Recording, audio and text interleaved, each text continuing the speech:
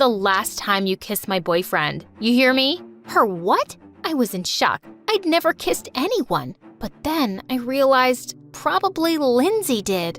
I didn't know what to do, so I just went to the back and sat there. When we reached the school, a lady standing by a car waved at me. Lindsay, how dare you go on this trip without informing me? And why are all your teachers telling me you're a brat? That's enough. Not another word from you.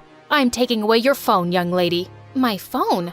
I don't have a phone. Lindsay probably took it with her, and her mom looked furious now. She asked me to get into the car, and just as we reached home, she said, "You sneaked out when you were grounded, and now I'm extending your punishment. You're not leaving this house for another week." OMG, this was like back to where I started from. Lindsay's mom sent me to her room, which was mine now, and this room was full of things I'd never seen in my life. A TV, a computer, a closet full of colorful clothes. This place was heaven. And then I jumped onto her super soft bed and fell asleep. Suddenly, I felt like I was kissing someone in my dream. But I screamed my lungs out when I realized it wasn't a dream. There was a boy in my room kissing me. He tried to hush me and said in a low whisper, "Why are you screaming? It's me, Toby, your boyfriend." Boyfriend? Lindsay betrayed her boyfriend and kissed some other guy?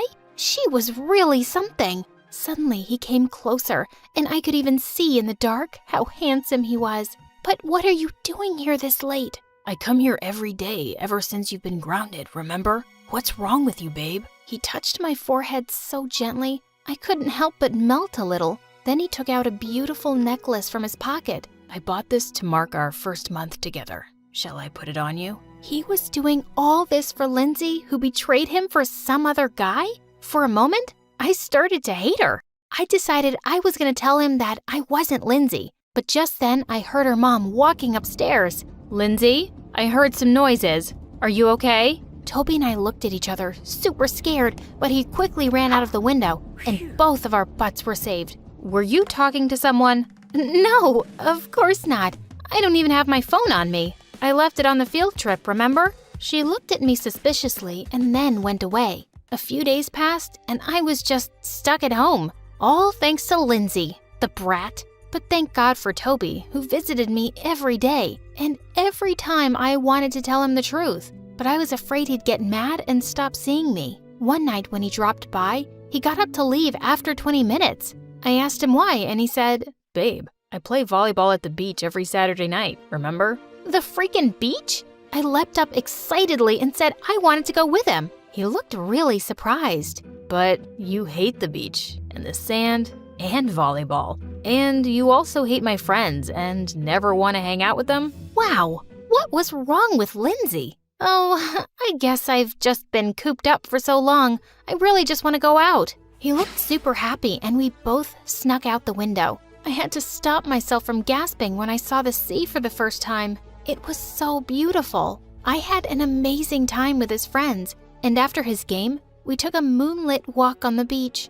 I closed my eyes to feel the wind in my hair, and when I opened them, I saw Toby looking at me curiously. He stopped and took my hand. "Lindsay, I don't know what it is, but something about you has changed. You're enjoying all these things you never do with me, and you even look different. I haven't seen you much without makeup, and I have to say, you're even prettier this way." And with that, he pulled me in close and kissed me. And I just couldn't help kissing him back, even though I felt so guilty. I'd been so caught up with Toby, I hadn't even thought that much about Lindsay, and I decided to check up on her. I sneaked into her mom's bedroom one evening and took her cell phone. I found Lindsay's contact there and called her, but she just cut my call. I tried again, and she kept rejecting it. Ugh, this girl. Then I sent her a text message saying it was me, Rachel, and then she replied with a picture. What? No, this girl was insane.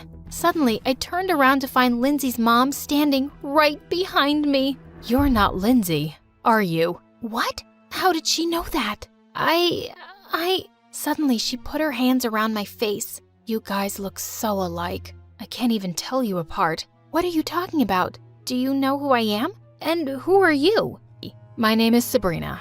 I grew up in an Amish community. but I never felt connected to anyone in it except for my sister, your mother. She was my mom's sister? At the age of 20, I got pregnant with twins, and I knew my sister could never have any children. So before leaving town, I gave you to her. Wait, what? So you're my mother? Yes, but that doesn't mean my sister isn't. She loves you more than me, I'm sure. Well, of course she does. She didn't leave me like you did. And you're a terrible woman. I can't believe you abandoned me and thought of only yourself. I hate you. I just got up and ran out of there like crazy. It was raining heavily and I kept running until I bumped into someone. Toby! Lindsay, are you okay? What happened? I was so out of breath, I couldn't speak. I started to cry, and Toby hugged me tight and took me to his home. After some time, he gave me some hot chocolate to drink, and while I was drying myself by the fireplace, Toby came and hugged me from behind. Lindsay, it's okay if you don't want to tell me anything, but I want you to know that I'm falling in— Toby, stop! I turned around and he looked confused. Is everything okay? No, it's not. I'm not Lindsay. I told him everything about the switch and even that Lindsay cheated on him. You're a good guy, Toby, and you deserve so much better. I'm sorry I didn't tell you sooner. Toby stood there stunned. I hugged him tight and left. It was almost dawn and I decided I was gonna go back and stop Lindsay from ruining her life. But just then a car stopped in front of me and Sabrina jumped out. Rachel, there isn't a day that I haven't thought about you. It was really tough for me, but I don't regret what I did. My sister is a very good human being and she deserved happiness. And you, tell me, would you give her up as your mother? Suddenly, I realized that she was right. My mother was amazing, and I was so wrong to leave her like that. I turned to Sabrina. We have to leave now. Lindsay is getting married. She drove with the speed of light, and when we got to the farm, I ran to my house, and there, I saw Lindsay kissing Jim in the front yard. Lindsay, stop! Are you crazy? Jim looked at me like he'd seen a ghost and ran away like crazy. Everyone was right. You're a witch. A witch! What are you doing here? And Mom, I swear I didn't do it. It was Rachel's idea to switch places. No, it wasn't. You've got to stop with these lies and stupid things that you do. I can't believe we're sisters. We're what? Sabrina told her everything as she stood there in complete disbelief. Just then, Mom came out and hugged Sabrina. Oh, sis, it's been so long. I missed you so much. And then she turned to me and pulled me close. Rachel, my child, I heard everything and I'm so sorry, honey. I should have told you that I'm not your mom. No, you are. You are my mom and I love you. I shouldn't have fled without telling you. I like my life with you and Dad, but Mom, I just wanted to see more. You were always a curious one. Sweetheart, if that's what you want to do, you can have it. And there will always be a home for you here to come back to. As I hugged Mom tight, suddenly Lindsay let out a loud squeal. OMG, Toby, baby, what are you doing here? Did you come all this way for me? He gently pushed her aside. No, I didn't, Lindsay. We're over. You can kiss or marry whoever you want. He pulled me to the side and said, I came here for you. You didn't let me finish my sentence earlier. I wanted to tell you that I'm falling in love with you. With you, Rachel. And if you're moving to the city, I'd love to ask you out on a proper date. I'd really like that. And I love you too, Toby. Hi, I'm Clover from Oklahoma. Please like and subscribe. I was born to a busy doctor mom who spent most of her days treating patients and performing surgeries. She loved her work so much that when I was about to come into this world, she was busy delivering other babies and the nurses had to pull her out to deliver me first. She's so pretty, like a snowflake. I was born with blue eyes and white hair, unlike anyone in my entire family. And wherever we'd go, everyone would stare at me. What a unique kid. You should have her tested. Maybe she's an X-Men with mutant DNA. Oh, go away. Listening to such stupid people and seeing how Mom got scared for me every time, I decided to fix things on my own. I took some paint colors and decided to color my hair all brown. Oh, Clover, what are you doing, honey? I don't like strangers coming up to me all the time, Mom. I want to fix it myself so I can be normal like the others. Sweetie, you are normal, and you don't have to change anything about yourself for anyone. But but they just keep bothering me. Then give them time. When people see something they're not used to, they get excited, but over time, they'll get over it. Trust me. To my delight, I discovered what Mom said was true. When I started school, at first, all the kids would stare at me, but then they all wanted to be my friend. By the time I was 14, guys would go crazy over me. And even though I secretly liked all the attention, I wanted to focus more on myself and my studies. So I worked my butt off and got into the best high school in Texas. But when I told Mom this, she shocked me with something even bigger. She was going to volunteer in a small village in South Africa and asked me to move in with my aunt, who also lived in Texas. My aunt? How come I've never heard of her after all these years? That's because she ran away to marry a super rich guy and got in touch with me only recently. But why her, Mom? And how am I going to live without you? The place I'm going to is very remote with almost no communication with the outside world. That's why I want you to stay with family who can look after you when I'm not here. And you're all grown up, honey. There's a world out there you need to explore on your own. Mom hugged me tight, but I really wasn't excited about her leaving like this. Days after Mom left, I took a flight to my aunt's place. But when I reached the address Mom gave me, I got the shock of my life. My aunt wasn't rich. Instead, she lived in a very small house, and when I knocked on the house door, a pan came flying at my face. What, the flying pans? Oh, darling, I am so sorry. It's just this bratty daughter of mine. She keeps throwing nasty fits. You, come on in. She took me inside, and I could see this house hadn't been cleaned in ages. Yikes. It's just a pet. Don't freak out, princess. Freak out? I wanted to run from this place, especially because I had to share a room with nasty Nia, and she was the most unhygienic of all. So, what's with the white hair? Does it get you the boys, or do you have one of those real conditions like they show in MSA videos? You watch MSA? Yeah, and that's how I know I'm the main character. Now take the couch and don't fart all night. Ew.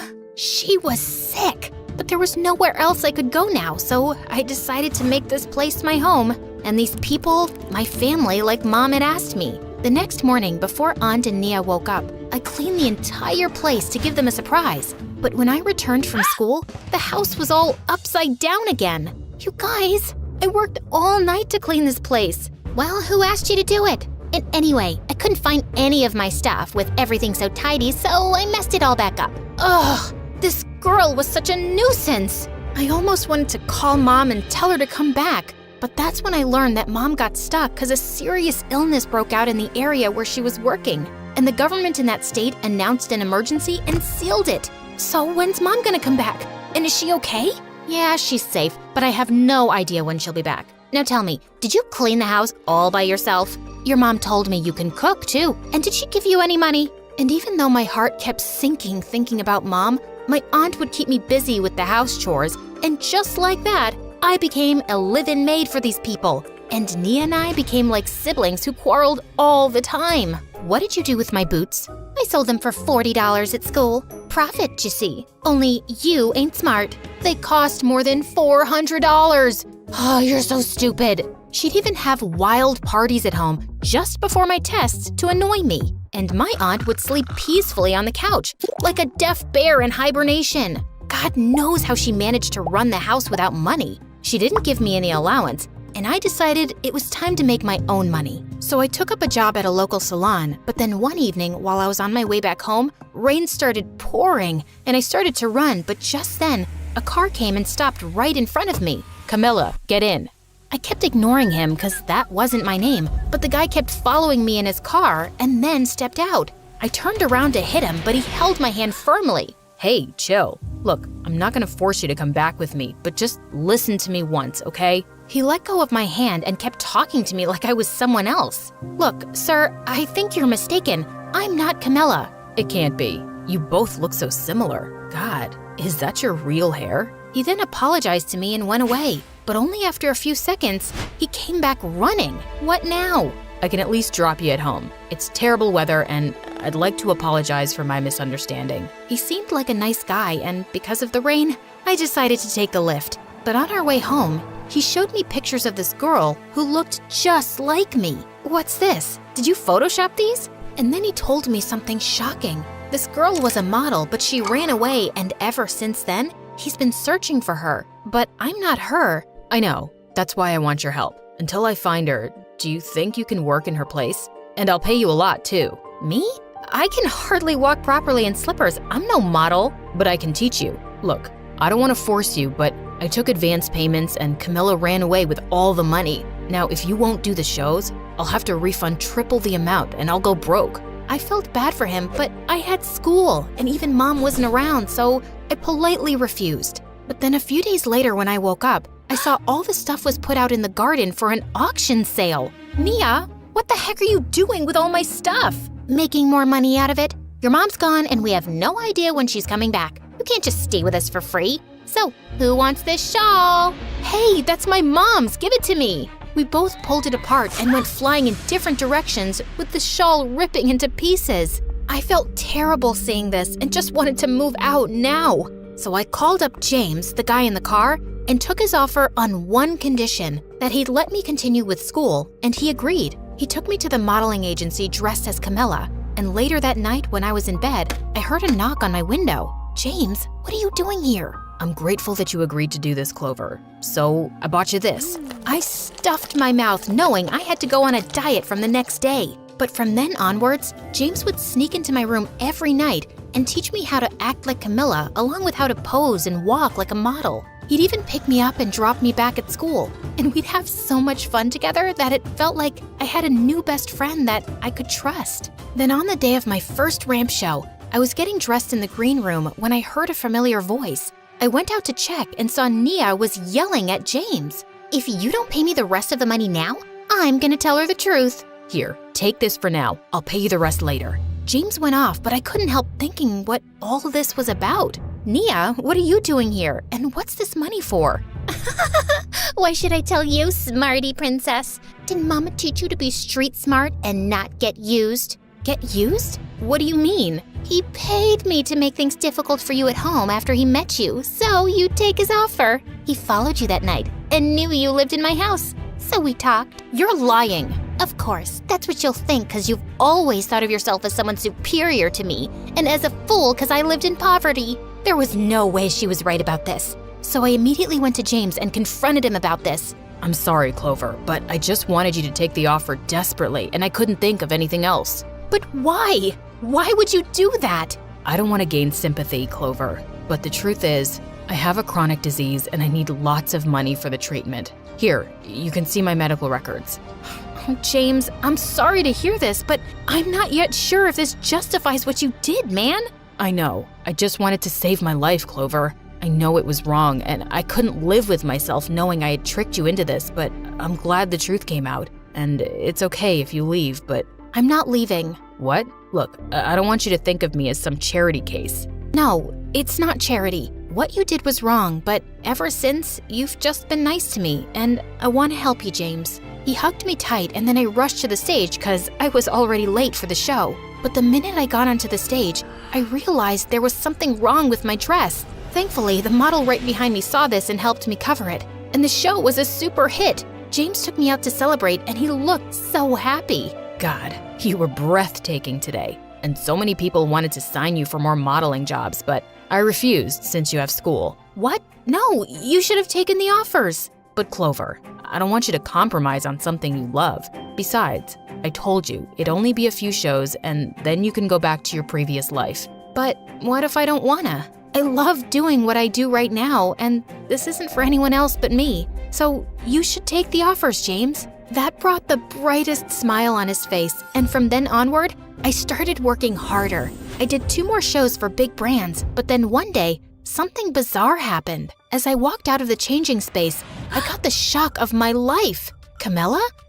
What are you doing here? What are you doing here? I saw you on the TV and magazines pretending to be me. Why the heck would you do that? 'Cause you ran away with James's money and he needed help. That's a pathetic lie. I ran because James is the biggest jerk on the planet. He used cheap tricks to get me into the spotlight, like messing with my wardrobe, and then wanted to make me do cheap shows for good money that he could make. What are you saying? Tell me none of that has ever happened to you, and he didn't use some cheap tricks to gain your sympathy. He's a big liar and crazy about money. He tricked me into signing some bad modeling projects, and when I refused to do them, he threatened me legally. That's why I ran away. all of a sudden, the ground beneath my feet shifted, and I felt devastated. But I knew I couldn't be weak now, and I had to come up with a plan to teach this jerk a lesson. There was one person I knew who could help me come up with an evil scheme, but she wasn't gonna do it for free. So, now the smarty pants princess needs my help. Yeah, the jerk didn't pay me the amount we agreed on. Can you imagine someone conning Nia, the queen of conning? And yeah, I'll help you. And I expect payment. So I want every penny you have saved up. And I want a foot massage. Fine, as long as you take a bath for once. We came up with a plan, and then a few days later, James came up to me with a bunch of documents. Just like you said, I took on those projects, and now we just need to sign the papers. Oh, that's amazing! Did you sign them already? Yeah, I did. Perfect. Now let's put this on and let's get you on the ramp. Camilla, what nonsense? It's the same thing you've been doing to the other models all this time. Now it's your turn. What do you mean? These papers that you signed say that you owe us 2 times the money that you earned from all these projects, and if you fail to pay, you'll go to jail. What? How's this possible? These papers… I changed them. I broke into your office while Clover distracted you and changed these. Easy peasy. And I paid her to do that. I'm sorry, but I was desperate too. He tried to run away, but Camilla had called the cops in time and he got caught. As he was being taken away, Nia turned to us. Now, try to be a little more careful next time, both of you idiots. You're right. Thanks for your help, Nia. And Clover, I want the money you promised to give me. Also, I have something to tell you, but no drama or I'll slap you. My mom called and said your mom is back and with my mom now.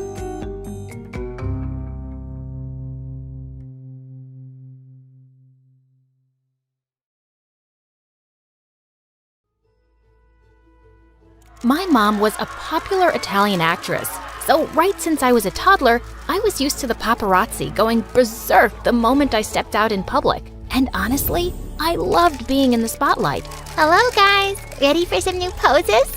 I always knew I wanted to be an actress like Mom, so I begged her to take me to auditions. I'd get in front of the camera and everyone would go nuts. Mamma mia, Valentina, you're a born actor. Well, that was kinda true. Mom said I was a very expressive baby. And when I was in the 2nd grade, I pretended for a whole year that I was some celebrity whose life was being secretly recorded. Thanks to my natural acting skills, I was already a successful actress by the time I was 15. My life was almost perfect, but things started going downhill quickly after that. Mom lost some film contracts to younger actresses, and she started getting plastic surgeries to look younger. A few of them went horribly wrong. Mom, what did you do to your lips? You look like a duck. Shush, I know what I'm doing, Valentina. But Mom ended up looking so weird. No one wanted to cast her in their films anymore. This broke her heart, and she slowly transformed into this wild party animal who dated a new guy every month. And the worst part? She was blowing tons of money buying expensive gifts for them. Mom, I just saw your boyfriend kissing one of our maids. He's a total jerk. Oh, really? Then I guess I'll give that limited edition Rolex watch to my next boyfriend. Mom kept going around with the biggest buttheads on the planet and spending money like water. Her falling reputation in film circles affected me too, and in a matter of a few months, we were both sitting at home with no work. Then Mom tried one business idea after another, but nothing worked out. And soon enough, we exhausted all our savings. Even the banks kicked us out, and all of our relatives turned us away. I was so angry at Mom for getting us into this mess, and the paparazzi were having a field day selling news about our downfall. But one night, Mom walked into my room and sat on my bed. Valentina, I'm so sorry about everything. Oh, how I just wish that American business was in my name. That could have saved us right now. What business? I invested in a perfume business with my friend in the US a few years back, and it became really successful. But it's entirely in her name. Why? I didn't want to pay the taxes. Oh my God, that was typical Mom. Last year, I had a fight with her, and now that witch won't give me my share of the investment back. What if I go to the US and talk to her? Mom loved the idea, and I took the next flight to the US. When I reached Mom's friend's house, she looked pleased to see me. Wow, you're as pretty as your mom, or as pretty as she used to be once. Thank you. I think you know why I'm here. Your mom and I are childhood friends, and you're very welcome in my house. Stay as long as you like. But I'm talking about Mom's investment. What's the hurry, Valentina? We'll talk about this unpleasant business later. The next day, I kept trying to remind her of Mom's money, but she simply wouldn't talk about it. I knew this was not going to be easy, but I was determined to get our money back from that witch. One day, as I was leaving her study, I bumped into a boy around my age. I figured he was Mom's friend's son, and for some reason, he was dressed like Michael Jackson. Hi, I'm Will, but I guess you already know that. How would I know your name? I know yours. That's because I'm famous. Ugh, why is everyone here so stupid? Hey, I'm not stupid. In fact, I might just be the solution to all your problems. Mom told me why you're here. I can help you get your money back in a month. Mom will do anything I say. Trust me, but on one condition. And what's that? You have to fake date me in front of my ex. She dumped me last month for another guy, and I'd love to show her that I'm with someone like you. You're a great actress. It shouldn't be a problem. I stared at him and thought about it. Fake dating this weirdo wasn't something I was looking forward to, but I really needed that money. We have a deal. You get me my money in a month, and I'll make sure your ex eats her heart out and runs back to you. The next morning, I was nervous about going to a new school in a foreign country, but when I got there, kids practically jumped on me. You're that Italian actress, Valentina, right? I saw your toilet cleaner commercial. You looked like a goddess cleaning toilets with your perfect hands. Just then, a guy took off his t-shirt and asked me to sign it. I obliged my fan happily, and soon, all the guys were doing that. I was loving this place. But just then, a teacher came and told everyone to put their shirts back on. What a buzzkill. I looked for Will to show me around school, but he simply disappeared. Sometime later, I found him in the cafeteria in a corner with a guy who seemed to be bullying him. There was a pretty blonde girl with them too. The bully took out a paper from his pocket and started shouting, "Attention, everyone. Here's a song that our lover boy Will once wrote Mia. Mia, you're as sweet as honey. I'll buy you gifts with my money. Your hair is silky smooth. I even like your wisdom tooth." The girl, who I guessed was Will's ex, looked really uncomfortable. Stop it, you're embarrassing him. But obviously, that jerk just kept laughing and going on. I walked over and snatched the paper from him. What is wrong with you? You're such a rude donkey. And Will, I didn't know you write so well, babe. I'm so glad I met you in Italy last summer. That caught Mia's attention. Wait, last summer? As in, before Will and I dated? Don't worry, we didn't start talking again until an hour after you broke up. Mia turned red and walked away with her moron boyfriend. Whoa, did you see how jealous she looked? You're awesome. Tell me something I don't know. By the way, that song was awful. I promise, I've gotten better since. For the first time, I saw Will smile and noticed his cute dimples. The next day, Will turned up at school wearing a t-shirt with my photo printed on it, and it had Sugar Boo written in bold letters. And at lunch, he was standing on a chair in the cafeteria waving me over. "Valentina, the love of your life is here." It was so freaking embarrassing. But just as I was pulling him down, Mia walked in, so I grabbed Will's collar and kissed him. Babe, I missed you so much. It's been 2 hours, 34 minutes, and 23 seconds since I last saw you. Oh, my Sugar Boo. I'm sure it must have hurt when you fell from heaven. Is there an airport nearby, or is my heart taking off? God, he could win an Oscar for overacting. Later that day, I gave Will some tips on how to be a cool boyfriend. No more sleazy pickup lines or cringy songs. But I read online that girls want their boyfriends to write songs for them. Yeah, if they are good at it, which you are not, my friend. You just get me chocolates and flowers. Luckily, Will turned out to be a fast learner. We kept fake dating for a few weeks, and to be honest, it was fun. I even took him to the mall one day and gave him a complete makeover. The next day at school, I could see jaws drop when we walked hand in hand. Will was loving being popular, but the idiot was still hung up on Mia. Our fake dating is working. I caught Mia looking at us 17 times today. Come on, do you still want to date Mia? I don't think she's anything special. And with your new looks, any girl would go out with you. Any girl? Will you go out with me? I mean, for real? That question took me by surprise. See, the problem is your life's always been so perfect that you have no idea what rejection feels like. I wasn't rejecting you. And just so you know, my life is far from perfect. I'm here in a foreign country, miles away from home, just because my mom blew all our money, and I can't even land a movie role. But the point is, you deserve better than Mia. Maybe you're right. Okay, now you stop frowning, or you'll get wrinkles on your pretty face.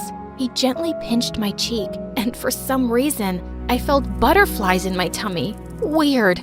A few days later, Mia surprised both me and Will when she came over and invited us to a party at her place. Will was excited to go, so I said yes. Mia had invited the whole class, and we were having a blast dancing when suddenly a slow song started playing. Will pulled me close, and we swayed to the slow beats. My heart was racing a bit, and he smiled down at me with those adorable dimples. And suddenly, he kissed me, and not like one of our fake kisses. I felt like the world around me had stopped. When he pulled back, I was breathless, and I thought he looked shaken too.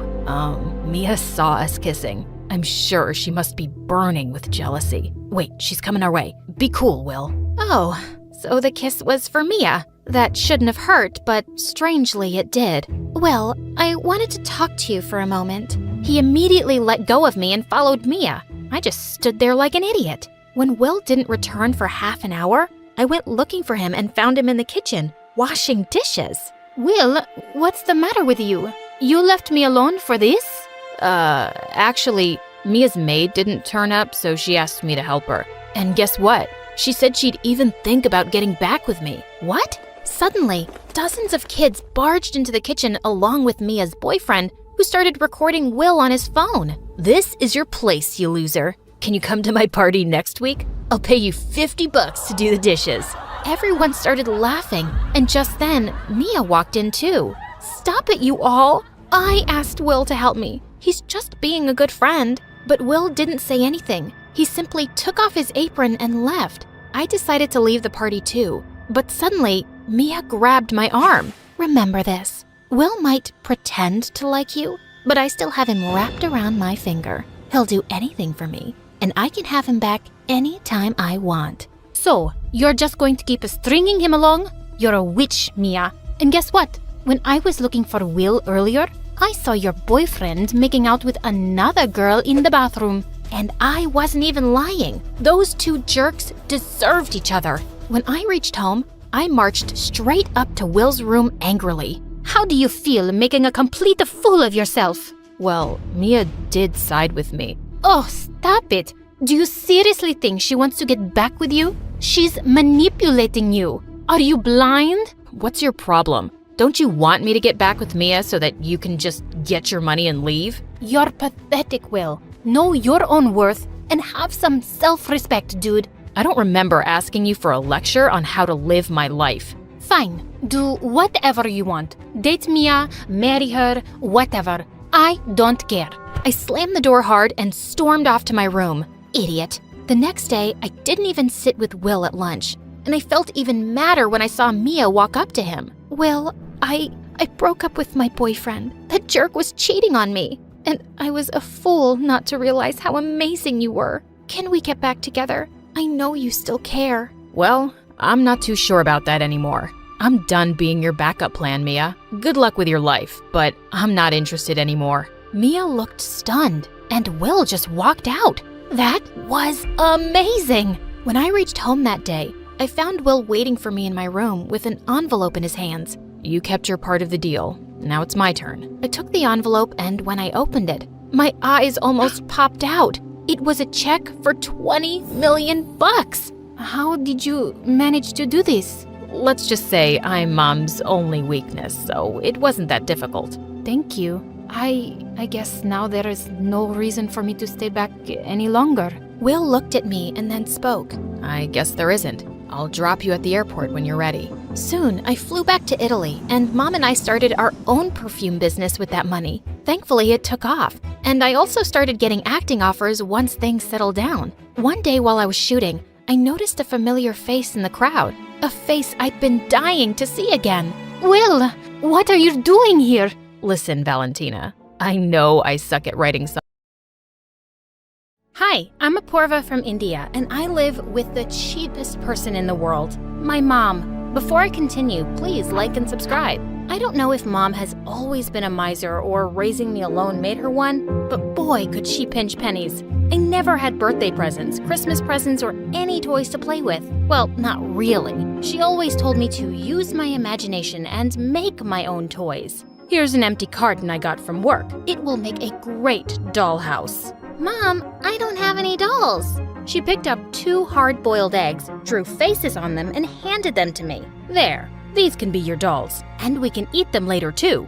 All my clothes were hand-me-downs from neighbors and cousins, but when I had to start school, Mom obviously had to buy me a uniform, and she bought it 3 sizes too large. Mom, I've tripped twice on this skirt. It's too long. Just pull it up a little higher. You'll grow into it before you know it. Well, that couldn't happen fast enough, and I got laughed at in school. A lot. But Mom really went overboard in 8th grade when I just started my period in school. We stopped to buy pads on the way home, and her eyes nearly fell out as she looked at the prices. No way I'm buying these. I'll make them for you at home, Apurva. I'm an expert. Mom, can you please, for once? Can I have the attention of the ladies here? These companies are robbing us blind. Make your own pads for yourselves and your daughters. Let's boycott these.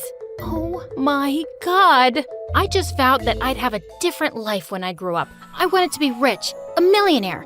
A good job could make me rich, except that I hated studying. But watching TV, I felt that acting would be the easiest way to earn money. And also, I was pretty, though no one ever said that to me. But whenever I looked in the mirror, I saw a beautiful girl. One weekend in 9th grade, I heard about an audition for a TV series in our town, and I was so excited. When I reached the venue, there was a long line, and I noticed there was a spot boy who was letting rich-looking girls stand first in line even if they came later. But when I tried to stand in the front, he pushed me. Poor girls at the back. What? You swollen piggy. Just then, a glamorous-looking girl walked in, and the second the casting director laid eyes on her, he shouted, "Yeah, this girl looks like a star. We've got our actress. Girls, you can all go home." Wait, what? Just because she was rich, she was selected without an audition? Stupid director, stupid audition. Stupid you, out. That day I realized it was very difficult to get launched in the showbiz industry unless you're extremely rich or have connections. So I decided that I'd get into the biggest school in town where lots of celebrities' kids went to. I had to make friends with the right people, and the only way for me to get in there was through a scholarship, which meant studying hard. But my craziness to become rich got me studying day and night. Oh, Apurva, I feel so emotional when I see books in your hands. Keep working hard, and one day you'll achieve all your dreams. Thank you so much, Mom. Just try studying more in the day so you don't need to keep a light on all night. I pay the bills, you know. Oh God, Mom, you'll always stay the same. Before I could say more, Mom ran away. She was impossible. I took the entrance exam a couple of weeks later, and I got in. Luckily, the new school had a uniform, but I still used up my savings to buy a nice bag and some shoes. I had to dress to impress. On the very first day, I walked into the classroom with all the confidence of someone super rich. Just then, my shoes were splashed with water, and I looked up to see a pretty girl holding an empty bottle. OMG, my expensive shoes! I got them for $200 just a week ago from Europe. Oh, I'm so sorry. I was just having fun with my friends. It was an accident. Oh, okay, yeah, no worries. I've got like 5 more pairs of these. It turned out that the girl was Sitara, the daughter of an actress and a film director, and we instantly became friends. She'd often want to talk about her parents and their lives, and all I could think about was how much I wanted to be like them. One day when I was walking down the hallway, I saw Sitara with her minions bullying some poor girl. "Where'd you get these clothes from? The garbage?" "And this cloth bag? Ew. Did your mom make it? Sitara snatched the girl's bag, and just as she was about to rip it, I ran forward and took her hand. Come on, Sitara. Why are you even talking to this lame girl? We're rich. We're born to give fashion advice to poor idiots. Let her go. She just seems like a hopeless case, not worth your time. I returned the bag to the poor girl, and she ran off like a scared rabbit. I hated Sitara's behavior, but I had to put up with it. As we all sat down in the cafeteria, Sitara announced she was having her birthday party that evening, and I was excited to attend. That is, until she said, "Hey, Apurva, would you like to go shopping with us after school?" No, I have to go home. Mom needs me for something. Then what will you wear to my party? Oh, I'll wear anything from my closet. Seriously? Like, you'll wear the same outfit twice? Oh, of course not. I was just kidding. I'll definitely go and buy some new clothes. See you all at the party. I didn't have anything nice in my closet. I ran to the mall after school and bought an expensive dress, but I didn't remove the tag. I'd return it after wearing it. When I reached Sitara's place, I was stunned at the size of her mansion. She then introduced me to a handsome boy who was her brother, Rocky. I liked him at first sight, and he seemed to like me too. But just when Sitara was about to cut the cake, her minion suddenly said loudly, "Apurva, why haven't you removed the tag on your dress?" Oh, I didn't? I don't know how I forgot to. I'll do it at home. But just then she pulled the tag away. See? It's so easy. Gosh, how would I return it now? I was cursing that girl inside as I smiled at her. I was worried about the dress, but Rocky distracted me soon enough by asking me to dance. He danced with me all evening, and it was amazing. The next day in school, Rocky sat next to me at lunch, and soon we became very good friends. We'd often go out together, and I loved spending time with him. Once we were at the park getting ice cream when we spotted some beggar kids playing nearby, and Rocky bought ice creams for all of them. That was really sweet. Those kids were sweet. By the way, you got something on your nose. What? This. And then he rubbed his ice cream on my face and ran away laughing as I chased him. I was fast falling in love with him. And I was on freaking cloud 9 when he told me he loved me too. One evening when I was walking home, someone suddenly called out to me.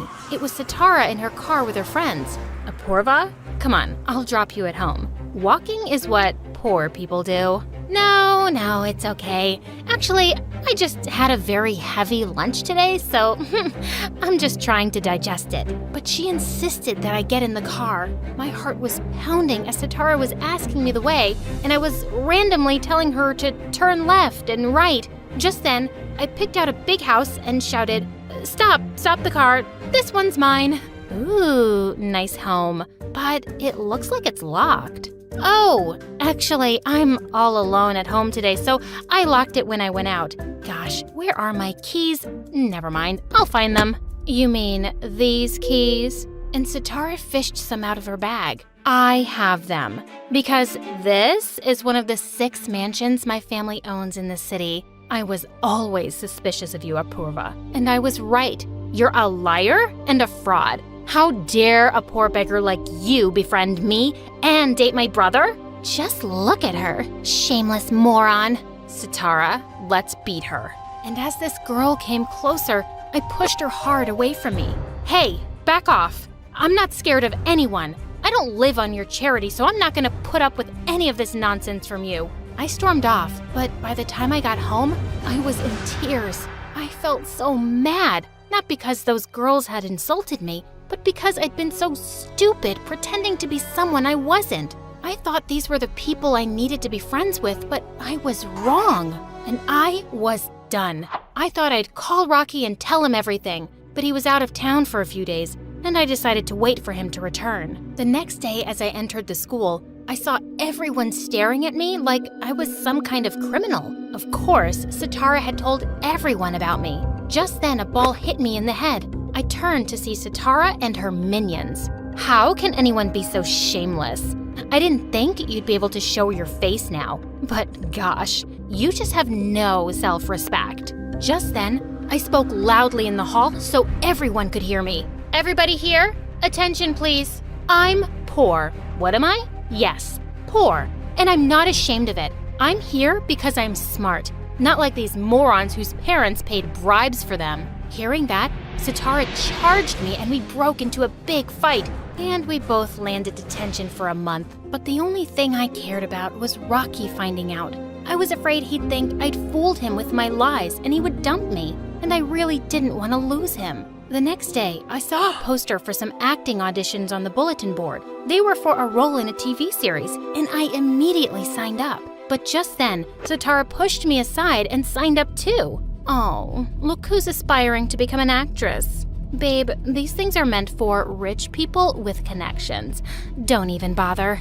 If you don't want a bruised face right before the audition, better shut up and keep walking, Sitara. I'll see you on the stage. The next couple of days, all I could do was practice for the auditions. Even Mom was excited to come see me. But when I got there on the day, I was taken aback to see Rocky there, next to Sitara.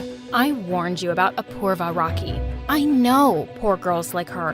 When they can't get rich, they find a rich boy. Why else would she lie about it? I just couldn't make eye contact with Rocky and started walking away. But he caught up with me. Apurva, you're not even going to talk to me now? You think I care if you're rich or poor? I love you for who you are. You'll always be the same for me, no matter what anyone else says. I stared at him in shock, and then I hugged him tight. Rocky, are you crazy? She's no match for us. Get away from her poor butt. But Rocky totally ignored her, and Sitara angrily stormed off. Rocky wished me luck, and the audition went well. When the results were to be announced, I could hardly breathe. So, the winner is up. Just then, a guy ran onto the stage, whispered something into the announcer's ear, and then turned to the mic again. So, the winner is Sitara. The ground under my feet slipped while Sitara screamed out for joy. I couldn't believe it. I really thought I had it this time, but I just wasn't rich enough to buy myself the part. As Mom and I stepped out of the venue, Rocky joined us and offered us a ride home. After he dropped us off and drove off, Mom said, "Wow, this boy is a catch. Isn't his dad a famous film director? Good job on trapping someone like him, Apurva. With connections like these, I promise you'll become a successful actress one day, just like you always wanted." Mom, you were... But just then, the door opened and Rocky walked in. Apurva, you forgot your bag in my car. Oh, thanks, Rocky. Come, sit with us. I can't right now. I'm in a rush. I'll see ya. And he left. The next day in school, as I looked for Rocky, I walked into the cafeteria and found him sitting with Sitara's group, while she was standing on the table, busy making fun of me. Oh, you should have seen that beggar's face when she didn't win.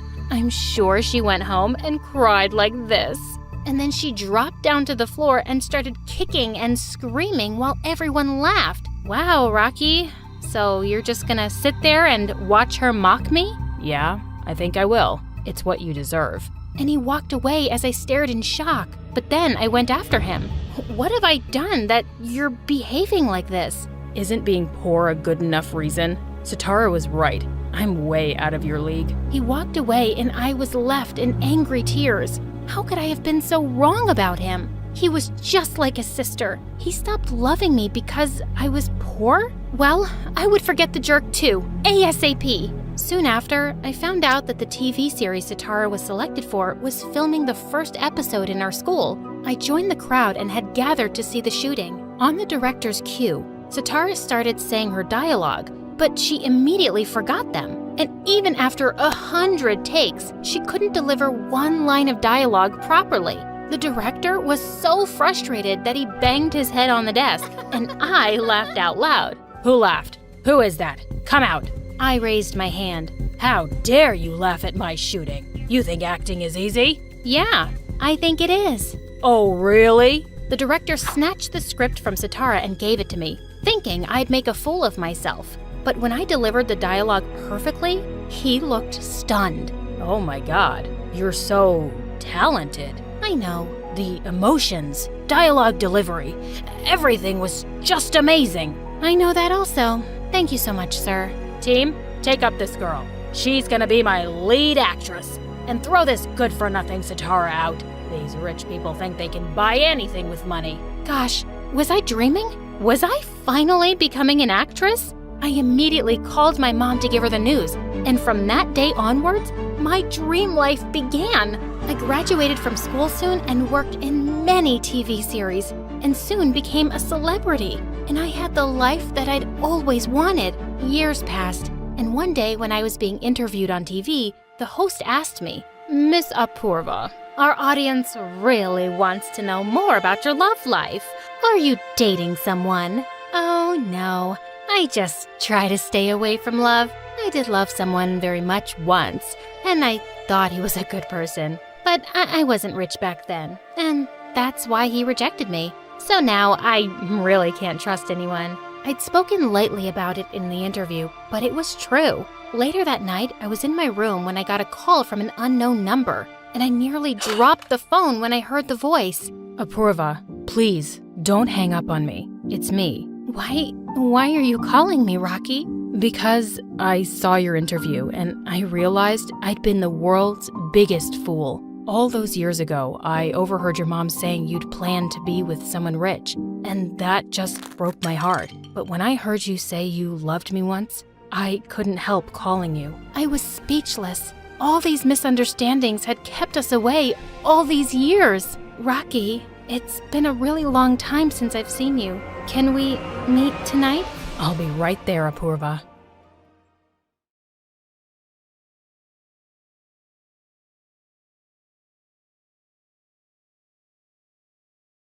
I was only 10 when my next-door neighbor asked me out. "I want you to be my girlfriend, Dylan." Ew, gross. Jack. Ow. Hi, guys. I'm Dylan from Portland. Before I continue, please hit like and subscribe. I rushed back and told my mom, and she just laughed.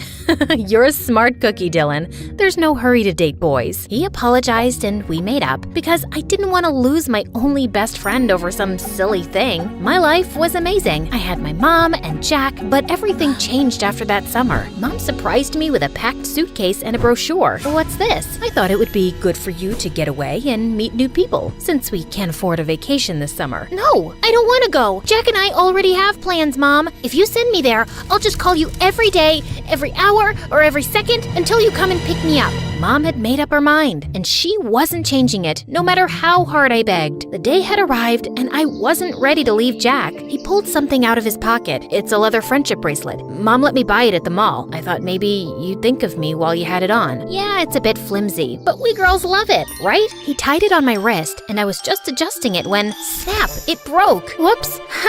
Good thing you didn't buy the pearl one. I'll fix it, and I won't ever take it off. I was crushed. I'd have to leave my best friend for an entire summer. As if that wasn't enough, when I arrived at camp, all the kids seemed to know everyone there already, and I felt like an outcast. So I was tossing rocks into the lake, lost in thought, when I felt a tap on my shoulder. "Let's see who can skip rocks the farthest."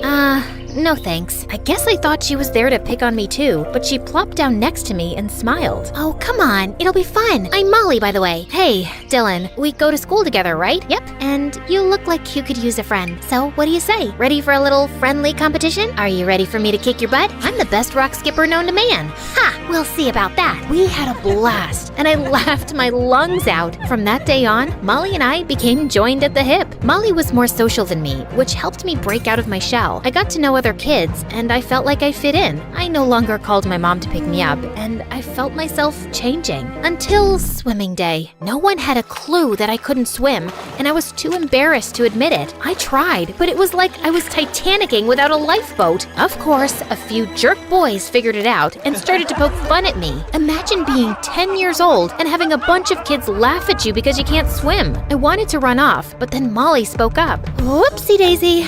It looks like I just peed in the pool a little." Of course she didn't, but the way those guys scrambled away was enough to give me a good laugh, and I felt my confidence creep back in, thanks to her. The rest of camp wasn't so bad after we put those boys in their place. Camp ended, and I got Molly's number to stay in touch. The first thing I did was go to Jack's. I was excited to give him a bracelet. I had made it in camp, but no one was home. Even his porch swing was gone. "Mom, where's Jack?" "I'm sorry, Dylan, but Jack and his family moved away to California. He left you this." I was feeling devastated. devastated, but at least I could keep in touch with him, even though he was miles away. We started chatting and calling, and over the years, I started to like him more and more. As we got older, things changed, and he talked less and less until one day his calls just stopped. He even blocked his Instagram account. He totally ghosted me. I guess he found himself a girlfriend. Talk about a broken heart, but I still had Molly.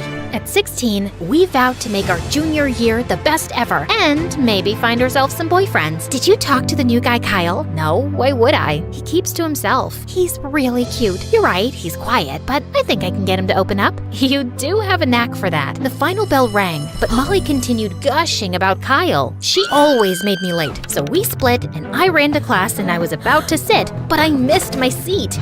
And butt planted on the floor in front of Towns Miller, the most popular guy in school, and my dream crush. My hopes and dreams of impressing him were ruined. I looked over, unaware that Kyle had been staring at me.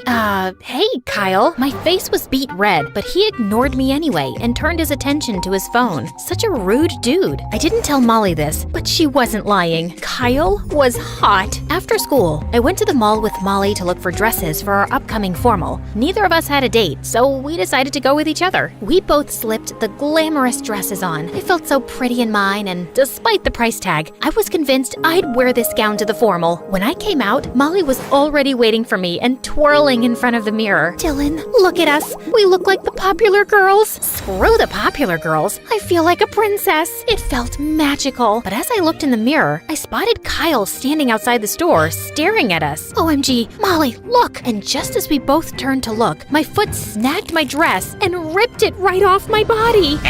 We need to make a run for it, or else you're gonna be paying for a $3,000 pile of rags. No, wait. OMG, what is this? This big shop filled with pitiful things? I could even sue you for this. We are very sorry. It's our fault. It was from a defective batch. I'll give you both a 50% discount on any dress you choose from the store. This day couldn't get any better. Despite flashing Kyle and the entire dress shop, we were still laughing at my mortifying moment right before we ran into Kyle. Kyle, hey, what are you doing here? I waved, trying to play it cool, but knowing Kyle had seen me embarrass myself a few times now, I felt like sinking through the floor into the pits of hell. But why did I care anyway? Molly was so into Kyle that it was nauseating. It's a mall, so I'm shopping. Kyle blushed when he looked at me. I hoped Molly didn't notice, but when I looked over at her, she was practically drooling over him. Get a grip, girl! Molly looked like a psycho Cheshire cat. I'm having a party this weekend.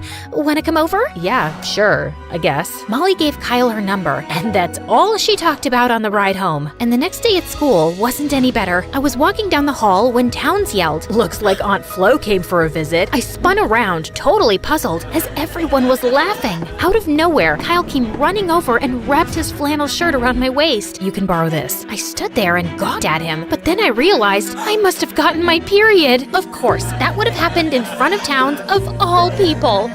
Thanks, Kyle. He was so sweet, but I was bummed that Towns made fun of me. I talked to Molly, and of course, she made everything better. But before we left, she pointed to my waist. This is Kyle's. I'm so jealous. I wish I had my period instead of you. She was like a lovesick puppy. Later that day, I found Kyle looking inside his locker. Why didn't he notice? Try again, Dylan.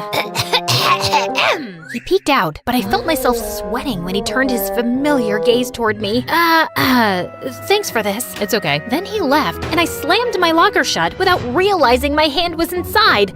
Like always. Ouch! That weekend, Molly had her party, and Kyle was there. I gotta give the girl credit. She always went after what she wanted. The only problem was, I liked Kyle too. Ugh, why do I have to like the same guy my friend does? I stepped inside, and surprisingly, Towns walked right up to me. It turns out she also invited him. I know he made fun of me, but he was too handsome, so he deserved a chance. You have a date for the formal, Dylan? I'm going with Molly. No, you're not. You're going with me. I am? Towns moved his head close to mine, and I prayed I didn't have bad breath. Yes, you. Molly's going with Kyle, so you're going as my date. Wait, what? Hearing Towns admit that he wanted me to go to the formal with him was amazing, but I was hurt that Molly made plans without telling me. Should I be mad? But Why should I when we're both going with our crushes now? Molly was busy, so I walked over to Kyle since he was the only other person I knew there, and Towns was busy talking to his friends. So, you and Towns, huh? I nervously tugged at my old bracelet, something I've always found comforting since I was a kid. It's nothing official.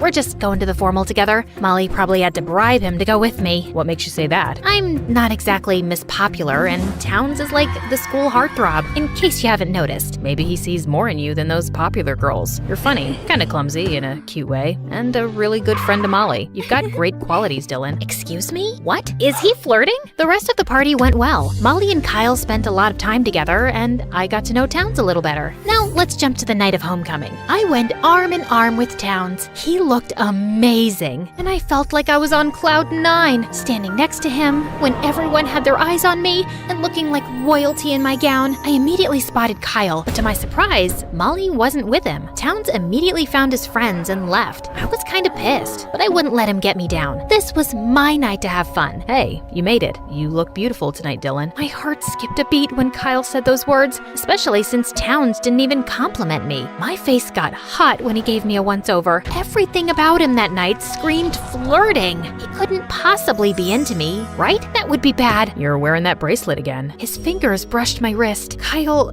if this is you flirting with me, don't bother.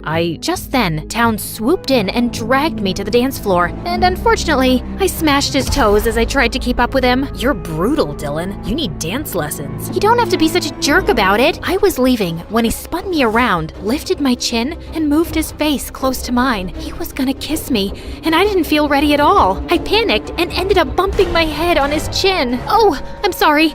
I didn't mean it. Ouch, my lips. I brought you here as my date, and now I'm gonna go home with broken feet because of you. The least you could do is kiss me. Just then, Kyle stepped up to us. They both glared at each other, and Kyle looked so territorial. I have to admit, it was kind of hot the way Kyle looked like he wanted to strangle Towns. And I just realized that Towns had been the biggest blunder of my life. Whoa, calm down, guys. You better stay away, Towns. Just then, Molly walked up and pulled me away. Talk to her, Kyle. You promised, or should I say, Molly, that's enough. Hey guys, are you guessing the same? Is it like Molly left Kyle for me? Talk to me about what? Dylan, I'm not who you think I am, and I'm sorry I hid it from you. It's Jackie Kyle, or you know me as Jack. No, you must be kidding. He held my wrist, probably afraid I'd run away, and now I knew why his eyes felt so comforting all this time. It's me, Dylan. I moved back here with my mom so she could be closer to my aunt. You're Jack? All this time? Why would you lie to me, Kyle? Or should I call you Jack? I can explain, please. After we moved, things fell apart. My dad got mixed up in bad business, and my mom had to find another job when the police finally arrested my father. We moved to New York to be closer to family, and that's around the time you and I lost touch. I was embarrassed about my father and kinda shut everyone out. My mom even let me change my name so people wouldn't connect me to my con artist father. You didn't have to shut me out, Jack. You used to tell me everything. I know. I'm sorry. I didn't want to have to explain that my father was in jail. I figured no one would recognize me after all these years. I just wanted a fresh start, but hiding who I was from you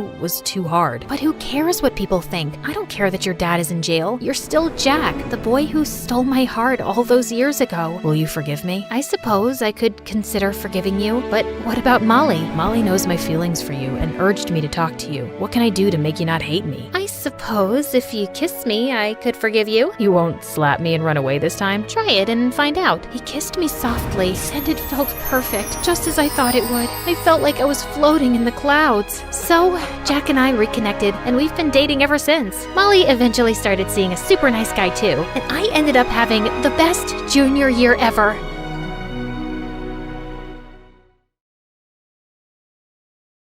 Hi, I'm Nellie from San Francisco. Please like and subscribe. My mom worked as a caretaker at a rich old man's home, and Dad was a street vendor who sold chocolates. My sister, Jenna, who was 2 years older, took care of me while our parents were at work. Once when I was 7, Mom took me and Jenna to the mansion where she worked, and it was massive. The old man who lived there couldn't move around much and had no family, so Mom did everything for him. Feeling curious, I sneaked into his room to see him. Just then, I saw him struggling to reach for the glass of water, and I ran forward to help. He smiled and asked, Oh, such a lovely girl. What's your name? Nellie, and what's yours, sir? You can call this old man anything you like, little Nellie. I started enjoying his company, and he loved mine. But Jenna never cared to meet him. She would just come to watch TV at the mansion every day. Once in the 5th grade, I was asleep when Jenna poked me awake at night and said she had something to show me. To my shock, it was a really expensive-looking watch. Oh my God, where'd you get this from? I found it in the drawer at the mansion. Isn't it cool? No, it's not cool, dummy. It's stealing. But no one's ever going to wear this.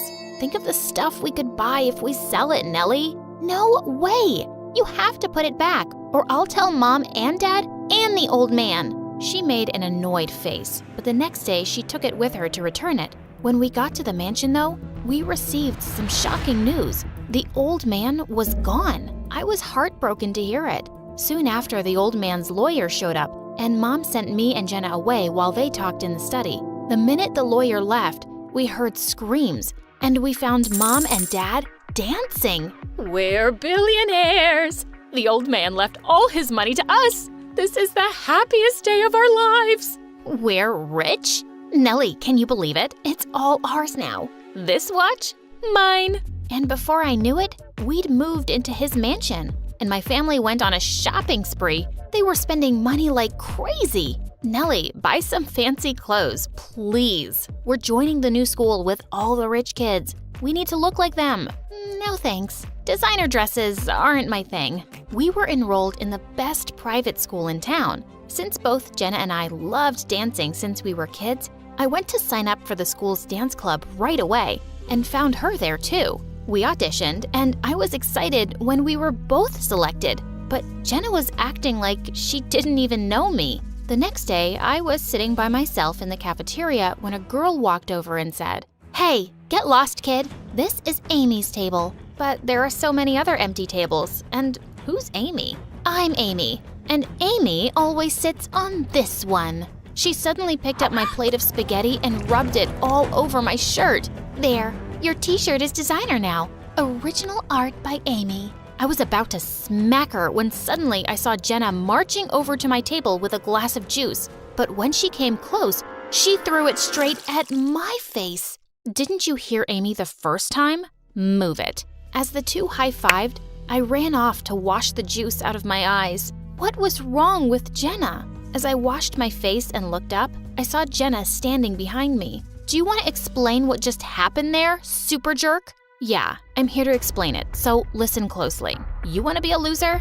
Fine. But I want to start over with my life, and I'm gonna be popular. So you better not tell anyone that we're sisters, okay? And with that, she just walked off. Witch? She and Amy kept bothering me in school, but I tried ignoring them and focusing on getting better at dancing. And within a few years, I was officially a part of the school's dance team. The studio was my happy place. But I couldn't say the same about home. Jenna and Mom were too busy partying and attending fancy events, while Dad was always out driving his luxury cars, and I was often all alone. At least we spent some time together before we got all this money. But to my surprise, I found out that Mom was throwing a huge party on my 15th birthday. When I stepped out into the pool area that evening, I was really surprised because I couldn't spot anyone from my class. They were all Jenna's friends. And standing next to the cake, all ready to cut it, was freaking Amy. What are you doing, weirdo? It's my birthday. Your birthday? Oh my God, I completely forgot. Well, looks like you and Amy have the same birthday. Jenna asked me to throw a big party for her gorgeous friend. Maybe you can both cut the cake together? No thanks, Mom. I'm good. Yeah, Amy's not sharing space with this poorly dressed loser. The photos have to go up on my Instagram. Yeah, sure.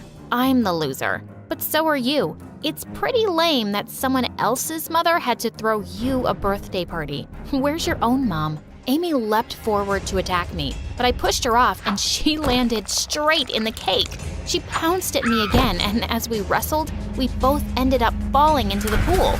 Amy started to scream and cry because her look was ruined, and Mom and Jenna started screaming at me. Ugh, they were all unbelievable. I just stormed off, cleaned up, and snuck out to go to school, to the dance studio. I turned on the music, but suddenly I saw a strange figure behind me in the mirror and I screamed. Who are you? Why are you sneaking up on me, creep? Hey, relax. I'm Daniel. My parents donated this dance studio to the school. I come here every evening to practice. You're the one interrupting. I couldn't think of a reply, so I just walked out, but he followed me. I didn't mean to offend you, and you don't have to go. Maybe you could dance with me? I looked straight into his dreamy blue eyes, and I couldn't refuse. Yeah, why not? We danced and then talked for hours. I found out he was my senior in school and already part of an established dance group. We grew close and always met at the studio. It was our spot. And soon, I had a pretty big crush on him. Once Jenna saw me talking to Daniel on the playground, and as soon as he left, she ran to me. Hello, my little sister. Little sister? Aren't you afraid someone will hear you? Oh, you're funny. BT Dubs, how do you know Daniel? He's so cute, and I've had a crush on him since the first day. Are you guys friends? Please introduce me to him. Wait, what? Jenna liked Daniel? My heart just sank hearing that.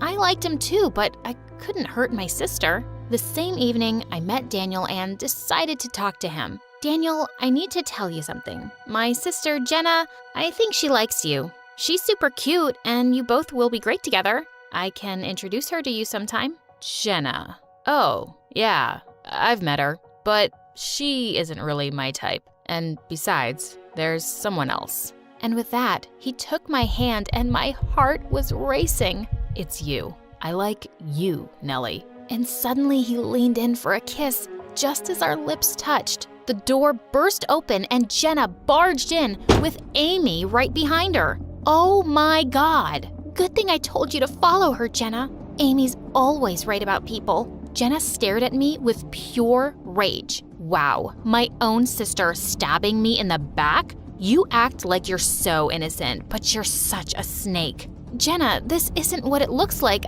I didn't mean to. What, did you just fall on his lips? I'll tell you what it looks like. I told you I liked someone, and the next thing I know, you're in his arms? Just to get back at me, huh? Jenna, I kissed her, and I'm sorry, but I like her. Oh, shut up. Do you even think I care about you? I care about my sister betraying me. Jenna, please. I tried talking to her so many times after that, but she didn't listen to a word, and I felt terrible. Even at home, she would act as if I was invisible. And soon after, I found out that as the dance team captain, she'd kicked me out of the team and replaced me with Amy. What? We were participating in a national level competition soon. When I told everything to Daniel, he came up with an idea. Why don't we enter the competition as a separate act? You don't need to be part of the school team to do that. I agreed, and on the day of the competition, Jenna had no idea we were participating. When our names were announced, Jenna's jaw just dropped open. We danced really well, and the whole audience got on their feet to applaud us. Jenna's act was right after ours, and it started off smoothly. But right in the middle, Amy forgot all her steps. As she fumbled around on the stage, she went crashing straight into Jenna, and the two landed on their butts. The entire crowd burst out laughing as Jenna screamed at Amy. "You've ruined everything, clumsy idiot. Just get off of me." Amy and the whole team just stormed off the stage. At the end of the competition, I was shocked when Daniel and I won. As we were handed out trophies, Jenna climbed onto the stage and attacked me. "This belongs to me, you witch. You just keep stealing things that belong to me." "I didn't take anything that was yours. If this trophy makes you happy, have it. Here, I dedicate this to Jenna, the loser who can't accept defeat." And I just left the stage. She was crazy. A few days later, our school was hosting a charity event, and all the parents were a part of it. Mom donated a huge amount of money, and later she was called onto the stage and given an award. Just then, I saw Amy climb onto the stage too, and she snatched the mic from the host. "Thanks to Jenna's mom for donating such a huge amount to the poor. You came from the same background, so you understand them completely, of course. Jenna told me how you guys were so poor. You were cleaning toilets at a rich man's house, and now look at you. Wow." Mom's jaw dropped, and so did Jenna's. Everyone started whispering, Really? She used to be a maid? But she tells everyone she was born a billionaire. Mom ran through the crowd until she found Jenna and pulled her aside. That little brat, Amy, what did you tell her? I'm sorry, Mom. I didn't know she was going to publicly announce that. My reputation is ruined because you couldn't keep your mouth shut. What will they think of me now? That I was poor? Yes. What's wrong with that? I didn't know we had to be ashamed of our past. And if money is all your friends care about, you should get new friends. It's not a secret that Jenna had to hide. Jenna just stood there silently, and I turned to her. Jenna, I know you hate me, but I swear, I met Daniel way before I knew you liked him. I would never hurt you intentionally. You're my sister, and I miss the old you who used to take care of me and dance with me. Jenna suddenly started to cry and hugged me. Nellie, I'm sorry for being such a jerk. I just wanted nice things and to be treated nicely. And all the money, it just got to my head. I started behaving badly just to fit in with the rich kids. And I knew Daniel didn't like me, but I still acted like a fool. I've missed you too. I was so glad to have my sister back. But Mom suddenly leapt towards me. You're such a stupid girl. But Dad stopped her. How dare you? Have you forgotten all this money is Nellie's? Wait, what? Dad then told me the old man had left everything to me, and once I turned 16, I was the only one who could decide how it would be used. Seriously? You've just been misusing my money all these years? And I bet you were never gonna tell me, Mom. I'll make sure you don't spend a penny on another stupid thing again. Hi, I'm Luna. I'm 16, and while most people see me as just another shy girl, my life is anything but ordinary. I keep to myself, lost in books and daydreams, trying to navigate a world that doesn't quite seem to fit me. But my life is a delicate balance of hiding and longing, and a secret I guard with everything I have. My family and I recently moved to a small town called Whispering Pines, nestled in a deep forest. My mom, Celine, said it was for a fresh start, but I knew better. She was always anxious, her eyes darting around as if expecting something to jump out at her. She constantly reminded me to stay hidden and keep your secret. Okay, back to my secret. Each night as the moon rose, I slipped into the woods and transformed into a unicorn. It's a magnificent form with a shimmering white coat and a horn that glowed like moonlight. In the forest, under the cover of night, I was free, a creature of magic, running wild and unbound. But by day, I was Luna, the girl who avoided mirrors and hid under a hood. I was isolated, not quite fitting in with any group at school. I didn't seek out friends or companionship because getting close to anyone could have put me in danger. So I remained on the fringes, living a double life that was both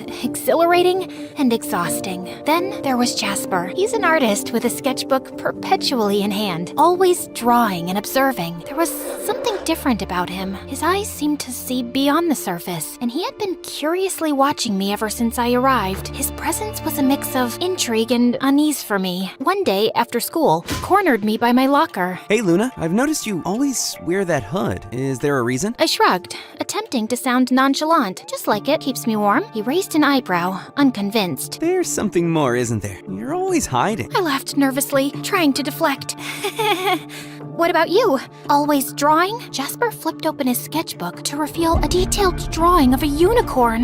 My heart skipped a beat. The other night, while I was walking through the woods, I found these strange tracks in the snow. So I did a little research, and maybe, just maybe, there are unicorns out there. I tried to maintain a casual demeanor, though anxiety bubbled beneath the surface. Unicorns aren't real, Jasper. He looked at me, his eyes sparkled with curiosity. What if they are? What if there's something magical out there that we don't know about? I forced a smile, feeling a sense of dread. Maybe, but I wouldn't worry about it. Despite my attempts to dissuade him, Jasper's curiosity didn't wane. He continued to question me, probing with a mix of genuine interest and persistence. His questions, though innocent, hit too close to the truth and made me uncomfortable. The next day, while I was walking to the local bookshop to get a new journal, I saw 3 men and 2 women exiting a large black SUV, all wearing the same black suit and tie. As I stayed hidden in the shadows, I got close enough to hear them speaking complained to Whispering Pines local sheriff, Marty Luca. They told him they belonged to a government agency of environmental researchers, but their high-tech gadgets and probing questions suggested otherwise. It was clear that they were searching for something, and I couldn't shake a feeling that it might be me. Later that night, I told my mom about the mysterious group of strangers that had arrived. Immediately,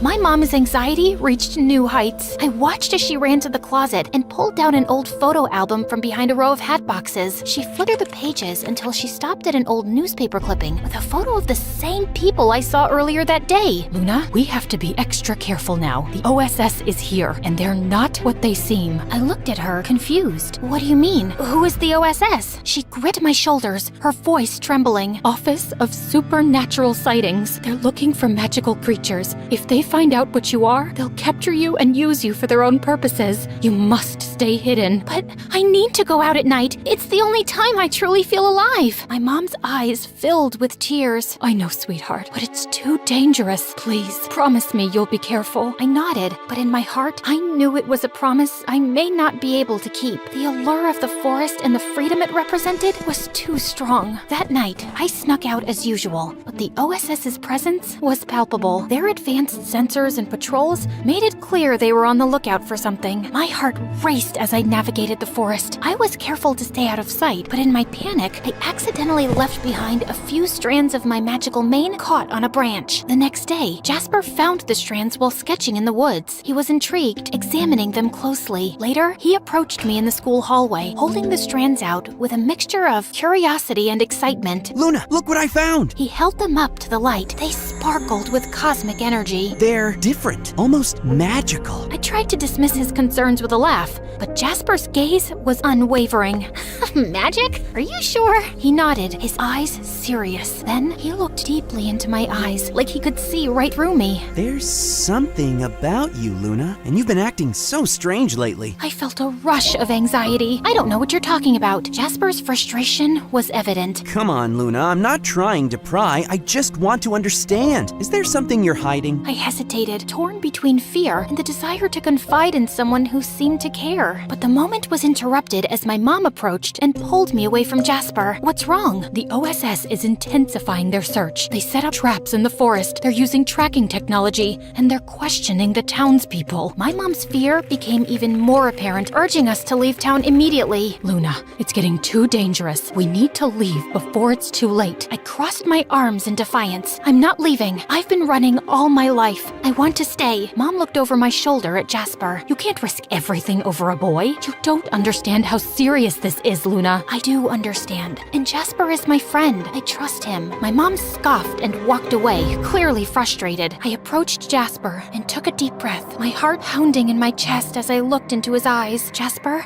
there's something I've been hiding from you. Something I thought you could never understand. My hands twisted nervously. I took Jasper into an empty classroom so we could talk in private. I'm not like everyone else. I'm a unicorn. As the words left my lips, a soft, ethereal glow surrounded me, and a single shimmering horn slowly appeared on my forehead, illuminating the night with a radiant, magical light. I watched his face, waiting for his reaction, fearing he would turn away, but hoping beyond hope that he would stay. Jasper's face softened, and a smile slowly spread across his lips. He reached out and gently touched the glowing horn, his fingers trembling with awe. I always knew there was something magical about you. Thank you for trusting me enough to share this. He let out a soft laugh, his eyes bright. You're beautiful, Luna. All of you. In the following days, Jasper and I spent countless hours together, working on a plan to outsmart the OSS. His artistic talents became crucial. We created detailed maps and tracks to mislead them, and in the hours we spent together, the bond between us grew stronger. Jasper's presence was a source of comfort. For the first time, I felt that I wasn't alone, that there was someone who truly understood and cared for me. One afternoon, Jasper voiced a troubling thought. What if they catch you, despite our efforts? What if they find out everything? I took a deep breath, trying to stay calm. They want to control me, to use me for their own gain. But having you help me is everything. I've never had someone stand by me like this before. Jasper reached out and gently touched my arm. I won't let them catch you. I'll do everything I can to keep you safe. His words brought me a sense of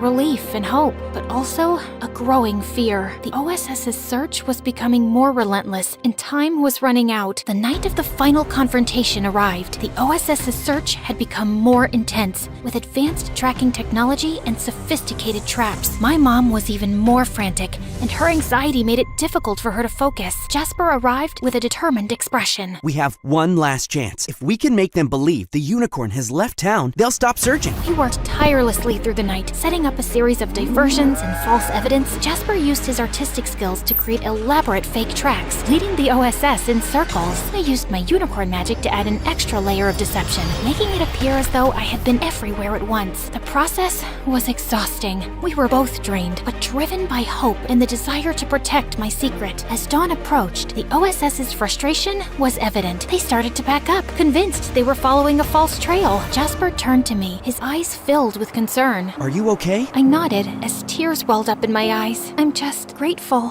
Thank you, Jasper, for everything. He smiled, though there was a hint of sadness in his eyes. I'd do it again in a heartbeat. You deserve to be free. As the OSS retreated, I felt a sense of peace I hadn't known in a long time. The weight of my secret was lighter, and I was comforted by the knowledge that I wasn't alone. Jasper had been a beacon of hope in my darkest moments. With the OSS gone, my mom's fear slowly subsided, though the threat of their return lingered in the air. As the weeks passed, the town returned to a semblance of normalcy. I continued my life as Luna during the day, but the nights were still mine. Jasper and I maintained our secret meetings, and our friendship grew deeper with each passing day. He became a confidant, someone who understood both my human and unicorn sides. Then, one evening, as we walked through the forest together, Jasper turned to me. Luna, what do you want for the future? I thought for a moment, the weight of my dual existence heavy on my shoulders. I want to find a place where I can be both Luna and the unicorn, a place where I don't have to hide. Jasper smiled, his eyes shining with determination. We'll find it together. We continued our walk in companionable silence as the moon cast a gentle glow on the path ahead. There was still uncertainty, but there was also hope. Jasper's presence was a reminder that I wasn't alone, that there was someone who cared about me and believed in my future. In the days that followed, Jasper and I continued to navigate the challenges of keeping my secret while building a life in a small town. We shared our dreams, fears, and hopes, and our friendship deepened. Jasper's sketches were a chronicle of our journey, capturing the magic and struggles of our shared experiences. One night, as we sat together by a small stream in the forest, Jasper asked, Luna, what's the most important thing you've learned through all of this? I reflected on the journey, the challenges, and the moments of connection. I've learned that even in the darkest times, there's always a light. It might come from unexpected places, like a friend who believes in you, and sometimes the magic we seek is within ourselves.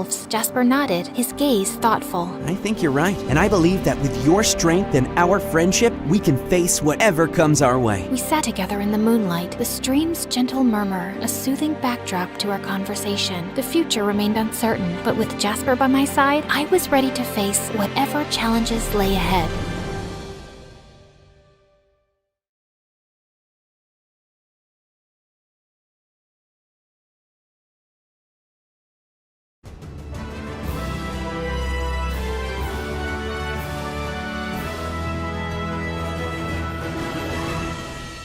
Relaxing in a beautiful hotel in Paris with the cutest French boy smiling at you from across the pool is just perfectly splendid in every way. My personal assistant / best friend Lexi rushed towards me while holding a letter. She read it out loud. Fancy a date on my yacht tonight? Meet me at 7 on the harbor. The boy across the pool winked at me. That night, I learned that his name was Pierre, and he treated me like a princess. But our splendid date was interrupted by a panicked call from Lexi. Your dad's secretary called, and he's just sent the jet for us to leave right now. Ugh, he must have been mad because I'd been absent from school for a week now. I so didn't need school. I said my goodbyes to Pierre, who said he wanted to see me again, but I just smiled and left. Oh, hey there. My name is Blair, and I have an almost perfect life. I'm as smart as Einstein himself. There's only one little problem. I'm dyslexic. But it's no big deal because I have Lexi to read everything for me. I used to be number 1 in literally everything, But things took a wild turn when a foreign exchange student joined our class. Please hit that subscribe button before I tell you my whole story. The next day, my limo dropped Lexi and me off at our school, a very expensive private one, where only families with a net worth of at least $1 billion can attend. "Blair, watch out!" I screamed when I saw an angry dog charging towards me. What was it doing here? Pets aren't allowed. Francesca, my arch nemesis, picked it up while laughing at me. "Good boy," she whispered, but I heard it. This insecure brat always found a way to ruin my day. "Oh, hey, Blair. I'm giving out our newest luxury product, this $1 million perfume, for free.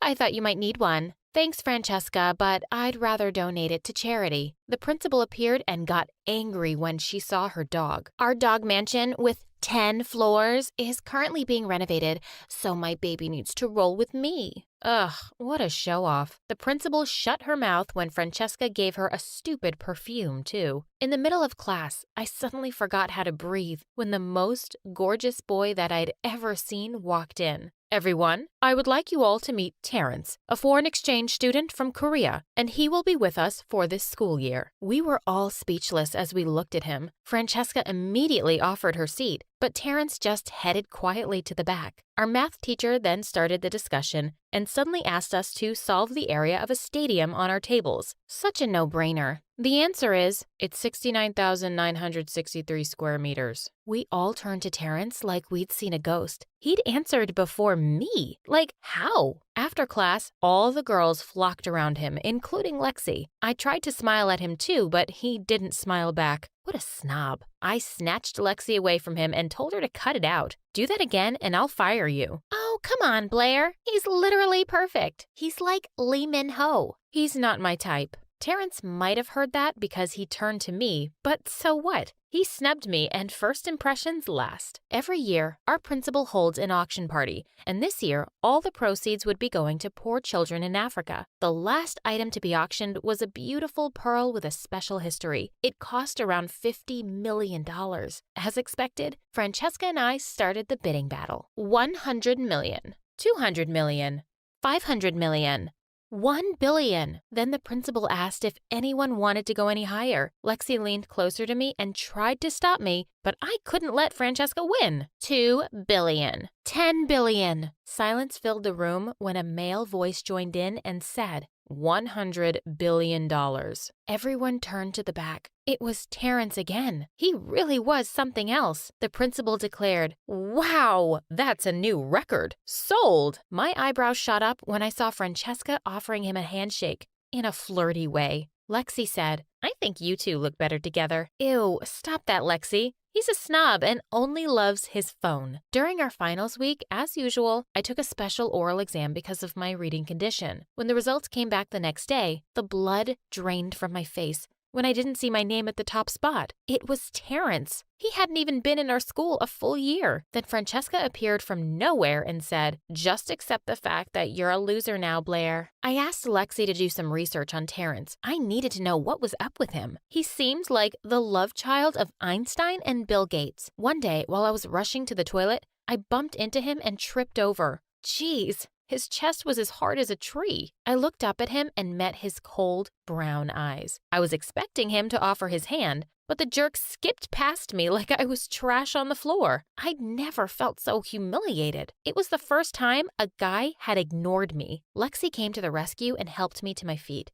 "He helped me when I tripped out of my helicopter yesterday. Sorry, girl, but you're not his type." Francesca's comment made me furious. Thank God Lexi calmed me down, or else. During lunch, Lexi told me that she'd finally finished her research on Terrence. He was a young CEO in Korea, and his company develops games and software. That's why he's always on his phone. So, he's a self-made billionaire. Interesting. I was on my way to our campus's art center one time, and I stopped when I saw a board ahead. It had some words on it. Francesca and her friends were right behind me, but I didn't want to ask her for help, so I tried to read it myself. It seemed to be saying something about a vacation. I ignored the sign and continued walking. Suddenly, the ground under me collapsed. Someone caught me right on time before I was buried alive. I looked up to see my savior. It was Terrence. He let me go and dusted his uniform off. "Don't you know how to read? It says deep excavation ahead." I have dyslexia. Anyway,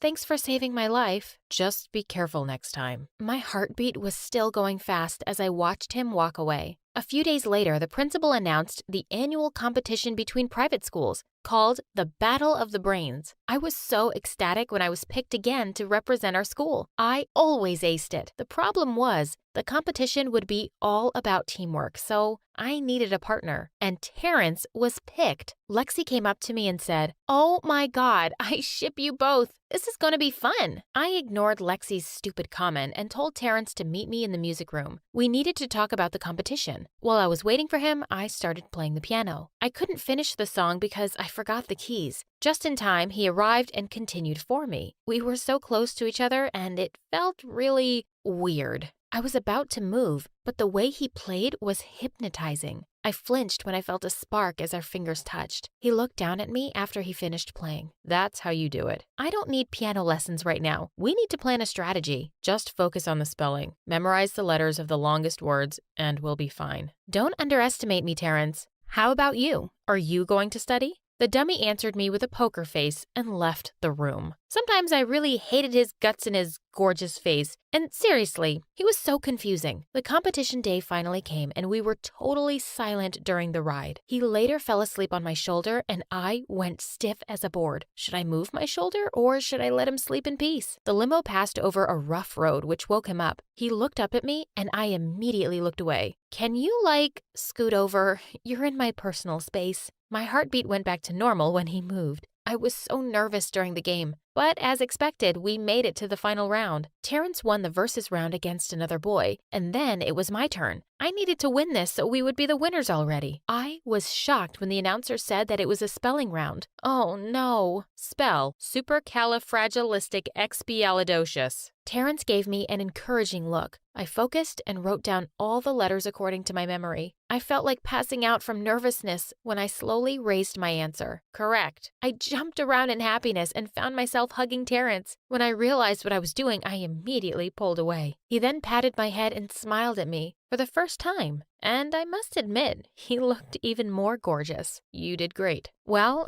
thanks for your advice. Lexi showed up to congratulate us. Oh my gosh, you guys were so good. You two should get married already. Ugh, Lexi and her random fangirling. Terrence smiled at me in the hallway the next day, and it made me feel something in my stomach. What a miracle that he wasn't wearing his headphones and holding his phone in front of his face. Suddenly, the girls started screaming. I went to see what was happening and was shocked to see Pierre in our school uniform. He was showing everyone my pictures that he took on his phone. Oh, finally. There's my girl. Pierre immediately walked up to me and kissed me on the cheek. What are you doing here? I told you. I wanted to see you again. I enrolled in your school just to be with you. I didn't know what to say. Pierre kept following me around and it bothered me. I wanted to turn him down, but I felt bad for breaking a nice guy's heart. Mademoiselle, come. I have a surprise for you. I told Pierre that I still had a class, but he grabbed my arm and was about to pull me outside when someone grabbed my other arm. It was Terrence. Come on, we're running late already. Everyone stopped in their tracks to watch.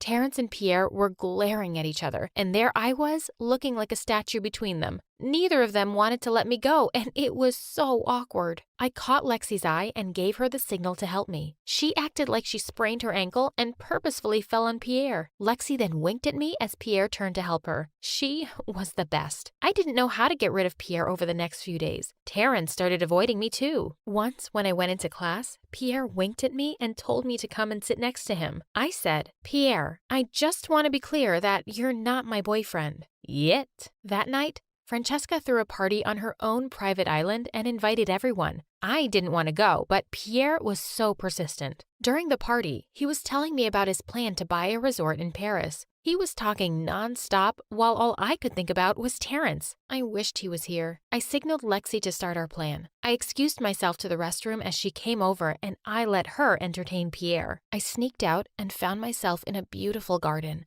While I was smelling some flowers, I suddenly felt someone's presence beside me. I turned to see Terrence.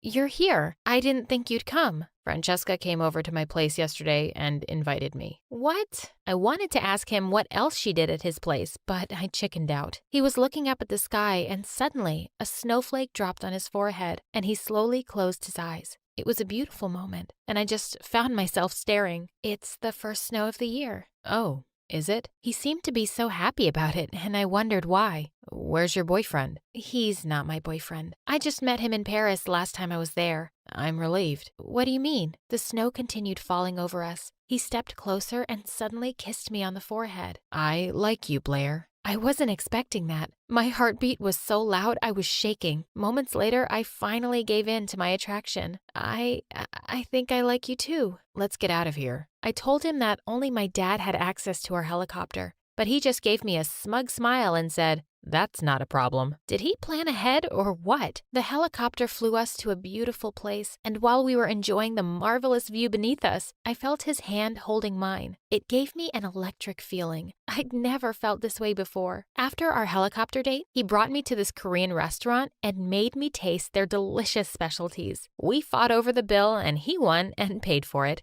I then gave the waiter a tip, a key to a car. That's very generous of you, but I prefer giving tips like this. He gave the waiter a business card and told him that his secretary would assist him in enrolling in the school of his choice. Education is more important, Blair. Oh, he was wiser than I thought. It was almost midnight when we strolled in the park. When I complained about my high heels hurting my feet, he gave me a piggyback ride. This man had never failed to surprise me. We were inseparable over the next few weeks, while Lexi always ended up distracting Pierre. One day, Terrence was teaching me Korean when Lexi kept calling me. I was enjoying our session, so I ignored her calls. Later that day, I was on my way to my locker when I saw Francesca's dog again. It started chasing me and I ran into the nearest room. While I was catching my breath, I was surprised to see Pierre in there too. Bonjour, mademoiselle.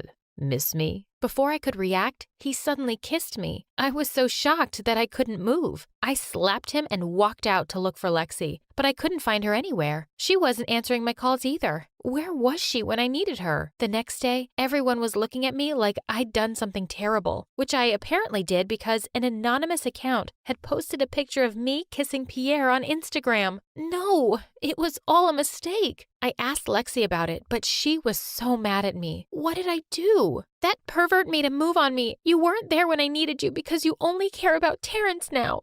Lexi, I'm so sorry. Please don't do this to me. You're my best friend. No, Blair, I'm just your personal assistant. Oh, not anymore, because I'm resigning. I was crying as she left me. I looked for Terrence and found him in the music room. Terrence, it's not what you think. Let me explain. I don't deal with cheaters. I tried to convince him, but my heart broke when he said, "Get lost, Blair. I don't want to see you again." I was totally miserable after that. My best friend and boyfriend were ignoring me, and everyone was calling me a cheater. One day, I passed out in my room because I hadn't eaten all day. When I opened my eyes, the first thing I saw was Lexi. Thank God you finally woke up. You had me so worried. Are you okay? How can I be okay when you hate me now? Oh my God, stop. I'm not used to seeing you cry. Lexi then told me that she overheard Francesca and Pierre talking about their plan to set me up. I knew it. I need to talk to Terrence. She then looked away and said, "He went back to Korea this morning." What? Are you freaking serious? I felt like someone had thrown cold water on me. She just bowed her head and avoided my eyes. Why so soon? Is this a prank? I'm so sorry, Blair. I already told him the truth and he believed me, but he still left. No. This can't be happening. I tried to get up, but Lexi told me that my doctor had advised that I shouldn't leave bed yet. I called Terrence, but his phone wasn't on. I checked his social media accounts and confirmed that he was already back in Korea. I just wanted to sleep and hope that it was all a dream. The next day, I woke up to Lexi's scream. She pulled me out of bed and dragged me outside. There was an unfamiliar jet landing outside. A handsome boy then stepped out, and I swear, my heart jumped with joy when I realized who it was. I ran up to him and hugged him. He apologized for doubting me and for not telling me about him leaving. "I just needed to finish my surprise for you." He then showed me an app on his phone. "You can download this from the App Store. I've specially developed this for dyslexics." Oh my God, this is amazing. I love you, Terrence. I love you more, my Blair. I was so over the moon when he finally kissed me. Another cute Korean guy came out and Lexi looked like she just peed her pants. Terrence introduced him as Andrew, his brother, and Lexi started jumping in excitement. Thank God you have a brother. Terrence and I just laughed as we held each other's hands.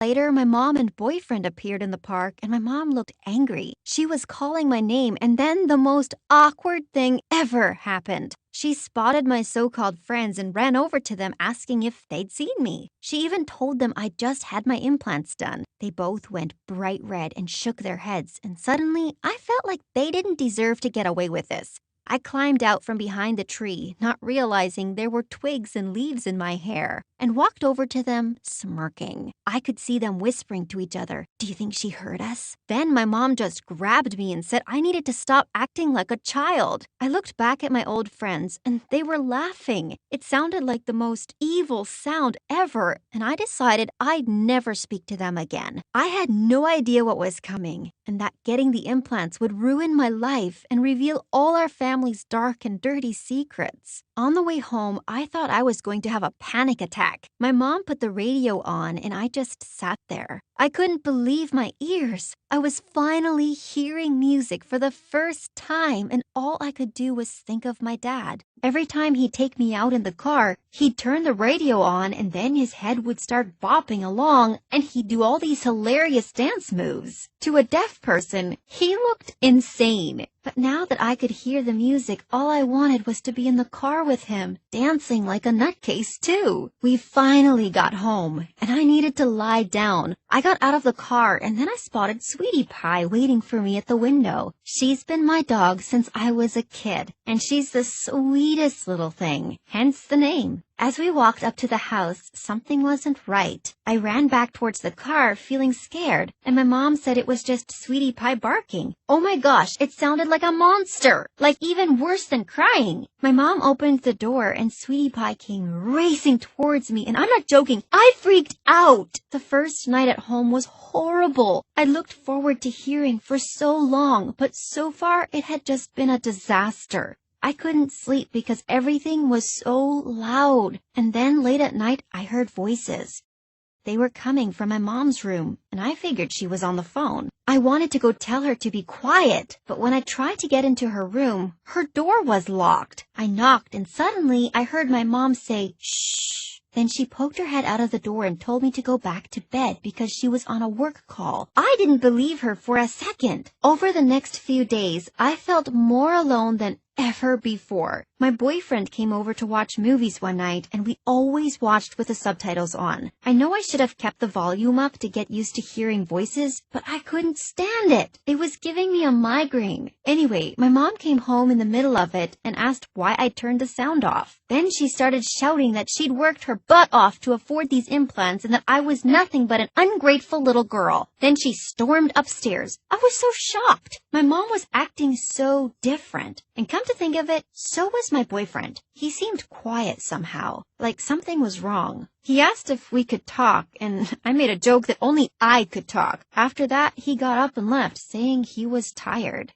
I woke up the next day and decided I would pay my mom back. I didn't want to feel like she could use this against me, so I asked my boyfriend's sister if I could work in the diner with her. She said I could probably do some dishwashing, but she didn't want me serving customers in case I got overwhelmed. I mean, I couldn't argue with her there. At first, everything was going okay. I just had to collect the dirty dishes and wash them. It was simple, really. After a while, I needed to use the bathroom, so I headed out front to find the toilet. That's when I spotted him. It was my boyfriend. How sweet. He must have been waiting for me to finish my shift. I walked up to the glass and was about to surprise him, but realized he wouldn't hear me knock. Then a girl appeared and he gave her a big hug. Who was she? Suddenly they were walking off together. I quickly ran back to the kitchen to get my phone. Then I smelled burning. The next moment there was this insane beeping sound and people started running. I was running too because I had to catch up to my boyfriend.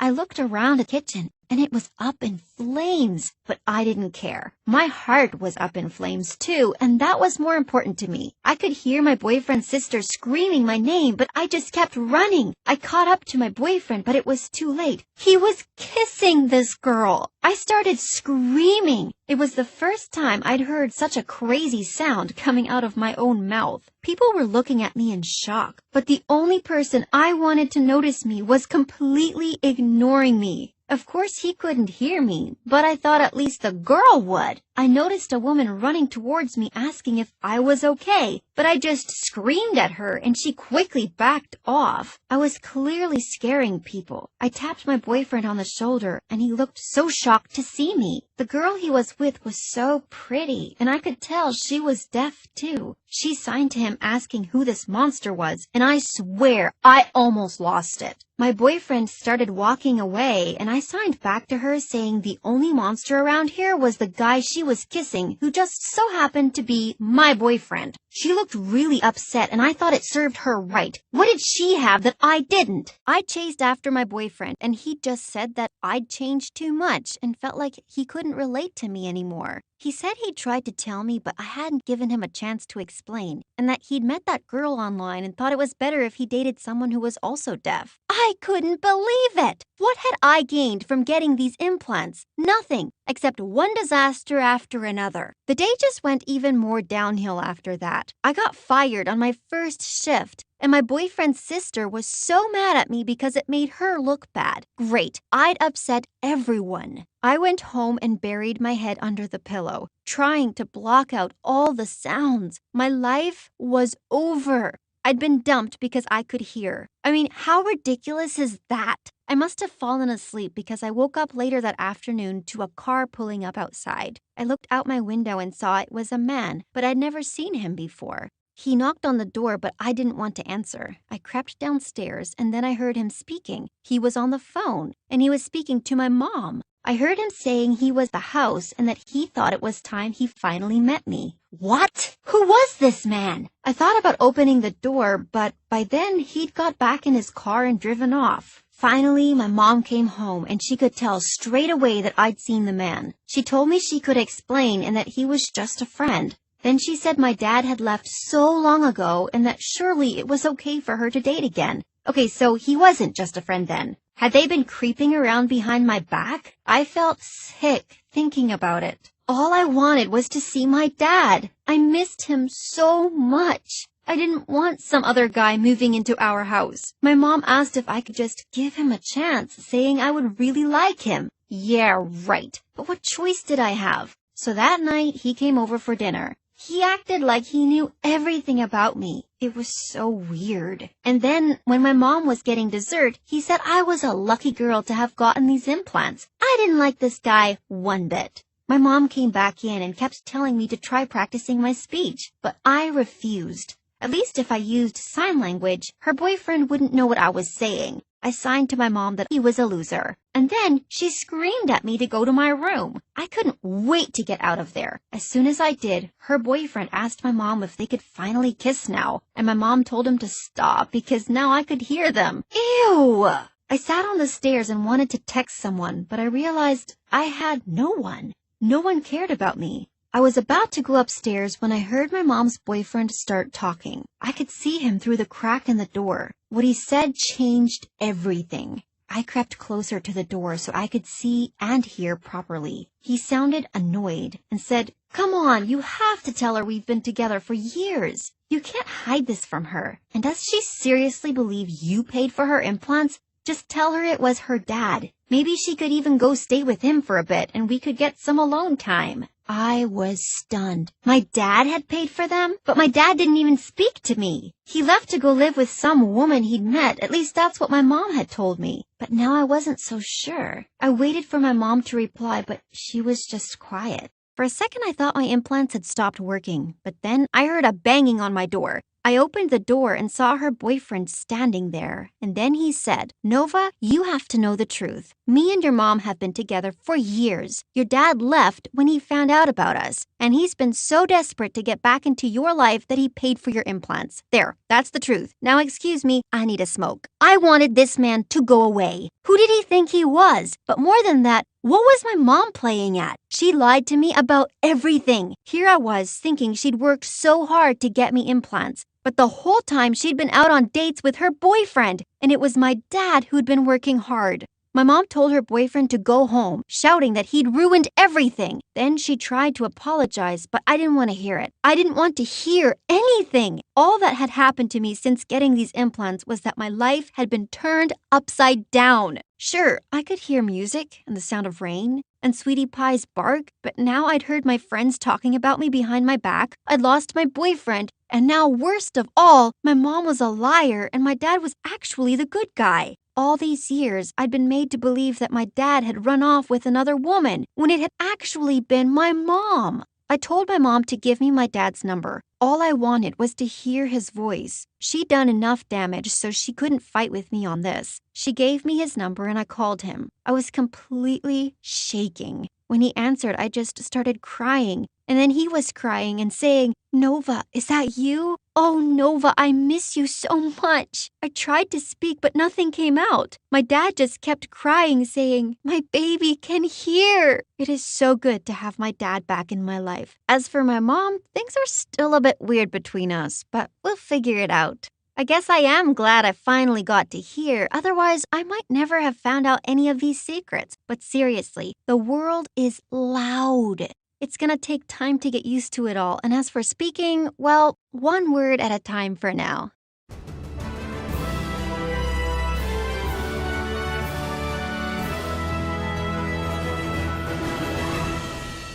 Tiptoed into the lounge. I nearly jumped out of my skin when I heard a voice. "You're gonna be in so much trouble." It was my annoying older sister Natalia sitting in a corner and recording a makeup tutorial. "Listen, you can't tell Aunt I came so late. She'll make me do the dishes and laundry for a month. I might keep your secret if you do my math homework for the rest of the school year." Just then, my eyes fell on the mound of honey cakes on the table and my stomach growled. "Don't even think about touching these. Aunt wants to sell them at the farmer's market. We came to live with our miserable Aunt Ursula after our parents passed away in an accident a few years ago, and she treated us like we were her servants. I was really hungry, so I just grabbed one and popped the whole thing into my mouth. Just then, my aunt suddenly showed up and yelled, "That's it! I'm sick of breaking my back looking after you girls. I'm sending you off to foster care." We looked at her in horror. Going to foster care meant we'd be sent off to different families. As Aunt stormed off and we heard her making a call, I got a flying shoe on my head. Ow! Oh, I forgot to tell you about my third sister, Tanya. The sleepyhead had been snoring in front of the fireplace, but she was wide awake now and glaring at me. "This is all your fault, Marina. Go tell her you're sorry. I'm not living away from you guys." Natalia and I ran to hug her, and I promised I'd make everything okay. Just then, we heard loud knocking on the door. Aunt came waddling out to open it, and she let out a loud gasp. Standing in the doorway was a huge man with a beard. His voice boomed in the small room. "Did you really think you could send them off and keep taking the money I give you for their care and I wouldn't even know? Girls, pack your things. You're coming with me." "Hi, my name is Marina, and I'm from Russia." My life turned around when Mom's eccentric brother, who I never even knew existed, took away me and my sisters to live in his old mansion. But it gets even crazier from here. Before I continue, click like and subscribe. The next few weeks living with Uncle Ivan was like a dream. He got all three of us into the best school in town right away. A few days later at dinner, while Natalia and I were busy arguing over something, Tanya suddenly said, Guys, is Uncle Ivan okay?" We looked at him and saw that he sat slumped in his chair. "Oh, no, no, no." Natalia poked him, but there was no response. I bent down to check his pupils, and just then he yelled, "Do svidaniya!" We all screamed and nearly fell back in shock. He glared at us. "Can't a man take a nap in his own house?" Uncle Ivan startled us again by suddenly banging his goblet on the table. "I've just decided something. I want to give you $1 million. For a few seconds, we stared at him with our mouths open, and then we started hugging each other in delight. "To one of you." We froze in our spots. "Wait, what?" "Well, if it's only one of us, of course it should be me. I'm the oldest, and I'm running a business already. You know, my beauty blog."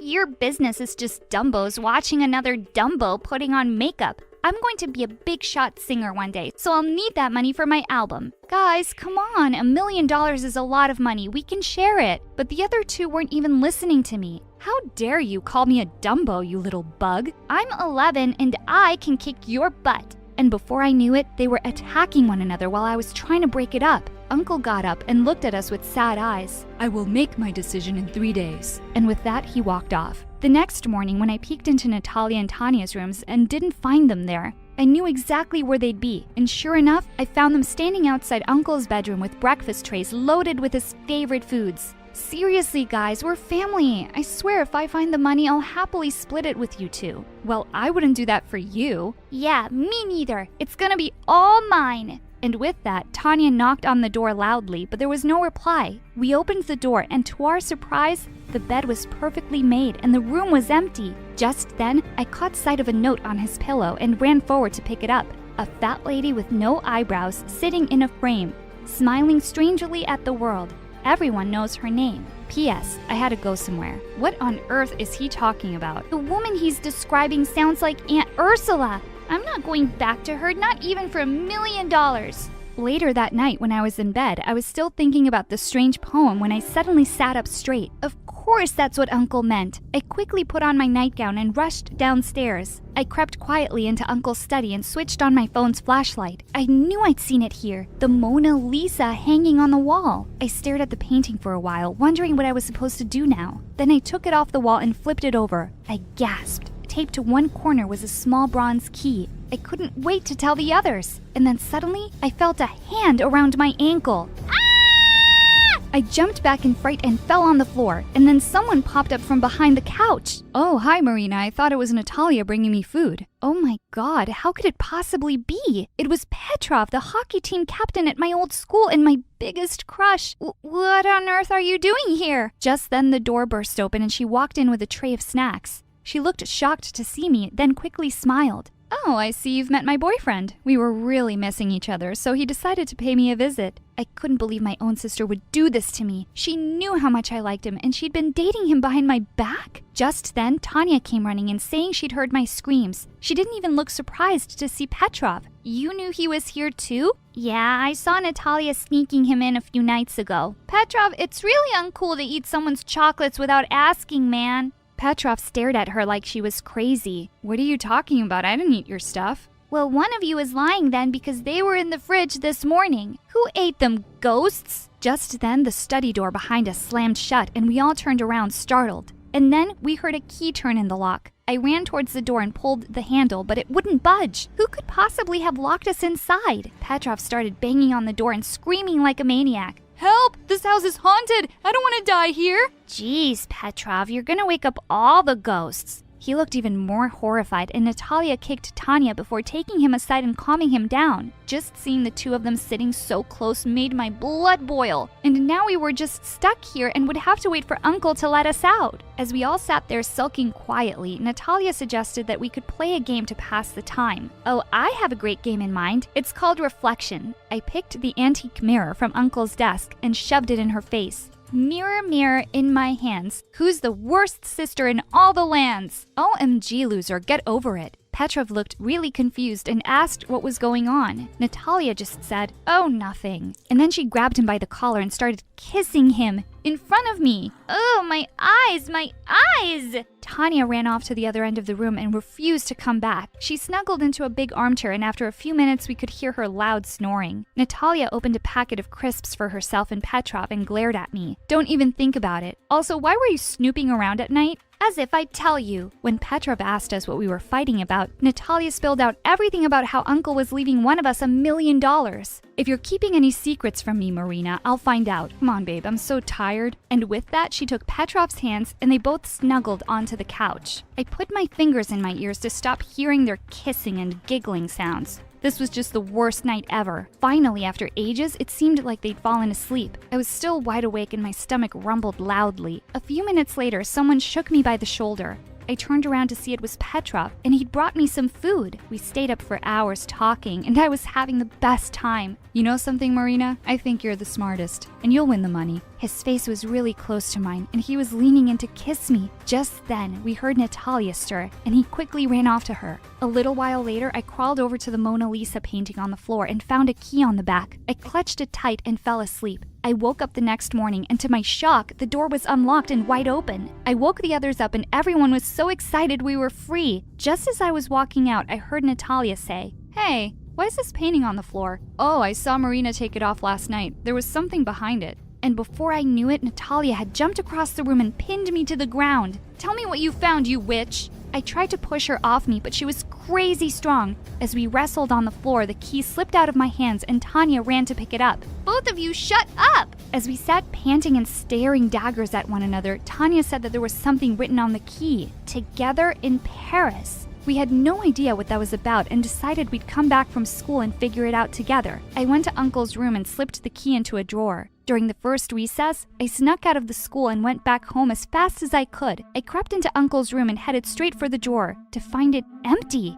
What? Just then, I saw the curtain move a little. I crept up to it slowly and pulled it back to see Petrov behind it. What are you doing here, and where's my key? I saw you with it, and I just wanted to help solve the mystery for you. You're so smart. I really wanted you to think I'm smart too. He suddenly took my hand and pulled me close. I like you, Marina, a lot. Let's figure this thing out and get out of here with $1 million. We could go anywhere, just you and me. Just as he was about to pull me in for a kiss, I pushed him away. Seriously? You were just making out with my sister this morning. You're such a cheater, and I'm no idiot. Give me the key, Petrov, now! Suddenly, Petrov pushed me aside and made a dash towards the door. He bumped into a small table and knocked everything over. I jumped towards him and managed to tackle him to the ground. The small key flew out of his hand and went skidding across the floor and landed at Natalia's feet. She looked livid. Oh, so you were going to just take my money and run off with my sister? He crawled up to her on his knees. Don't be silly, babe. I didn't mean a word of that. I was just doing this for the two of us. You mean the three of us? Tanya and I stared at her in shock, except Petrov, who just looked stupidly confused. It's not some riddle, idiot. I'm pregnant and you're going to be a daddy. He stared up at her in horror for a second, then ran out of the room screaming. We heard the huge main door slam shut. I ran to Natalia and hugged her. I had no idea. Petrov's such a jerk.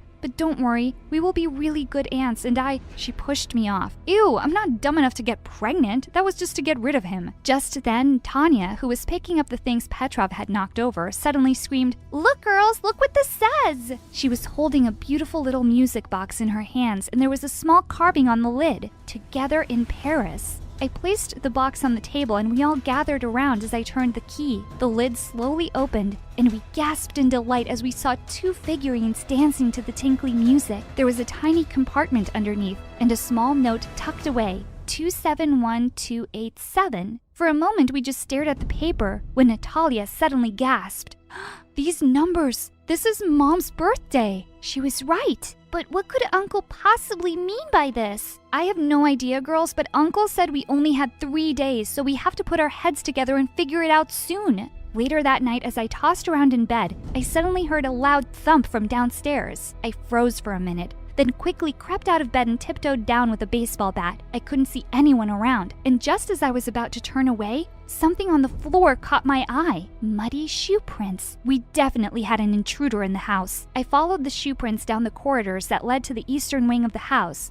I'd never been here before. Suddenly they faded away, and I looked up to see a door at the end of the hall. Holding my breath, I slowly opened it. There was no one inside, but it was the oddest room I'd ever seen. It seemed like a museum of forgotten things, and there were hundreds of clocks on the walls of all shapes and sizes, ticking away and all telling the wrong time. And in one corner was a shiny bronze safe. The minute I saw it, I had a light bulb moment. Of course that's what the numbers were. The combination to a safe. With trembling hands, I entered the numbers and heard a small click. I opened it and squealed when I saw what was inside. Stacks of money. It definitely looked like $1 million. Were you going to keep this for yourself? I turned around to see Natalia and Tanya standing behind me. Of course not. How could you even think that? Come, let's split it right now. There's plenty for us all. Just then, the door burst open and we turned around to see Uncle Ivan beaming in the doorway. Uncle, you're back! I was here all along. Who do you think locked you up when you girls were being so noisy? I just wanted to see how you would play my game. Marina, you really know what family is all about. Good girl. You get to keep all the money. The other two looked horrified. I turned to Uncle and smiled. Thank you, Uncle, but I couldn't. It'll make me happier to share it with my sisters. I knew you wouldn't. Now only time will tell if your sisters deserve their share. Yes, we deserve it. We'll prove it. We'll be so good to each other. I laughed and put my arms through theirs. Let's divide it and go shopping tomorrow, shall we?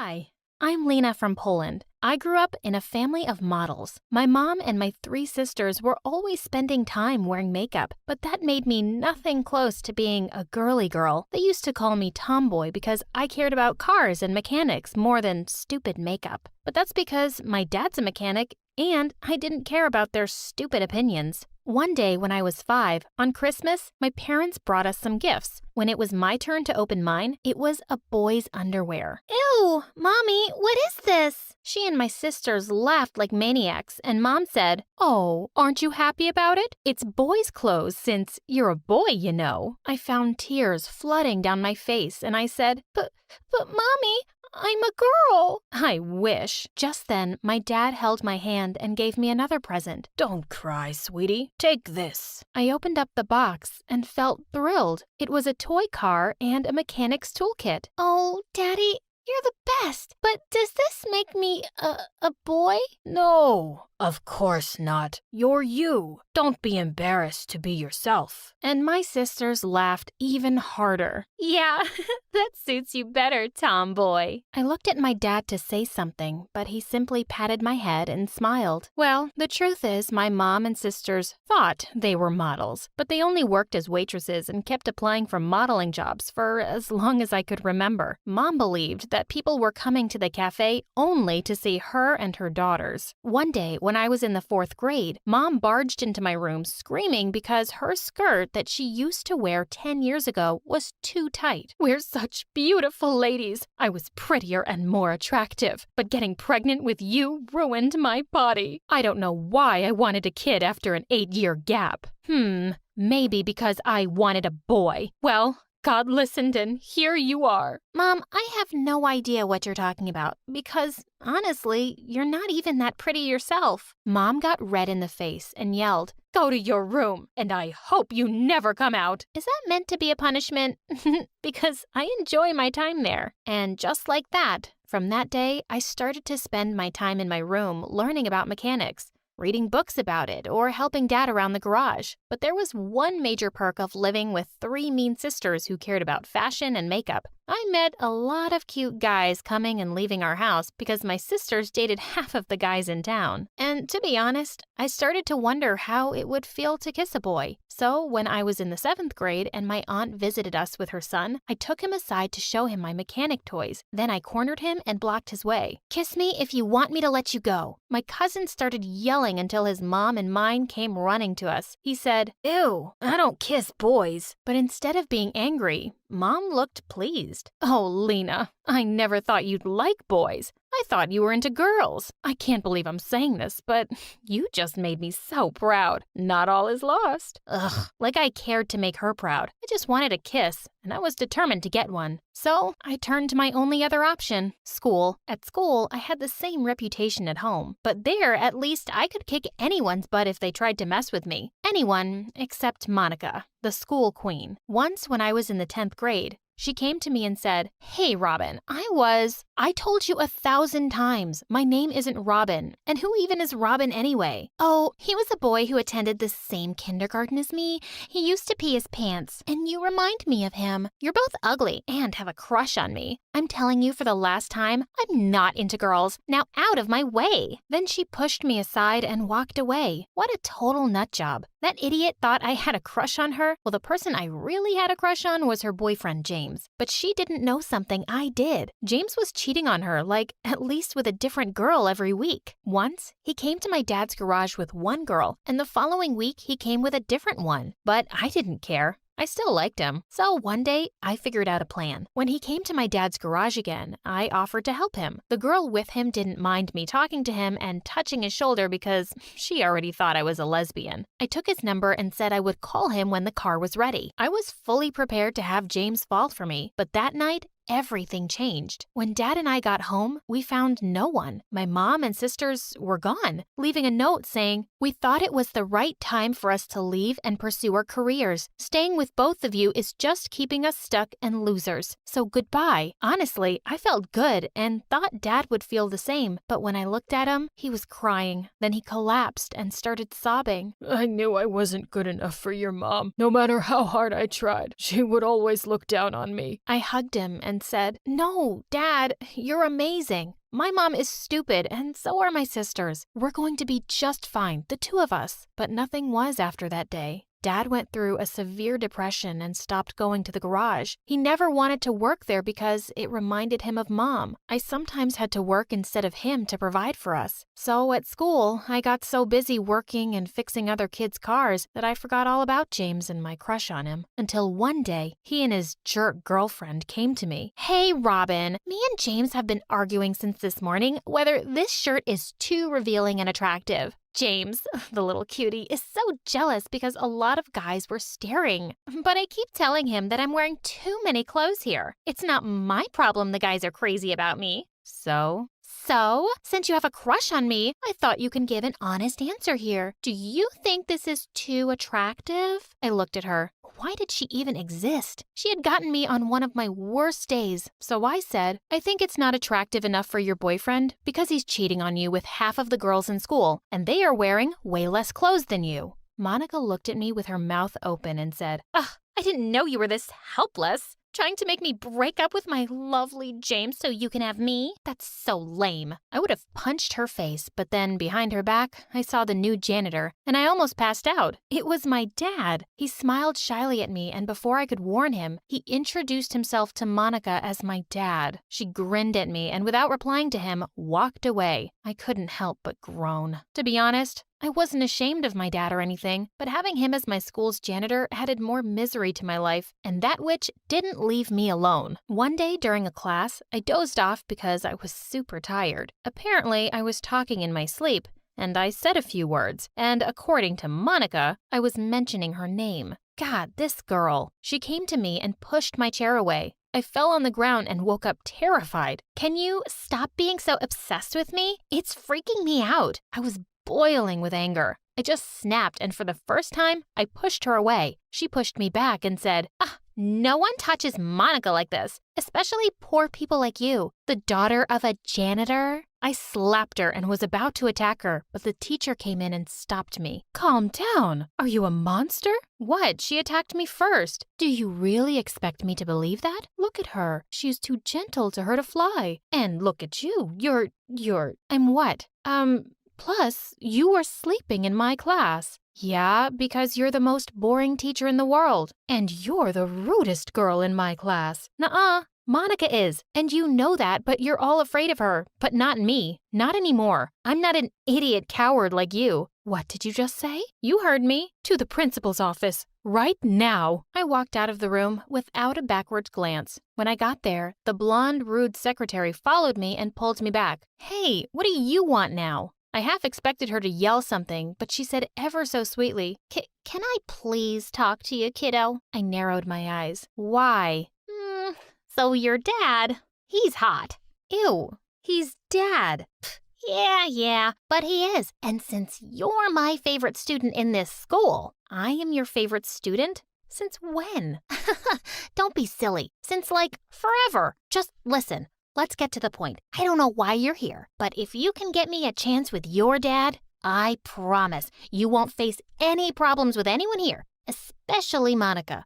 You can forget she even existed." Well, honestly, that did sound like a good deal. Dad needed a new woman in his life, and I could take my revenge. Deal. And she let me go. And I didn't go to the principal's office that day or any other day in my life. Dad agreed to start dating the secretary after I begged him for the entire week. To my delight, though, he was genuinely happy with her. I couldn't be happier for him. One day, I got to school late, and when I entered the class, the teacher glared at me and told me to go to the principal's office. Then Monica said, "Oh no, please let her stay. She's been busy all night working in her dad's garage to help her poor, useless janitor dad." I swear I was going to attack her, but the teacher probably read my mind and dragged me out of the classroom. When I got to the secretary room, she wasn't there. I supposed she was with Dad. I looked at her computer and it was the grade sheet, and I saw Monica's name. So I changed her grades from A's to D's and F's, and also James, and left. They threw the worst tantrums after their grades were posted, but the secretary stood firm, and before long, Everyone in the school knew about my power. Of course, some students tried to tell the principal, but since he liked and trusted his rude suck-up secretary, he didn't do anything. And she didn't have an idea I was behind all of this, and I really felt like the godfather. Suddenly, boys were into me and wanted to hang out with me, and honestly, I enjoyed the attention and hung out with a couple of boys. But my eyes were only on one boy, James. I mean, the heart wants what it wants. So one day, while he and Monica were having lunch together, I went to him and said, "Hey, you gotta date me or kiss your dream college goodbye." He looked at me and pushed Monica away. "Of course, babe. Come sit next to me." Monica looked furious, but she knew her time as the school queen was over. She never faced me again. Dating James was nice at first, but soon enough, I found out he was a jerk, and I even felt sorry for Monica that she had to deal with him. He was embarrassed to be seen with me, and I was certain he was cheating on me. Once, he sent me a message by mistake that said, "Hey, babe. Want to go out tonight? That disgusting tomboy is busy in her dad's garage tonight." I cried when I read it. Next day, James came to hug me and I pushed him away. "Don't touch me, you cheater." Instead of apologizing like a decent person, he rolled his eyes at me and said, "Oh, but you knew that a long time ago and still wanted me because you're a helpless, ugly loser." Suddenly, I lost it. I had done so much for him and he was being such a pig. I slapped him hard. "Whether you slap me or not, you're still the janitor's daughter. Nothing more." Before I could reply, I heard a voice behind me. It was my dad. "Don't you dare talk to my daughter like that, you little mutt." "Dad, don't worry about him. He's a jerk." Then my dad put his arm on my shoulder and said, "I'm sorry I'm embarrassing you, Lena." "No, Dad, you're not. I'm so proud of you. Don't mind these empty-headed ignorants. They know nothing about hard work, about dignity, about being yourself without feeling embarrassed. Dad, we aren't like them. We are free." Dad looked at me with teary eyes and smiled. "Come here, sweetie. Give your old man a hug." We hugged. That night, I had the loveliest dinner with my dad and his girlfriend and felt like the luckiest girl in the world. I couldn't wait for tomorrow to become a better person and to love myself more.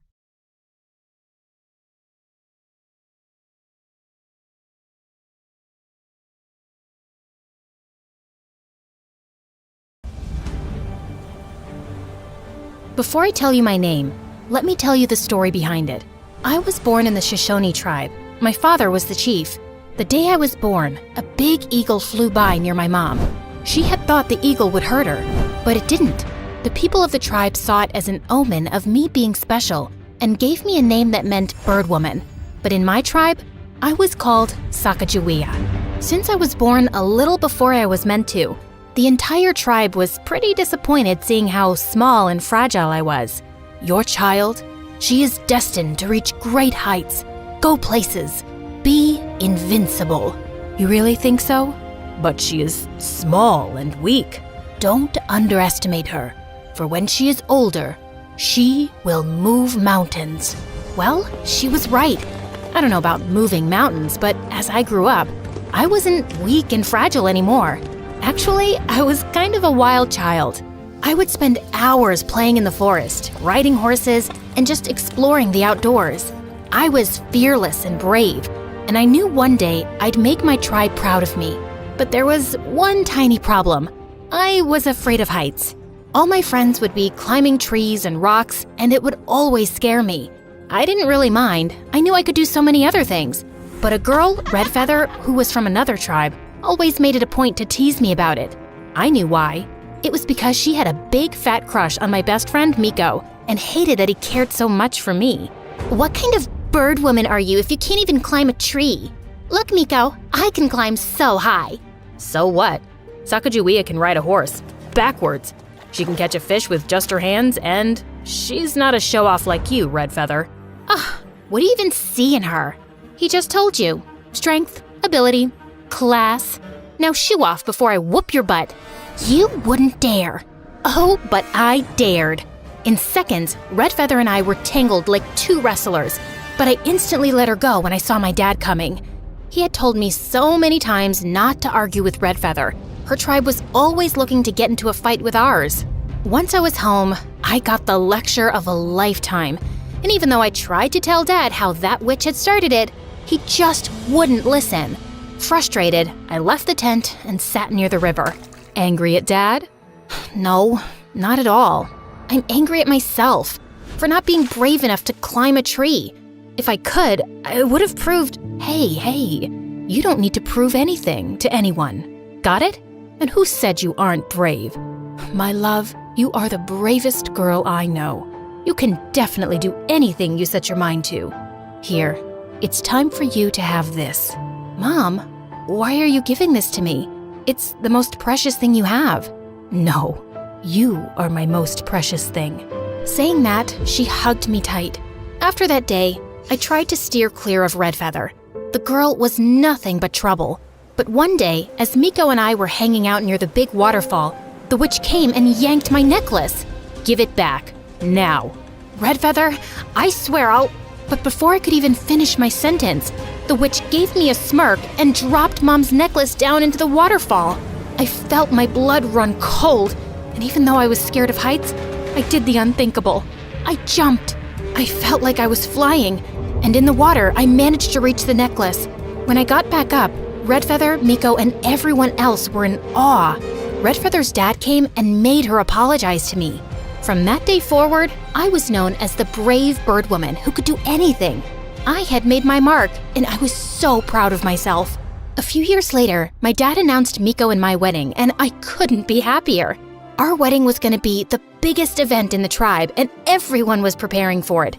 Even Redfeather, who had been surprisingly friendly since the necklace incident, was helping out with the decorations. One night, Redfeather asked me to meet her by the waterfall. I was a little hesitant, but I thought maybe she wanted to apologize for her past behavior. I was wrong. As I approached the waterfall, I saw several men standing in the shadows. Redfeather stepped out of the darkness and smiled at me. What's happening? Who are these people? I can't let you marry Miko. Take her away. Before I could say anything else, the men dragged me away and everything went dark. When I finally opened my eyes, I was in a carriage. Where am I? Where are you taking me? I am the daughter of the Shoshone chief. When my dad finds out about you, he'll have you punished. And who's gonna tell him, princess? You are far away from home. You'll never get back home. Hearing his words made my heart sink, and I clutched onto Mom's necklace.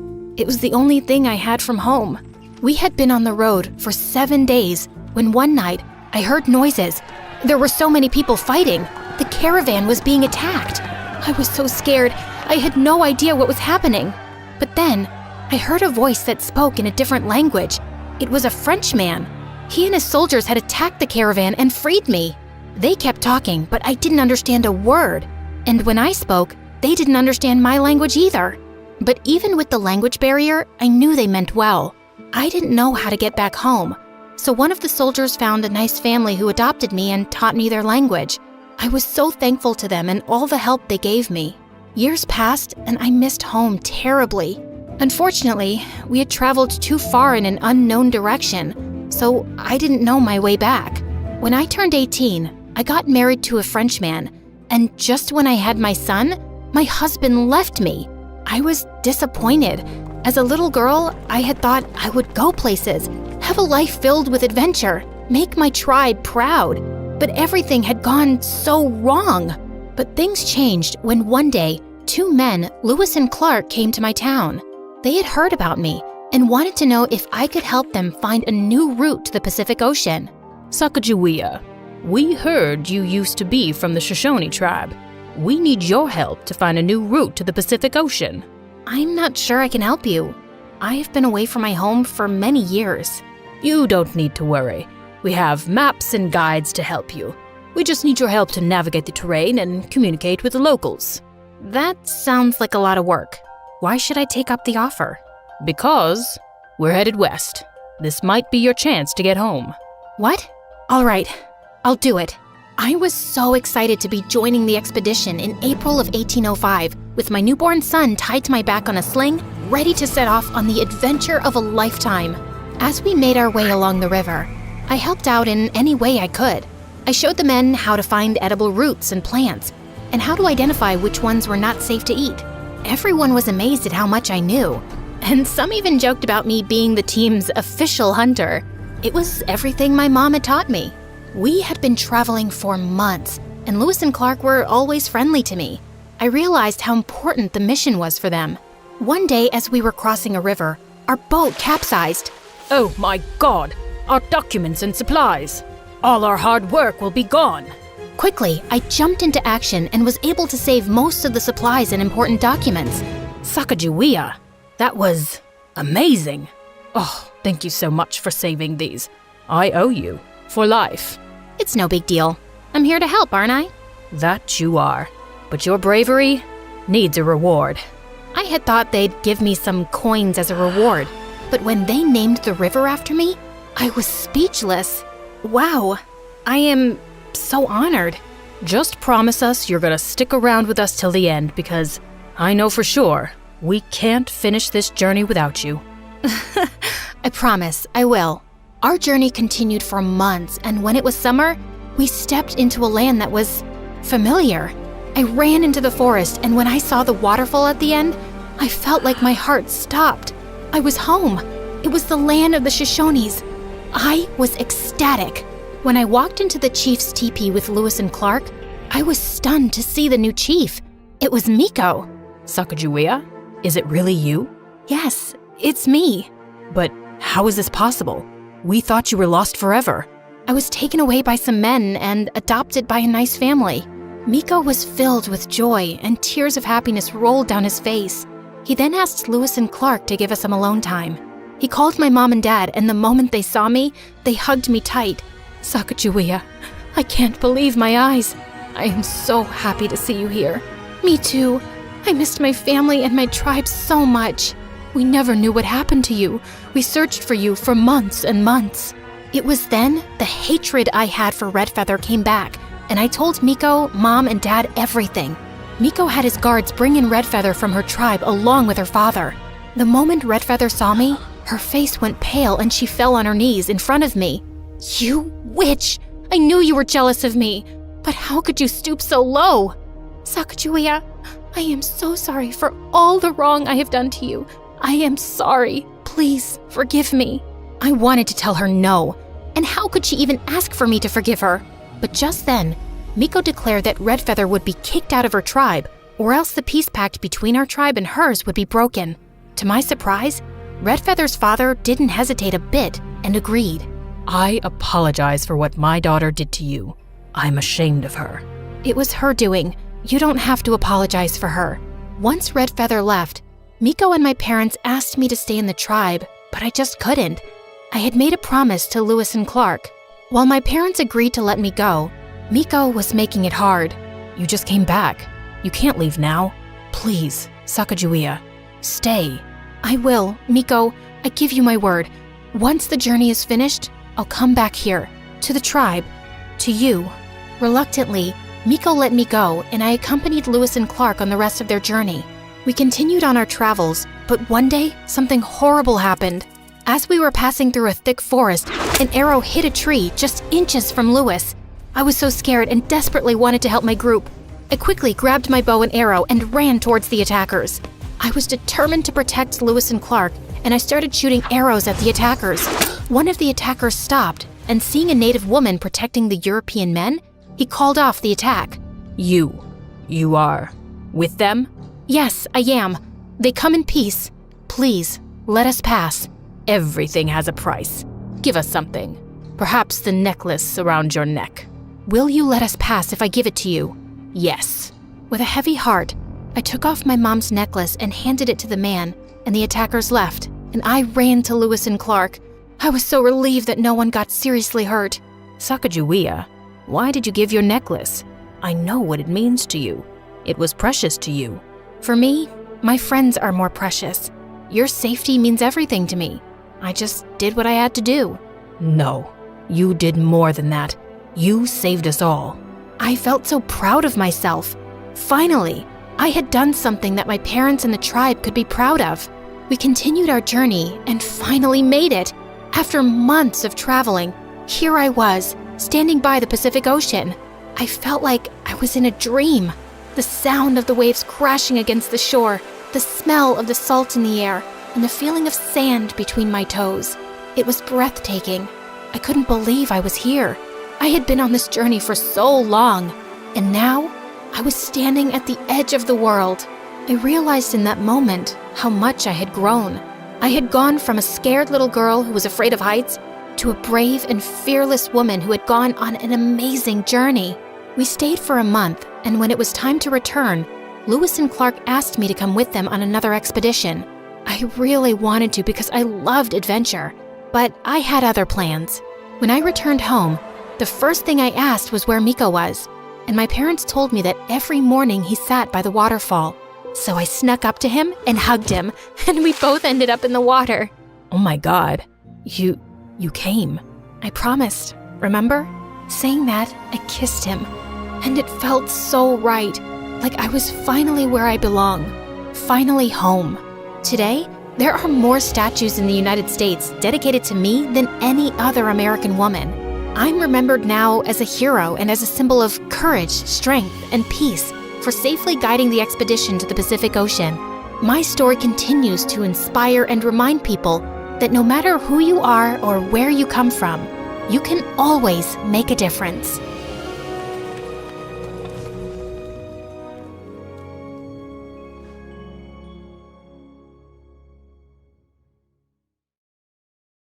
Hi everyone, my name is Danielle, and I'm not your typical teenager. I've always been different. Instead of playing dress-up with the girls, I preferred playing football with the neighborhood boys when I was a little girl. And now that I'm 15, I always play video games with the boys, instead of going to the mall with my mom. I also sing a little, and it is my dream to become a professional singer one day. But before I get into that, please like and subscribe.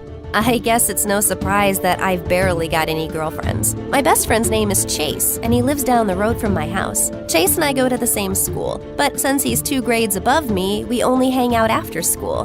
With his dark hair and light eyes, he's one of the hottest and most popular boys at Pineville High. I've had a crush on him for years now, but I know he'll never like me that way. Not when he could have any girl he wanted. No one knows we're friends, and I'd like to keep it that way. At least then his female admirers will not find a reason to attack me in the hallways. At any rate, I am already pretty unpopular in school. Ever since I accidentally spilled juice on Michelle James's prom dress, the entire cheerleading squad has had it out for me. Well, I didn't trip on purpose, I've just always been a bit clumsy. This year was going to be different though. This year I planned to change. Now that I'm a freshman, I think it's time I got a boyfriend. Believe it or not, I've never even had my first kiss. So I straightened my auburn hair until it was long and shiny and picked out a super cute back-to-school outfit. I even applied makeup. In fact, with my pink lips and long eyelashes, not to mention my super cute miniskirt, I looked unrecognizable. Well, that was the plan. The first person who saw me was Chase, as he was picking me up from school. But his reaction was not what I expected. Whoa, what are you up to? Nothing. Is it obvious that I was a bit nervous? Chase gave me an angry look that had me squirming, then looked ahead and continued driving. He refused to say one more word to me during the entire journey. But apart from the disappointment with Chase, the rest of the day was perfect. Nearly every girl wanted to know where I bought my yellow crop top and blue miniskirt, and nearly every boy wanted my number. Yes, even the ones who were already in relationships. And by the end of the day, I had a date with Hugh Lautner. Hugh was a quarterback on the soccer team and super cute. He promised to pick me up from school tomorrow, even though he lived an hour away in a much posher part of town. I told Chase this on our ride back from school. I could tell that he was struggling to say something. Do you really like him? I don't know. I could if I tried, I guess. I just really want to become cool now. I've been an awkward klutz for too long. And what if I told you that you're perfect the way you are? You know that's not true, Chase. Because if that's the case, why am I invisible to you in school? Chase was silent. He did not even say goodbye when he dropped me off. That evening, Hugh and I went out for pizza. You're different from the girls I know. They always order a salad and say they're dieting or something. It's so much more fun to go out with a girl who eats. Soon, Hugh started dropping me off and picking me up from school. Unlike Chase, he never pretended not to know me in school. Apart from the awkward glances, Chase and I stopped being friends. I'm not going to lie, I missed his friendship. I missed playing video games with him and chatting with him until we fell asleep. But maybe I had never meant anything to him because he let our friendship end so easily. It hurt, but I kept my feelings to myself. Soon, Hugh asked me to prom. Of course I said yes. I spent a long time getting ready and spent all my money on a beautiful silver gown. Everyone oohed and ahed when we made our entrance as a couple. But even though I was with Hugh, I kept looking around for a glimpse of Chase. I wanted him to see me all dressed up. My heart sank when I could not see him anywhere. Finally, it was time to announce the prom king and queen. It was no surprise that Hugh won prom king. His queen, though, was head cheerleader Michelle. Michelle gave me a smug look before she grabbed Hugh for the official dance. Soon, she started getting close to him. I thought he would stop her, but he seemed to enjoy it. Then suddenly, she kissed him, and he started kissing her back. Shocked, I ran out of the hall and continued running. By the time I reached home, my beautiful dress was torn at the bottom and my cheeks were stained with tears. Suddenly, a familiar figure stopped in my path. Chase. He was wearing a tight-fitted jacket and looked, so handsome. What happened? I told him everything, and he took me into his arms. Let me go beat him up. No! Will you please stay with me, though? I missed you. But you chose him.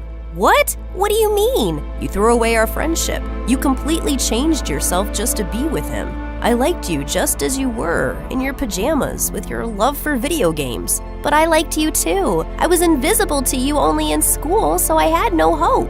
I'm sorry about that. I guess I didn't know my own feelings till I saw you gush over someone else. It's why I couldn't stand seeing you with Hugh. Suddenly, he took my hand. The question is, do you still like me? Yes. So will you go on a date with me? Of course I will.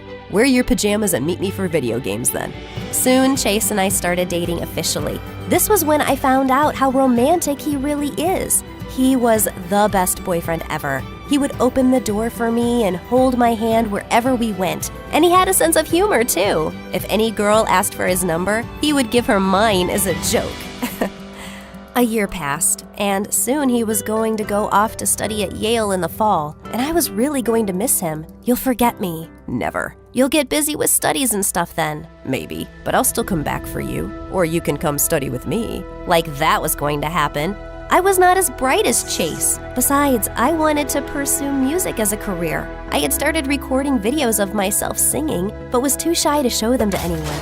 Soon after Chase left, I began devoting more time to my music. I started singing at school, but only when the classrooms were empty, and recording videos of myself. But I never shared them with anyone, including him. Chase and I were still going strong, though. He'd send me a good morning text every day and video call me every night. I miss you so much. I just want to get on the next flight and come see you. I wish you could, but I want you to concentrate on your studies instead. Yeah, I know. Promise me you'll at least apply to Yale, though. Okay, I promise. I probably shouldn't have made that promise, though. I really wanted to be a musician and had been practicing a lot recently. That night, on impulse, I shared one of my singing videos on YouTube.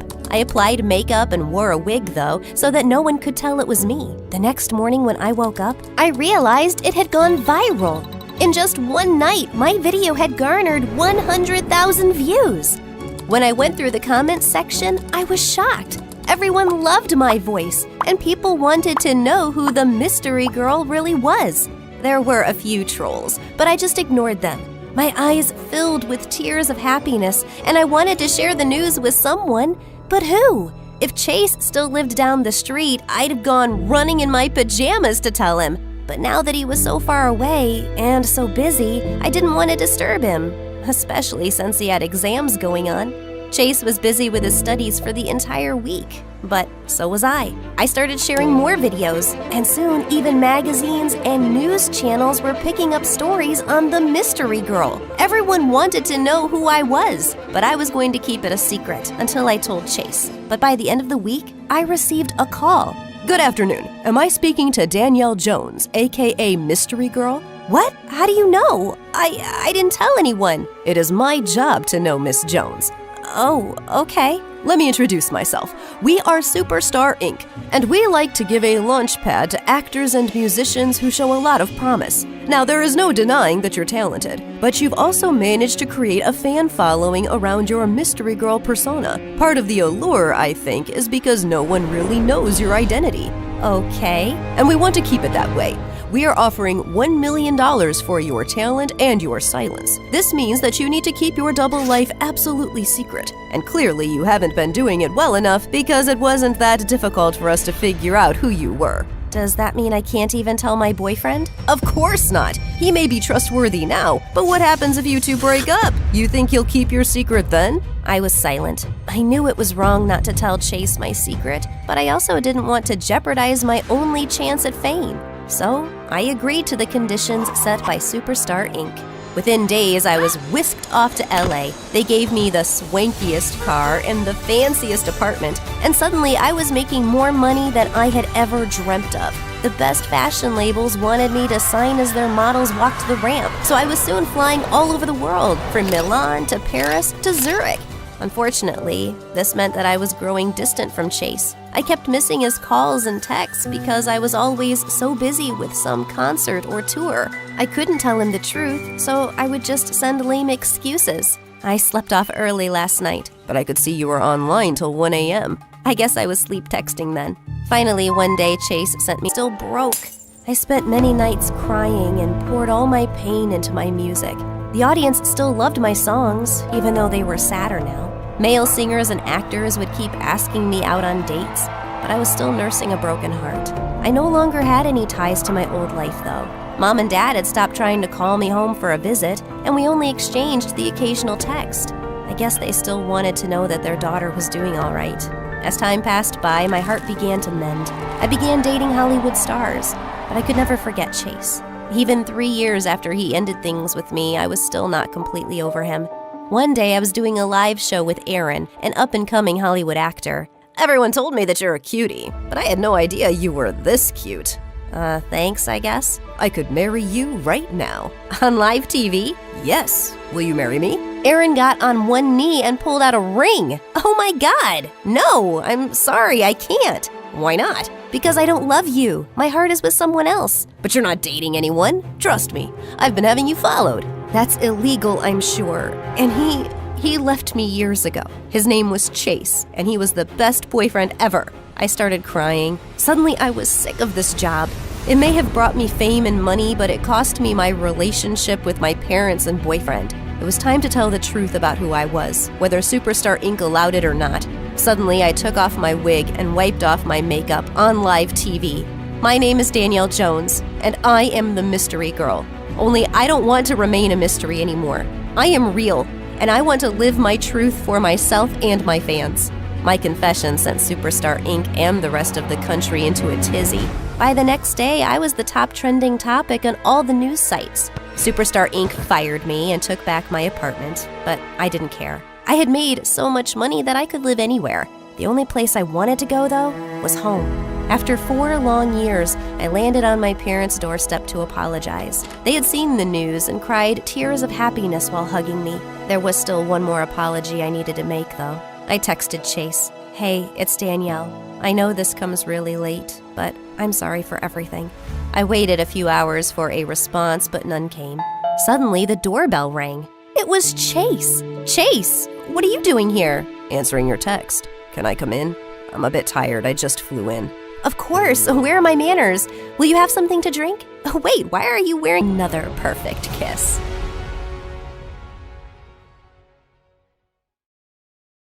You may think your parents are cheap, but believe me, you've got it good. My mom takes saving to the next level. My mom saved up everything, literally everything. Our house had different stations where we recycled plastic, fabric, paper, and so on. But worst of all was the compost bin in the kitchen for recycling food and leftovers, and I can't even describe the horrible smell that came out of it. My mom, of course, refused to put it outside. The squirrels would ruin the compost we've been saving up, is what she claimed. Because of that, every time my friends would come over, they'd complain about the terrible smell. Until the day I was known in school as the girl whose house smells like a pig stable. When I was 7 years old, Mom stopped driving her car and designed her own special rickshaw with 2 seats in the back for my brother Mark and I. She drove us to school in this rickshaw for years. Back then, we thought we were cool. People waved at us and smiled. It was actually like we were the head of a special parade. I thought my mom was very creative. We always have to be prepared for the worst. Your grandpa has taught me well. He said, "Trisha, this is the best way to take care of your family," she said proudly. When we were very young, Mom bought toys from secondhand stores. and then stitched them up for us. We were too young to care where the toys came from. The funny thing is that we didn't know how cheap my mom was until Tracy, one of my friends, came to visit when we were younger.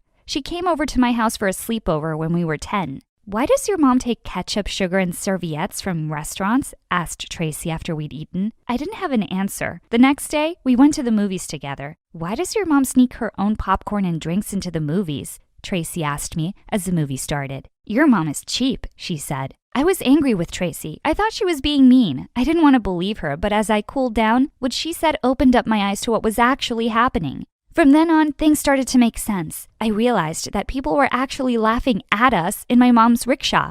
That was when I told my mom that she didn't need to take us to school anymore. "I'll walk Mark to school, Mom. It's good exercise for us." My mom quickly agreed. "It gives me more time to turn our recycling into usable things in the house. Besides, we're going to save lots of money on gas." I got shivers when she said that. Now I had a very different feeling about Mom's creativity. A week later, Mom took out all the showers. She replaced them with a bucket outside in the garden. "You know how much water we're going to save now?" she said, smiling. Luckily, when my dad saw that the neighbors were spying on him showering, he put an end to this. My dad had a lot of patience for my mom. He loved her despite her crazy cheapness. My dad had a great job, and we had money to spend, but my mom didn't want to hear any of that. "We have enough money until the government freezes our accounts," said my mom. "That's when you'll thank me for all that I do for you and your brother." The older we got, the less we saw our dad. His business trips went from being a few days long to a few weeks at a time. Soon it was months before we would see him. I should have known that something was up, but I'll admit that I was too wrapped up in my own problems. When I first got my period, I faced a problem I never expected. I knew at the time that I should start using pads and tampons, but instead, I was shocked to see my mom holding a period cup and saying, "Here you go, sweetie. You will be using this every time you get your period from now on." Not only that, but she also gave me a weird piece of fabric and said, "Spoiled teen girls start wearing a bra as they grow up, but a special girl like you will wear this." She handed me the piece of fabric. I didn't understand what it was supposed to be for. You see, you only need to wrap it around your chest, and there you go, a comfy bra for free. I knew at that point that my mom had gone way too far. My brother Mark hated my mom's cheapness even more than I did. Because he was younger than me, Mark got all my hand-me-downs. From jeans to t-shirts and even jerseys, Mark grew up wearing my clothes. He was creative in how he reshaped them to look like something that a boy would wear. But by the time he was 13, his classmates wouldn't let him get away with this. They left lipstick and makeup on his desk. They stuck fashion articles to his locker. They even started calling him Marcy. "Leave my brother alone," I said to them. But they just laughed. "What are you gonna do? Will your mother chase us in her rickshaw?" I had no reply to this. I was furious, and so was Mark. He went home and told Mom that he needed clothes for boys. My mother almost lost it. "We don't have money for new clothes," she screamed.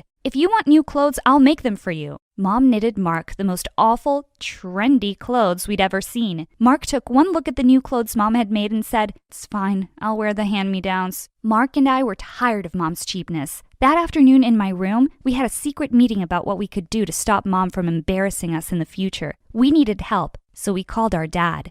Dad didn't like to fight with Mom. He was a calm man who didn't like complications and fights. So whenever Mom went into one of her raging cheap spins, we made an arrangement with Dad. He sent us the money we needed, and in return, all he wanted us to do was keep these transactions from our mom. We agreed. Now we were able to buy all the clothes and items that we needed. The next part of our plan was pretty simple. My best friend Tracy lived down the road from us. We kept our secret stash of clothes at Tracy's house. Every morning we left home in Mom's clothes. Then we stopped at Tracy's house, changed, and then went to school in our new clothes. We did this for years, and there was peace in the house. But nothing lasts forever, especially when you've got a mom that has a PhD in cheapology. Summer vacation arrived, and I was excited. I'd just started dating a boy that I really liked. His name was Devin. He didn't judge me like the other kids did. I was looking forward to spending time with him and getting away from my bizarre life. That idea didn't last long. A week into the vacation, Mom arrived home with shovels, pickaxes, and other digging equipment.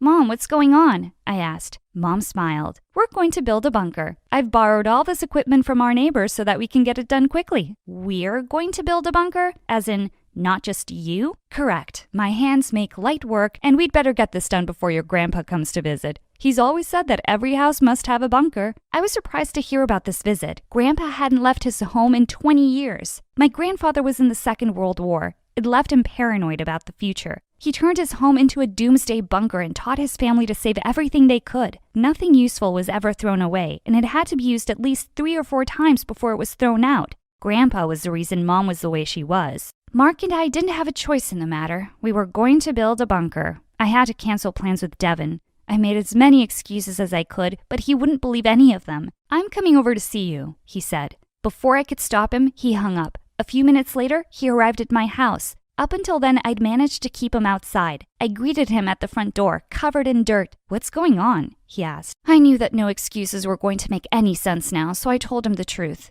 To my surprise, he didn't run away or even laugh. "Cool, I've never seen a bunker before. Can I check it out?" I let Devin in. I introduced him to my mom. He held out his hand to greet her. She put a shovel in his hand. "If you're going to be here, then you're going to work," she said.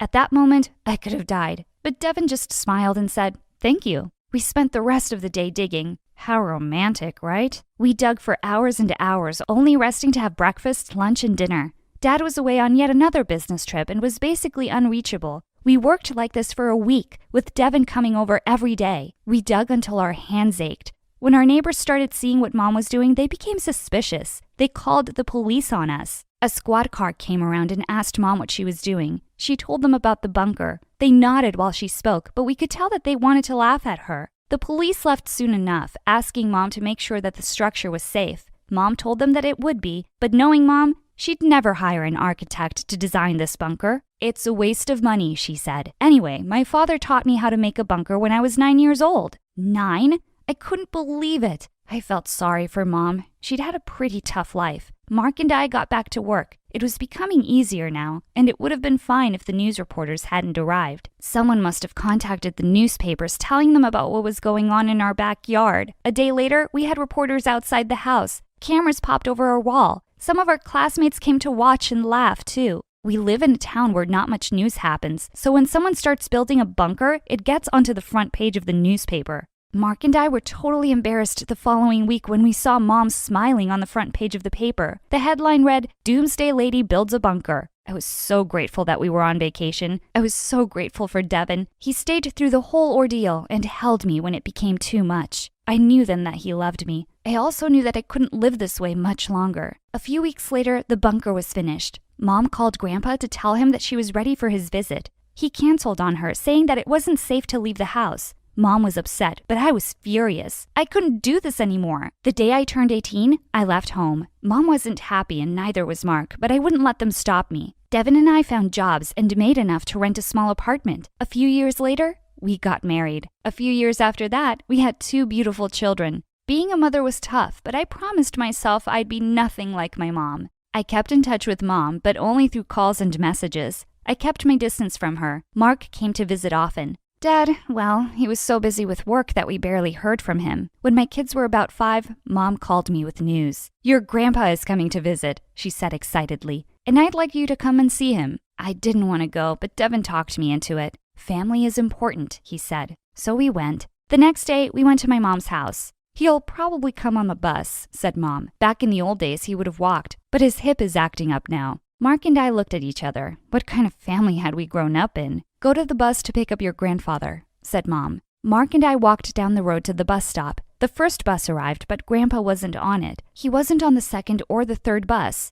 An hour later, we walked back home. As we arrived back at the house, a brand new car pulled up to the house. Mark and I couldn't believe it. It was Grandpa. He looked nothing like we remembered him. The Grandpa we remembered wore old clothes, cut his own hair, and had a beard longer than Santa's. This Grandpa stepped out of the car looking different. He was dressed in sick clothes and looked like $1,000,000. "Kiddos, so good to see you both. Come give Grandpa a hug." We hugged him and smelled his cologne. It was definitely something expensive. Then we helped him with his bags. If we were shocked by what we saw, Mom's reaction was even worse. She just about fell over when she saw Grandpa. He was different, calmer, friendlier, laid back, and full of jokes. Mom showed him around the house. She went through each room and explained how she had used everything that he had taught her when she was a girl. Grandpa smiled politely, but we could see that he was surprised and a little shocked by Mom's efforts. Finally, Mom showed Grandpa the bunker. We could tell how proud she was of her design. "And we put it together in just over a month," she said, "filled with everything we'll need for 10 years. Grandpa's face went white.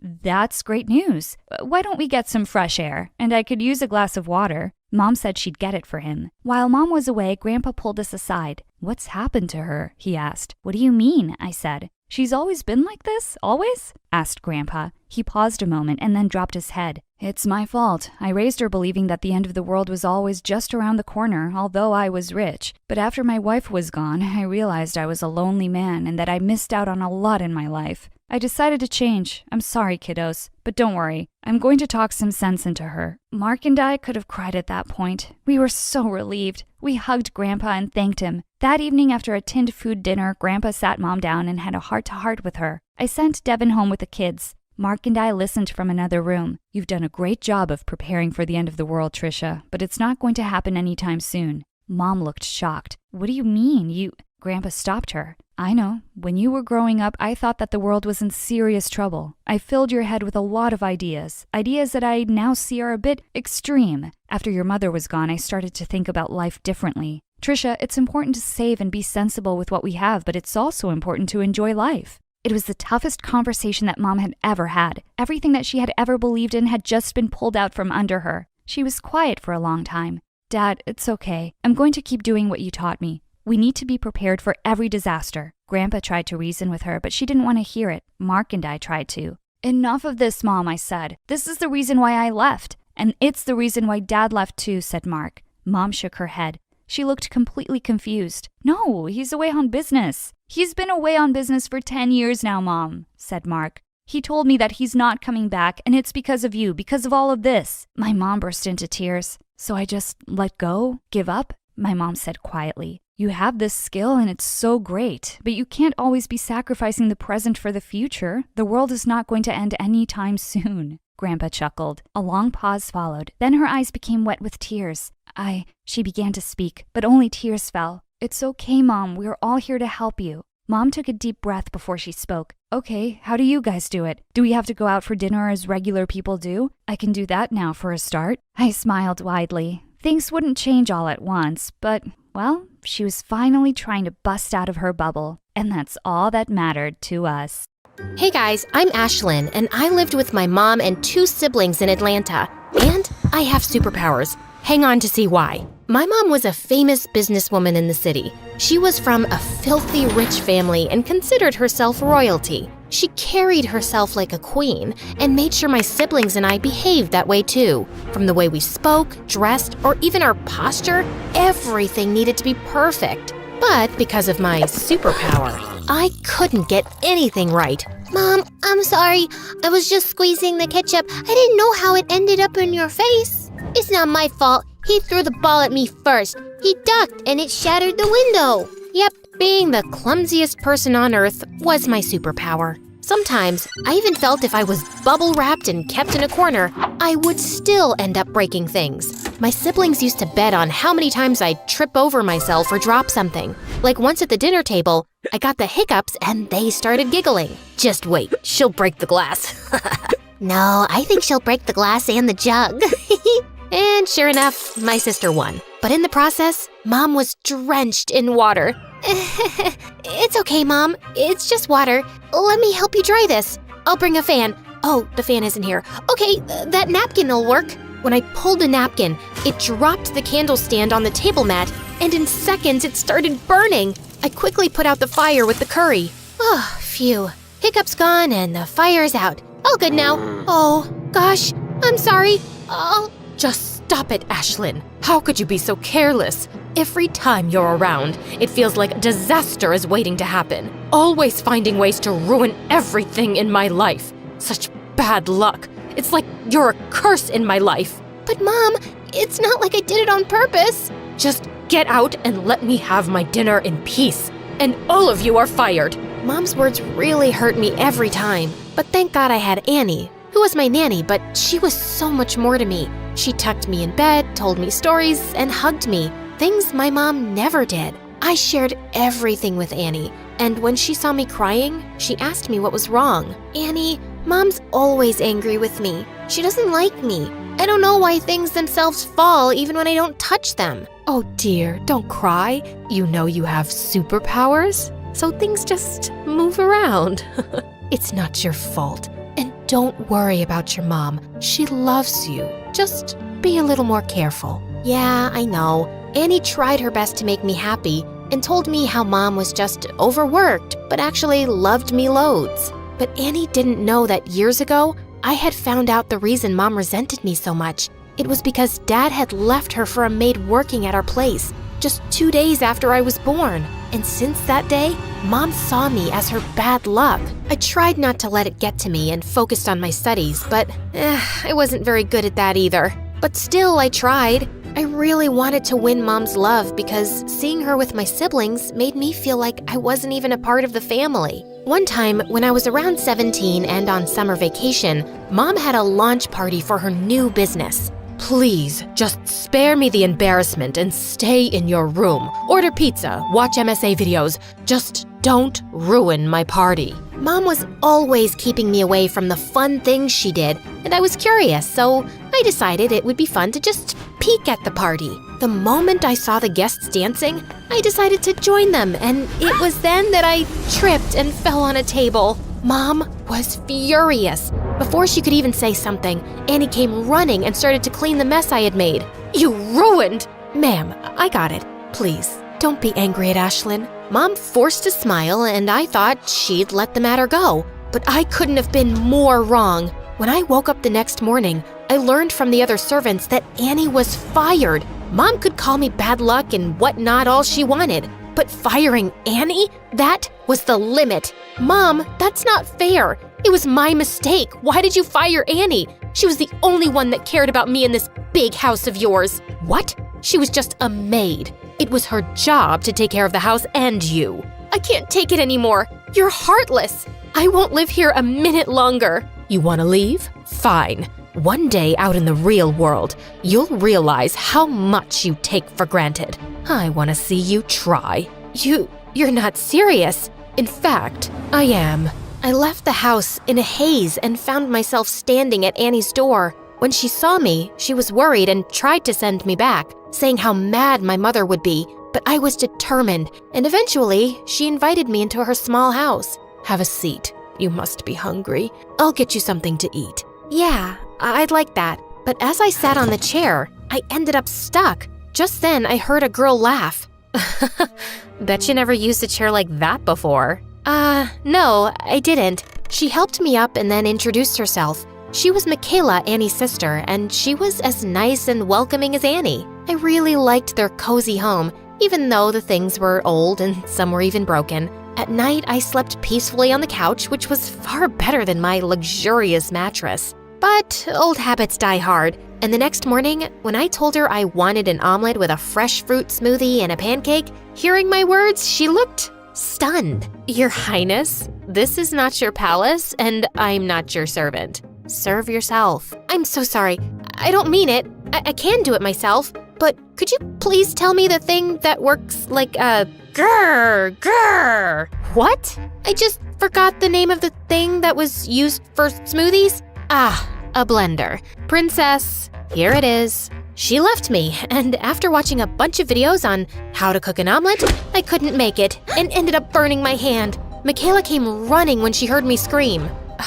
Like, why did you even come here? The real world is a difficult place to survive. I don't know why you would give up such a chill lifestyle for this. Yeah, it might be kind of tough, but I'm confident I can work it out. She was kind enough that she made me breakfast and fed me herself. And in no time, we became friends. It had been several days, and although Mom was angry, I still hoped that my being gone would make her realize my worth. But she hadn't called me once, like I didn't exist to her. One day, when Michaela saw me sulk, she suggested we do something fun. I was totally up for it. We ate popsicles and cotton candy, which had previously been a big no for me, and even rode a bicycle. And it was just one more thing where I ended up with bruises all over my legs that I got by falling several times off the bike. A few days later, the summer vacations were over and Annie got me into Michaela's school so I could finish my final year of high school, since I didn't want to go to my previous one where I would have to face my siblings and even Mom when she'd come to drop them off. On my first day, everyone looked surprised to see me. I guess I might have overdressed. Ugh. Oh wow, Michaela, who is she? She looks so pretty. I love that fragrance she's wearing. All of them were really sweet, and everyone gathered around to chat with me. You have a Gucci bag? Is that a real one? No, thrift store. She bought it from there. You want to fit in or stick out like a sore thumb? Fit in? Good. So from tomorrow, don't dress like you're modeling. Michaela was right. I needed to blend in, so I bought new stuff for myself. Things were going well at school, like really well. I even made friends and started to do well in studies. One day, we were walking down the hallway and I noticed a poster for a speech competition with the topic self-esteem. Michaela suggested that I should participate. I decided to give it a shot since it would be the perfect opportunity for me to voice my ideas, something I couldn't do much around Mom. I worked hard for weeks on my speech, practicing in front of my friends.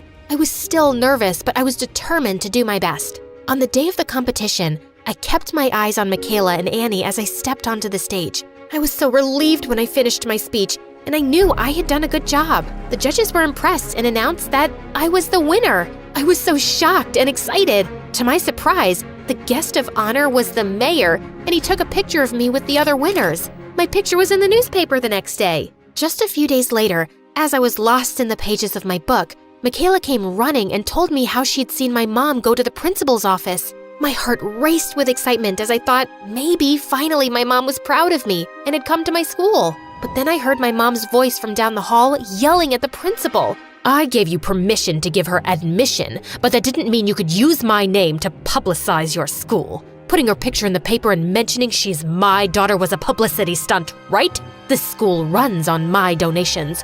Do you have any idea how humiliating that is? Mom, why are you saying this? I thought you'd be happy, but all you care about is your name? My mom just gave me a nasty look and walked away. At that moment, it finally sunk in that I'd never be enough for her. I was done trying to make her happy. I was done trying to be someone I wasn't. I went to school the next day like nothing had happened, like my heart wasn't breaking. Throughout the day, Michaela and my friends tried to cheer me up. She asked if I could come and watch them practice their cheerleading routine. I'm glad I did because she did a backflip and landed smoothly on her feet. It was amazing. OMG, I can't believe it. I did it. Yay, I did it. Oh, Ashlyn, girl, you are like my lucky charm. You know, I've been trying this routine since like forever, and I could never get it right. Today, you came and I nailed it. Awesome. Congratulations, Michaela. Hey, what happened? Why are you crying? I've been called bad luck my whole life. No one has ever called me their lucky charm. Luck isn't something you're born with. It's something you create. If you focus on the good things in life, you'll be lucky. I stayed with Michaela until we graduated. Then she got a scholarship to a big university while I applied to business school and got in. I was stoked and couldn't wait to start my journey of becoming a business professional. I was in my 3rd year of college when one day, Annie told me how Mom wanted to see me. The company was failing. What? After all these years, she remembers she has a daughter, only when her company is going into the ground? Forget it. But Annie said Mom was sick too and kept insisting I visit her. But I just didn't want to. A few days later, Annie asked me to accompany her for shopping, but she had another idea. And before I knew it, she had driven me straight to Mom's house, and I was so angry. I get why you're mad, but she's still your mom.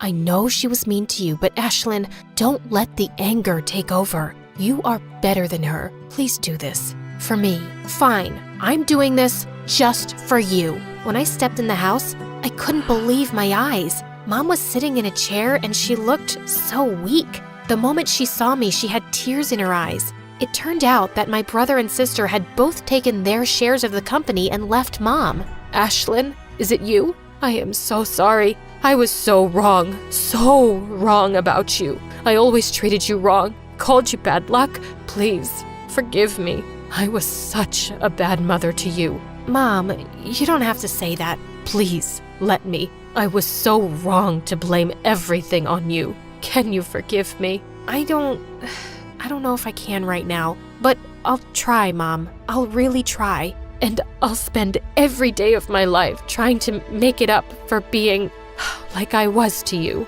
Then Mom and I hugged. She apologized to Annie and thanked her for always supporting me. Mom told me everything about her business and I decided to help her. I spoke to her lawyer and got to know that to save the company, we would need a merger with some big company. I started working there day and night and bagged a meeting with a big company. On the day of the meeting, I was feeling confident and engaged in the discussion. Suddenly, I dropped the pen and it went rolling under the table. Why do I have to be so clumsy? Oops, I'm sorry. Silly me. It's like I have butterfingers. You know what? I'm gonna go. Come on. Happens to the best of us. We understand, it's just part of being human. If it had been my mom, she would have screamed at me. After that, the meeting went awesome, and they told me they'd let me know about their decision. At home, I told Mom everything that had happened, including dropping the pen. She looked unhappy, but right when she was about to say something, the phone rang. Oh my God, we got it! We got the merger! I knew it! I knew you could do it! This calls for a party! Mom threw an awesome party by the poolside. Everyone was having fun until Mom got a call, and her face suddenly changed. I followed her inside the house and saw my brother and sister were there. What are you two doing? Get out now or I'll call security. You can't really own this house anymore, can you? It's impossible. You ruined the business. Oh God, did you trick Ashlyn into helping you? We'll tell her the truth. What truth could you possibly tell her? That you were never sick, Mom? That it was all an act to make me save your business? I knew all along. Mom's jaw dropped and my siblings were left speechless. You knew? But why did you still help? Because someone very important to me told me I'm a better person than you. I turned around with a newfound confidence and walked away, leaving Mom behind. Hi, I'm Bella from Colorado, USA. Please like and subscribe. My mom came from a line of amazing horse riders, and our ranch was filled with trophies collected over generations. It was her dream that my sister Nora and I follow in her footsteps. We both learned to ride horses as soon as we could walk, but Nora was 2 years older and got a head start in life. And well, I could never seem to catch up. She always had straight A's in school, she was naturally athletic, and with her auburn hair and blue eyes, she was beautiful. Even though Mom loved us both, it wasn't hard to guess who her favorite child was. When I was in the 3rd grade, Mom threw a big birthday party for me and invited all our relatives. But everyone's focus the whole time was on freaking Nora. Such a pretty girl. You already look like a celebrity, darling. I'd been so excited about my new dress, but now I was just feeling angrier by the second. It's like I was invisible with Nora in the same room. Suddenly, I let out an ear-splitting scream and fell to the ground. Oh my God, I'm in so much pain. My tummy hurts so bad. Everyone came running to me and Mom rushed me to the hospital. I was happy I'd ruined the party for everyone, and they would have all just left. But hours later, we got back home to find a mess. I'm so sad you missed your party, Bella, but I made sure the guests had a good time, and I thanked everyone for your presents. I'm glad you're feeling better now. All I could feel was an urge to slap Nora. She just had my birthday without me. As we grew older, I slipped more into the background. I loved horses and could ride well, but it was obvious who the star in the family was. By the time she was 13, Nora had started participating in competitions and was super popular in school. And I'd grown into an awkward kid who was into sci-fi novels and mostly preferred to eat lunch alone in the gym. Once when I was in 7th grade, I was reading under a tree on our ranch when I heard a noise above me. Suddenly, a boy fell down, and I managed to miss him by an inch. Gosh, you nearly killed me. Who are you and where'd you come from? Fell down straight from heaven. I'm gonna punch you in your face if you don't tell me. Okay. I'm Jeremy and I just moved in next door. I did something to my stepfather and he's really mad, so I'm hiding from him. What did you do? I may have given some important papers to our dog and he may have ripped them up. But trust me, my stepdad deserves it. He's not a nice guy. Come on, I'll show you a better hiding place. You can hide anytime you want. I helped him up to his feet, but he yelled out in pain. It seemed like he twisted his ankle. Just then, Nora came galloping on her horse, and Jeremy looked awestruck. Whoa, who is that goddess? Ow! You trying to break my other ankle too? Oops, sorry, it was an accident. Nora stopped by to ask who he was, and I explained. You obviously can't walk. Hop on, I'll give you a ride. The two of them rode away, and he looked like a princess who had been rescued by a knight. Why did Nora have to be such a freaking hero? And Jeremy and Nora became best friends after that day. He was also in her class at school, and soon the two were inseparable, which meant that he was always at our place. And over time, I couldn't help having a crush on him. He was smart and funny, and we had so much in common. And he loved science fiction too, and we could talk about it for hours, if Nora would let us. One day, Nora showed me an expensive bracelet. Isn't it beautiful? Jeremy gave it to me yesterday. You mean on Valentine's Day? Yeah, but just as a friend, of course. Nora, are you dumb? It's so obvious Jeremy's in love with you. What? No, he's not. You wouldn't know because you don't have any guy friends. Or any friends, actually. And you are so self-absorbed. You're completely blind to everyone's feelings. You're giving him the wrong idea by accepting that present. You don't know what you're talking about, geek, so stay out of it.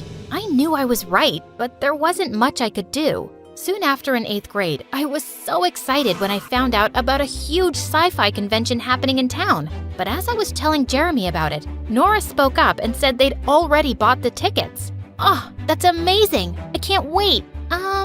I meant I just got the tickets for me and Jeremy. We're going with our friends. So I can buy my own and come with you guys, right? I can't go alone, it's too far. No, you can't come with us. Why don't you have friends of your own, Bella? Come on, Nora, what's the big deal? I'm not gonna be the only loser with my baby sister tagging along, Jeremy. We're not taking her. You don't even like sci-fi. Why are you being a witch? Jeremy, please take me along. I'm sorry, Bella. Maybe next time? I couldn't believe he was being such a coward, and my heart burned when I saw them leaving for the convention a few days later. I just wanted to hurt Nora, and I had a brilliant idea for something I could do. A week later, I was having breakfast when I heard Nora scream. She came running downstairs and waved a calendar at Mom. How could you mess up my schedule, Mom? I had a match this morning, and I missed it. What are you talking about? I woke up to see 20 missed calls from my coach, and he just told me that the first match of the tournament was today. But you've written it here that it's next week. That's because I got a call from the organizers saying it was postponed. I don't understand. How could this have happened? Bella, did you have something to do with this? I don't know what you're talking about. Why don't I believe you? Oh, wait. Yes, I remember something now. Maybe I did pretend to be one of the organizers and called up Mom to tell her the wrong date. It doesn't feel good to miss out on something important, does it? The two stared at me in shock, and then Nora pounced on me.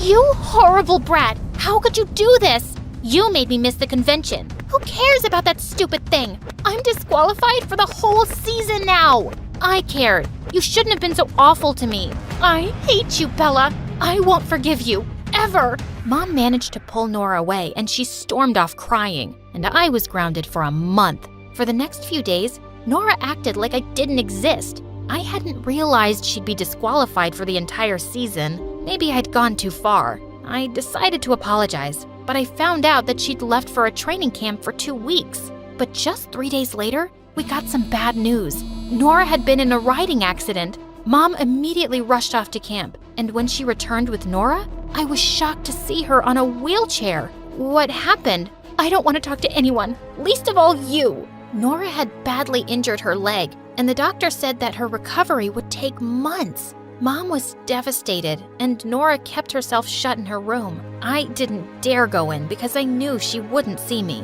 One evening, I just couldn't help crying in my room when suddenly I felt someone's arm around me. Hey, why are you crying? Because Nora hates me and she'll never forgive me. I wanted to hurt her, but I never wished for something bad to happen. Of course you didn't. No one thinks that. Nora's just upset about her injury, and once she's better, she'll be fine with you, I promise. But he was wrong. Just a few days later, Mom called me into Nora's room for a talk. Nora's recovery could take up to a year. We cannot miss all the tournaments during this time. She has some modeling contracts too, and we can't lose this money. Someone from our family has to represent us, and that can only be you, Bella. But Mom, I'm not half as good as Nora. She's right about that. You've been riding a horse since you were a child, Bella. We have 3 months to train before the next match, and I believe you can do it. You have to do it. Before I could protest more, Mom left the room.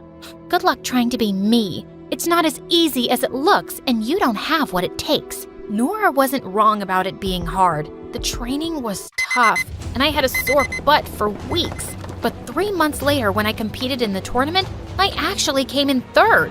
And suddenly, I was the newcomer everyone was noticing. Sure, people just called me Nora's sister at first, but as I kept doing well in matches, more of them knew my name. But I really wasn't looking forward to Nora's modeling contracts. I was awkward, and I didn't have star quality like Nora. After her styling team worked on me, though, I was stunned at the results. I'd never felt so beautiful, and clearly others thought so too. I was receiving a lot of attention on social media, and at school, I was being treated like a completely different person. This is how people saw Nora, and I had to admit, it felt good. Wow, I'm gonna need an appointment soon to talk to you. Yeah, but I'll always make time for you. What do you think of my new look? There wasn't anything wrong with it before, but you do look lovely. For the first time, I felt like he wasn't seeing me as Nora's little sister, and it sent my heart racing. Bella,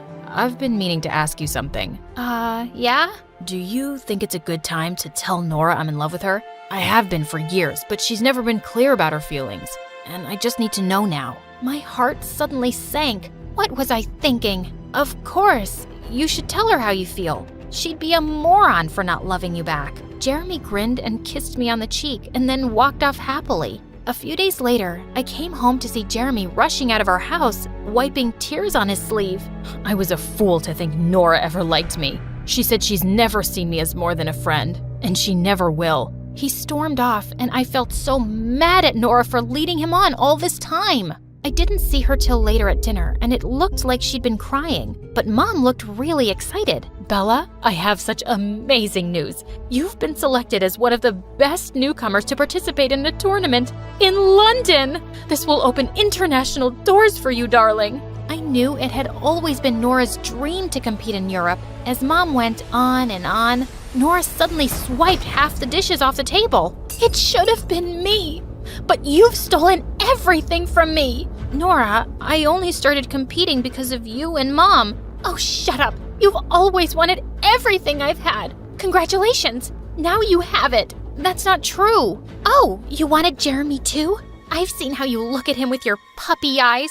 It's embarrassing. Well, it looks like he and I aren't friends anymore, so you're welcome to have him too. That's enough. You know what, Nora? Maybe I did want to know what it felt like to be you, but I've realized that I'm just as talented and beautiful. You're just better at getting whatever you want without caring for anyone's feelings. You've misled Jeremy, and you've always made me feel small. And now I will go to London, and I won't feel bad about it because it has nothing to do with you. Only me and my talent. Jeremy didn't turn up to school the next few days, and then I found out that he'd left the city to stay with his real dad. For good. He hadn't even bothered to say goodbye. And a week later, I left for London. I won first prize in the tournament, and it opened so many opportunities for me. Mom decided that I'd finish high school in London while I kept competing for more championships. I heard Nora was back to training, but she and I didn't talk anymore, and I was enjoying my new life away from her. A year later, I was at the subway station when I spotted someone from a distance who looked exactly like Jeremy. I pushed through the crowd and followed him as he climbed onto the train, and I managed to hop on just as the doors closed. He looked shocked to see me, and we both hugged and laughed. It turned out that he'd joined a university in London. I had no idea you were here too. Of course you didn't. You left without a word and never kept in touch. That was wrong, but I just needed to get away. I'm sorry, and I've missed you. Jeremy and I started hanging out really often over the next few months, and I was happy to have him back in my life. But I kept my feelings in check. I didn't want to fall for him again. On New Year's Eve, Jeremy invited me to a party at his friend's place, and we had the most amazing night dancing away. We all counted down to midnight, and he turned to me with a smile. Happy New Year, Bella. And then he kissed me, and the whole world just faded. But then I pulled away suddenly. I started to walk away. Bella, wait. Did I do something wrong? No, nothing. I just have to go. Please, stop. I've been wanting to tell you for a while now.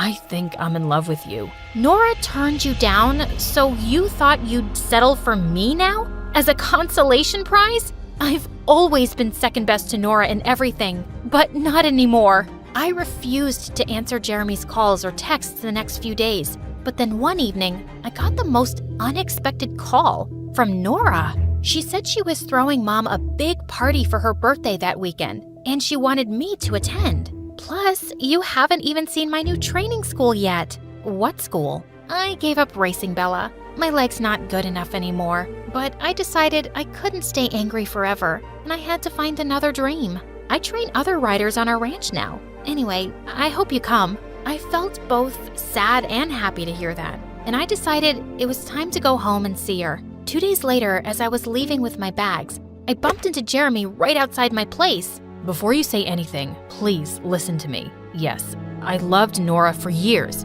but being away from her made me realize that we weren't right for each other. We're better off as friends. And you're not second best to anyone, Bella. If you don't love me, I can accept that. But I just had to tell you how I feel. I love you. Jeremy, I love you too, you idiot. As he pulled me close, he suddenly noticed my luggage. Wait, where are you going? To see Nora. I need to fix things with her. I'm coming with you.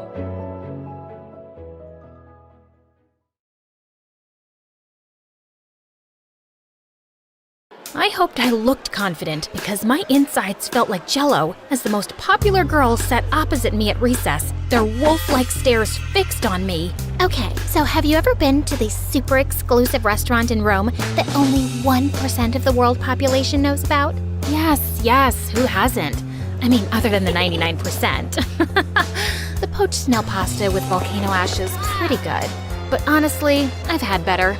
So when did you watch the new movie Spider-Man Across the Spider-Verse? October last year. Obviously, I wasn't gonna watch it with the general public. Ew.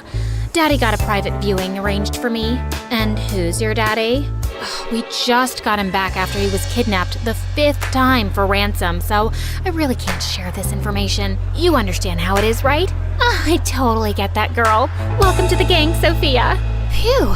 My research on stupid rich people had paid off. Hi, I'm Sally from LA, but for now, just call me Sophia. That sounds like a sophisticated rich girl name, right? Please, don't blow my cover. So, about that, I may look like a normal high school student, but the truth is, I'm actually a journalist. About a month ago, our paper received an anonymous tip that something shady was going on at the most elite private school in the country. Since I'd graduated only a couple of years before, not from this school, I'm not that rich, my editor sent me undercover to investigate. Now, I was in with the most popular kids in high school, and the first thing I noticed was that none of them seemed to study much and were partying every day, but they all had straight A's. The second thing I noticed was a boy named Matthew who didn't seem to fit in here, and he was constantly getting bullied by the popular jerks. I decided to find out why. So one day after school, I followed him. He'd walked several blocks down when suddenly, a flashy red sports car screeched to a halt, and the popular boys jumped out and surrounded him. Their leader, Aaron, grabbed Matthew by his collar.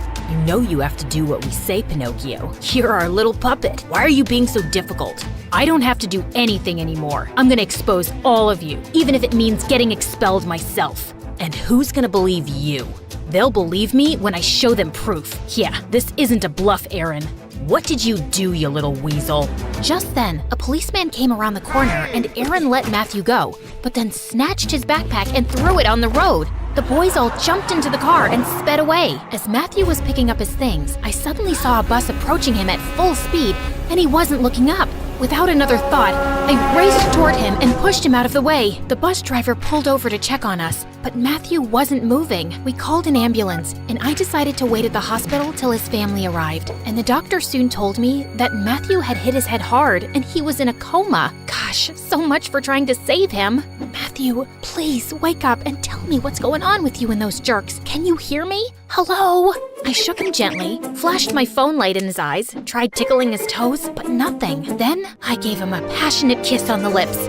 Nothing. Guess that doesn't work in real life. Just then, I turned around to see a couple who looked like Matthew's parents. They were distressed at Matthew's condition, but then, to my surprise, his mom turned around and hugged me. We received the full report of the accident, and you were really brave to jump in and save his life. The doctor's hopeful that Matthew will wake up once the swelling in his brain goes down. Matthew never mentioned you, but we're so glad to find out he has such a caring girlfriend. Girlfriend? Well, of course they thought that with my passionate kissing. I was about to correct them when suddenly I had an idea. Oh, yeah. Matthew's a great boyfriend. Lovely man. I mean boy. Such a weird age. Is he a man? Is he a boy? Who knows? He's a great guy. And before I knew it, I'd received an invitation to dinner at their place the next day. I walked away feeling conflicted. Yes, I was lying to these very nice people about being their comatose son's girlfriend, which was wrong, but Matthew knew something about the popular kids, and I had to find out what it was. The next day at school, I caught Aaron and the other jerks laughing about the accident. Good thing the Matthew situation got taken care of itself. What are you guys talking about? Why do we care about this Matthew loser?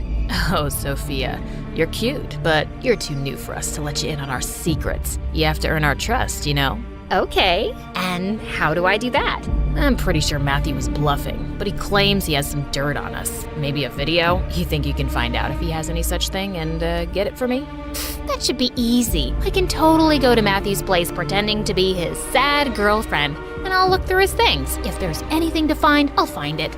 I like your confidence, Sophia. Maybe you can come by my place one of these days and see a slideshow of my abs. Chicks dig that stuff. I gave him a forced smile as I tried not to barf. Later that evening, I arrived early at Matthew's place for dinner, and it was obvious that they weren't rich at all. His parents welcomed me in, and while they were still preparing dinner, I slipped upstairs. I walked through the first door to see tons of sports trophies displayed on the shelves and a guitar on the wall. Clearly, I wasn't in Matthew's room. Just then, I spotted a photo frame with a picture of him next to a hunk who looked a few years older. Mamma mia, who are you?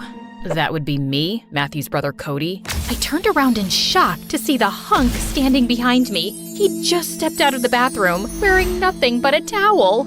Are you staring at my abs? I'm guessing you're my brother's girlfriend who my parents invited for dinner. What? I wasn't staring. How dare you accuse me of something so disgusting? I'm just so traumatized by what's happened to Matthew, and he used to talk about you so much. And now seeing you in person without Matthew here, this is all just very hard for me. Look, I'm sorry. I just threw the photo frame aside and ran out of there. Gosh, this was gonna be one awkward evening. Cody joined us soon and was being extra nice to me all through dinner, and his parents started asking me how Matthew and I'd met. It's actually a crazy story. So, you know that big park next to our school? I was feeding the ducks there one afternoon, and when I ran out of bread, they suddenly became these vicious creatures that started jumping out of the lake to attack me. So I was running as fast as I could when suddenly I tripped. I saw my life flash before my eyes, and then out of nowhere, this boy jumps in and starts howling at the ducks like a wolf. The ducks ran away like scared chickens, and my hero turned out to be Matthew. It's actually a true story, guys. I didn't just pull it out of my butt. That's how I met my first boyfriend. He's in a mental asylum now. Wow, that's amazing. It doesn't sound anything like our Matthew, though. He's terrified of birds. Also dogs, cats, squirrels, butterflies, water, heights, sunflowers, grapes. Right, of course, I found out later he's a scaredy cat, which made the duck thing even more special. He overcame his fears to save me. His parents smiled at me warmly. I'm sure you already know this, but Matthew's a genius. It was his dream to get into that school on scholarship, but ever since he's gone there, he's been so different. Closed off, moody, even angry. We're really happy to know at least he had you to talk to. I felt quite bad for being a big fat liar as I left that evening, and I was no closer to finding the truth. Well, at least now I knew which bedroom was Matthew's. So the next night, I decided to sneak into his room when everyone was asleep. I managed to climb up the wall and was halfway through the window when my butt got stuck. Oh God, when did my butt get so big? Probably eating all those French pastries at lunch. Why do they serve such stupid stuff in school? Oh, you know what they say. Ouch! A moment in the mouth, forever on the butt, or something like that. I finally managed to get through and fell on the ground with a thud, and I quickly crawled under the bed. Seconds later, Cody walked in. Gosh, even his feet were pretty, and he was swinging a baseball bat. Anyone there? I'm warning you, I'm armed. I lay there silently and watched him leave. I sighed in relief and turned around and suddenly felt someone pulling me out by my shirt. Sophia, what on earth are you doing here? I stared up at him, my mind racing. Just then, I spotted a pair of Matthew's shoes under the bed and grabbed them. Oh, I just came here because I miss Matthew so much. I was just sniffing his shoes. The smell of his feet makes me feel like he's still with me. He hasn't died, Sophia. You know what? I think you're lying about something. What are you actually doing here? I just had to tell him the truth. Well, the partial truth. Okay, so I didn't tell you before, but Matthew started shutting me out too lately. I've seen the popular kids in school talking to him a few times, but he'd never tell me what it was about. And right before his accident, I heard Matthew telling them that he was going to expose them all. He's involved with these kids in something serious, and I have to find out what. But what were you expecting to find here? The biggest bully, Aaron, seems to think Matthew has something on him, like a video maybe? I need to check his phone and laptop, please. I'll help you. We went through Matthew's phone and laptop, but didn't find anything. We searched all through his drawers and cupboards for any hard drives or any other clue, but turned up empty-handed, except Cody. Since when does Matthew get D's and F's? He looked at the quizzes I was holding up in shock. Never. Matthew's always shown us his report cards with straight A's. These quizzes are a few months old. If he was struggling with his grades, he never mentioned it. Well, he stopped talking to me pretty much since he joined this school. I miss him. You want to sniff his shoes? No, thank you. Come with me to see him at the hospital tomorrow? Of course. We started making hospital visits together, and I could see how much Cody cared for his little brother, and we often found ourselves hanging out afterwards too. At first, we were just talking about Matthew, but soon we were having conversations about everything. He seemed to find me funny, and I loved making him laugh with my silly antics. His parents loved having me over too, and it wasn't long before I had a major crush on Cody. I mean, literally, it took me a week. Well, actually, a second when I saw him in that towel. But of course, I couldn't say anything because I'm a professional, an undercover journalist, and most importantly, his brother's fake girlfriend. Meanwhile at school, I reassured Aaron that I'd looked through everything Matthew owned, and he didn't have anything on Aaron and his friends. So, you want to tell me now what this is all about? I want you to trust me, Aaron. I think I can. I noticed you got C's and D's on your quizzes lately. Yeah, I've been kind of busy snooping around Matthew's house lately, so haven't been studying much. And this school's tough. Well, you know that giant chemistry quiz coming up on Monday? You're gonna ace it. And then he pulled out some papers from his locker and handed them to me. The quiz with the answer key. Thank me later by going out with me, babe. He winked and walked off as I stood there in shock, then quickly stuffed the quiz in my bag. Aaron and his group were stealing exams from the teacher's room, and Matthew was involved in this too? And when I told Cody later that day in the hospital, he was stunned. Matthew? Cheating? Stealing exams? It can't be. He wouldn't. He's always been such a good kid. But he was getting bad grades and hiding them. And then something changed, right? And we know he's involved with these kids. He said he'd expose them, even if it meant getting expelled himself. I can hardly believe it. What have you been up to, Matthew? Just wake up and tell me. I put my hand on Cody's to comfort him, and the way he looked up at me made my heart race. Then he quickly pulled his hand away. Sophia, you're my brother's girl. Just then, the door burst open, and a short, curly-haired girl ran in, pushed me aside, and threw herself on Matthew. Oh my God, I came as soon as I heard. Come on, Maddie, I'm here now. Wake up. And then she planted a big kiss on his lips. Why is True Love's kiss not working? Maybe I should slap him hard. Hold up, who are you? I'm his girlfriend, Penny. Matt and I have been together for 2 years, since his old school. But I'd been away with my family for a month on this camping trip where we had no signals, and I hadn't talked to Matt in weeks. When I returned, a friend told me he was in a coma. You're Cody, right? Oh, my brother-in-law, I'm here for you. What are you talking about? That's his girlfriend. Sophia, why aren't you saying anything? I'm just speechless. What? I'm his girlfriend, his one and only. Where did this witch come from? Matthew saved me from the ducks. Oh God, he's playing us both. He's a two-timer. I'm such a terrible person. Ain't no way I'm giving up my man to some Gucci-wearing hoity-toity tree trunk. You and me, outside, now! I had no idea what to do. I couldn't expose all my lies, so I had to go fight this girl for my boyfriend. A crowd gathered outside the hospital to watch our catfight. Ugh, I was really in it now.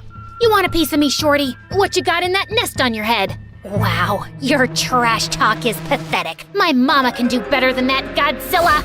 Then she attacked me, and she was crazy. She knew frickin' kung fu. She kicked me in the stomach, punched me in the eye, pulled my hair, and bit my leg. She might have killed me if Cody hadn't intervened. And then she stormed off back to Matthew. Sophia, are you okay? Let's have a doctor take a look. No, I'm fine. I'll maybe get an ice pack for my throbbing eye. We sat on the bench outside as Cody held the ice pack to my face. I feel like I don't even know who my brother is anymore. Stealing exams? Having 2 girlfriends? Tell me about it. I'm really sorry, Sophia. Matthew doesn't deserve 2 beautiful girls fighting over him. You think I'm beautiful? Well, yeah, if it helps. More than Penny. It helps. Cody was just sitting so close to me, and he looked irresistible, and I found myself leaning forward and kissing him. He kissed me back, then suddenly jumped.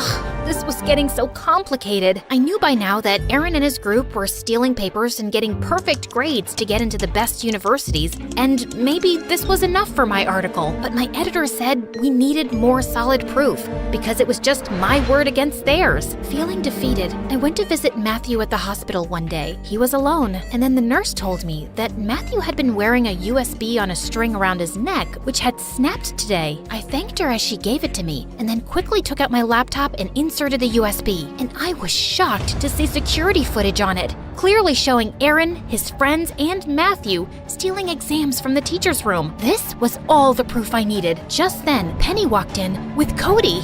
Good, you're here, Sophia. Or should I say, Sally? I was just telling Cody what I found out about you, you lying tall news reporter. With that, Penny shoved her phone in my face, showing my profile on the newspaper's website. So, let me get this straight. You've been here undercover as a high school student to write some article, and for that, you lied to me and my family about being my brother's girlfriend while he was in a coma, and you made us believe he's a 2-timer? Listen, I know it looks bad, but my parents are on their way here, and I think you should leave. Cody, please. Just go. Suddenly, Penny let out a scream as Matthew's eyelids fluttered open. I quickly left the room, and moments later, I saw his parents walk in, and I could hear everyone's excited voices. I was so happy for them that Matthew was awake. The next day at school, Aaron approached me. Hey babe, you want more of those tests? The first one was free, but it's $200 per test now. Wow, that's steep. Look around you, doll. Everyone here can pay. Well, except for that loser Matthew. He was struggling under the pressure and came to us for help, but he couldn't pay up. So we decided to make him our slave in return. We kept telling him that if we got caught, our rich parents would get us out of this mess, but he'd lose his scholarship and get expelled in a second. Right. It all makes sense now. Thanks, but I won't be needing any more of the tests. How come? I'm dropping out of school.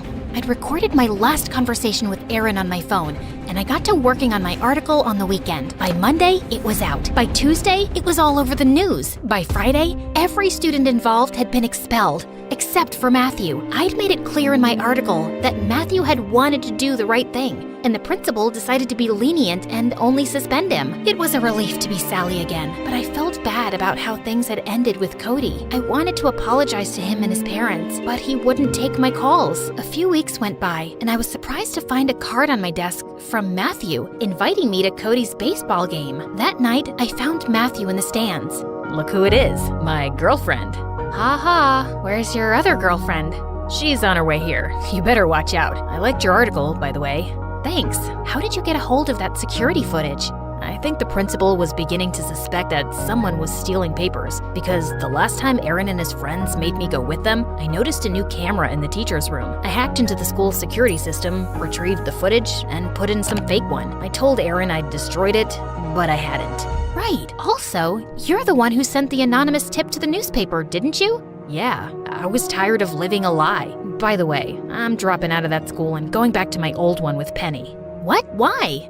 I was miserable there, Sally. I can't take that pressure. I wish I'd just been able to own up to that earlier and tell my family. I was so afraid of disappointing them that I ended up cheating instead. But thank you for exposing those jerks and making my life better, really. Now, you should go talk to my brother before his game starts. I promise. He's ready to listen. I skipped off to find Cody and burst into the boys' locker room, and I stood transfixed. So many shirtless athletes. Just then, Cody appeared and dragged me out. That was subtle, Sally. Come on, it's just some eye candy. Okay, listen, Cody, I owe you an apology. I'm sorry for lying to you and your parents, but I was just trying to do my job and even helping Matthew. It's not a great excuse for all my lies, but it's not a bad one either, right? I guess not, especially since you helped make things better for Matthew, and you make everyone in my family happy. I think my mom wishes you were still Matthew's girlfriend. And you? Oh, I'm super happy Penny exists, because now I can do this without feeling guilty. And then he pulled me in for a kiss.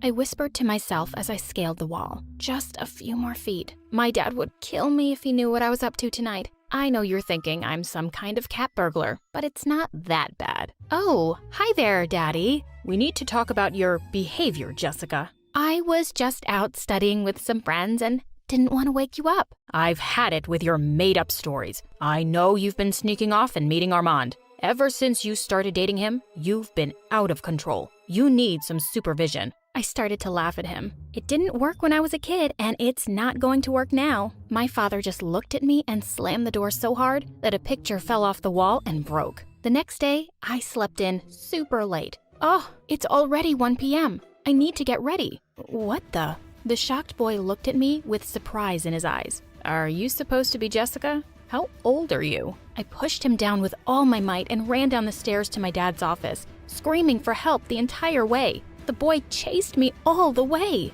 Daddy, help! This guy is trying to kidnap me. He looked over his glasses and chuckled. So, I see you've already met your new babysitter, Liam? Babysitter? I'm a teenager. If it makes you feel better, we can call him your bodyguard. Ugh, I don't have time for this. I have to go meet Lisa at the mall. Great. I hope you 3 have a good time. I thought it was all some kind of sick joke until Liam hopped in the limo with me. And what do you think you're doing? Liam let out a long sigh. I'm following your father's orders and supervising your little trip.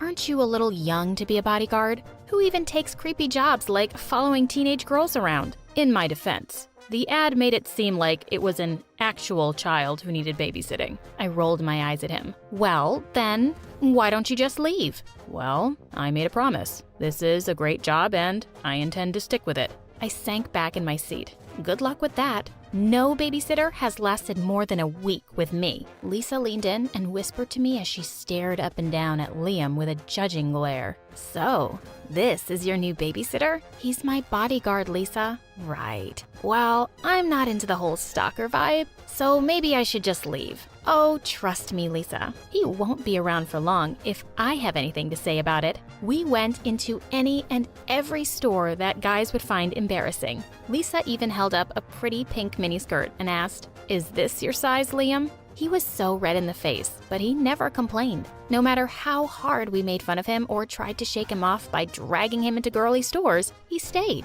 Lisa pulled me in tight and whispered, "I have an idea." "Oh, Liam, we need to make a detour." We rushed to the bathroom, but stopped Liam right outside the entrance. No boys allowed, Liam." He said he would wait for us outside. Well, he's gonna be waiting a long time. As soon as we made it to the bathroom, we crawled through one of the windows and ran across the street to our favorite cafe. We were there for maybe 10 minutes sipping on smoothies when an announcement made Lisa spit it all over me. We'd like to report a missing child. Jessica went missing from the mall across the street. If found, please bring her to the help desk so we can reunite her with her guardian. The announcement went on to describe my appearance and outfit. People started to stare and point at me. Isn't she a little old to have a babysitter? Wow, something must be wrong with her. I'd be so embarrassed if I were her. Maybe we should go walk her to her babysitter? I ran out of there so fast to avoid any more humiliation. I went right up to the help desk where Liam was standing with a huge smile of relief on his face. "That's the girl I'm watching. You can cancel the announcement." The attendant even handed me a balloon, like I was a child, and told me what a smart girl I was to come there. I was about to flip out when Liam rushed over and hugged me. "Your father said I needed to stay with you. I was worried sick. I'm so glad you're okay." It was actually pretty pathetic how worked up he got over a stranger. Maybe losing him was going to be harder than I thought. Needless to say, Lisa said she was done hanging out with me until the Liam fiasco was taken care of. No matter what crazy things I did or how horrible I was, he stayed. One time, I stole a penguin from the local aquarium and let it loose in the gift shop. I mean, I tried everything. I made him come with me to this super sappy rom-com movie night at the local theater. I thought any boy would run straight out. Liam, he just cried. I was about to go crazy from how nice this guy was, until my prayers were answered by a little text from Armand at 2 a.m. I figured everyone was sleeping, so I scaled down the house again when I heard something rustling in the bushes. "Where do you think you're going?" "Don't you sleep?" "It's my job to watch you." An idea crept over me. Your job is to watch me, not stop me from going places. Why don't you just come with me? "I don't know what your father would say about that." "Please," I begged, and he agreed. What a sucker. I told Armand that Liam had to go. I just meant I wanted him scared off or something. Even I had to admit that what we ended up doing was pretty cruel. We went to a 24-hour diner and ordered a bunch of food. Liam insisted that he just wanted the free water and wasn't hungry. When the time came to pay the bill, Armand and I ran away as fast as we could. We were laughing so hard. Our little outing cost Liam over $100. Armand and I were hanging out in the woods when the diner owners spotted us. They yelled at us to come back and pay for our food or join your friend with the dishes. Armand pushed me toward the owners. It was her idea. I stood there shocked as he scurried away like a bug. Armand just yelled that it was my idea, pushed me over, and ran. Unfortunately, when he pushed me over, he pushed my wallet into the lake too. That meant Liam and I had to do the dishes all night to pay for our meal. Ugh, this is taking forever. Why don't you just pay the tab? You've seen my Lamborghini collection. I promise to pay you back with interest. Liam shifted uncomfortably for a bit before muttering, "I can't." "What do you mean you can't?" "I don't have enough money in my bank account right now." I nearly fell over. You're kidding, right? That was like a tenth of my allowance when I was 5. You have a job? Are you that stupid and irresponsible you blow your whole paycheck? He got really quiet and said nothing at all the rest of the night. We got home around 4 a.m. and were greeted by my very angry father. I braced for the lecture of a lifetime, but when he started shouting, he was looking at Liam. "What do I even pay you for? You're fired." Mission accomplished, right? It was weird though. I'd tried all that time to get rid of him, but once he was gone, I was super sad to see him go. The house felt so empty without him, especially since I was grounded from seeing Lisa and Armand ghosted me yet again. I decided the least I could do was bring him an apology gift. After all, the guy didn't even have $100 in his bank account. I looked through my dad's pictures and found his address. I nearly fainted when I made it to the house he had listed. It was a dump. I nervously knocked on the door and was greeted by a frail woman with breathing tubes. Phew, I made a mistake. "Can I help you?" "Sorry, ma'am. I was looking for a guy named Liam, but it seems like I had the wrong address." "Oh, honey, you have the right house. Liam is my son. He's out picking up my medicine." She invited me in for a cup of tea, and I felt too bad to say no. She told me all about her kind son who got a job babysitting to help her pay her medical bills. The woman coughed. "I wouldn't get better if it wasn't for him." I'd never felt more horrible. Liam suddenly walked into the room and looked shocked to see me. Okay, upset to see me might be a better description. He pulled me into the kitchen with him and whispered, "Haven't you done enough?" "Oh, I'm actually here to give you your job back." "Are you now? Your father seemed pretty upset." No. Daddy insisted you come back. I'm here because he wanted me to." "I don't know. I don't want your pity." "Don't say that. It's not pity. You need this job and I need you. Please come back." Liam heard his mom coughing in the other room and did something unexpected. He pulled me in for a hug and my face turned scarlet red. "Thank you, Jessica. Truly." I felt so awkward and said, "I don't know what you mean. My dad made me come." Of course it was a lie, but I didn't want to give him any wrong ideas. I just felt bad for him, right? Now, on to the next part of my mission, convincing my dad to rehire him. That was actually easier than expected. "Daddy, please, Just give Liam one more chance. It was all my fault. I'm sorry. An apology? Who are you and what have you done with Jessica? Just please, Daddy? Fine. You get one more chance, but only because I think this boy is a good influence on you. I rolled my eyes and left. Liam owes me big time. Now that I knew about Liam's personal life, I couldn't help but like him a little more. In a sad puppy kind of way. My heart started to flutter every time I saw him sipping his coffee in the morning. Every time I caught him staring, I couldn't help but blush. I wasn't being very good at hiding my girlish stares, though. This one time, I was watching Liam carry in some packages and Lisa snapped at me. Earth to Jessica, you can't seriously be pining over that guy. Don't you have your super hot dream boyfriend already? I don't know. Do I? I'm not even sure who's my dream guy anymore. Lisa said Armand and I were just having a rough patch because of the whole dinner thing. I shrugged. When it struck 12 that night, I kept waiting for that loser to message me or call me to wish me a happy birthday. For half an hour, nothing. I went downstairs to get water from the kitchen and saw a nicely wrapped package on the table. I gasped when I opened it. It was a rare, signed edition of Harry Potter. Of course, Liam knew what a huge fan I was. While I was dreaming of Liam and me, my phone beeped. Hey babe, sorry for being missing in action. Meet me at our spot at 2 a.m.? I messaged Armand to say I was done with him. Armand reacted pretty horribly, but it was his last text that really hit me hard. Oh, don't tell me you've gone and fallen in love with the help. It was that moment I realized I'd really fallen for Liam. In fact, I loved him. I walked toward his room in the middle of the night to confess. When I heard him talking to another woman, I pushed the door open a bit and saw he was sitting on the bed, hugging a very attractive young woman. I was filled with so many emotions, I ran away. I never wanted to see him again. I ran back to my room and called Armand and said I took everything back and wanted to meet him tonight. This time, Liam was too preoccupied to notice me leaving. We hung out at a park and spray painted a wall. Of course, Armand left when the police came, but they caught me. They had to drop me off at my house at 4 a.m. My dad was so mad I thought he was going to explode. He ran over to Liam's room to yell at him and I followed. When he pushed open the door, he saw Liam sleepily getting up off the floor and the surprised woman sleeping in his bed. And you brought a girl here?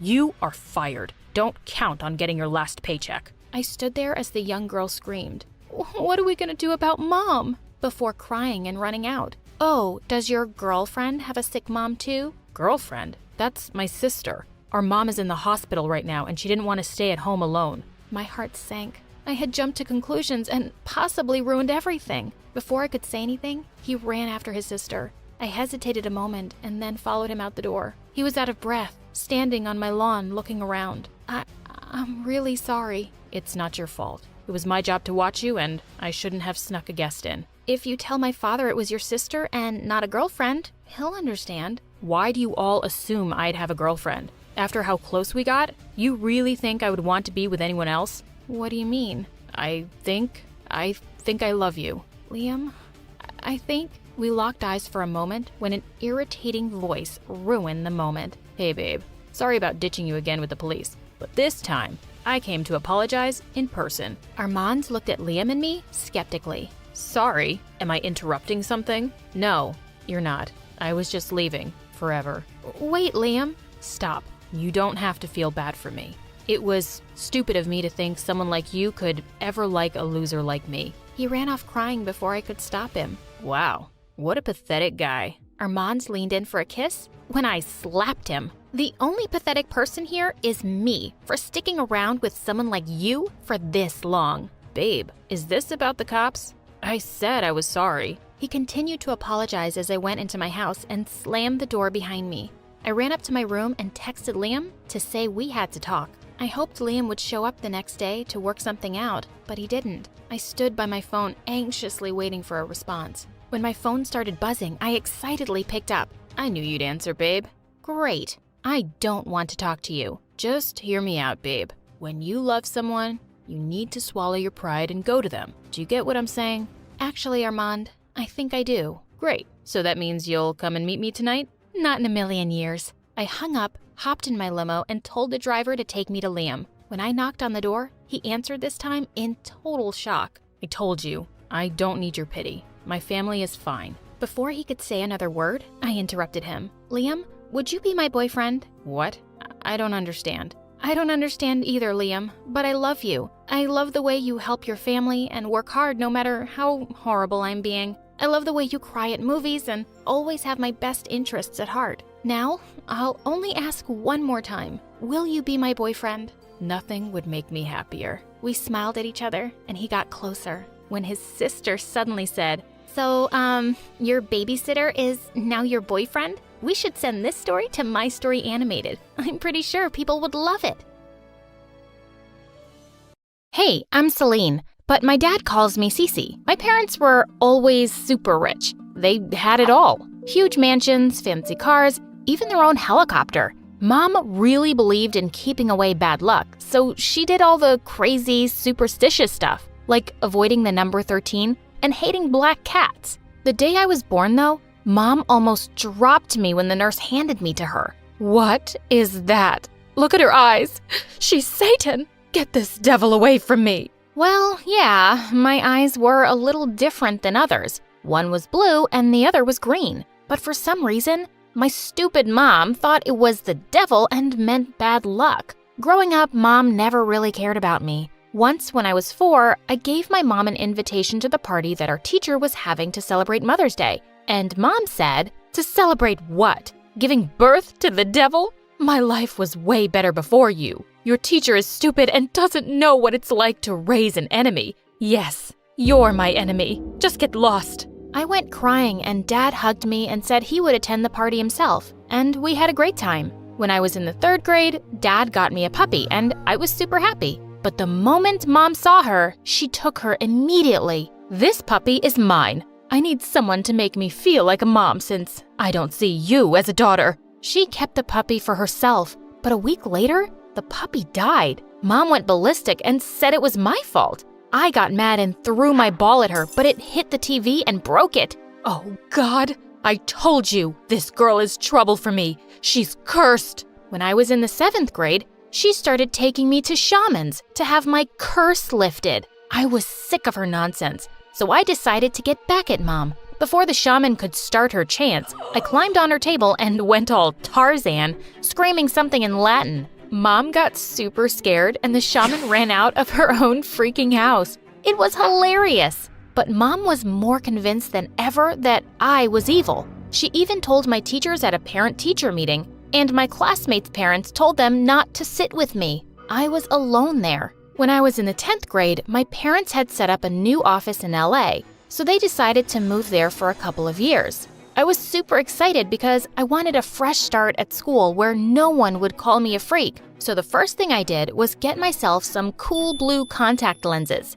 LA was so big and lively. I loved it there. On my first day of school, I received a warm welcome and even compliments on my eyes. A couple of days later, I saw the poster for cheerleading auditions and I decided to try my luck. And to my amazement, I got in. The captain of the cheerleading team, Tiffany, was super friendly to me. I want you on the squad, girl. And just like that, I joined the group of the most popular girls in the school. I couldn't believe it. My life was getting better and better over the weeks. That is, until Tiffany offered to drive me home one day, and I happily said yes. But when we got home, we saw Mom outside, and she looked scary. She started calling out to me nonstop. I turned to Tiffany. That's our maid, but Mom fired her because she's a thief. She keeps coming here like a crazy person. Ew. It's okay, Tiffany. You can go now. I'll deal with her. Mwah, mwah. When Tiffany drove off, I walked to Mom. What now, Mom? Did you say to your dad that you liked my new car? You did? That's why it got burned today. You useless, bad luck girl. Mom, that's the stupidest thing I've ever heard. Just leave me alone. I left her screaming and walked away. Just then, I bumped straight into a boy who was also running like crazy. He held my hand and said, "Run!" So I ran as fast as I could. After a few minutes, I stopped him and I said, "Why are we running?" "Oh, from my crazy dad. He thinks I brought him bad luck, and he's furious now, and I just ran away. Oh, by the way, I'm your neighbor." Oh, that's a lot of things we have in common. A crazy parent and the same neighborhood. Oh, yeah, I know your mom. She is... Oh, wow, your eyes. They're so beautiful. I've never met someone with odd eyes before. And then it hit me. My lens must have fallen out. Oh, geez. You don't have to be nice. I know I look like a freak. What? No, you look unique. He then came close to me and gently kissed me on the cheek. Don't worry, I won't tell anyone. It's our secret. I felt butterflies in my stomach hearing his words. And from that day on, Sean and I started to hang out in school too. I found out later that Sean was Tiffany's cousin. Oh, you're hanging with the sexiest cousin I have. Lucky you. I'm also dating this hot college guy, and he's rich. It's not like I'm a gold digger, but I made sure he was rich. Tiffany was such a cool friend, and being with her and the cheerleading squad, I felt on top of the world. We were the queen bees, and I felt invincible. One day, we were in the bathroom fixing our makeup when a girl came in and walked towards a stall, but Tiffany stopped her. Hey, weirdo, leave the bathroom. We're having a private talk here. But I really need to pee. Didn't you hear what I said? Go away. Hey, Cece, was I clear enough? Yes. She said leave. Why are you still here? Because I need to go to the bathroom? No, she said leave. I tried to drag her away, but I forgot that I was still holding the eyeliner in my hand, and I accidentally poked her shoulder with it. She pushed me away, and I pushed her back hard, and she fell on the ground. She held her arm and screamed in pain. Tiffany and I freaked out and ran away. The girl later complained about us, and Tiffany and I were called into the principal's office. To make matters worse, Dad was there. He was so disappointed. You weren't letting that poor girl go to the bathroom? This isn't how I raised you, Cece. A bully? Who are you? His words made me realize what I'd done. I had tears in my eyes, and the way Dad looked at me broke my heart. I didn't mean to. I shouldn't have. Oh, cut it out, Cece. I tried to stop her, but she wouldn't listen. What? Oh my God, you started it, you lying jerk. All of a sudden, Tiffany pounced on me and pulled hard at my hair. She was suspended for a week and then removed from the cheerleading squad. I felt guilty and went to the girl to apologize. Luckily, she forgave me. A few days later, we were invited to the school quarterback Ashton's birthday party, and Sean and I danced like crazy. Feeling sweaty, I went to the bathroom to wash my face, and just as I looked up in the mirror, Tiffany came and shoved my face in the sink. You two-faced witch. I screamed and pushed her away, making her fall on her butt. Are you crazy or what? But when I turned, I noticed she was looking at me like I had a pair of horns on my head. OMG, so this is what they were talking about. You hid it well. While I was suspended, I dug up information on your previous school and talked to some people. Turns out you were quite popular for being bad luck. OMG, my lens, they must have fallen out in the sink. Okay, so here's the deal. Leave Sean and I'll keep your secret. He already knows which, and you have a boyfriend. Why can't a girl have two? He's your cousin. So what? And he knows about the weird eyes, but the rest don't. I talked to your old classmates and they all think you're a freak. It won't be much different here, trust me. I had no choice but to agree. I didn't want things to be like they were at my old school. After that, I quietly left the party. Sean kept calling me on my cell phone, but I didn't pick up. The next couple of weeks were awkward. Sean tried everything to talk to me. He was constantly following me and asking if he'd done anything wrong. I told him to just leave me alone. To convince him that I wasn't into him, I kissed Ashton one day when I knew Sean was watching us. Sean looked defeated. I knew his heart was broken, but so was I. Tiffany was by his side and held his hand with a wicked smirk on her face.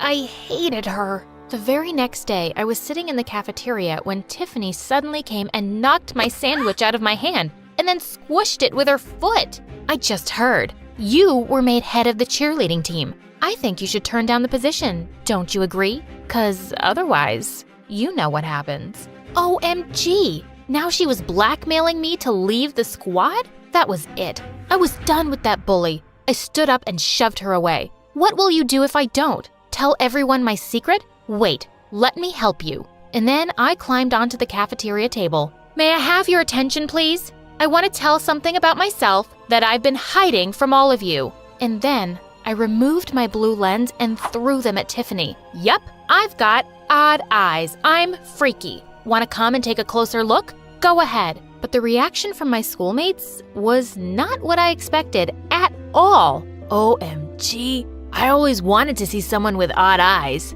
Cece, that's so awesome. It just makes you look 10 times cooler. Everyone complimented my eyes. I was the center of attention, and Tiffany was screaming with anger as she left the cafeteria. But all I could think about was Sean. I searched for him everywhere, and when I found him, I immediately hugged him and started crying. I'm so sorry I hurt you, Sean.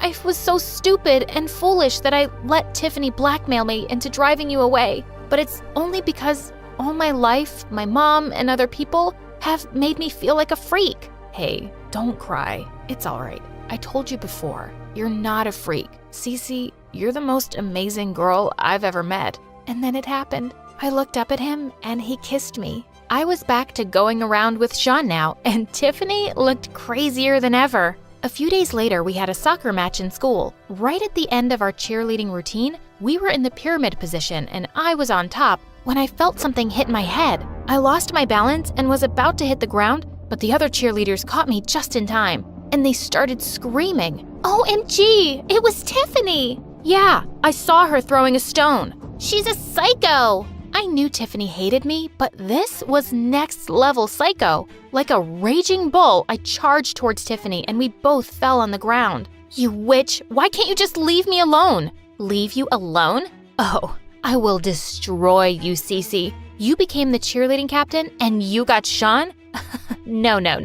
Not on my watch. Sweetie, it's already done. The cheerleading squad had called the principal and Tiffany was expelled. When I got home from the game that day, Mom noticed I wasn't wearing my lens, and she flipped out. You've been going around like this? God knows what bad luck is going to come my way now. Go wear your lens. It makes me sick looking at you like this. You know what, Mom? Don't look at me. In fact, don't talk to me either. Just pretend I don't even exist. I'm just so sick of your stupid nonsense. All my life, you made me think I'm some kind of freak. But the only abnormal person I know is you. How dare you? Mom lifted her hand to slap me, but before she could, Dad caught her hand and pushed her away. Pack your bags and get out. What? Get out before I call the cops. You've hurt my daughter long enough. I'm not putting up with you anymore. Goodbye and good luck. Mom kicked and screamed, but Dad just threw her bags out. Then Dad hugged me. I love you, Cece, and I'm so proud of you. I love you too, Dad. And since then, our lives have been so much better.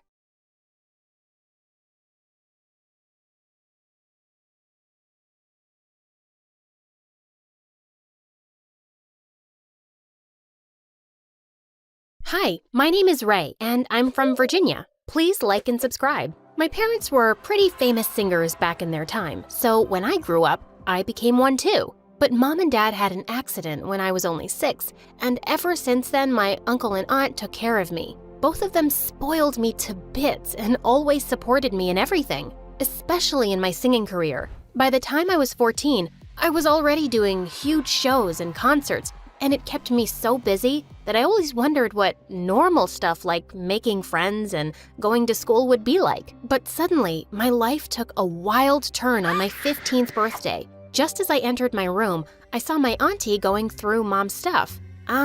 What are you doing in here? Hey, honey, happy birthday.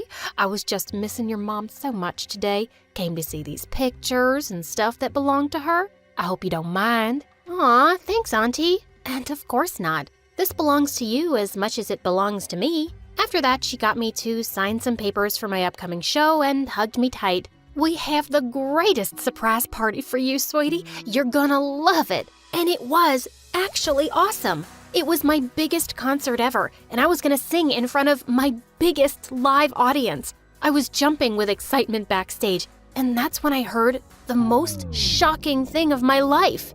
Now that we have my cunning sister's real will, and we got that orphan brat to sign the property papers, everything will be ours, honey. Yeah, and all that money she's gonna make, we'll bite on that too. We're gonna be so rich. OMG, who were these people? I pushed the curtain aside and confronted them. You blood-sucking mosquitoes. I can't believe you'd be so greedy and evil. You're gonna what? There's nothing you can do now. We are the freaking owners of everything. Your money, your life, and your soul. Yes, sir, and now you're gonna make more money for us, so get your butt on that stage and do what you trained for. No, there's no way. I'm not gonna do anything you guys say. That's enough. I'm not asking. I'm giving you an order. Security, watch over this room and don't let her out until the show starts. Oh, God, no. I tried to kick her with all my might, but that witch got away. And now I was gonna be trapped in this room with 2 Hulks standing outside keeping an eye on me. I had to do something. I looked out the window in the room, and without a thought, I climbed out of it. I had to run away from these evil people at all costs. But just as I was climbing down, my hand slipped and I fell on something. Ah, my back. I'm so sorry. The guy looked at me super stunned, but he finally spoke. Oh my God. I'm sorry. I'm Noah, super crazy fan. I've heard all of your songs 1,000 times. Suddenly, the guards heard me and they were running down to catch me. I didn't have any time for the introduction, but he had a bike. Get me out of here, now! What? He looked shocked and I didn't have time to explain, so I just kissed him and told him to get me out of here. He went into shock for a few seconds, but then he held me and got me on his bike and we rode off. In no time, we were far away from my evil aunt and her potato head husband. After some time, he stopped and he turned around to me. Is everything okay? Why did you run? Should I call someone? His name was Noah, and he was actually a year younger than me. I told him everything that had happened, and then he offered me his place to stay. What? Are you sure? Yeah, I live with my mom, and you can stay with me. Us, as long as you want. Honestly, I had no other place to go, and I ran from a freaking concert. I didn't want the media or my aunt to find me, so I said yes, and Noah took me to his house. We climbed into his room through the window so his mom wouldn't see us. Once inside, he got me all the food in the house and kept looking at me like I was some kind of alien. What's wrong? Do I have something on my face? I just can't believe you're here. In my room. This is like... I pinched him hard and he squealed loudly. Now do you believe me? Ouch! Okay, I do. And we both burst out laughing. Later, when it was time to sleep, Noah offered me his bed and went to sleep on the floor. Oh God, he was so cute. But the next morning when I woke up, I was startled to see Noah staring at me. What the heck, dude? Oh, I'm so sorry. I didn't mean to scare you. I was just leaving for school and Mom will go to work. She's a lawyer, so you have the home to yourself. Make yourself comfy, okay? He then got me breakfast and a pair of clothes which were obviously his and left. But the next morning, as Noah was getting ready for school, I had a crazy idea. I want to go to school and see what a normal school life looks like. Will you take me? And he straight away denied. No, what if someone sees you? It's too dangerous for you to step out like this. What? So I was again a prisoner?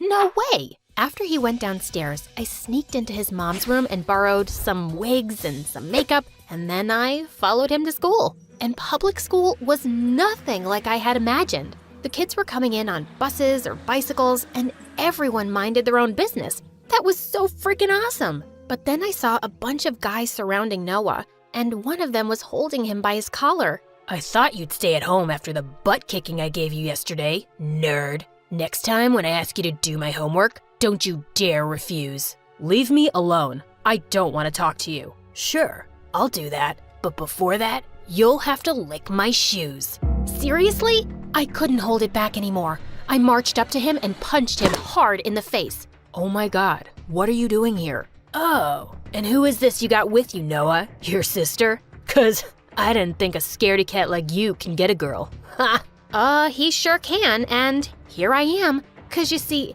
he ain't a giant crybaby who has to pick on others to satisfy his tiny ego, and that's why I love him. And then I kissed him again. The guy looked raging mad after this, and he turned to hit me when Noah came in and took the hit. Noah, are you okay? Just then, seeing some of the teachers coming our way, the bullies ran away. And I didn't want to be caught either, so I took Noah's hand and ran too. Wait, what are you doing here? This was crazy. You're crazy. Why didn't you tell anyone you were being bullied? And why did you come in between? Because he was gonna hurt you. Ugh, you didn't have to save me, you dummy. Look at that. It's gonna hurt. But don't you worry. I'm gonna make those jerks pay for what they did. What do you mean? I showed him the phone camera I had on all this time and recorded whatever those jerks did. Later, Noah showed it to the principal and those jerks were suspended for 2 weeks. Later that night, I went downstairs to get some ice for Noah's bruises, but just as I picked up the ice tray, I freaked out to see Noah's mom right behind me.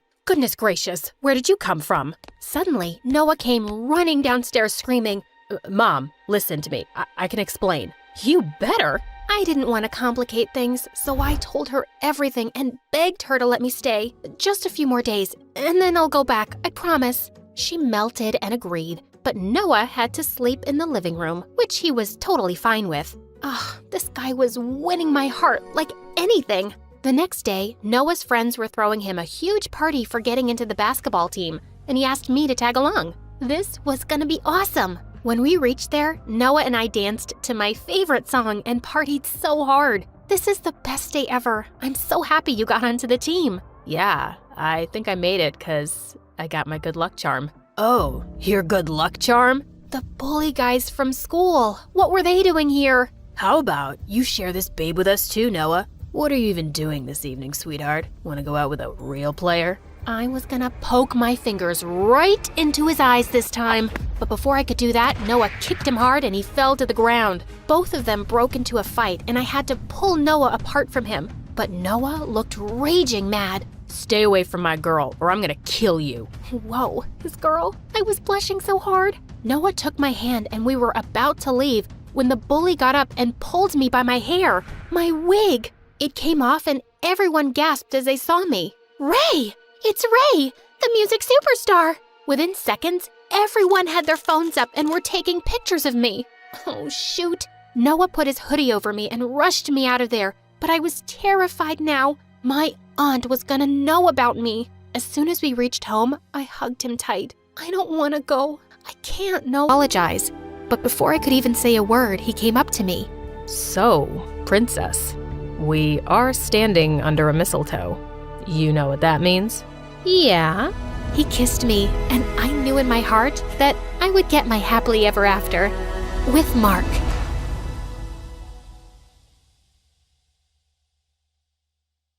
I was about to shoot my target when suddenly someone appeared from the shadows and snatched the apple away. It was the most popular guy in school, Travis, and lately he'd been flirting with me every chance he got. Let's play a game. If you miss the target, I'll have to kiss you. But if you hit it, then you'll have to kiss me. What do you say? Sure, why not? Everyone knew how good I was in archery, and as expected, it was a bullseye. Deal's a deal, cream puff. As he closed his eyes for the kiss, I called for the school cat Loki and whispered something to it. You can open your eyes now. Loki scratched his face like a wild animal as I walked away, in total satisfaction. Hi, my name is Bianca, and I'm incapable of falling in love. Well, that's what I thought. But before I continue, please like and subscribe. My mom owned a huge chain of hotels, and I was the sole heiress to the business empire. Our family name was well known already, but I'd really made us famous. Teen heiress seen kissing alleged gangster? Spoiled princess seen at archaeological site closed off for public? Princess Bianca announces to pay any amount to straighten the Leaning Tower of Pisa. Each headline is worse than the one before. Alleged gangster, Mom. We broke up. And you know my keen interest in history. I had to see that site. And come on, am I the only one annoyed by that Leaning Tower? When will you ever get serious, Bianca? I have a private jet to catch, but we're not done with this conversation. Yes, go to your meeting, Mom. You didn't even remember to wish me a happy birthday, but I was still celebrating in style. I was having a huge birthday party at the newest club in town, but my night was ruined when I saw an uninvited guest, Travis, and he was approaching me and my BFF Carmen, as if he was God's gift to women, despite that scary face. Hey, sugar lips, wanna dance? Aren't you supposed to hate me for making you look like Frankenstein? What's love without a little pain? And I adore your feistiness. He was all over me the whole night. Eventually, I had to make Carmen distract him and try to escape, but he noticed and followed me like a madman. I'm not done with you, my love. I turned around a corner and opened a VIP door at the end of the hallway. There were some men in suits playing poker, and they all turned to me like I was an alien. Oopsie, wrong room. Thought it was the toilet. But may I say, sir, your jacket is really cool. Very vintage 90s. 90s. Michael Jackson kind of vibe. Okay, I won't bother you guys. May the best man win. Bye. Travis was nowhere to be seen, so I took the chance to finally leave the club. But of course, I couldn't avoid him at school, and he was being such a nuisance that eventually I got a restraining order against him. My life was finally peaceful, till a few days later when Carmen told me that her cousin from the village would be joining our school. Since when do you have a cousin? Ever since he was born? You never told me about him. I love to collect snake skins and samurai swords in my basement. I didn't tell you about those either. What? Friends should share everything. I think some secrets are good. Oh my god, my cousin's here. I turned to this guy who was walking towards us like he was the king of the underworld. Judging by his walk, he knew he was a fine specimen of the male species. But suddenly, he tripped over nothing and fell into the fountain nearby. And then he immediately got up like nothing happened. I felt like I was watching a comic cartoon strip. Are you sure he's not some hot model you paid to act as your clumsy cousin? Nice way to say that he's hot and adorable. He then spun her around like she was a cotton ball. Carmen, my favorite girl. I missed you so much. The guy turned to me and I was stunned. He was even more handsome up close and also really familiar. You must be Bianca, Carmen's best friend. I'm Slater. Nice to finally meet you. Did you just curtsy? And have we met before? No. Is this how city people greet each other? Excuse us a moment. Carmen pulled me out of Slater's earshot. What you doing? Talking to my best friend's cousin? Why does that require you to bring your face so close to his? I just thought he looked really familiar. What's your problem? I just think you're finding an excuse to flirt with him. Now listen up, Bianca. You're never serious about any boy, and you just play with their feelings and dump them. And you're not allowed to do that to my cousin. He's not even my type. Relax. Just don't get involved with him that way, or it's friendship over. Understood? Loud and clear, ma'am. Since then, the three of us started hanging out together, and I was having a hard time believing someone like Slater existed. Sheer perfection on the outside, but with the poorest balance a human could possibly have. He tripped, slipped, and stumbled everywhere. He even got a black eye while tying his shoelaces. But one night, while I was admiring one of the paintings at home, it hit me like a bolt of lightning. I remembered where I'd seen Slater before. You gotta trust me, Carmen. Your cousin's up to something shady. Mom and I attended this art exhibition downtown last month, and Slater was there. He was one of the artists. We even bought a painting from him. Only his hair and eye color was different, but it was him, and he wasn't clumsy. He must have been a lookalike. Slater has lived in the village his entire life and just got here last week, and he can't even draw a circle, trust me. I even showed Slater's picture to Mom, and she said it's him too. Now she's contacted the artist to buy more of his work, and he's coming soon, and I'll finally know the truth. You just need to give yourself something to be excited about. Do what you want, but you're wrong. A couple of days later, the artist called Mom to say that he had to go out of town and he'd come to meet her next month. How convenient. I decided not to say anything to Slater and try to get to the bottom of his secret identity. He was always hovering around me and Carmen like an annoying fly. He was sure to slip up at some point. I'd be watching him. But one day, I was spying on him at the gym, and after seeing him miss the 100th basket, I got really bored. I decided to skip the rest of school that day to get a manicure. As I was walking to my car, a van suddenly stopped next to me. Good day, child. Would you please buy some apples from me? I run an orphanage and I'd like to get some toys for the children. Sure thing. Just give me a basket and I'll give you $100,000. I was about to take the basket from her when Slater suddenly popped out of nowhere and crashed into me. Hey, you. Who do you work for? Show me your ID. The poor lady looked terrified and just drove away. What the heck was that? Didn't your parents ever tell you not to take candy from strangers? What if she was trying to poison you? Dude, those are apples, not candy. And who am I? Snow White? And that cute granny is trying to poison me because I'm the fairest girl in all the land. This isn't funny. You don't know how dangerous some situations can be. Oh, please. I swam with sharks last year and jumped off a hot air balloon when it malfunctioned. I laugh in the face of danger. And that lady just wasn't dangerous. I know you're from the village and probably think everyone in the city's evil, but please stop being a weirdo. But Slater just got weirder. Like another time, the three of us were at a restaurant, and as soon as the waiter served our order, he started sniffing mine. If you wanted me to completely lose my appetite, you succeeded. What's wrong with you? He also started sniffing his food and Carmen's. That's how we do it in the village. The first whiff of food tells you everything you need to know. About what exactly? About how organically the food was grown, if the farmer sang to his crops and cows. I ordered a giant brownie sundae with whipped cream and sprinkles. Are you insane? Just give me that. Just then, there was a loud crashing sound next to us, and Slater jumped towards me and brought me down to the floor, covering me like a human shield. shield. He was looking down at me, and I was a little breathless. And then I saw everyone else staring at us like we were mental. Apparently, a waiter had just dropped a tray full of glasses. Oh, my bad. I thought it was a gunshot and maybe some robbers had come in. I just acted on instinct.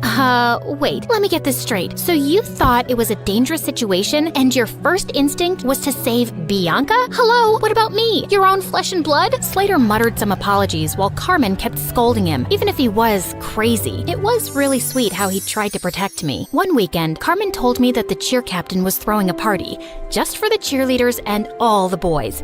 I felt curious to see how Slater would act at parties with other girls, so I dashed over to the venue and spied from the bushes. But I couldn't spot him anywhere. I knew how girls looked at him. He was probably surrounded by the cheerleaders. Well, what did I care? I took this opportunity to practice my amazing singing. I can buy myself flowers, write my name in the sand, talk to myself for hours, say things you don't understand. Suddenly, I heard a sound right behind me. Slater, what are you doing here? Same question for you. I came here to sing flowers, 'cause you know, there are flowers here, duh.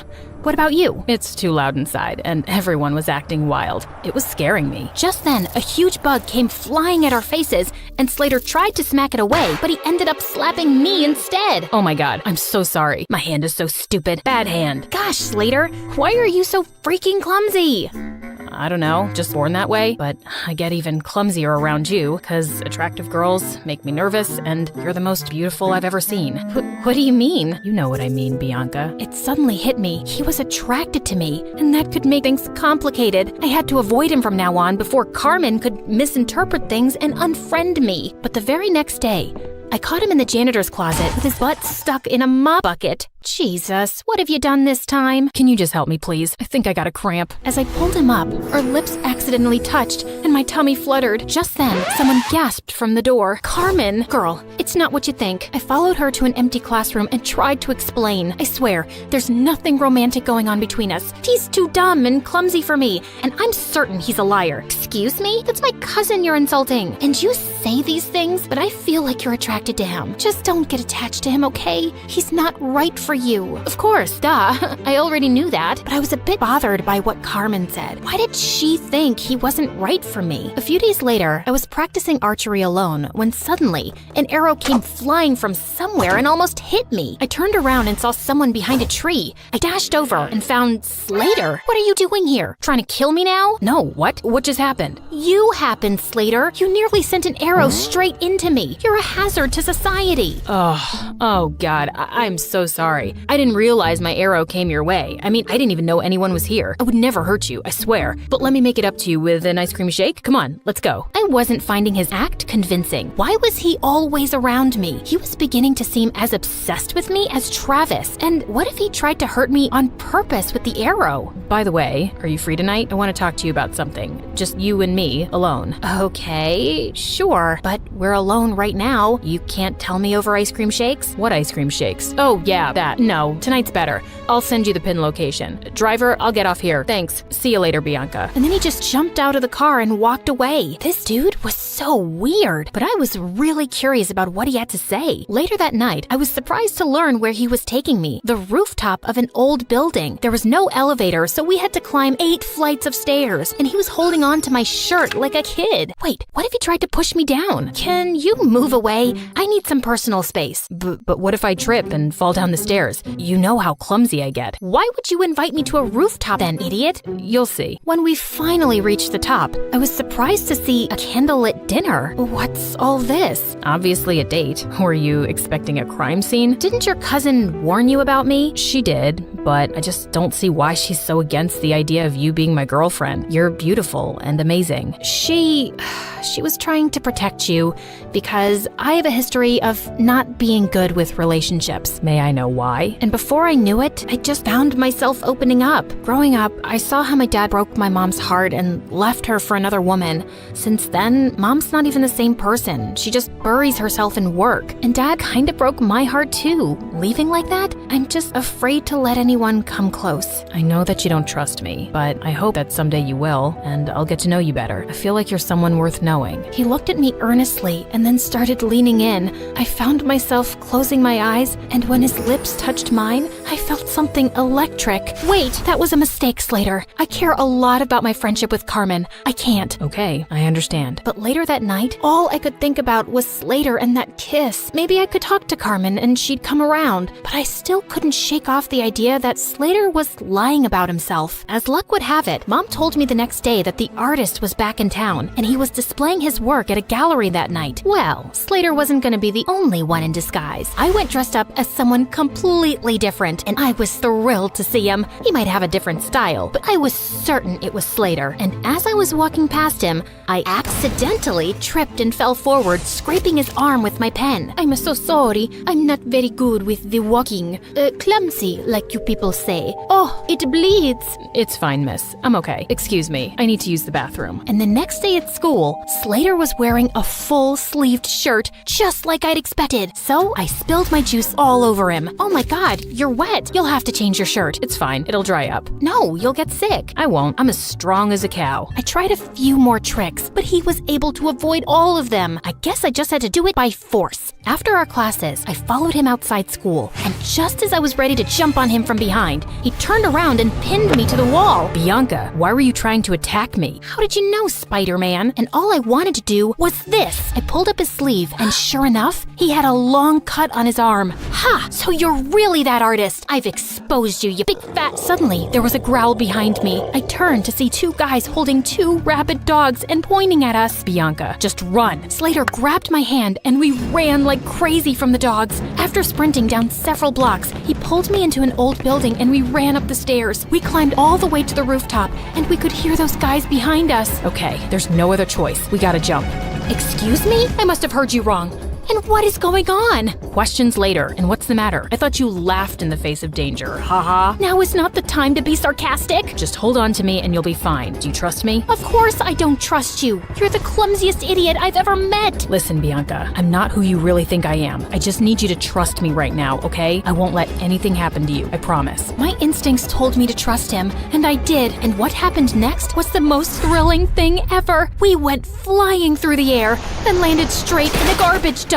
Ew, fish heads. Come on, this isn't over yet. I needed answers about why I was currently running a marathon with my BFF's mystery cousin around the city. Slater, why are these people after us? Listen, something happened. He didn't get to finish because the gangsters finally cornered us. Slater pushed me inside one of the diners as he started fighting them expertly. What were these kung fu ninja moves? He was so hot. Just then, one of the guys came up behind him with a metal chair. I looked around for anything I could throw at that scumbag before he could hurt Slater. Bullseye. That's my girl. Just then, a bunch of policemen arrived and surrounded the men, and Slater pulled out a badge. You're under arrest. What? He was a detective? As those jerks were being taken away, Slater finally told me everything, starting with how I unknowingly got involved with an international mafia gang. You walked in on them one night at the dance club and saw something you weren't supposed to see. You've been in danger since then. Oh, those guys. But I swear I didn't even see anything. They couldn't be sure of that, so you've been their target since. I was already in town looking for this gang and posing as an undercover artist, but when we found out that they were looking for you, I joined your school to be closer. We also thought we could catch them using you. You mean using me as bait? I didn't mean use you like that. We just knew they'd come after you. So that date on the rooftop, was that also a ploy to get the gang members there? Well, yeah. We had police hidden all over that building, but I think the gang realized it was a trap. Everything made sense now. He was just pretending to be interested all along so he could be around me for my protection and to catch the bad guys. I was just a mission for him. You saved my life. Thank you. I just did my job. I'm glad you're safe now. I gotta report to headquarters soon, so... Yeah, great job. Goodbye then. As I walked away, I suddenly felt sad and empty. And the next day at school, Slater was gone. I demanded more answers from Carmen. Slater really is my cousin. He became a detective at a young age, and he doesn't tell us much about his job. But after that restaurant incident where he was clearly protecting you, I asked him what was going on, and he said it was something related to you, but it was confidential. So that's why you didn't want us to get closer. Yes, because he was just here for his job and he doesn't form attachments. I didn't want you to get hurt. I'm sorry. What for? I can see it in your eyes, Bianca. You're in love with him, but I don't think he can make you happy. Oh, please. I've told you, I'll never fall in love with anyone, if you say so. Over the next few days, I tried my best to get back to normal, but I couldn't get Slater out of my mind. Even Mom noticed something was up with me. Haven't seen any crazy headlines lately. No new adventures? Yeah, it's been kinda quiet, but I did make one stupid mistake, falling in love. Mom sat down beside me and then pulled me into an awkward hug. Sweetie, I know you've been affected by what your dad did, but don't close your heart off. Falling in love isn't stupid, and you'll find the right guy one day, and it'll be amazing. Trust me. Mom decided to take some time off work and we planned a vacation together, but just as I was leaving for the airport, I heard a loud crash from the main hall and saw Slater had pinned Travis to the ground. Slater? Travis? What are you both doing here? Bianca, my cream puff, I couldn't go on any longer without seeing you.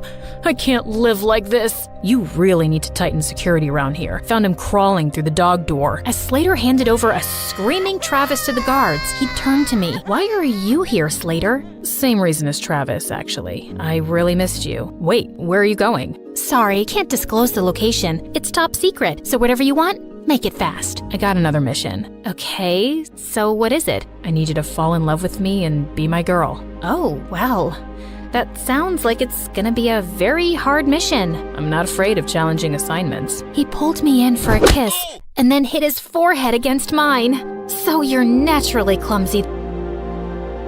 Only when I'm in love.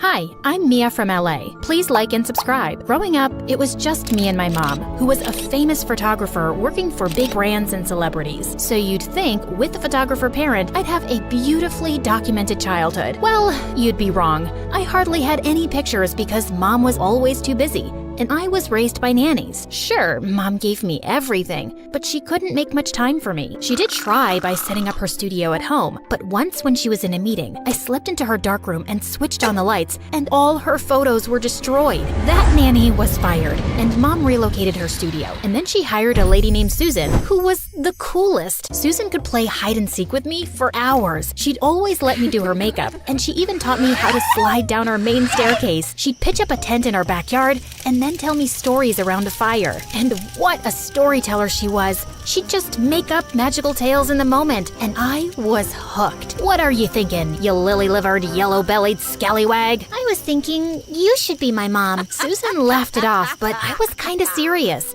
She even gifted me my first notebook when I turned 8 because she knew I loved writing stories, and that meant more to me than any of the presents Mom had sent. Yeah, she couldn't make it to my birthday. Once when I was 9, Susan had taken the day off, and I ended up being stuck with Mom at a photo shoot at some historical building. Mom, I'm bored. Read your book, Mia. But I'm also hungry and sleepy. Think of something fun to do for a little longer, okay? Okay, but you better come find me soon. Yeah, soon. So I skipped off to find an amazing hiding place. I thought it was clear to Mom that we were playing hide and seek. As I waited for her in my spot, I dozed off. And when I woke up, it was kinda dark. I tried to find my way back to Mom's shoot, but I was totally lost. Luckily, a security guard found me and took me to the nearest police station. And the only number I knew by heart was Susan's. Sometime later, both Mom and Susan came running in, and I jumped straight into Susan's arms. Sweetie, you really scared your mom. Give her a hug. But I was so mad at her because she didn't come looking for me. Susan would have never let that happen. Soon after, in 5th grade, I came home from school one day to find a girl my age in the kitchen eating my cereal. Who are you and why are you here? And who eats cereal for lunch? I eat what I want when I want. You're not my boss. Now shoot. I was about to smack that thief in the face when Susan walked in, and she introduced the girl as Harper, her daughter. I didn't even know Susan had one, and I felt a pang of jealousy. Your mom has to travel out of town more often, so she's requested that I live here now, and I'm moving in with Harper. Isn't that great? I'm sure you two will get along wonderfully. I was certain that we would not. She was a nuisance. She threw away all my markers caps so they dried out, spilled juice all over my bed to make it look like pee, and gave my favorite shoes to a stray dog. But I only had to scream and Susan would tell her off. Harper would tag along with us everywhere, and she'd glare at me and make comments under her breath when Susan was out of earshot. If you don't stop annoying me, I'll tell Susan to make you leave. She's my mom. If I leave, she leaves with me. Well, she likes me better. As if your mom pays her to spend time with you. You're just a job to her. I'd never really thought about it that way, but it was true. That didn't mean she loved me any less, did it? Soon enough, Mom got Harper into my school. I was the top student in class, but she replaced me quickly. Her mental math was faster, her science projects were more inventive, and her creativity had the English teacher gushing. Usually, the person with the best story would be selected to read theirs out loud every week, and now it was always her. And one day when I walked into the living room, I saw Harper on the sofa with her feet up, watching TV, and the sight boiled my blood. I just didn't want her here. It's time for my show. Please leave. There's a TV in your mom's room. Watch it there. It's not your place to tell me what to do. What's that supposed to mean? I thought my mom was like family. That makes me family too, so deal with it. I snapped and dumped her bowl of popcorn on her head. She pounced on me, and as I was pushing her off,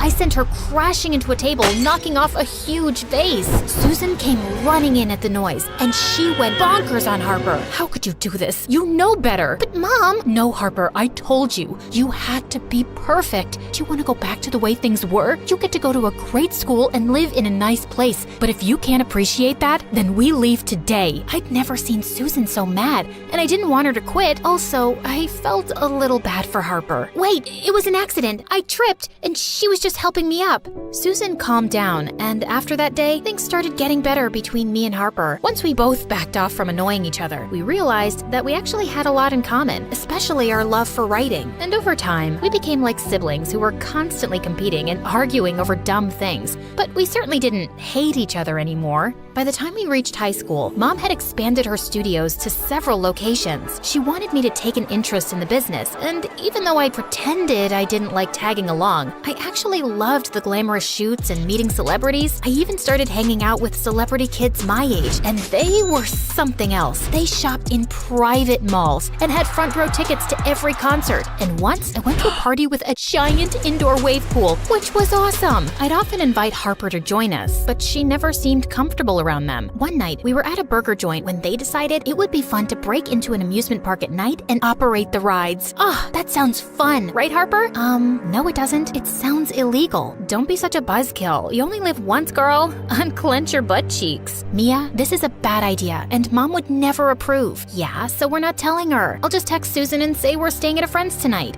No, I'm going home. What a loser. Let's go, Mia. We had a blast at the amusement park and even narrowly escaped when a security guard turned up. We almost peed our pants laughing as we drove away, and it was such a thrill. But Harper had a sour face the next day. Just spit it out. What's your problem with my friends? They're fun and perfectly nice people. They're not nice. Haven't you noticed their comments on my appearance? They're just giving you some friendly fashion advice. They're being condescending, Mia, and they're reckless, spoiled brats who are just used to their parents getting them whatever they want.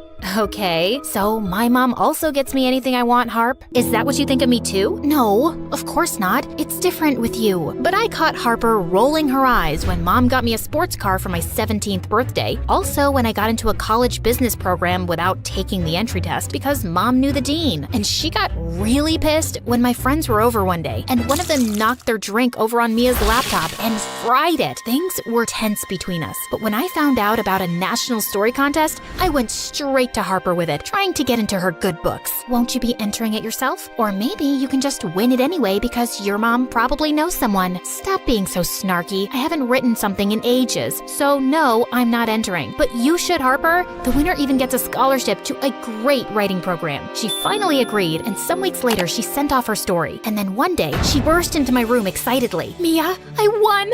Holy marbles, I actually won! What? The contest! Not only am I getting the scholarship, Mia, they want to turn my short story into a novel, and it's gonna be published.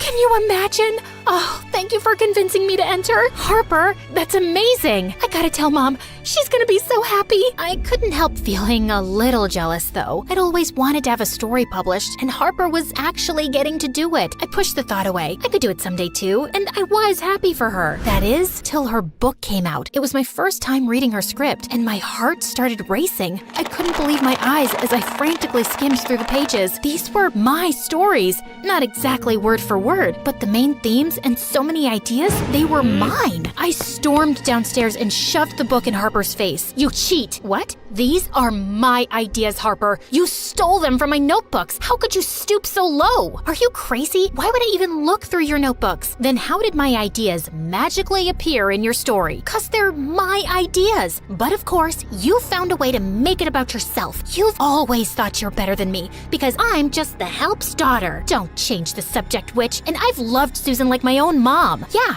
and never thought about how you took all her time away from me. I was at home with my rotten grandma while Mom looked after your highness. Well, we were gonna leave after high school anyway, but now with my book deal, I'm sure I can take Mom away even faster. I always knew you were jealous of me, and I was right. Jealous of you? Oh, please. Why would I be jealous of someone whose mother can't be bothered to talk to her more than twice a month? Shut up, Harper. I never want to speak to you again. Fine by me. Susan was really upset when she found out about our fight, and she tried to make us talk, but I refused. I couldn't even look at Harper. And then one night, some reporters came to interview her at the house and asked her where she got her inspiration. Oh, my mom's always been a great storyteller. I wouldn't be here without her. You wouldn't be here without me, Harper. Hey, everyone, here's something you should— Harper attacked me, and suddenly we were fighting like wild cats till our moms pulled us apart. Mom asked the reporters to leave, and when I told her everything, she was livid. After everything I've done for you two, and this is how you repay me? Stealing ideas from my daughter and attacking her too? I want you both gone, now. It broke my heart to see Susan leave like this, but it was all her evil daughter's fault. It didn't make me feel better, though. I didn't even want to meet any of my friends. Then one night, Mom knocked on my door. Hey, sweetie, want to go out for dinner? I don't really feel like it, Mom. Do it for me anyway. I reluctantly agreed, and she took me to a small Italian restaurant. This is where your father and I came on our first date. You don't ever talk about him, Mom. You really don't talk to me at all. Your father was a photographer too. He got sick soon after I got pregnant with you. It was really hard for me to deal with his loss, and I just threw myself into work. Also, I always wanted to make sure I had enough to take care of you on my own, but I think I've let you down. What do you mean? I can see how much you miss Susan, and she's made you into the kind of person you are today, not me. It used to hurt my feelings when you preferred her as a kid, but I can't blame you. Is there anything I can do to make up for me not being there? Mom, I've always appreciated everything you've given me, but I think I just want your time now. Over the years, Mom and I grew closer, and I got more involved with her business. I'd see Harper on the news. She'd turned her novel into a trilogy and gained worldwide success. I tried to get over my bitterness, but I just couldn't forget the betrayal. Then one day, my assistant let in a visitor, and I was shocked to see Harper. What are you doing here? I don't want to see you. Please, Mia, just hear me out. She told me that Susan had fallen sick and had been in the hospital for months. My heart sank at the news. She's recovering now, but she keeps asking to see you. Please, you should hear what she has to say. I put all my differences aside and ran to see her, and hugging her made me feel like a kid again. Susan, I've missed you so much. I've missed you too, Mia. But what's happened? Are you okay? Yes, I'm much better, but there's something I have to tell you now. Okay, what is it? Harper didn't steal your stories, Mia. I did. I felt like someone had punched me. It wasn't intentional, believe me. You remember how you always shared your stories with me over the years? When Harper was writing for that contest, she had writer's block and I gave her some ideas. I didn't realize those were all yours or that it would be such a big deal. But after you two fought, I realized what I'd done, but I just couldn't come clean. I didn't want to take away this amazing thing from my daughter, but I felt so awful for the pain I caused you, Mia. I am so sorry. Do you think you can ever forgive me? Please don't cry, Susan. I just need some time to process this, okay? I sat outside her hospital room, still trying to wrap my head around everything. Just then, Harper joined me. Mom just told me a week ago, Mia. I really had no idea, but we can fix this. I can announce publicly that some ideas were yours and you can be given due credit? No, Harper, slow down. It's okay. You know what? Your mom inspired me to write stories too. I'm sure so many of my ideas came from her. It kind of feels right that they came back to you, and I'm enjoying being part of Mom's business, and I'm glad you've done so well for yourself. I'm glad you're happy too, Mia. And about all those things I said, I didn't really mean them. Me neither. Forget about it. Can we be friends again? As long as you bring your mom along. I only tolerated you because of her. Right back at ya.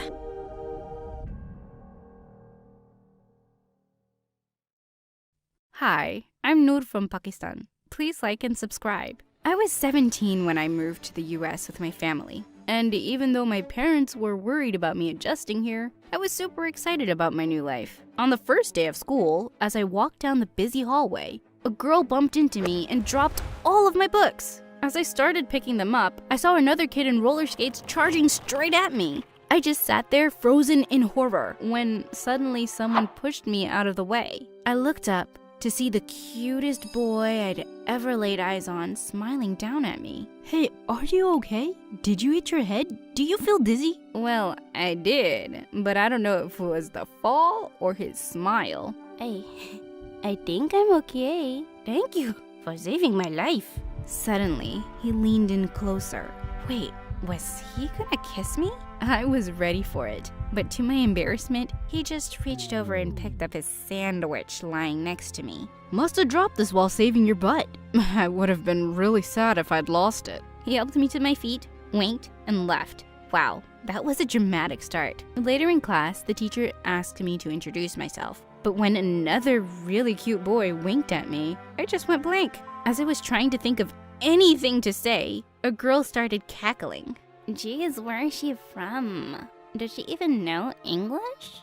I wasn't gonna let some big mouth ruin my first day at school. Oh my god! You're just like those girls in American movies. You know, those mean girls in high school who always get their butts kicked in the end. I'm so excited to meet you.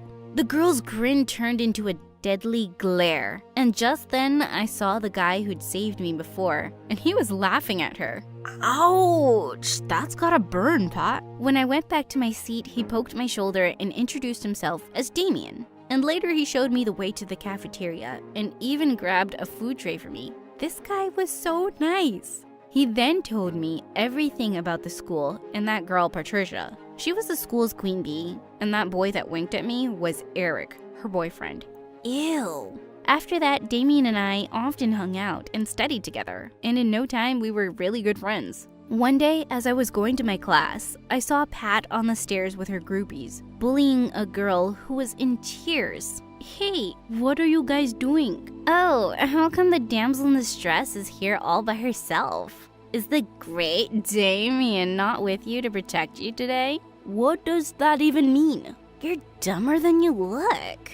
Don't you know why the hottest guy in school is your friend? It's 'cause he thinks you're too weak to protect yourself. Yeah, he begged me to leave you alone on your first day. And that's also why he hangs out with you all the freaking time. What? Was that what Damien thought of me? Just then, I saw Damien come up the stairs, and he'd clearly heard everything. Listen, Noor, I can explain. Oh, everything is clear, Damien. Did protecting me make you feel good about yourself? Oh, well, you can go be someone else's bodyguard. I can take care of myself. Thank you very much. And with that, I stormed off angrily and planned to ignore him for a very long time. A few days later, I was paired up with Eric for an experiment in the science class. There were rumors that he and Pat had broken up, but she kept giving me death glares all the time he sat next to me. While we were doing an experiment, a test tube slipped from my fingers and almost fell on me when Eric pulled me to his side and I fell over him. And Pat jumped off her seat like it was on fire. Girl, where have you been all my life? Hiding from you. I pushed him away and left the class. I didn't want Pat's sleazy ex or more drama, but it wasn't like I could avoid it. We were having elections for student council in the coming weeks, and I entered my name for the same position that Pat was competing for. Oh, you think you can win? That's cute. Right. I am really cute, and it's gotten me very far in life. But yeah, if the position can only be filled by a bad-tempered witch, I'm sure I'll win this year too. I'm gonna. Easy there, Pat. Kids might not vote for you if they see you going all wild on me. You gotta be cool and a little cute. She looked furious as I walked off. That day, I was waiting for my bus outside school. A car stopped in front of me and the backseat window opened. Come on, Noor, get in. I'll drop you home. No thanks. I'd rather stay on this spot the rest of my life. Oh, you're hurting me, babe. I know it may look like a jerk, but trust me, I'm not one. He literally stood there for 20 minutes, and when I realized the bus wasn't coming, I gave in. Just this once. When we reached home, he got out first and opened the door for me. And then he pulled me close and kissed me. What the what? I pushed him away, but he just smirked. How dare you do that? Easy there, princess. It was just a kiss. Was it your first? I was so mad at him, but I didn't want to create a scene in front of my house, so I let him leave unscratched. But when I entered my home, I saw both my parents standing near the window looking shocked. I thought I was going to be grounded for life. But when I told them how the loser just kissed me out of nowhere, they calmed down and told me to be careful. The next day at school, the campaigning for the student council election began. I'd made all my posters and left them to dry in the art room. But when I got there, I saw they were all trashed. Of course it was that witch. I could almost cry. As I frantically started all over, I felt a gentle hand on my shoulder, and I turned to see Damien. Hey, you look like you could use some help. May I? Oh, just go away, Damien. Yeah, Pat's a big fat jerk. And she's wrecked all my hard work, but I can fix it on my own. I need a friend, not a knight in shining armor. Just give me a chance to explain, okay? I never thought you're weak. I just thought you're new around here and I was only looking out for you. But I'm sorry about how I did it. Can we be friends again, please? How could I not melt at that adorable smile? I gave him a hug and he jumped right into helping me out. We made a lot of posters and hung them all around the school. But just as I was getting one up on the wall, my foot slipped, and I almost fell to the ground when someone caught me mid-air. Eric, gotcha. Straight from heaven into my arms, gorgeous. Before I could even say anything, Damien pushed him away roughly. Get away from her before I punch out all your teeth, Eric. Whoa, I'd never seen Damien getting so mad before. Was he jealous? I had to cut in to stop the two from getting into a fight, and Eric walked off with a smirk. But later that day, as I walked back to the art room to put away some stuff, I stopped when I saw Pat and Eric inside, and they were talking about me. Babe, I swear, I was so sure Nora's parents saw me kiss her. I thought they'd ground her for a few weeks and she wouldn't be able to run for the election, but I don't know why it didn't work. It didn't work because you're a moron. Try harder. We need to do something big to get her butt kicked out of school. I just can't stand that brown-skinned curry girl. OMG, these guys were such jerks. And I decided I was gonna teach him a good lesson this time. The next few days, Eric kept trying to impress me with his expensive gifts, and I started acting like I was loving all this attention. I wanted him to think that he was winning, but it wasn't gonna be easy for him. One day, I was in the cafeteria when I invited Eric over to eat together. Hey, Eric, come sit with me. I made this delicious food only for you. OMG, homemade Pakistani food? It's my favorite, babe. And then I grabbed a spoonful of my mom's super spicy chicken tikka and shoved it in his mouth. His face turned red and he ran around the cafeteria looking for water with tears in his eyes. Did you like it? Here, have some more. But he just ran out of there like crazy. This was so much fun. But just then, I saw Damien at the back of the cafeteria, and he looked so pissed. I called out his name, but he just left, and I went after him. Damien, stop! Let go of me, Noor. I don't wanna. Whoa! Just listen to me. I've been listening to plenty of things. Eric's been going around saying you kissed him. He's such a jerk. Why would you? And then I pulled him close and kissed him. Oh, did you just...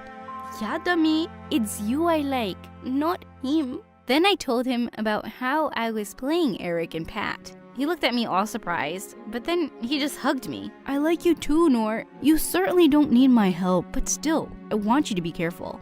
OMG, he was so sweet. I loved this guy. And now that everything was going according to plan, I was totally focused on the election, while watching my back, of course. On the last day of the campaign, both Pat and I had to give speeches for all the school kids in the main hall. Just as Pat got onto the stage, she said, "Guys, there are so many reasons you can vote for me, but I'll just give you one that'll make you love me. And that is, I'm not a criminal, like Noor." Just then, the lights went off, and the auditorium's TV screen lit. Everyone gasped at what they saw. It was some girl dressed like me, but in a mask, breaking into the principal's office. She took some sealed question papers from the drawer and ran out of the window. What even was that? And before I could get a grip on what was happening, Eric came onto the stage and confessed.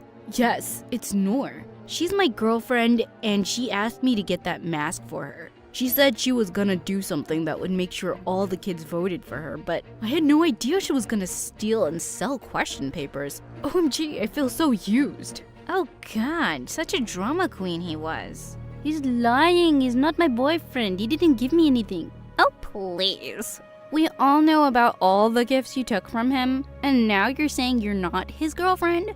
Face the truth. You don't even deserve to be in the school, let alone the student council president. Guys, I swear it's not me in this video. Eric is lying. They're just trying to frame me. It's just your word, honey. No, actually, it's your word, Patricia.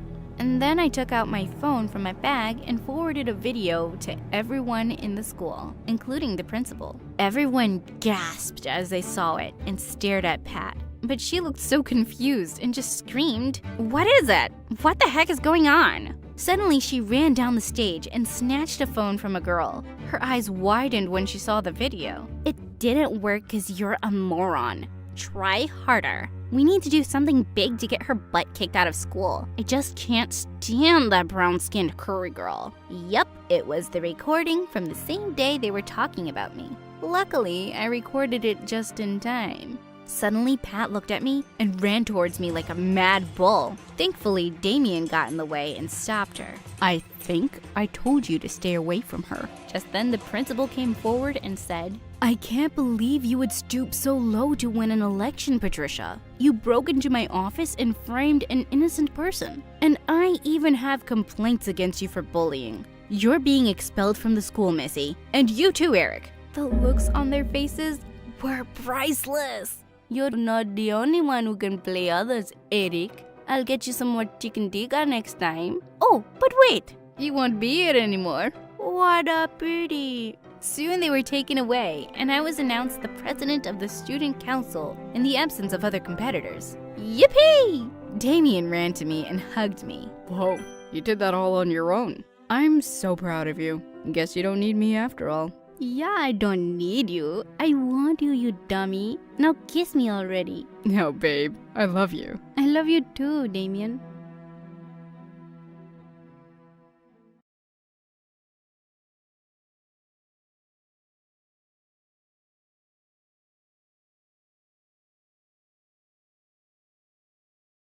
Hi, my name is Caroline, and from the day I was born, Mom has thought of me as a nuisance. No matter how hard I try to please her, I just always end up doing the wrong thing. You see, I was always clumsy, and I'd been causing minor disasters around the house even since I was born. Like one time when I was 2 years old, I climbed onto the bookshelf to take down a book and somehow managed to bring the whole thing down. Mom and Dad were freaked. They fired my nanny then, and since Dad was always away, Mom had to quit her job to look after me full time. I think that's when she started hating me. She thought everything I ever did was wrong. On my 6th birthday, she said to her friends, "She's so annoying that she chose to come out in the middle of my pedicure. I had to go to the hospital with half my nails painted. Can you imagine? So annoying." I was so embarrassed that I tried to run out of the room, only to run smack into my cake. I sat in a pile of cake and felt so embarrassed, and Mom looked so annoyed that I did the stupidest thing on the planet. I ate a fistful of cake and said, "Yum, chocolate." Everyone just laughed harder, and someone said I was an idiot. Turns out, it was Mom. Later that night, I heard Mom on the phone with her friend, and she was crying like a baby.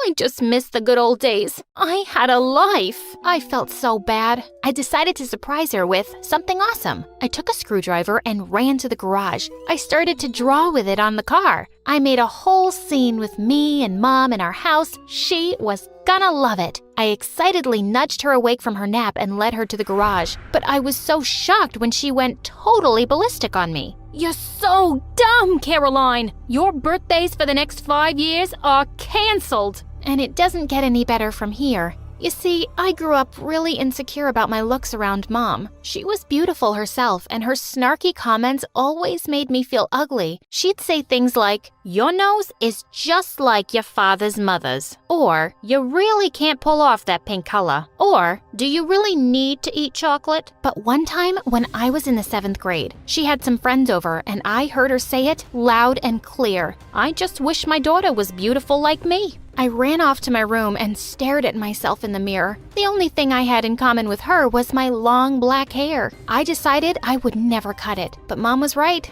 I was ugly. I was so upset with my reflection that I threw a shoe at the mirror, and it broke. Mom heard the noise and came running to my room. "What'd you do now? Clean that up." The next few years went by like that. Dad was a constant no-show most of the time. He sent money and gifts to make up for it though, and Mom insisted I needed to be a different person, while I had found a brilliant new hobby. You see, the day before my 16th birthday, I had found a gorgeous old set of sculpting tools in the attic. I didn't even bother asking Mom whose they were because I was afraid she might make me throw them out. Just then, Mom knocked on the door. She said she'd bought me a dress to wear on my birthday the next day, but to no one's surprise, it turned out to be the wrong size. I tried really hard to fit into it, but I just couldn't. "Why did you buy me such a small dress, Mom?" "To push you to eat fewer cookies and more veggies. The way you're eating, you're never gonna fit into anything nice." "But Mom, clothes are supposed to fit you. You aren't supposed to fit them. If you'd gotten me the right size, I would have looked just fine." "Just fine isn't the same as beautiful, Caroline. That's chubby girl talk." I was so angry with her and disappointed that I had nothing nice to wear, so I just canceled my birthday party and shut myself up in my room, blasting away loud music and doodling furiously in my art pad. A few hours later, I heard a knock at the door. Mom banged on the door saying Dad's gifts were here. After she left, I opened the door and pulled my gift inside. To my surprise, it was a fancy new set of sculpting tools and clay. He'd remembered. Over the next few weeks, I ended up turning my room into my studio. I started sculpting every day. I started to get obsessed. Cars, people, horses, toy,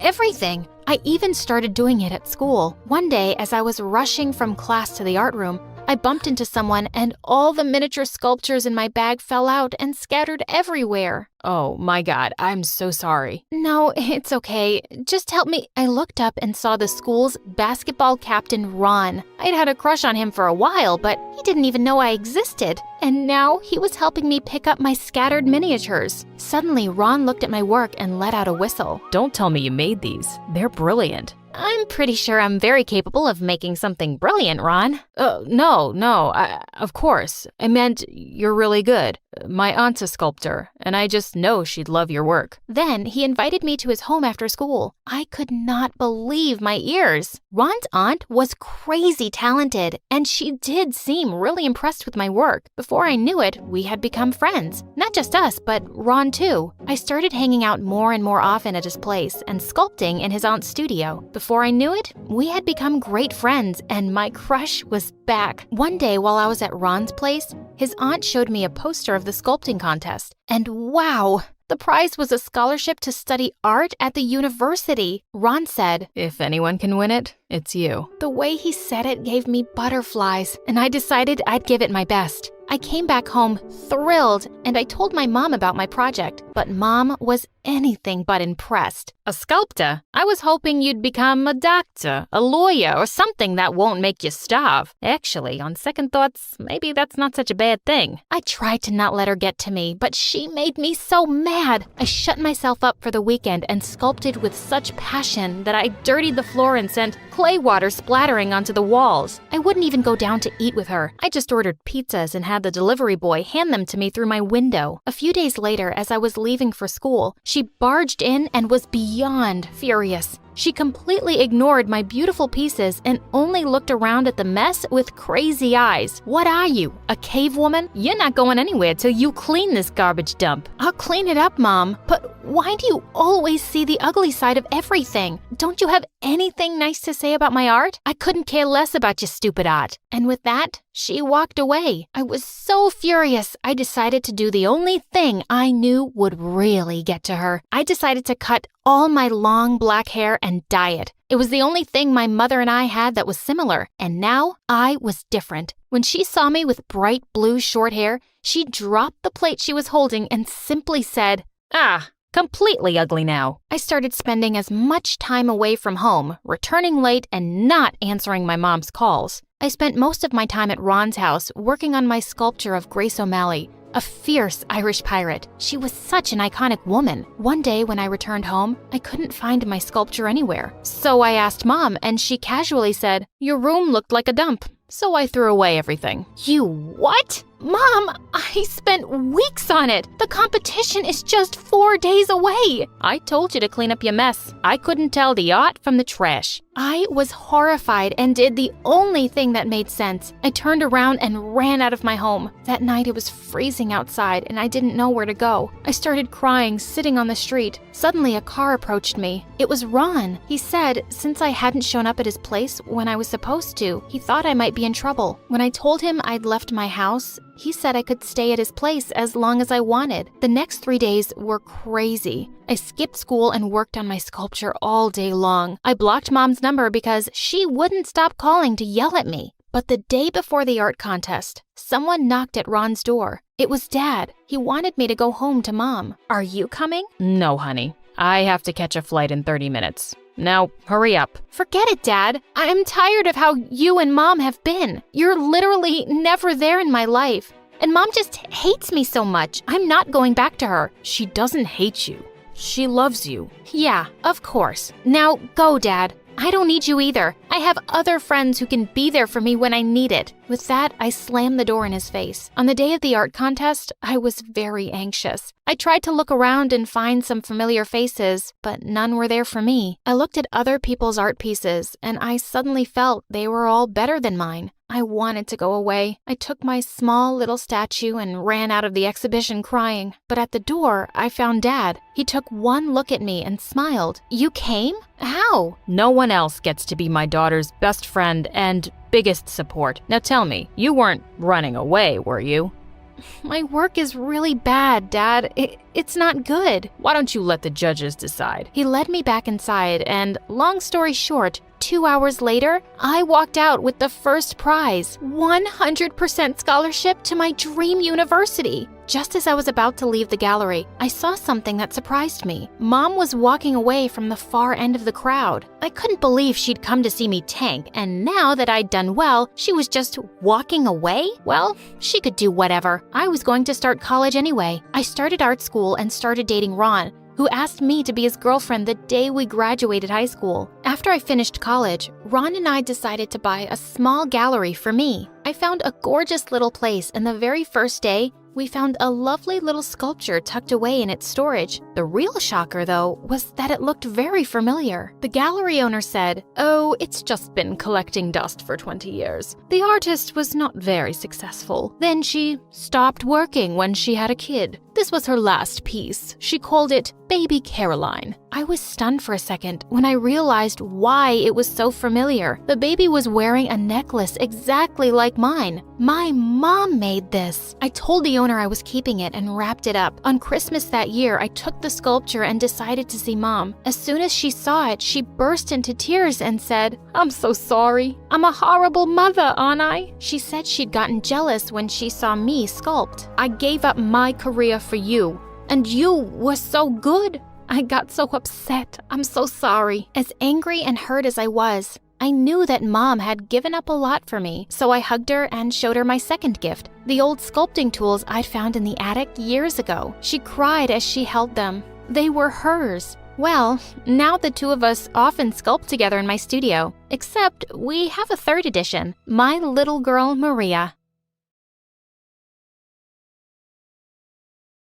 My friend often says that Italians are emotional and impulsive. I haven't done an impulsive thing in my life. Crazy things just happen to me, you know? I was just so unprepared for my chemistry exam, and all I did was set off the fire alarm. Next thing I know, a fire truck had crashed into our school auditorium. The principal was furious and searching for the culprit, and I, the culprit, found myself running away from the school as fast as I could. I rushed straight into my empty house and up to my room to find a boy sitting on my bed. He looked exactly like me. I'm talking height, hair color, lips, down to my very eyes. He was like a boy version of me. Suddenly, he ran up to me and hugged me. I pushed him away. Who are you and what are you doing here? Sorry, the front door was open and I was just so excited to meet my twin sister for the first time. Twin what?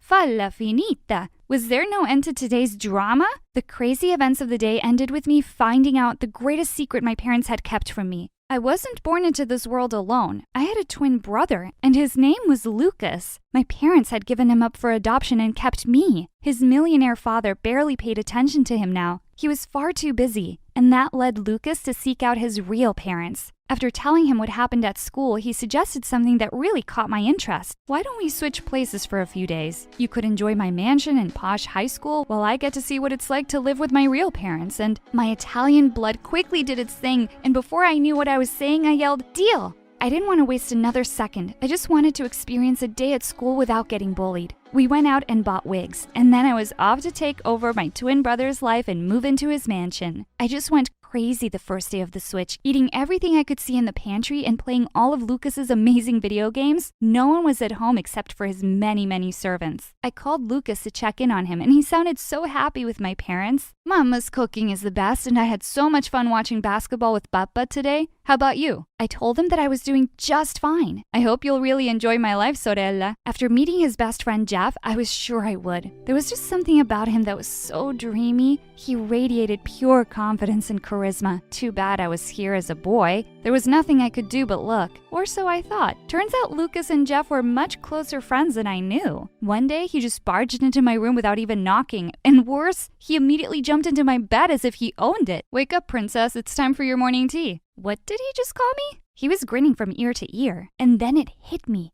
I was still in my girly pink pajamas. Could I just disappear right now? I immediately cleared my throat, and in a deeper voice I said, "I'm just man enough to wear pink." Dude, I know, it's cool. He gave me a fist bump and a wink, and I responded in the most awkward way. Gosh, I was so bad at this. My crush on Jeff was interfering with my acting. He was so hilarious and attractive, it made my girly side come out. Once I almost giggled. How was I ever going to hide my secret with this gorgeous boy always hovering around me? Little did I know that it was about to get much worse. Jeff walked up to me one day and asked me if I was up for the date. I nearly fainted. Date? Yeah, with our girlfriends. Wait, a girl? What? Apparently there were things Lucas hadn't given me a heads up about. Like his girlfriend of 6 months? I called him after school to ask how he'd forgotten this minor detail. He answered the call, but none of my questions. He spoke in a squeaky voice and pretended to be me, Andrea, throughout. My parents were nearby, and he had to keep his act up. The pazzo. Next thing I knew, I was going on a couples trip with Lucas's girlfriend Danielle, Jeff, and his girlfriend Courtney. We were driving to a resort owned by Jeff's dad to chill there for the night. That car ride turned out to be one of the most difficult and awkward experiences of my life. Danielle, my girlfriend, was super into me. She was literally clinging onto me like a snake and was breathing down my neck the whole ride. Oh, babe, I hadn't seen you for 23 hours, 16 minutes, and 10 seconds, and I was missing you like crazy. She tried to kiss me, but I turned my face away from her and said, "Wow, I bet you're good at math." Oh my God, you're so funny. She was all over me, literally laughing at every word I said, and I just wanted to disappear between the car seats. I struck up a conversation with Courtney to avoid my own girlfriend, but I guess it was a bad idea because Danielle started crying hysterically. Oh my God, ladies. I met Jeff's eyes in the rearview mirror. I gave him a help me look, but he just grinned at me. "You're such a flirt, Courtney. Stop talking to my boyfriend." "What's your problem?" "My problem is your existence." Before they could kill each other, Jeff turned around to tell them to shut up. And then he suddenly swerved sharply to avoid an oncoming truck. The whole car spun out of control and we all screamed, terrified. The car came to a halt on the hillside and one of the wheels was stuck in a pothole. We jumped out and tried to push it out of the hole, but that wasn't gonna happen. And we were miles away from the city. We were stranded in the middle of nowhere. I found an inn nearby that had decent ratings online. We began to walk there when Courtney and Jeff began to fight. It was her car that had been wrecked. I was tired of their bickering, so I moved away from them, but then Danielle caught up with me. What have I done, Lucas? Am I not pretty enough? Don't you like my new hair? Wait, what did her hair look like before? I tried my best to hide my annoyance and forced a sweet smile on my face. You're the prettiest woman alive, mia bella, and you deserve everything. I love you. I almost threw up at my words. I hadn't expected that acting like Lucas was going to be this tough. As soon as we reached the inn, I rushed to the bathroom to take a breather. While looking at myself in the mirror, I was surprised to see Courtney behind me grinning. I turned to her. What are you doing here? She stepped closer to me and answered, No, Lucas. What are you doing here? This bathroom is for females. Oh, shoot. Was there no end to this? I was about to rush out when she suddenly blocked my way. We had such an amazing conversation in the car back there, Lucas. I love Jeff, but I don't think I've ever had as much fun with him. Wait, what? Before I knew it, Courtney grabbed my face and kissed me right on the lips. Holy cow, I was kissing a girl. At that moment, Danielle came in and saw us. There was a look of horror on her face as she screamed at the top of her lungs. She was ready to attack Courtney, but Jeff came in time to stop her. Danielle screamed at Jeff, Your stupid girlfriend kissed my boyfriend! Courtney started crying as she hugged Jeff. Babe, I didn't do anything wrong. Lucas followed me in here and kissed me. You know what? I'm so done with you. We're over. Courtney just rolled her eyes. Fine, whatever. Jeff ignored her and turned to me with a furious look on his face, and my heart sank because I had betrayed him. The pretty messed up situation was interrupted when the innkeeper came in to tell us that she had prepared 2 rooms for us. At that moment, I wanted to hug her so bad for being a lifesaver. Thankfully, the woman was very old-fashioned. She wouldn't let teenagers bunk together under any circumstances, so Jeff and I had to share a room, and the crazy girlfriends were in another. But then I started sweating bullets when I realized something. Jeff and I were sharing a room? A bed? How was I ever going to get through this? And he's mad at me right now. I literally just kissed his cheating girlfriend. What was he going to do to me? My heart was racing when we finally went to our room. While heading to the bed, I tripped over something and fell down on the floor. Jeff immediately came to my rescue. He looked so worried as he helped me to my feet. I swear I was about to pass out because of how close our faces were to each other. Jeff offered to take a look at my foot and took off my sock. Nail paint on your toes? Nice. I gasped and looked down at my feet. My blue nail paint was still on my toes. I couldn't think of a single excuse that would work. Before I could betray my secret, I yanked my foot away and changed the topic instead. I'm sorry about what happened earlier, dude. I know you're mad at me. Are you going to beat me up? Suddenly, he burst out laughing. Why would I beat up a girl? And in this case, Luca's twin sister. I froze in surprise. But how did you know? Jeff said he'd figured it out easily. I acted nothing like Lucas and remembered none of his plans. Lucas had mentioned to Jeff that he had a twin sister, so he put 2 and 2 together. Besides, Lucas's eyes aren't this beautiful, and I've never felt attracted to that idiot's smile. My whole face was red now. You're attracted to me? He just smiled at me and continued to bandage my foot. When he was done, he got up and said, wildly attracted. I kid you not, I nearly fainted. I finally opened up and told him the whole truth. I was a girl. Oh, it felt so good to say that out loud. Jeff listened to me patiently as I told him everything. My life at home and at school. He took my hand. You're the most beautiful girl I've ever met, Andrea. Inside and out. Not to mention funny, too. You don't deserve to be bullied and treated like that. Oh God, he was so sweet. How could Courtney cheat on a boy like him? I blushed harder when Jeff started leaning closer and closer. Before our lips could finally touch, Danielle, my girlfriend, suddenly barged in. Jeff immediately jumped out of the bed and pretended to be doing push-ups on the floor. She said, Babe, I couldn't sleep. That witch Courtney was snoring like a pig. I said, How did you get in here? Oh, the innkeeper was sleeping, so I took the duplicate key from the reception. Ugh, she was so annoying. I forgive you for kissing Courtney, by the way. Now let's go to sleep. She climbed onto the bed and told Jeff to sleep on the mattress instead. Jeff said, Yeah, sure, while grinning at me. He was really enjoying my misery. I was forced to cuddle Danielle to sleep just to stop her from making out with me. Babe, can you sing me my favorite lullaby? I was panicking now. I started singing some random nursery rhyme when Jeff came to the rescue again. In case case you guys have forgotten, I'm also here. Can I have some peace? After a few more minutes of pestering me, Danielle finally fell asleep. I carefully untangled myself from her and rolled to the edge of the bed. I whispered down to Jeff, "Are you still up?" He whispered back, "How can I sleep when I can't stop thinking about you?" Oh, my heart. Go to sleep already. We need to have enough energy to deal with these crazy girls tomorrow. Sure, but I need a goodnight kiss. I rolled my eyes as I grinned in the dark. Fine, carino. I reached down to him, intending to give him a kiss on the cheek, but to my surprise, he aimed for my lips instead. My heart almost jumped out of my chest when Danielle started snoring. Jeff and I were laughing soundlessly till our stomachs hurt. It was 5 a.m. when Jeff convinced me to sneak out and leave the two crazy girls behind. He paid for the rooms and we waited for help at the side of the road. Luckily, we were able to find someone to give us a ride back to the city. Jeff wanted to take me out on our first official date, so I wore the cutest pink dress and let my hair down this time. As he watched me walking towards him, he put a hand on his heart. Did it hurt? Huh? What did? When you fell down from heaven? His cheesy line had my heart doing hula hoops. Finally, I was able to giggle as much as I wanted. He took my hand and kissed it. "You're even more beautiful than I thought." He took his dad's car and we continued our love story that weekend in his dad's resort. Just the two of us this time. Everything was perfect until Monday. Word of Courtney and I kissing had spread like wildfire, thanks to Danielle, who was really mad at me for leaving her behind.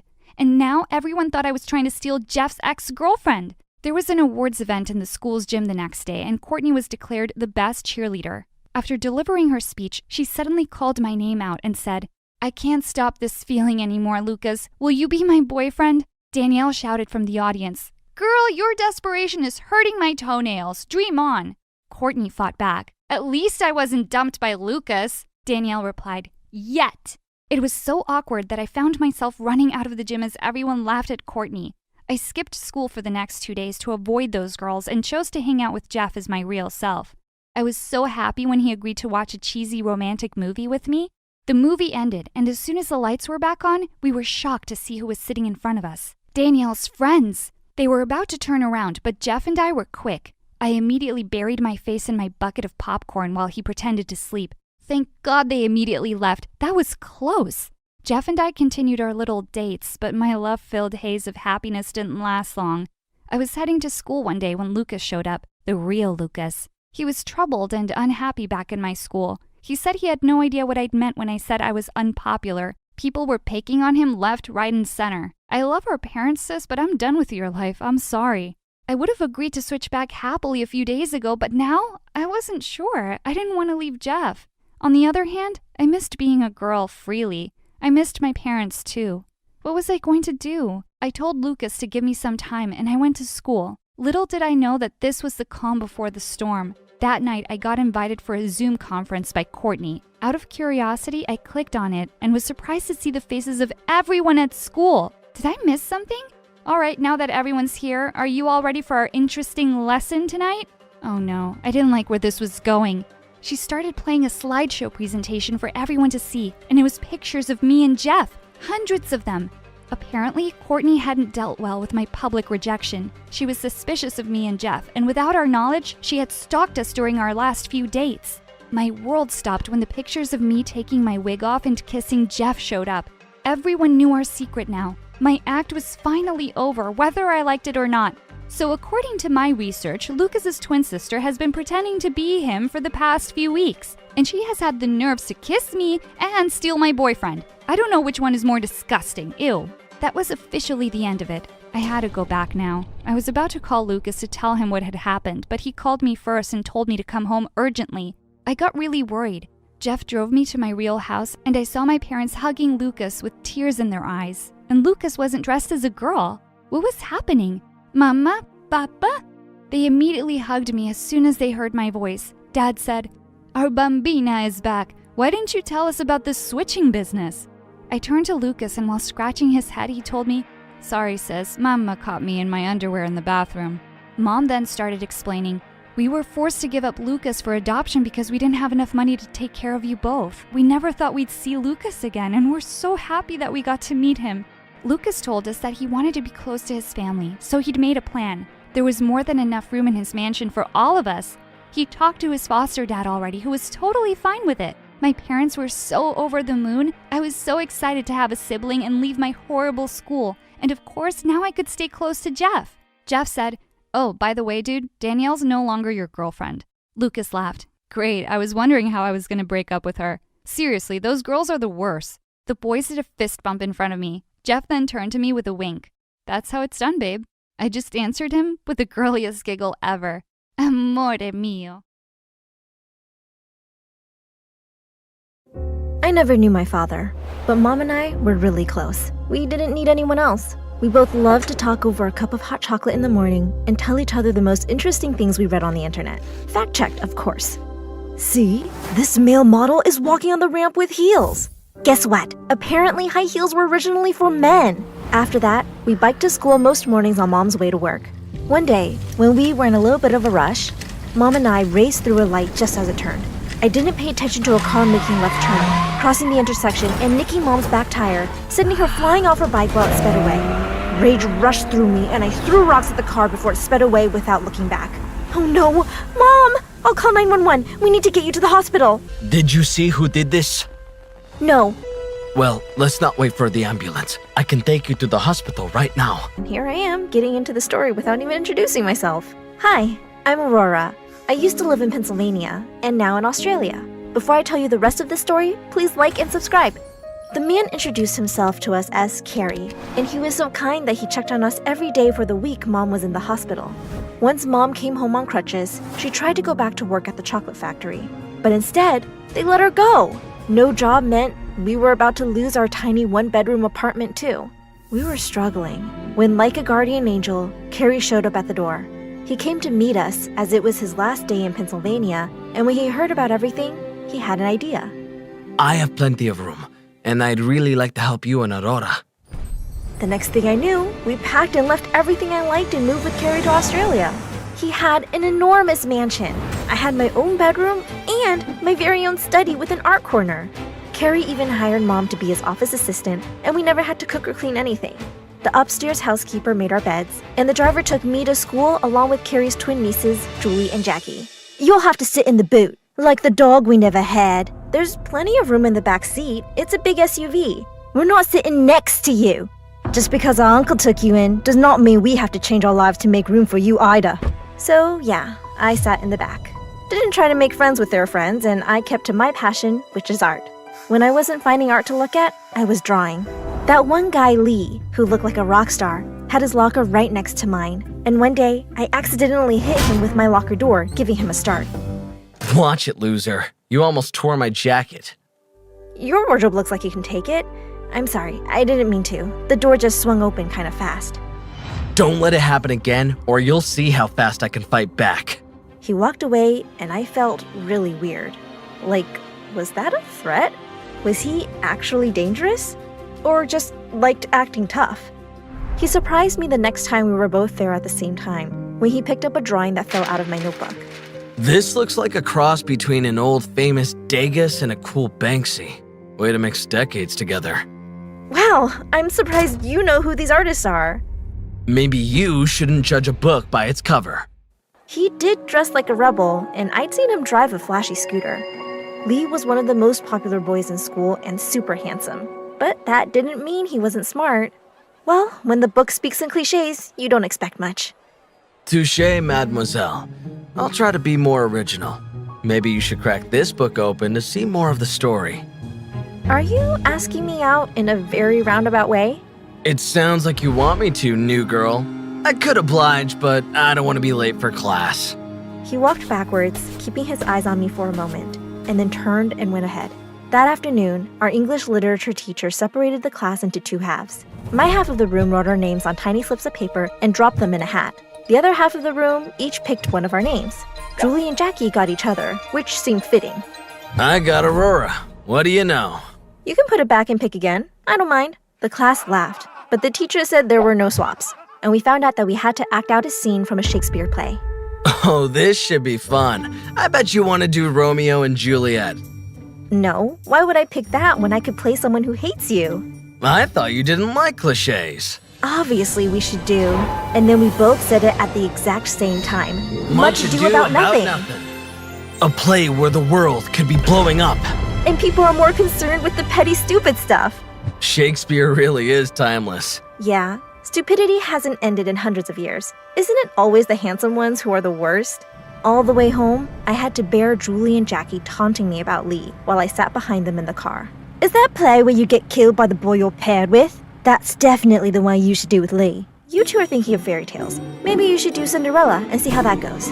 I ignored the rest of their jabs. The next day, I was studying in the library when Lee came over, plopped his smelly shoes on my table, and gave me a weird look. I snapped. I picked up the heaviest book I could find and threw it right at his feet. Oh, sorry.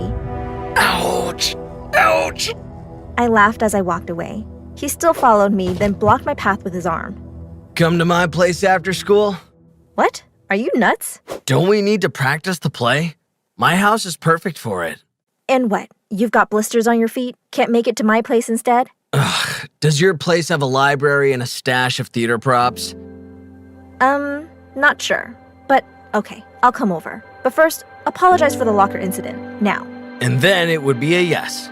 Promise. Yes. I'm sorry, beautiful. Did you hear that? Or is it just me? Okay, apology accepted. Anyway, I'm good at lying, but you promised me. So, see ya. Ugh. He stormed off and I went to his house after school that day. Only his parents' house was an even bigger mansion than Carrie's, and the art on the walls was better than a museum collection. Originals of every artist I'd ever heard of. Wow. Wow. Wow! Lee sprayed his mouth with some breath freshener before we started reading some lines together. That's weird. It's not weird. It's chivalrous. I think you should also do the same for your feet. What other fun facts should I know before I have to stand close to you? Okay, Miss U.S. of A. Let's just focus on the homework, shall we? When Carrie's driver came to pick me up, he asked Lee why he hadn't been around, as he knew him well, but that must be because Julie and Jackie had invited him to some party at home. As I reached home, I was surprised to see Mom and Carrie sitting close watching a movie together. Well, I didn't mind. But later that week, Mom seemed upset after a nice dinner out with Carrie. When I asked her what was wrong, I was shocked at her answer. Carrie and I have gotten closer, so I guess he felt comfortable telling me the truth. He was driving the car that hit me. What? He deceived us and I thought of him as an angel all the time. He should be in jail. I'm going to call the police and tell them everything. Mom tried to stop me, but I stormed off and took a bus to the police station. The kind officer told me that they had no jurisdiction for something that happened in a different country. I was so angry. So I started to think of ways to hurt Carrie like he hurt Mom. I could let the air out of his tires, but that really only hurts his driver. I could mix salt into his coffee, but it might not bubble over like a soda would. I ended up taking scissors and cutting a slit in every pair of pants he had. But in one day, they were all replaced and Mom made me apologize. Aurora, you have to forgive him. I have. He's giving us a better life than I ever could. But he hurt you, and he lied? He didn't mean to, and he cares deeply. Maybe he has you fooled, but I am not. Because of everything, I was so distracted, even while doing my homework at Lee's house. I guess he noticed how quiet I was because he did something I least expected. Salsa! He kept on dancing, making these silly faces, and then he started tumbling over the furniture like a circus clown, which made me laugh till I cried. Eventually, he sat down next to me and took me by surprise when he hugged me. Why'd... You look upset about something, and I've learned over the years that a hug is like magic. I wish I had them once, but since I didn't, I'd rather give them to people whom I like. A lot. I didn't push him away. I knew that I needed that hug. But in that moment, I knew he needed it maybe more than me. I was happy, and we started spending more time together. He even offered to carry my books, started sitting with me at lunch, and when I told him about the chocolate factory where I used to live, he had hot chocolate waiting in a thermos for our next rehearsal. We should rehearse the scene all the way through since we have to do it in class tomorrow. He asked me to be his girlfriend, and I said yes. When I went home that night, I completely understood the expression, walking on clouds. Maybe our life in Australia was better than it ever might have been. I wanted the good vibe to last, so I couldn't face riding with the nieces to school the next day. I took the bus. On my way to class, I noticed Lee talking to Julie and Jackie, so I ducked around the corner so I could listen without them seeing me. Then I was shocked when he leaned closer to Jackie. Well, I am that good of an actor. Okay, but you can quit now. I don't like this anymore. You were just supposed to spend time with her to see how Jackie and I are so much better. I'm missing my boyfriend. Aren't you missing me too? Of course. I'm doing this for you, right? You two came up with this plan. Plan? Getting close to me was all some sort of game for them? He didn't want me any more than Carrie wanted us. I was fuming. I raced to the bathroom to pull myself together and set my own plan in motion. When it was time to perform our scene in class, I put on the low-cut costume our maid delivered for me with an extra prop I asked her to bring. Lee whispered in my ear before we began. Aurora, you look amazing. Wait for the next surprise. When he tried to squeeze my hand, I conveniently pulled away to grab my little paper bag with the prop inside. In our scene, we worked out that Lee would casually take a bite from an apple. We ad-libbed and made up some added dialogue when I handed him a caramel apple instead. What a treat to have caramel. You'd think it was my birthday. I tried to keep from laughing, but his face was priceless as he took a bite and found it was a caramel onion. The whole class laughed at him, but he kept going, like he wanted to prove he'd do anything for me. After class, Lee grabbed my arm. What was that? Maybe Jackie, your real girlfriend, has some of your mouth freshener for you. Wait, how'd you find out? I didn't want to hear any of his lies, so I ran out and left school early to go home to find Mom. I begged to move back to Pennsylvania, but Mom showed me a giant new ring right before Carrie walked in. Aurora, I know it's fast, but Carrie and I feel it was fate that brought us together. I didn't know that my trip to America will help me find the two people I care about more than anything in the world. I'm very sorry that it had to be through an accident. It was an honest mistake, and I don't want to lose both of you. I was beginning to soften toward Carrie. He was really showing he cared. I guess that look in his eyes was the dad moment I'd been missing. I'd been overthinking it, but he'd done so much for us. Clearly, my anger took the best of me. And if you still don't agree, I'm not going to press your mom to stay. And you know, I've had enough punishment as I had those piles you wished for me. At least take it back. I'm sorry. But I never want to go back to that school, though. They're hateful. As I told them what happened, I didn't see that Lee had been let into the room. You only think that because you don't have all of the information. Didn't you say you liked to fact check? In that moment, I knew it was time I took charge of my own narrative. Lee looked like he'd been crying, but even his explanation didn't change my mind. I never meant to hurt you. I was trying to find the right time to tell Jackie that she and I were through and how much I really do like you. That getting to know you was absolutely the best thing ever. Wow, that's sweet. And I know what I'm doing. Lee, you're exactly the kind of guy I want to be dating. And Carrie, you've done so much for Mom and me. Only, I just realized that I don't want to be an extra in anyone's story or a prize in some twisted game. I don't need any grand gestures to know my worth or dictate my happiness either. Lee's eyes held a mixture of admiration and surprise. Carrie and Mom both looked like they respected what I was saying. I'm going back to Pennsylvania, not because I'm running away from what happened here, but because I've got dreams to chase. I want to go to art school and build my life on my own terms. Lee remained silent, but I could tell he liked what I was saying. But what about us? You will always be a part of my story, but it's time for me to write the next chapter in my own way. Carrie, you and Mom have a chance at happiness. I won't stand in the way of that. Lee, if what we have is real, it'll survive the distance and the test of time. The room was filled with a sense of understanding as Carrie told a maid to pack my things. When I hugged my mom goodbye, I whispered, "I'm doing this for us, Mom, so we can both be strong independently." I left the mansion with my head held high, not as a girl swept up in a whirlwind of events, but as a young woman taking her first steps into a future she was crafting for herself. On the plane back to Pennsylvania, I sketched a collage of lessons learned over the past few months, friendships formed, and a path leading to a bold, unapologetic future of my own design. Of course, I included a kiss with Lee in that future. Stay tuned for the story of when he visits me.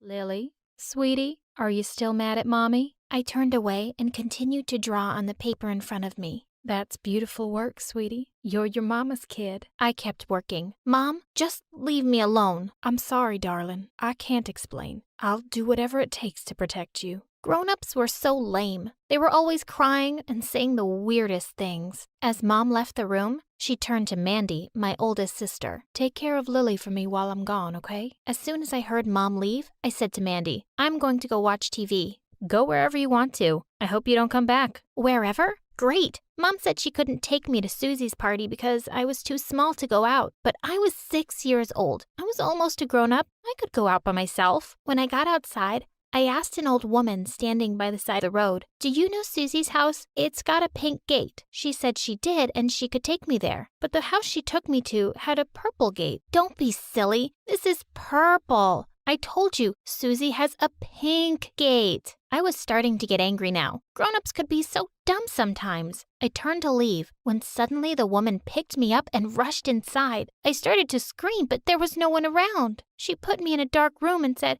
if I keep quiet, she'd give me ice cream. I don't want it. I want my mommy. Should have thought about that before. Now I'm your mama. She'll never find you. I started to cry. Just then, the door of the house flew open and someone yelled, "Keep your filthy hands away from my girl." I started to jump up and down with joy. It was Mom. As the woman was taken away, my mom hugged me. "How did you find me, Mommy? I was so scared. She said you'd never find me." She hugged me again and said, "I'll always be able to find my little girl. I put a special little chip in her brain that tells me everything about her, so I never lose her." Hi, my name is Lily, and if you think you have an overprotective mom, wait till you meet mine. She can literally read my mind and can always track me down. She said that I'm too beautiful and can't go around by myself. When I was younger, I didn't know what that even meant. But before I continue, click like and subscribe. By the time I was 10, I had good grades in school and was the smartest kid in class. I could read books far above my age group, and I was better at math than Mandy. But my real passion was like my mom's, art. One day, my art teacher invited me to her house, saying she had some old canvases and paints I could use. I had just started working when the door burst open and Mom barged in, looking like a loony. "Just what do you think you're trying to do with my child? You think I won't find her? Your little Lily is a prodigy. She's another Picasso,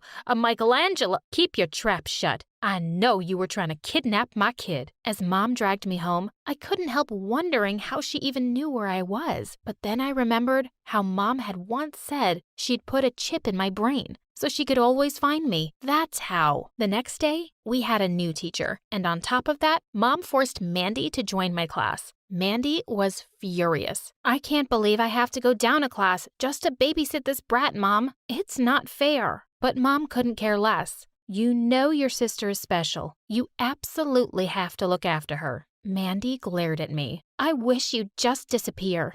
Yeah, well, I wish you'd disappear too. Years passed, and every day Mandy had a new reason to be mad at me. She kept picking fights for the smallest things. If I made a good piece of art, Mandy yelled at me and called me a loser. In fact, sometimes she yelled at me if she could hear me breathe. It's not my fault what Mom decides. One day soon after I turned 14, Mandy threw a particularly horrible tantrum when Mom said she had to go somewhere, and Mandy had to stay back to watch me. You honestly can't expect me to cancel my date to watch her again. When Mom came back that evening, Mandy was still in a really bad mood. So she said she'd take us out for pizza and ice cream. We'll spend some time as a family. This is bad. No. Just then the pizza was served, but Mom slid under the table and said, "We have to go, right now." "But Mom, the pizza." "Not a word, you two. Outside, now." As soon as she parked the car at home, she ordered us to go to our rooms and pack up. "We're moving." "But why, Mom?" She never replied. Before the night was over, we were on the road, driving to God knows where. I didn't even get time to pack my art supplies. When I was younger, I thought my mom was cool, but now that I was 14, she was starting to get on my nerves. In our new city, Mom moved us to a house in an almost empty neighborhood. There was just one other family and they lived across the road from us. When the truck was unloading our stuff, a boy came out of the house. He stood there, staring at me, and then he yelled, "I'm sure you're not from this town because you're the most beautiful girl I've ever met." I felt blood rushing to my face, but Mom immediately pulled me inside and said, "Maybe we should have tinted windows." "Mom, it's bad enough I have to share a room with Mandy in this weird place. I can't live in a black-windowed house. I have rights." "Where's Mandy?" Curious to know what she was up to, I snuck to our room. The door was slightly open. I peeked inside and gasped. She was looking at a picture and crying. "I miss you so much, my love. I have no one here. Watching her cry like that broke my heart. I threw the door open and rushed to her. Don't say that, Mandy. You have me. Truth be told, I expected Mandy to throw me out of the room for spying on her, but instead she hugged me and said, I know, and you'll always have me, Lil. And then, just like that, my sister and I were best friends. When school started, I was excited. At least now I had an excuse to get out of the house. Mandy spent hours getting dressed because she was determined to be one of the cool kids. I'm going to stun them all, baby sis. The minute we walked in, someone whistled. I grinned at Mandy. Clearly, her effort was not wasted, but she looked angry. I was confused until I heard someone say, the blonde girl is gorgeous. I was? Since when? But throughout the week, it became clearer that everyone thought I was beautiful. Add to the fact that everyone who saw my art wanted me to do a piece for them, and before I knew it, I was hanging out with the popular kids. By the end of the week, I'd been invited to 4 parties, even to the one the captain of the football team was throwing. You don't just make art. You are art. I need this masterpiece in my house. I was thrilled. I couldn't wait to go. All the guys were already telling me I had to dance with them. There was just one problem, asking Mom. That night over dinner, I waited for the right moment to bring it up when suddenly Mom said, these parties are useless. You can't go. My jaw dropped. Every time I started to think my chip theory was crazy, she just convinced me it wasn't. How else could she know my thoughts? She didn't say anything about a party, Mom, Mandy said. Oh, she doesn't need to say anything. I know. I looked over at Mandy in shock, and she looked just as taken aback as me. That night as we lay in bed, Mandy said, it's unfair how she's so strict with you. I don't know why she hates you. I wish she didn't, I said sadly. Hey, you know what? If you want, we can sneak out. What, really? Yeah, it'll be a ball. All the jocks will be there. And it's so great that the captain of the football team wants to dance with you. I was thrilled. I promised her I'd never tell Mom she helped me. The next day, the 2 of us got to the party when it was in full swing. Mandy immediately disappeared into the crowd. Everybody started to hover around, waiting to dance with me. It was as if the whole school had been waiting for me to show up before the party actually started. After a while, I was so tired, I absolutely had to sit down. That's when I saw him. He was tall and he was wearing a green shirt. Even from across the room, I felt his intense gaze. And when our eyes met, he smiled. I never knew a smile could make my heart race the way his did. I smiled back and he started to make his way to me. I waited with my breath caught in my throat. I just knew I was about to fall in love. Hi, But before he could complete his sentence, the door flew open. Lily, I know you're here. You are grounded for as long as you live. I gasped. Oh no, Mom! I was so mortified that I tried to duck under a table, but she knew exactly where to look for me. When I got home, I was shocked to see Mandy already there. She looked at me apologetically and whispered, I'm sorry. As soon as I saw Mom there, I just ran. I don't know how she knew. Mom started to yell at us. Me for sneaking out, and Mandy for not watching over me. If I've told you once, I've told you a billion times. I wanted Mom to admit that she was a psycho who'd put a chip in my brain. How did you know? What? How did you know where I was? Don't ask questions, Lily. Just go to your room. You're grounded. I had to put a stop to this. I couldn't let Mom control me forever. There was only one person I could turn to, Mandy. That night, I told her my suspicions, and all she said was, I don't know, kiddo. Mom really does seem to have it out for you. I'd be careful if I were you. You have to help me, Mandy. I have to go see a neurologist and get this thing out of my head. Mandy promised that we'd go next time Mom was out of town or we had a chance to sneak out. The next day in school, I was a girl on a mission. I had to find the guy in the green shirt. I checked every nook and cranny. I went around asking everybody, did you see the guy in green yesterday? It turned out that a lot of people were wearing green. Why did Mom have to come before I caught his name? By the end of the day, I was so disappointed that I gave up and was wandering aimlessly around the school when I saw the art room. Immediately, I made my way to it. As I set up a canvas, I once again began to drift into my universe of colors. Hey there, I thought I might find you here. I broke out of my reverie and gasped. It was him. My heart immediately began to thump like 100 drummers were banging away on it. You were looking for me? He smiled and said, well, a little birdie told me that the most beautiful girl in school was looking for someone in a green shirt. I thought I might be the lucky winner. Am I? I looked at the ground and nodded. In a flash, he was next to me.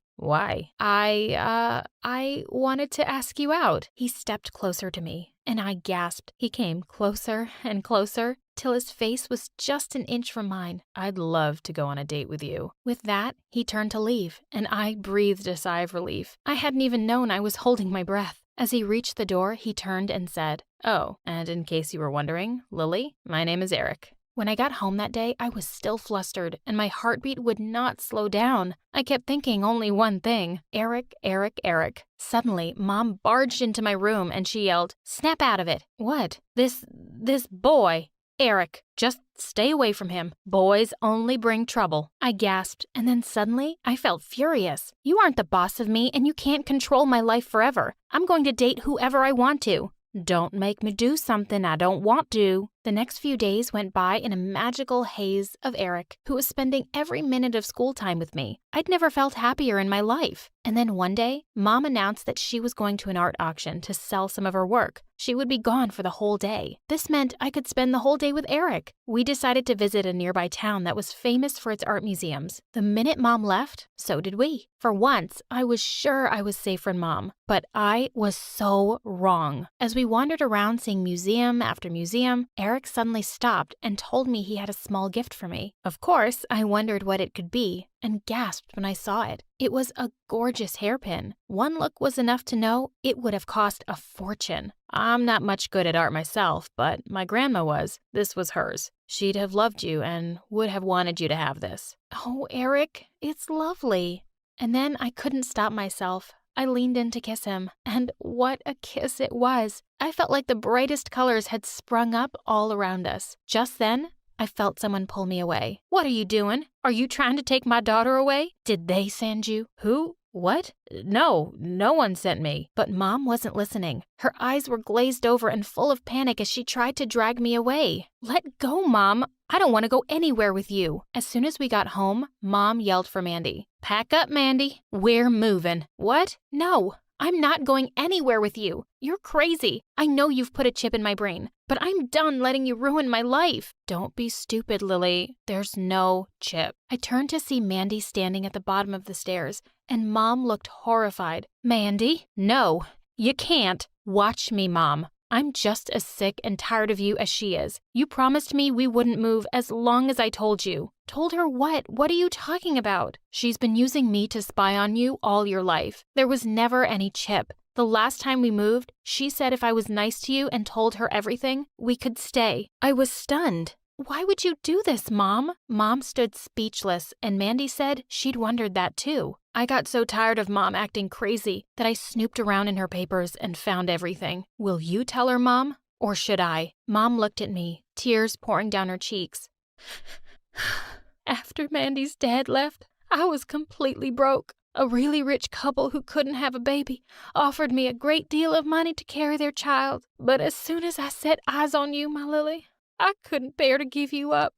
So I ran away with you both, and I've been on the run ever since, terrified they'd find you and I'd lose you." "Me? You ran away with me?" I looked at them in shock as the reality set in. My mother was not my mother. My real parents were out there somewhere. My whole experience had suddenly turned upside down. I refused to even acknowledge Mom's existence. She had stolen me from someone and used Mandy against me all this time. Eric convinced me that everything she had done was out of love and I needed to forgive her. Eventually I did, but only on the condition that she'd tell me who my real parents were. I needed to go see them, and they deserved to know what happened to me. My real parents were overwhelmed with joy to see me. I stayed with them for a few days, and they seemed like lovely people. They could give me the life every girl dreamed of, but something kept bothering me. "I'm sorry you went through all this, but I have only one mother, and she's waiting for me."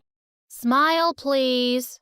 Click. "You should be on the cover of a family magazine. So perfect." I fake a smile and walk past the photographer. To the outside world, we have it all. A big house, cars, money, and my parents' perfect marriage. But what goes on inside the house is another story. Hi, I'm Fatima from Afghanistan, and this is how I made my jerk dad regret having me as a daughter. But before I continue, click like and subscribe. Mom and Dad were high school sweethearts, but their parents were dead set against the match from the start. Dad took a stand and got married to her anyway, cutting off all ties with his family. Mom was so blindly in love with him after this because she thought he was her real-life Romeo.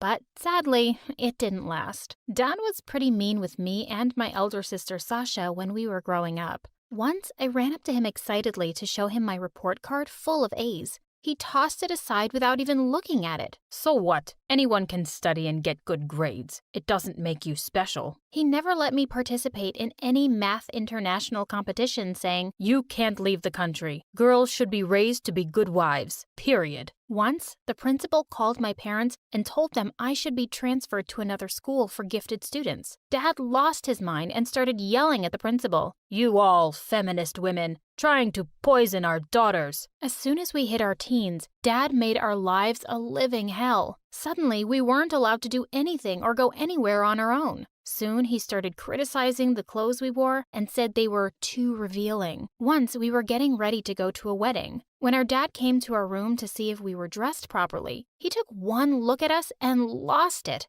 Go, wash your face. You look so ugly. We were angry, but we did as he said. When we reached the wedding, though, once again, he became the doting father. What a hypocrite! Men and women are separated in these weddings, so I told Sasha that we could put our makeup on again and enjoy our night. And so we did. My brother didn't have these problems. He was Dad's little pet. God, he even got a cell phone at 8. Dad kept telling him he was the man of the house, and he had to keep us women in check. It seemed like Dad was getting more paranoid by the day. He shifted our computer in the lounge so he could see what we were doing. He threatened to kick us out of the house if we even mentioned having social media accounts. One day, when Dad wasn't home, I decided to set up a Facebook account. I wanted to join all the math groups on Facebook, but as soon as Dad entered, my stupid brother ratted me out. Dad went from normal to the Hulk in less than 5 seconds. How dare you? I told you to never make a Facebook account. Are you that desperate to find a boyfriend? No one will want you anyway because you're ugly. Dad, I'm old enough to have a Facebook account. Dad got mad and disconnected the Wi-Fi. I tried talking to Mom about it, but it was pointless. She never saw any fault with anything he did. He's your father. He knows what's best for you. The next thing we knew, he pulled us out of school and enrolled us in an all-girls institution. I couldn't believe it. This is so unfair. All my friends are here. You can't do this. I can. And I have. If you want to live under my roof, you will do as I say. I couldn't let him get away with it. If he wanted to play hardball, then I'd learn from the best. He invited his friends over for dinner a week later, and it was the perfect opportunity to get a little revenge. When Sasha and I came down to greet the guests, Dad almost choked on his tea. What are you wearing? You said we should dress to impress your rich friends. Dad shot Mom an angry stare, and she hurriedly dragged us out of the room. Strike one, and Dad was livid. For our stunt, he cut off our allowance and refused to give either of us any money. It was worth it. And it was okay because I was one of the best students in the class and kids were always asking me to tutor them. I lied to Dad and said my math teacher was forcing me to take extra classes because I was really dumb. And he easily bought it. So I started tutoring a bunch of kids after hours in school. And I was making good money. A month went by and one afternoon at school, right in the middle of a lesson, the door suddenly burst open. I turned in horror to see it was Dad, looking mad as a raging bull. You take me for a fool, girl? Pack your things this minute. I felt humiliated in front of my classmates, and I didn't want to make things worse, so I left with him. When we got home, he screamed at me some more and insisted I give him all the money I'd made tutoring, but I refused. Fine, but make sure it lasts, because there's no way you'll be making any more.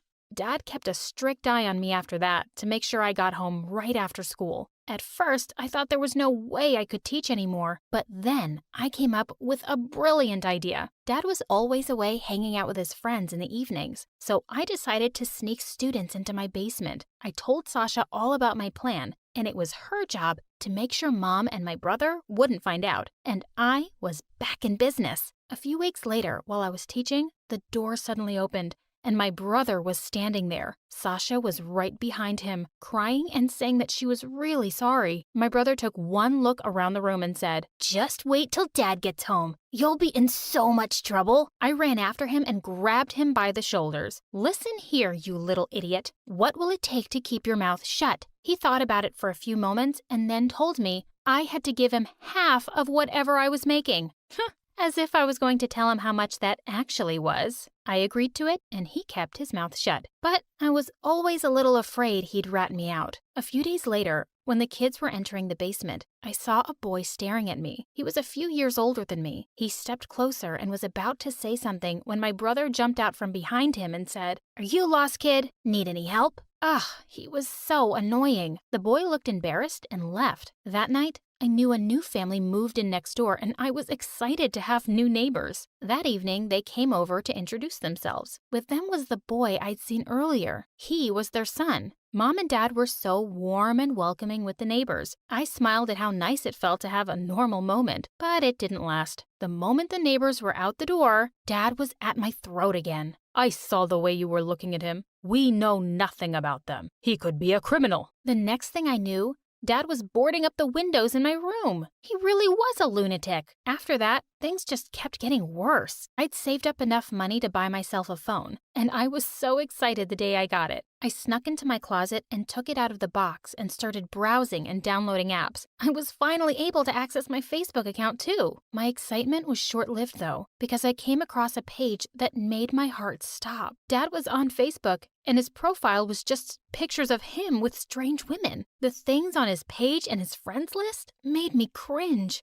I had no idea he was such a cheater. What would Mom say? I quickly ran to Sasha's room to show her what I'd found. She scrolled through the pages and sank down on the bed in disbelief. He wasn't trying to keep us safe from the cruel world. He was only trying to save himself from being exposed and make sure we never found out the truth about him. It's disgusting. Come on, we have to tell Mom. We ran to Mom's room where she was busy fixing her hair in front of the mirror. "Mom, I need you to look at something." "I don't have time. Your dad will be here to pick me up soon." "But Mom, it's about Dad." She looked at the phone and then back at us. I was expecting her to be angry with him, but instead, she started yelling at us. "How dare you talk about your dad like this, after everything he's done for you?" And with that, she stormed out of the room. We were in shock. Was she really that stupid? Or just in denial? The next morning, when Sasha and I reached school, her friend came up to her and said, "Sash, isn't this your dad?" I wanted the ground to swallow me up. Dad was trying to befriend girls from my school?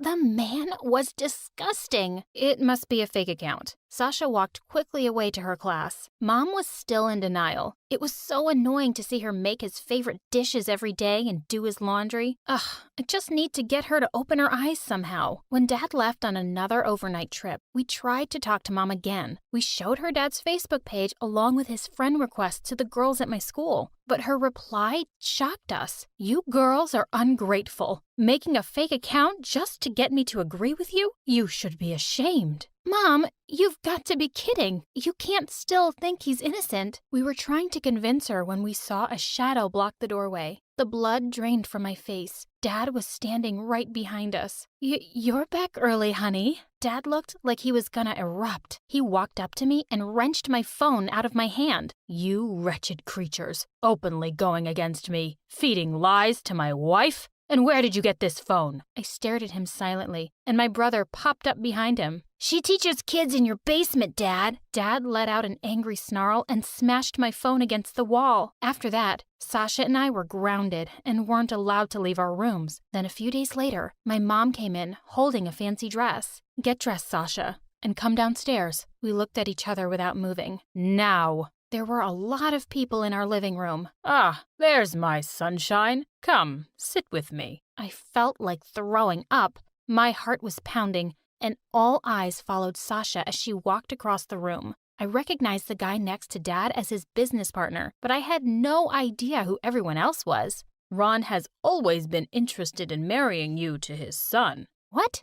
She was only 18. Sasha tried to get up, but Dad grabbed her hand and kept her from doing so. I was boiling inside. I wanted to tell them to get lost, but I knew that wouldn't end well. Mom and Dad were on their best behavior, and you'd think there couldn't be more loving parents in the world. It was an Oscar-worthy performance. After they left, Sasha stormed into my parents' room. How could you even think about marrying me off? And to that nincompoop? His family is really rich. He's a high school dropout. I plan on going to college, and I want a career. You can't do this to me. Watch me. I stood rooted in the corner. I couldn't let this happen. I had to do something to save my sister from this monster, our dad. That night, when I went to throw out the trash, the boy next door was in his yard. He smiled when he saw me. I walked straight to the trash cans, too afraid that Dad would see me. When I was walking back, I saw something on the fence that wasn't there before. I picked it up and ran up to my room. Over the next few days, he started leaving little swans for me to find. It was the sweetest thing. No matter how horrible my day had been, the swans would make me smile. Maybe one day I'd be able to talk to him. As the day of the wedding got closer, tensions rose higher. Dad got crazier, Sasha got angrier, and Mom just went about being a robot as usual. The day of the wedding arrived, and Dad was running around frantically, making sure everything was perfect. I walked into Sasha's room and gave her a tight hug. Listen to me carefully. I have a plan. The guests had arrived, and the groom and his family took their places. I knew everything was going according to plan when Mom came running in. Why are you acting like a fool? Sasha. What happened to Sasha? She's gone. She's run away. What? The groom and his family were livid. Ron grabbed my dad by the collar. We've never been this humiliated in our life. You will pay for this. Please, Ron, we can work this out. As I ran up to my room, I saw not one, but 8 swans, and my heart swelled. I didn't know how I'd ever thank the boy next door for helping me with my plan. I could hear Dad trashing the house downstairs. I needed to make Sasha run away on the wedding day, so Dad would be too ashamed to look for her and get her back. Just then, the door to my room opened. Pack your things now. We're leaving. What do you mean, leaving? You two have destroyed his reputation. Dad's lost his business partner, and you're asking why we're leaving? With that, he slammed the door and left. Dad followed every move of mine like a hawk. I wasn't allowed to go to school on my own either. One day when I came back from school, Mom was sitting in the lounge, but she looked different. Dad walked in and sat on the couch. Make me a cup of tea. Mom didn't move. Didn't you hear me? Make me a cup of tea. I didn't know what was happening, but I was loving it. Get out of my house, you cheater. Dad was shocked. That's when I saw his phone in her hand. All this time, I thought the girls were lying. But this? Get out. Get out. Now. I thought Mom was going to pop a vein. I secretly hoped she'd kick my brother out too, but you can't get everything you want in life.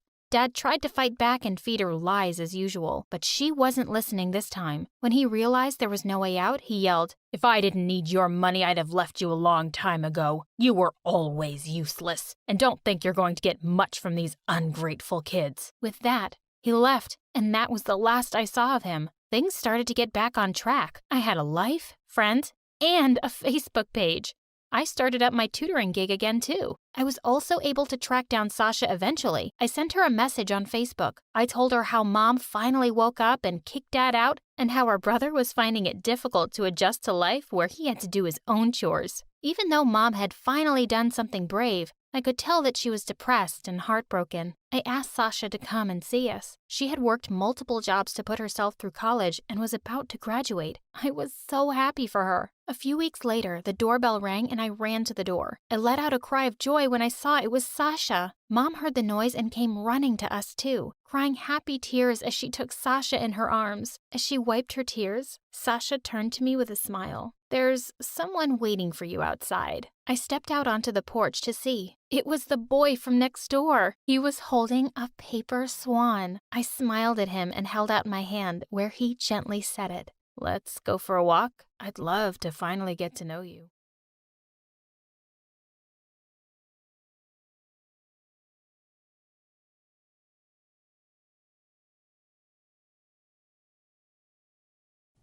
When I was 5 years old, I was playing alone near the road when suddenly, a bus full of kids stopped next to me. A tall man with a bushy beard came down. He knelt down next to me. "Where are you off to, little missy? Would you like an ice cream?" Do you have blueberry popsicle and orange icy creams? Oh, yes, I have those. I have everything. But I don't have money. I'll get it from Mama. It's for free. Just come with me, princess. Free? Why? Are you trying to kidnap me? Suddenly, he tried to grab my hand and pull me towards his truck. I was terrified. Let go! I don't want to go with you! Get away from my girl, you monster! Mama rushed forward and grabbed me while the man turned and ran away. Mama, how did you know I was here?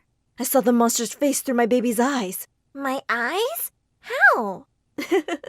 See, mi amor? Mama sees everything you see. She's got the doctor to put a special camera behind your eye so she can always come help her baby. My eyes widened in shock as she carried me home.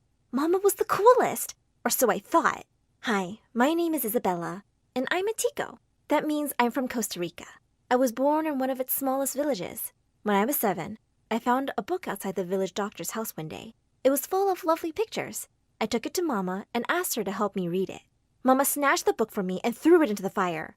Then she said if she ever saw me reading, she'd make me do all the house chores, alone. Fine, I'd just do it where she couldn't see me. The next day, I snuck out to the village doctor and said, if you teach me how to read, I'll make sure no one bullies your kids for being snobby brats. But before he could even say a word, Mama showed up. I told you, I know everything. Whenever you try to disobey me, I will make you regret it. It was obvious she could see whatever I did, all the time. But what if I did it in the dark so she couldn't see? So every night after everyone went to bed, I would light the tiniest candle in the house and teach myself to read some words. By the time I was 15, I was sure I wanted to go to school in the city. But Mama obviously decided it was time for me to get married. You're lucky he agreed to marry you because, darling, you're ugly. But the day before the wedding, the volcano close to our village erupted. Within hours, we had to leave everything behind and run to San Jose to our Uncle Pablo.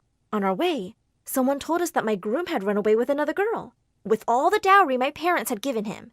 When we reached his house, Uncle Pablo immediately pulled Papi to his study, while his daughters, Daphne and Carla, rushed out to see me. Just as I was about to say hello, Carla slapped Daphne and came to me. I jumped back, scared she was going to hurt me. Oh, don't worry, we had a bet. If you're pretty, she would slap me, and if you're ugly, I would slap her. And yeah, I slapped her hard. You are ugly. Then Daphne came and gave me a quick kiss on my nose. What was happening?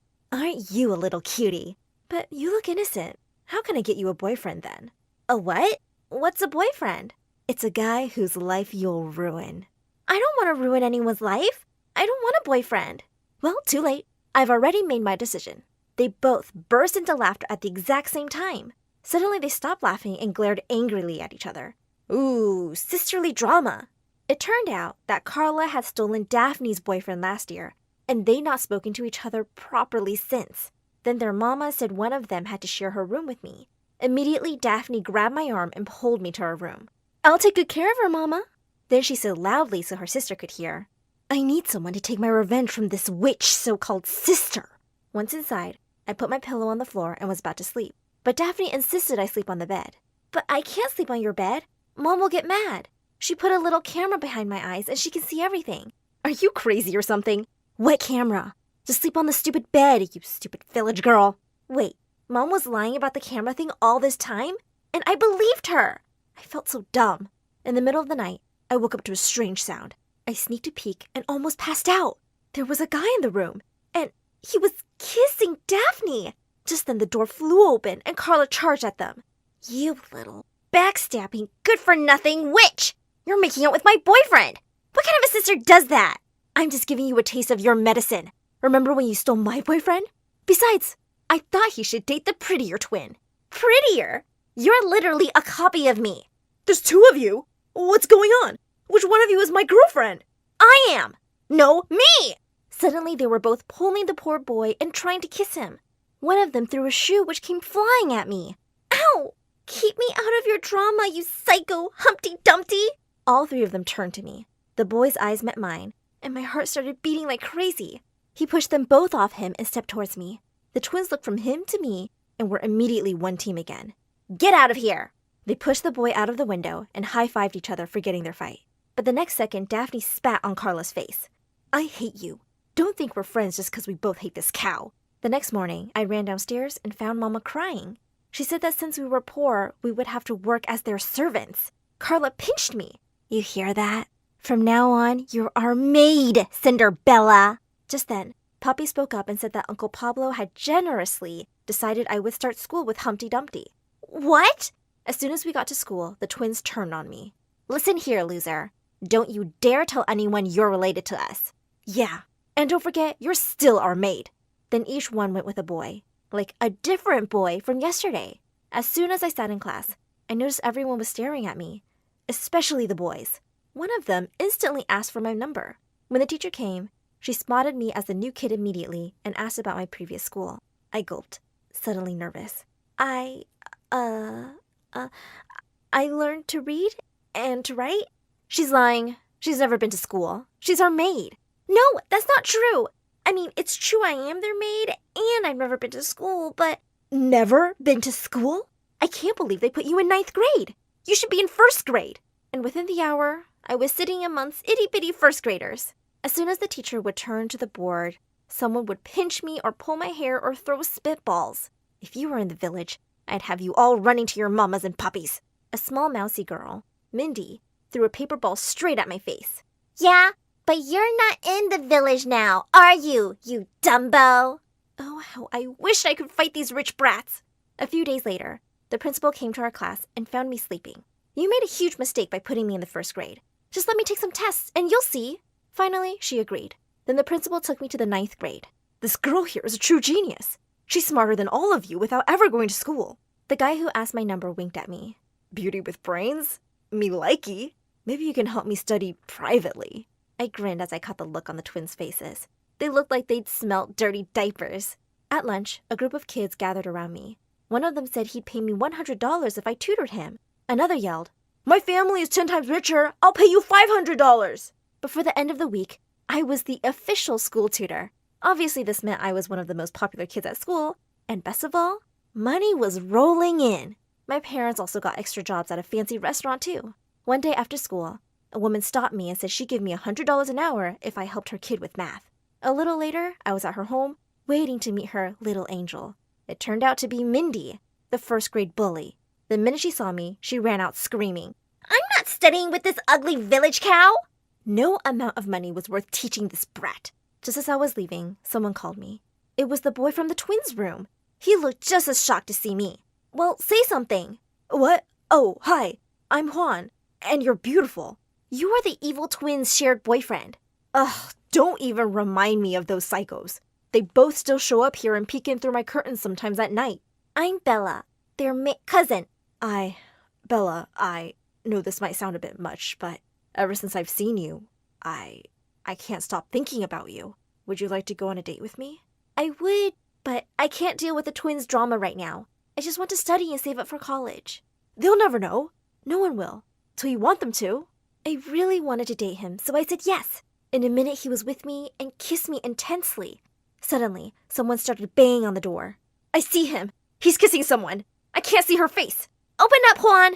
We just want to talk to that witch. Juan helped me escape his house through the backyard while he held them off. I ran home to find the twins were there before me, and they looked pissed. Why are you grinning like you've got a hanger stuck on your mouth, moron? Why do you look like you're about to die? She threw a shoe at me while I ran upstairs. The next few months were amazing. Juan and I snuck around whenever we could. All the while, the crazy twins were hot on our tail. Once he came to the house, and just as he leaned in to kiss me, the twins appeared. I ended up pushing him into one of the bushes. Another time, I decided to wear a wig and huge glasses to one of our dates, and the next day, wanted posters were up all over the school. But it all came crashing down soon enough. One day, Juan surprised me by taking me to a very fancy restaurant. To my horror, it was the same place Mom and Dad had started working at. But thankfully, they acted like they didn't know me. But then out of nowhere, the twins showed up. Juan, babe, you want to meet your in-laws? Shut up, Daphne. What my parents do is none of your business. Yeah, but it's Juan's business, you gold digger. Babe, that's her parents. And she's our maid. Well, guess what? I knew all that. I don't care. I love her exactly as she is. She's so much better than you bimbos. Mom and Dad heard the commotion and came to us. And Carla started making fun of them and their clothes. That's when I really lost it. I'm so tired of you two. Ever since we've come here, All you've done is act like you're much better than us, just because you're born in the city. But that doesn't make anyone better. It's kindness and generosity that makes people better and worthy of love. And all of you've been till now is mean and cruel. If that's what city people do, I'm so glad I was born in the village. Suddenly, everyone around me started clapping. Some kid from the table next to us threw a poached egg at the sisters, who screamed and ran away. That evening, I went to Mom and Dad's room and said I had saved enough money to move out. With your income and my tuition, we can totally leave this hell. The day after we moved, I was shocked to find out someone had put up a video of my little rant, and it was going viral. Everyone said I was brave and smart, while the twins were just awful bullies. They even got suspended from the school for a month, and they were banned from the prom. But I quit that place anyway and joined Juan's school. Life eventually turned normal. Best of all, not only did Mom and Dad join my classes to study, they became my best students.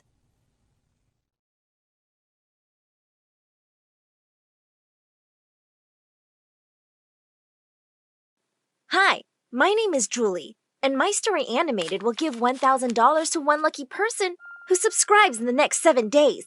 Tell your friends, your sister, brother, and mom to subscribe now! I have no idea where I was born or who my parents really were. All I ever knew was my orphanage and the kids there. But once when I was 5, I saw a magazine in a trash bin and I fished it out. As I flipped the pages, I came across a picture of a beautiful couple. They looked perfect! I was certain my parents looked like that. I cut out the picture and tucked it under my pillow. The next day, a couple came to the orphanage and the head mother took me to meet them. I looked at their faces and then at the picture in my hand. Nah, I'm not going with them. And with that, I ran off to hide. Basically, after that, I refused to get adopted till I met the couple of my dreams. By the time I was in 1st grade, most of my friends had left. One night, as I was looking out the window at the stars, I spotted some paint cans and brushes by a wall. I climbed down and started painting on the side of the building. I thought it looked really good, but the next morning, I woke up to the head mother's screams. I want everyone downstairs, now! As I joined the rest outside, she pointed at my painting. Which one of you brats made this nonsense? Speak up! Just then, a car drove up to the orphanage, and I was shook! It was a beautiful couple, exactly like the one in my picture. Okay, not exactly, but close enough. Suddenly the woman said, Oh, wow! Who painted this wall mural? Me! It was me! The head mother turned purple while the couple told me I was so talented. And then they adopted me. When we reached their house, my jaw dropped. It looked more like a palace. They took me to my beautiful room, and a maid walked in with paints and brushes. You can paint the walls however you like, sweetheart. Go crazy. For the next 2 years, I lived my best life. Grand birthdays, party on yachts, exotic vacations. My parents kept me by their side and were always boasting to their friends about how talented I was. I felt truly loved. Then one day, in 3rd grade, I went downstairs to find them crying. Mom? Dad? What's wrong? Oh, darling, these are happy tears. I'm pregnant. After trying for 10 years, I can't believe this is happening. I ran forward and hugged them. It would be awesome to have a sibling. I fell in love with baby Polly at first sight. While she and Mom were resting in the hospital room, I went to the vending machine to get candy. But when I returned, the room was empty. I ran to the reception, and the lady there said that my family had just checked out. Wait, what? I felt panic rise in my chest. Just then, a kind-looking doctor approached me. Sweetheart, is everything okay? I got lost. Can you take me home, please? The lady dropped me home, and I stormed off inside. I found my parents in my room, and all my stuff was outside. Some men were slapping on pink paint all over my wall art. Mom, Dad, I'm here! Good to know. Why are you announcing it? Hello? You guys forgot me at the hospital? No, I didn't. Did you hit your head somewhere? And can you please pick up your stuff? Turns out my parents had decided to convert my room to Polly's nursery, and I was shifted to the room in the other wing of the house. As Polly grew older, she had my parents wrapped around her little finger. She could do no wrong. Once when she was 2, we were having dinner when she jumped onto the table and pushed my bowl of hot soup onto my lap. Gosh, Polly, what's wrong with you? Don't talk to her like that. She's just a baby. She doesn't know what she's doing. As I stormed off to change, I didn't feel too sure about that. By the time Polly was 4, my parents felt worried because she still only spoke in her baby language. One time when I was watching TV, she suddenly climbed onto the couch and brought her face close to my ear. Julie, I hate you. You're disgusting. What? What did you just say? You heard me. And with that, she smiled and started watching TV. Just then, Mom and Dad walked in and I shouted, "You won't believe this! Polly can talk! Like proper words!"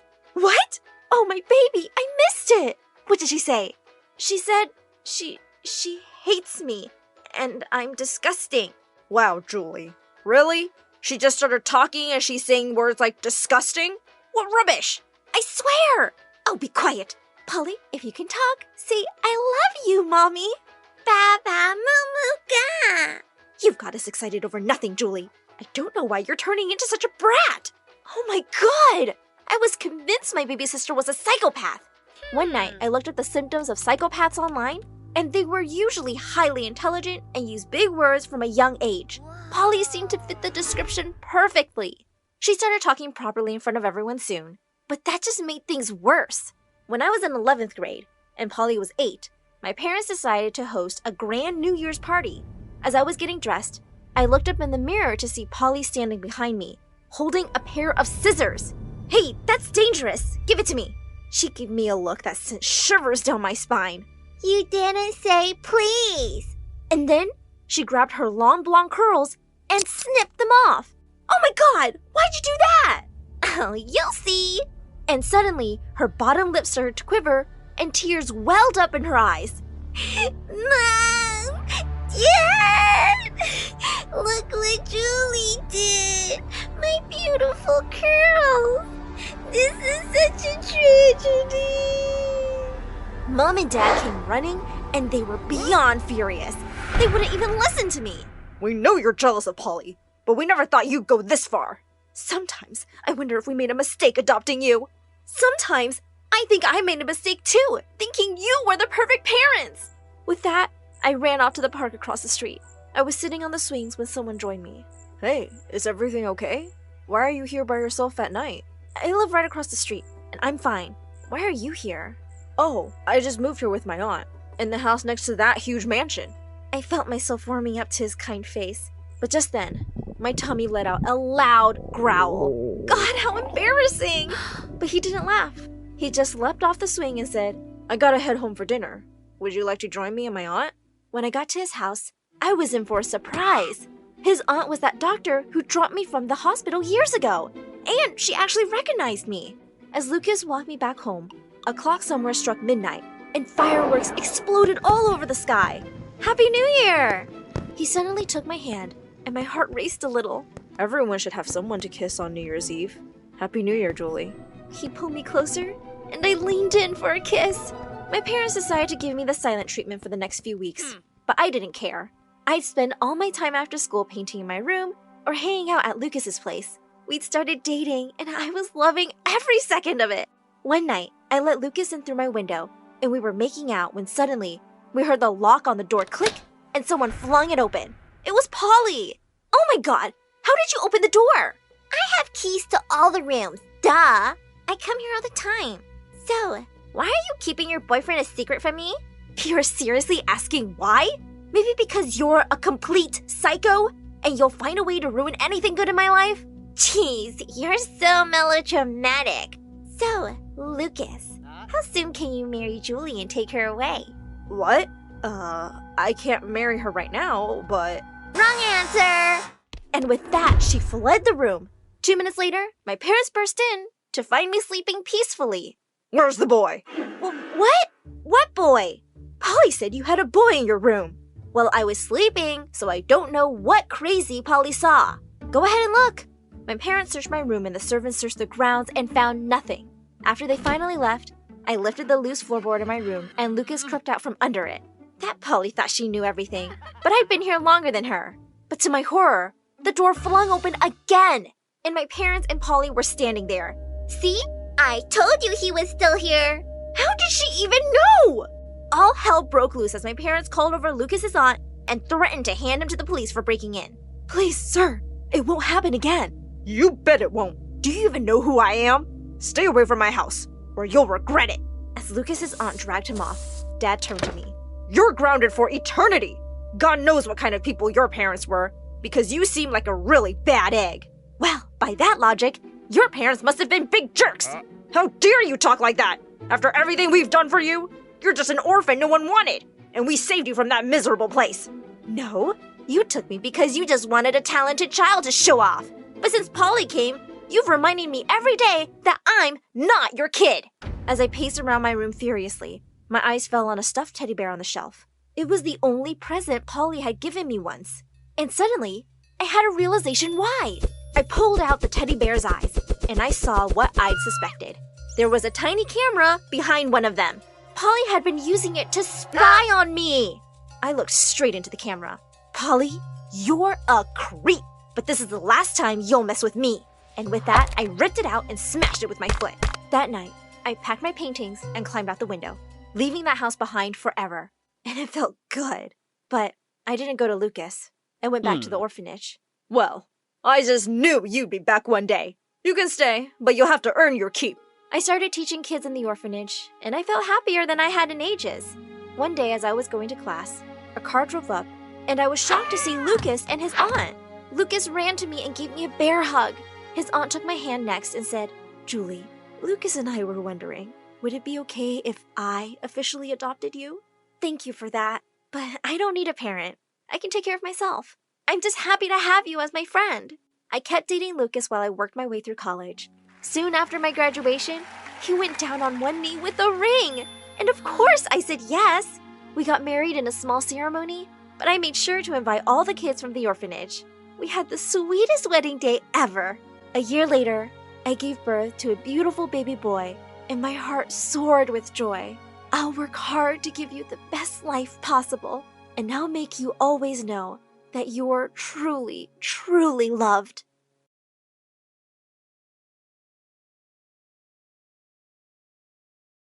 I couldn't stop yawning. We were having an orientation program at our school auditorium, but everything was so boring. I put on my earphones and listened to an upbeat song to wake myself up. Soon, I just found myself singing along with it. My milkshake brings all the boys to the yard, and they're like, it's better than yours. Yeah, right? It's better than yours. Suddenly, I stopped when I realized that everyone was looking at me like I mercilessly kicked a puppy. Whoa, what did I do now? Just then, my sister Nova pointed to my earphones, and that's when I realized that my voice was louder than intended, and unfortunately, it was the prayer time. Oopsie. Hi, my name is Heather, and I'm your awkward main character who always ends up doing the most embarrassing things ever. Before I continue, please like and subscribe. I was walking down the hallway when I noticed a guy smiling at me. He was holding a banner which said that he was asking me to the prom. Holy crispy biscuits! Someone actually liked me? I dramatically ran towards him and said, "Oh, my Romeo, yes, yes, yes! I'm going to the prom with you!" But to my surprise, he pushed me away. Ew, not you, weirdo. He was actually asking the girl behind me. Well, that was a little awkward. The girl was Shannon, the principal's daughter who acted like she was the queen of the world. She snatched the banner away from him and tore it in half. How dare you ask me out with that ugly face of yours? The poor guy dashed away with tears. Shannon had been plastering her stupid face all over the school the whole day, trying to get everyone's votes for the prom queen. I even heard her bad-mouthing my sister Nova, her ultimate rival. They had been competing in terms of fame and beauty, while here I was, just trying my best to act as normal as I could. Nova was a year younger than me, but we were in the same grade because, aside from being a goddess, she was also a genius and everyone was just obsessed with her. When I went to the school gym to see her, I was surprised to see all the boys lining up in front of her. Please, Nova, I will do anything. Just go to the prom with me and I'll kiss the ground you walk on. I'll pay you $1 million and give you my private island. But Nova was too busy to care. On the other hand, no one had asked me out yet. Maybe I needed to step up my game this time. Later that night, I decided to practice my social interactions. So I chose my bookshelf to pretend as my boyfriend. While I was kissing it, I caught someone watching me through the bedroom window across mine. Wait a minute, was that Enzo? He used to be my grumpy neighbor when we were kids, but they moved out 10 years ago, and no one had lived in their house since then. I was about to say hi to him, but he raised a banner to give me a message before closing off his window. Rude. During dinner, Mom told us that Enzo's dad decided to continue their business here, so they were staying here permanently. She also added that Enzo was joining our school too, and it made me excited for some reason. Later that night, while I was putting out the garbage bag outside, I saw him doing the same. I almost passed out when he turned to face me. He looked more handsome up close. Wow, look at you, growing up so fine. Miracles do happen indeed. And you're still a waste of oxygen. Look, I'm sorry for pushing you on an anthill and stepping on your flowers in your yard. I was just a kid back then. Can we forget the beef and start all over again? As friends, you know, and nothing else. I mean, you're cute, but sorry, you're not my type. But he just gave me a look like I was a lost turd in the street and walked back inside. What a jerk! I just focused on my current goal, getting myself a prom date. But first, I had to get a boy's attention. Most boys loved soccer, so I studied about it all night, and the next day, I walked up to the field where the hottest jocks were practicing and tried to join them. Soccer is the best. I love to kick balls real hard. Nice kick, homie! But everyone was acting like I was invisible. Maybe I should try harder. I grabbed a megaphone and walked up to the middle of the field. Did you know that soccer's modern origins began in England in 1863, but not sure about the exact month and day though. I'll dig into that later.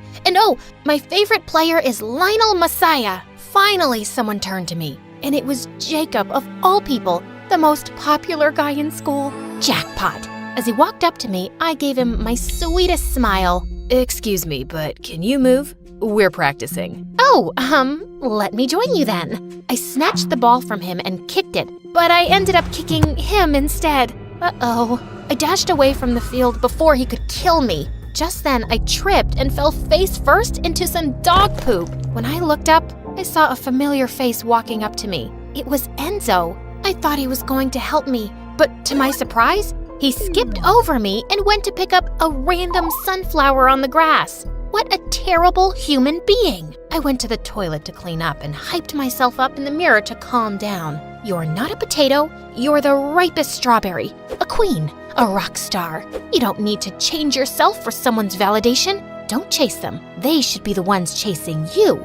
But then, you're not running. You're literally standing right now, so how could they chase you? Maybe you should start running. Ah, you're so smart, you little strawberry. As I was blowing myself a kiss and posing like a constipated duck, I noticed someone's reflection behind me. It was Jacob. How long have you been standing there? Long enough to fall in love with you? Wow, did someone blackmail you or something? What are you doing here? I'm here to punish you for kicking me. But it was a harmless little kick. Or was it an assault? Oh no, I'm going to jail. Do you think they have Wi-Fi there? You're amusing. Want to be my girlfriend? Pinch me, punch me, shake me, throw me away to Mars. I might be dreaming. But no, Jacob, the cutest guy in school, just asked me out, so of course, I said yes. We finally started dating, and everyone couldn't believe it, especially Shannon. I'm sure Jacob's just using you for some little entertainment because you're literally a joke and an embarrassment. Remember? He's mine. He's yours, but he's dating me. Weird. Go lick some soap, please. How dare you talk to me like that? Don't you know who I am?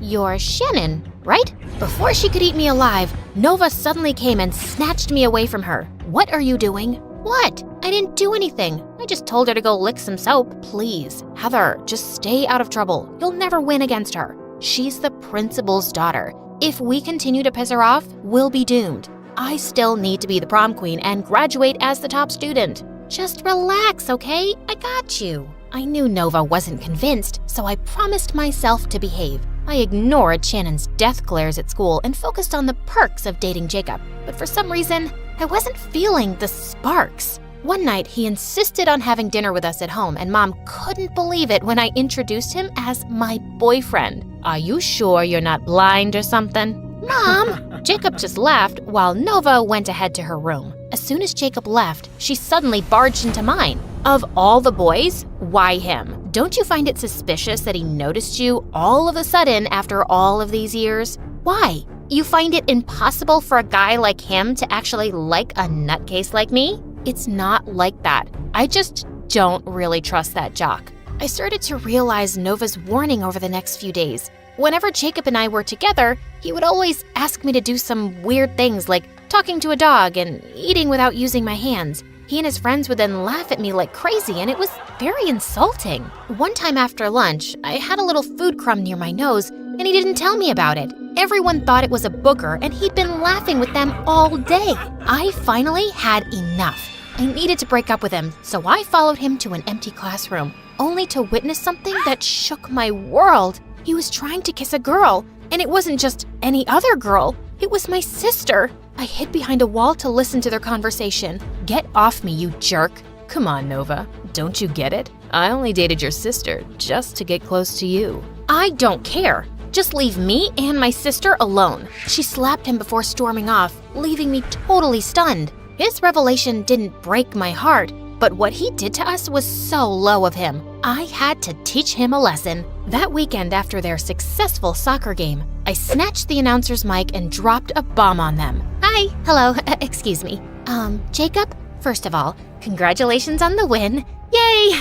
And second, we're done, okay? This is a breakup, and it's not you, it's me.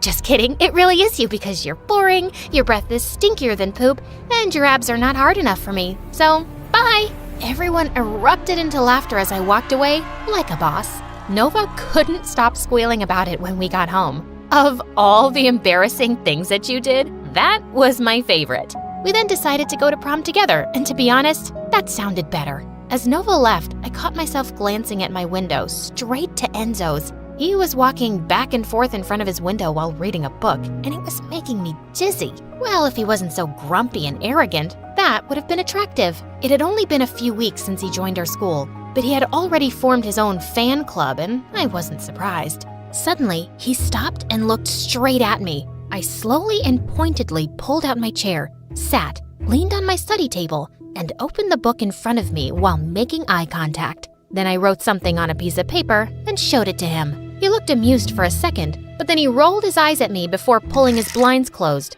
Wait a minute, why was I smiling? The next day at school, I found out that Shannon got mad because Nova accidentally ruined one of her posters. And now they were having the cat fight of the century.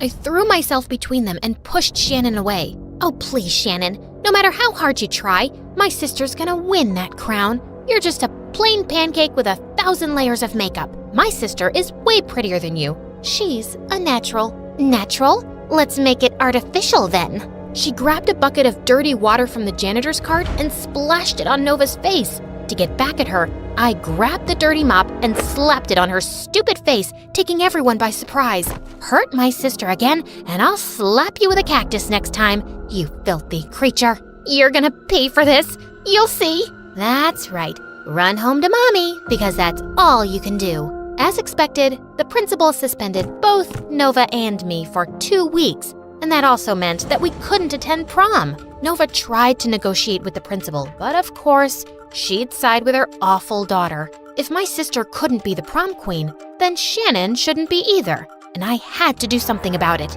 After carefully planning my revenge, I put on a mask, gloves, and a hoodie, and some props before heading to Shannon's mansion at midnight. I hid behind some bushes as I waited for their front porch light to be turned off. Suddenly, someone popped in beside me. Fancy seeing you here. Holy puppies, what are you doing here? Did you follow me? Judging by your outfit, I knew you were about to do something stupid again, so I just came to warn you that trespassing is illegal, and we should just go home. Why do you care anyway? You're just my grumpy neighbor. Just then, 2 scary black dogs started barking behind us. Oh no, I know I'm not exactly pageant material, but do I look like a bone?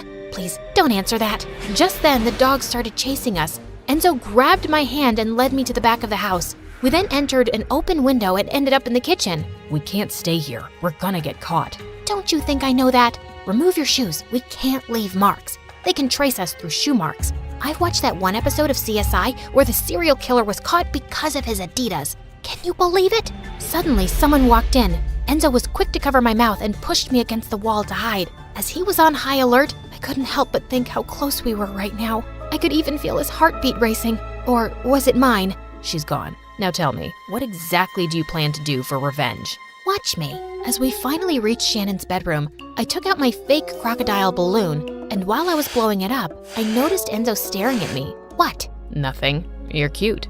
Wow, I didn't expect that from you.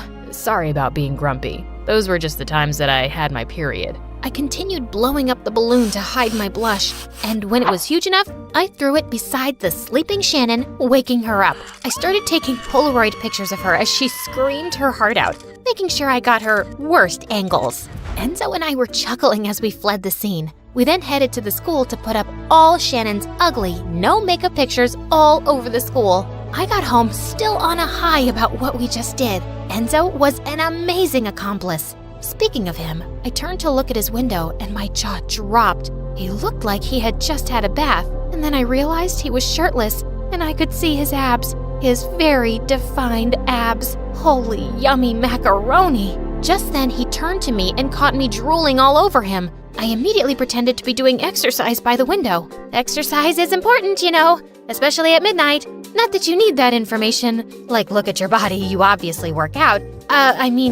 You look healthy. You look healthy too. He then gave me a smile and shut his window. Ugh, that was awkward. The next day at school, the whole building was filled with Shannon's screams. Enzo and I couldn't help but laugh as we watched her tear off her pictures like an idiot. We became closer since then, and soon I just found myself falling for him. One day when I came down, I saw him in our living room. What was he doing here? Hey, Heather, I want to ask you something. Oh my gosh, was he finally going to ask me out on a date? Is Nova home? I came to return her notes. Oh, so they were close too. Nova? Yeah, she's here, definitely. This is her house too.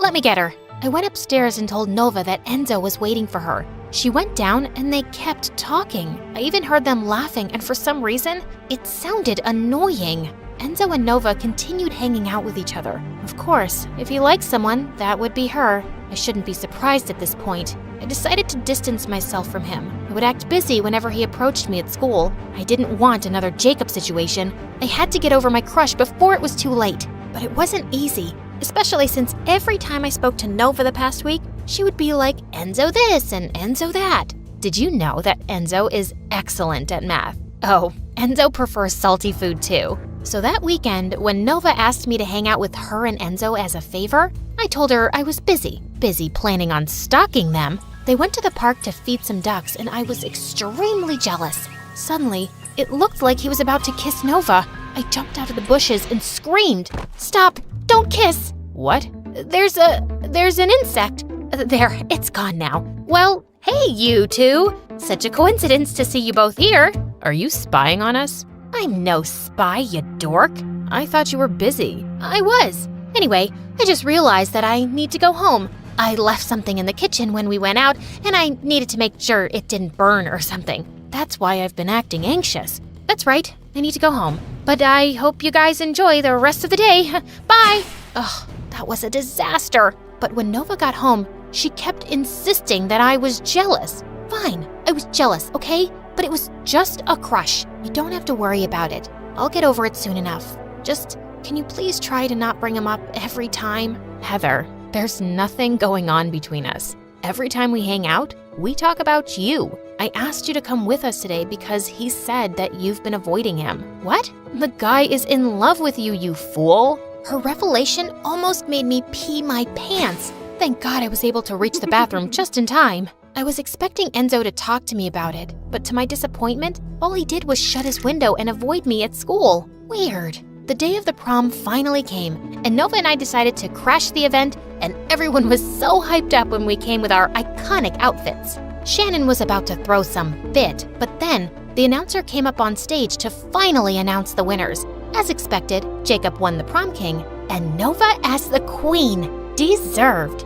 This is unacceptable. She was disqualified because of her suspension. Shannon tried to snatch the crown from Nova, but some people picked her up and threw her out. Serves her right. I was about to look for Enzo among the crowd when I suddenly crashed into the table of drinks. Everyone turned to me as I bathed in orange juice. Just then, someone approached me and started wiping the juice off my face. Enzo! You silly girl.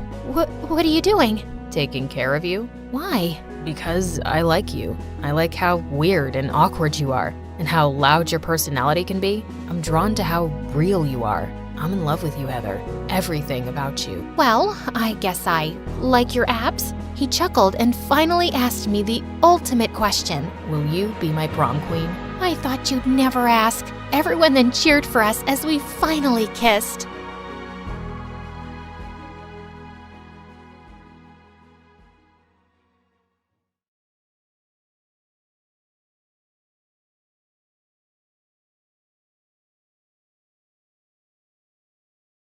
Hi friends, I'm Abigail and this is my story. Please like and subscribe.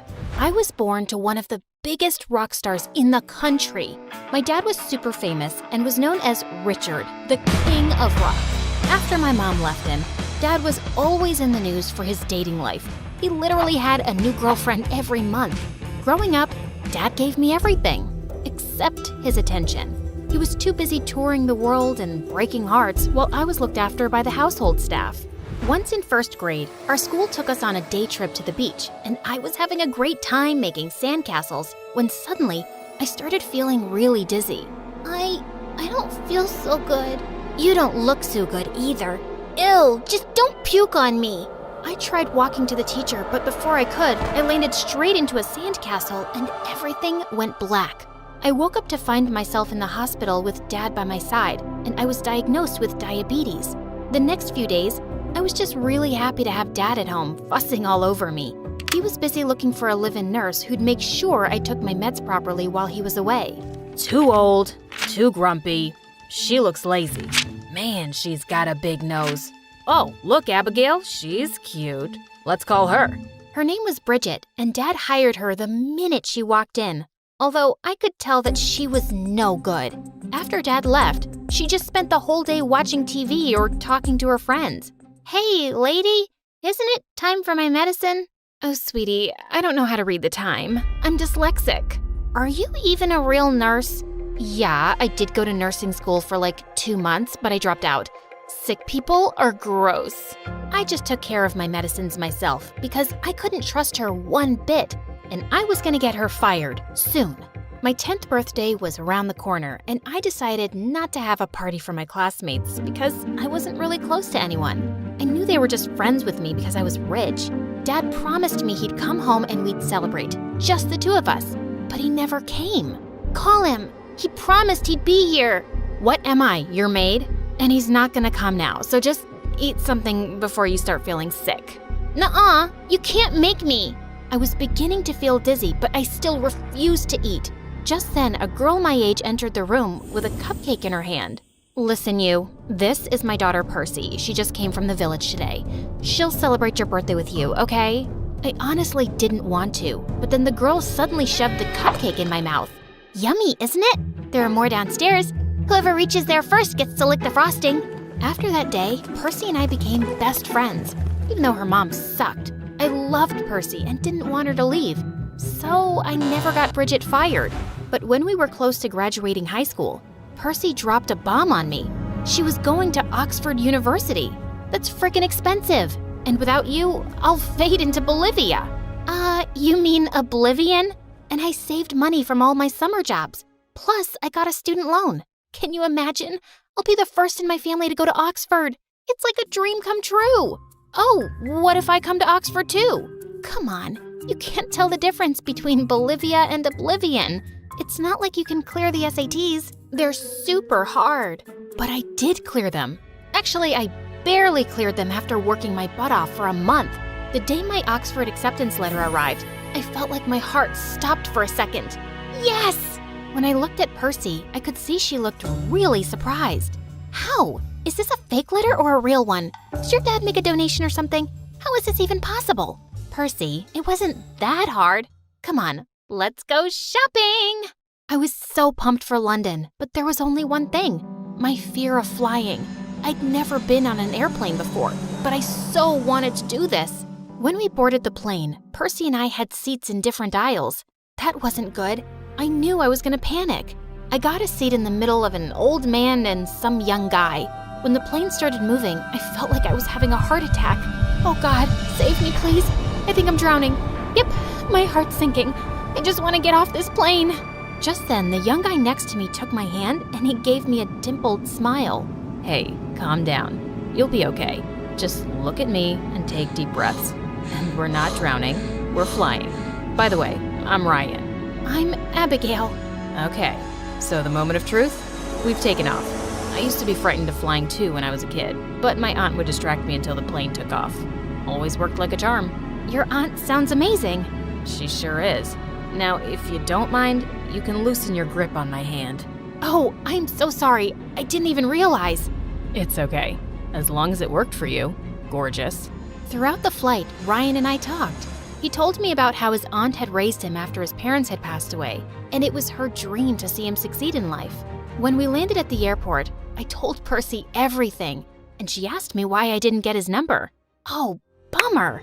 When I entered the class on my first day at college and took a seat, the girl next to me gasped, OMG, I know who you are. Hi, I'm Sophia. And oh God, can you get me access to your dad's wedding?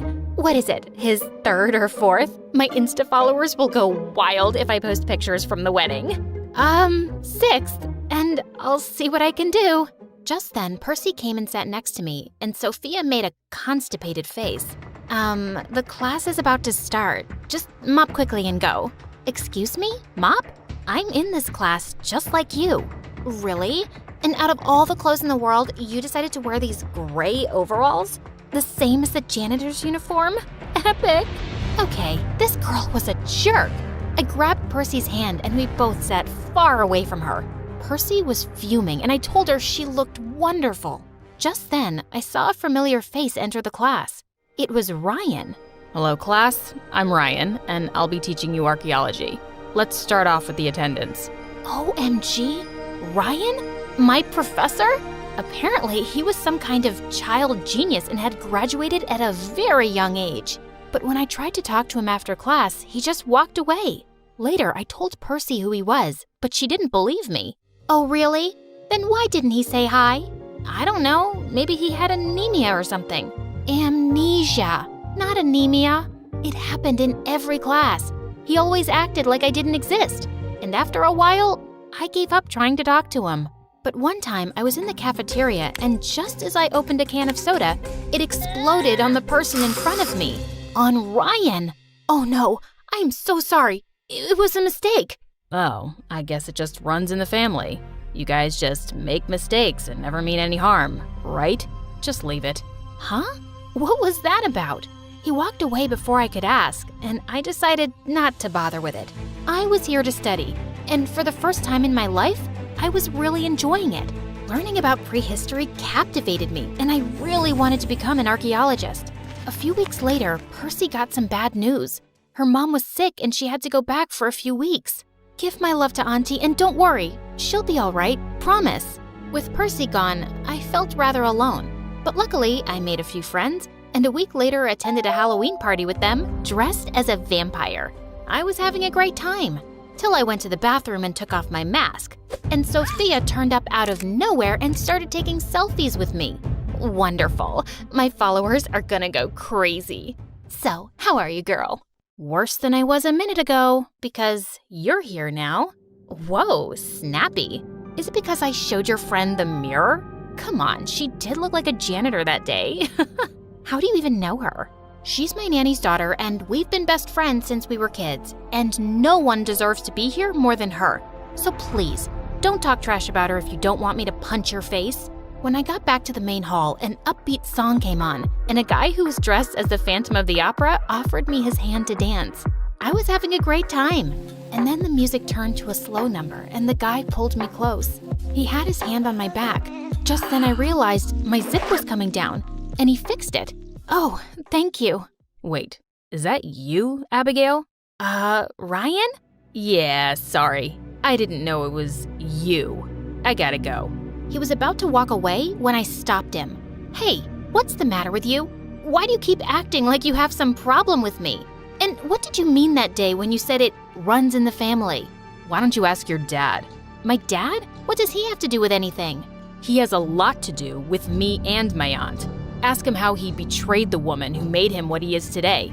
He made my aunt fall for him, stole her music tunes, and then just dumped her one day like she meant nothing. Seeing her crumble after your dad's betrayal was the hardest time of my life. I'm sorry, Ryan. I know my dad isn't a saint, but what do I have to do with his past? It's not fair to judge me for something he did, and I never knew about it. Trust me, he wasn't really around for me much either. and I don't deserve your hate. Saying that, I just left the dance floor as quickly as I could. The next day in class, I was ecstatic to see Percy was back, but she looked really worried because Ryan had given her an F for low attendance. Abigail, you gotta help me. You say you know him, right? Ask him to give me an A or maybe a B, please. What? Percy, this isn't some lame high school. I can't just go to a teacher and ask him to change my friend's grades. Wow, you sure have changed, Abigail. I saw your selfies with that witch Sophia, and now you're refusing to help me out? Don't act like you got into Oxford on your own. I'm 100% sure your dad had something to do with getting you in. What the heck? Before I could even reply, Percy just stormed off and stopped talking to me. A week later, we had to submit an assignment for extra credits, and when the results came in, I had aced it. I was so happy. But now, I had to be Ryan's assistant for a month. One afternoon, I was sitting in the library filing papers for Ryan when I realized someone was next to me. It was him. I was startled and ended up spilling the coffee mug next to me. Ouch! This is the second time you spilled something on me. Sorry, you kind of sneaked up on me. As Ryan wiped the coffee off his clothes, I just looked at his face, thinking about the first time we'd met. What are you smiling for? I was just thinking about how you would make the perfect boyfriend. The older your girlfriend gets, the more interested you'd be in her, 'cause you're a historian. Finally, I saw the slightest smile and that gorgeous dimple. Abigail, about the other night, I'm sorry. I know it wasn't your fault. Without finishing his sentence, Ryan took my hand and just looked into my eyes. He was leaning in like he was about to kiss me. But right then, there was a sound near the window and Ryan jolted up to check it, and the moment was gone. But the next day when I entered my class, all eyes were on me. Whoa, if it isn't the teacher's pet. No wonder you're soaring so high these days. What do you mean? You don't follow me? Oh geez, you should.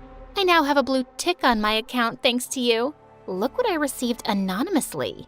It was a video of Ryan and me sitting really close in the library. I was furious. Don't be so happy about that blue tick. I snatched the witch's phone and smashed it on the floor and walked off. But Percy caught up with me. Oh, so this is how you get extra credits? Some of us actually worked really hard to be here, but people like you will do just about anything to get ahead, like flirting with the teacher. And when I ask you to put in a good word for me, you refused. Are you crazy? I really am studying hard, Percy. I know you liked him, but this is disgusting. I had my suspicions, but seeing you two in the library that day, I understood everything. Wait, so you made this video? Couldn't you have at least asked me what the truth was? I'm your best friend. Yeah? Is that why you've been going around telling people like Sophia that I'm your maid's daughter? Some friend you are. That's not what I said. I didn't mean it that way. And yes, I do like Ryan, but I would never use him to get ahead. I can't believe that's what you think of me. I'm done. With you, with Ryan, this Oxford dream, all of it. I ran off, and right outside, Ryan was waiting to talk to me, but I needed to be alone. So I ran out of the college toward the forest park. Ryan caught up with me, and just as I tried to push him away, we both fell with a thud, and then everything went dark. When I woke up, I found myself in Ryan's arms. Oh, thank God you're all right. Am I? I don't feel all right. Where are we? We fell into a pit and there's no signals here. It's been hours and I've been screaming for so long, but no one's come. I felt my head spinning and knew my blood sugar was low. Ryan hugged me to keep warm. What were you saying that day at the library? Tell me. I was gonna say how much What? I like you. I like you too. A lot. Saying that, I turned to kiss him and it was so perfect. Abigail, we have to get out of here. I know you can do it. You need your meds and we can't wait. Finally, with Ryan's support, I was able to climb out of the pit. As we were trying to make our way out of the forest, I saw all these people with flashlights in their hands and crashed into one of them. It was Percy. And then I blacked out again.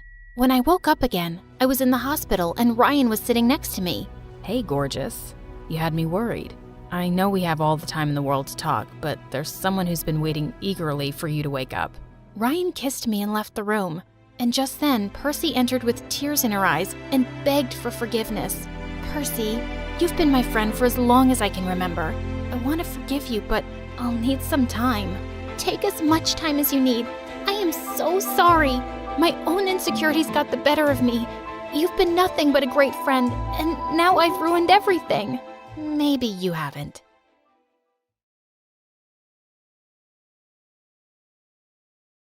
Hi, I'm Mona. I'm one of the smartest girls you'll ever meet. Please like and subscribe. I was 5 years old when I was playing hide and seek with the neighbors' kids, and I got stung by some bees. My skin immediately started to swell, and moments later, I fainted. When I woke up, I found myself in the hospital. Your daughter has anaphylaxis, which is an extreme allergic reaction to bee stings, but that may not be all she's allergic to. You'll have to monitor her closely. After that, Mom was terrified and she wouldn't let me play outside. She also decided to homeschool me. During our lessons together, she always told me I was a genius. I still felt sad about not going to a real school, till she told me the big secret. School's gonna take away your genius and make you dumb like the other kids, because that's what the government wants. I wasn't sure why the government wanted that, but I didn't want it happening to me. While Mom was away working, I started making videos on YouTube to stay busy, and soon had some subscribers. Hello guys, it's your stay-at-home genius. Today, let's talk about the amazing periodic table.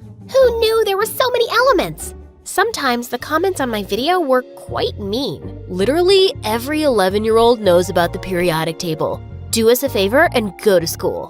When I told Mom about the comments, she always said those kids were just jealous.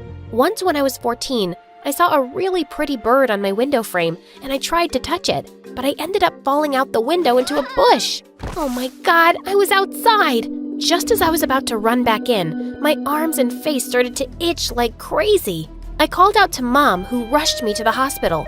After the medicine, I was half asleep when I heard the doctor and Mom talking. Your daughter's reaction happened because she's been indoors so much. Her immune system didn't develop properly. You have to let her join a school.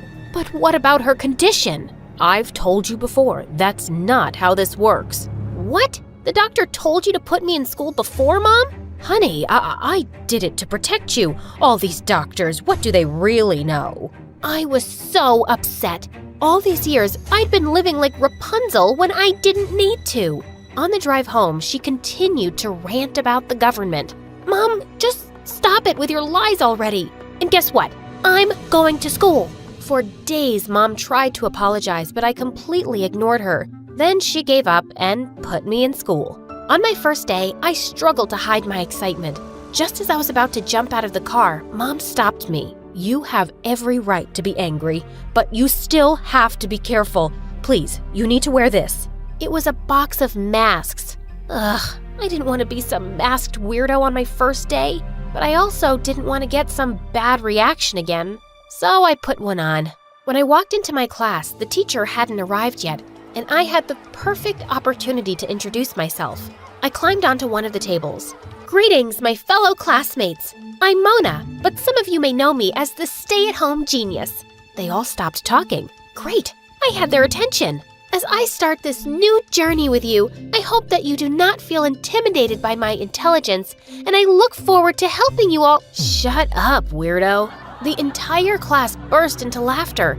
Everyone was still snickering when the teacher walked in. They were all jerks, but I was going to show them. Who can tell me how many planets we have in the solar system? Me, sir. 9. 8, actually. Pluto isn't a planet anymore. What? Since when? Since forever, Miss Genius. And I soon discovered the strangest thing. I seemed like I was behind in every subject. I was dumb.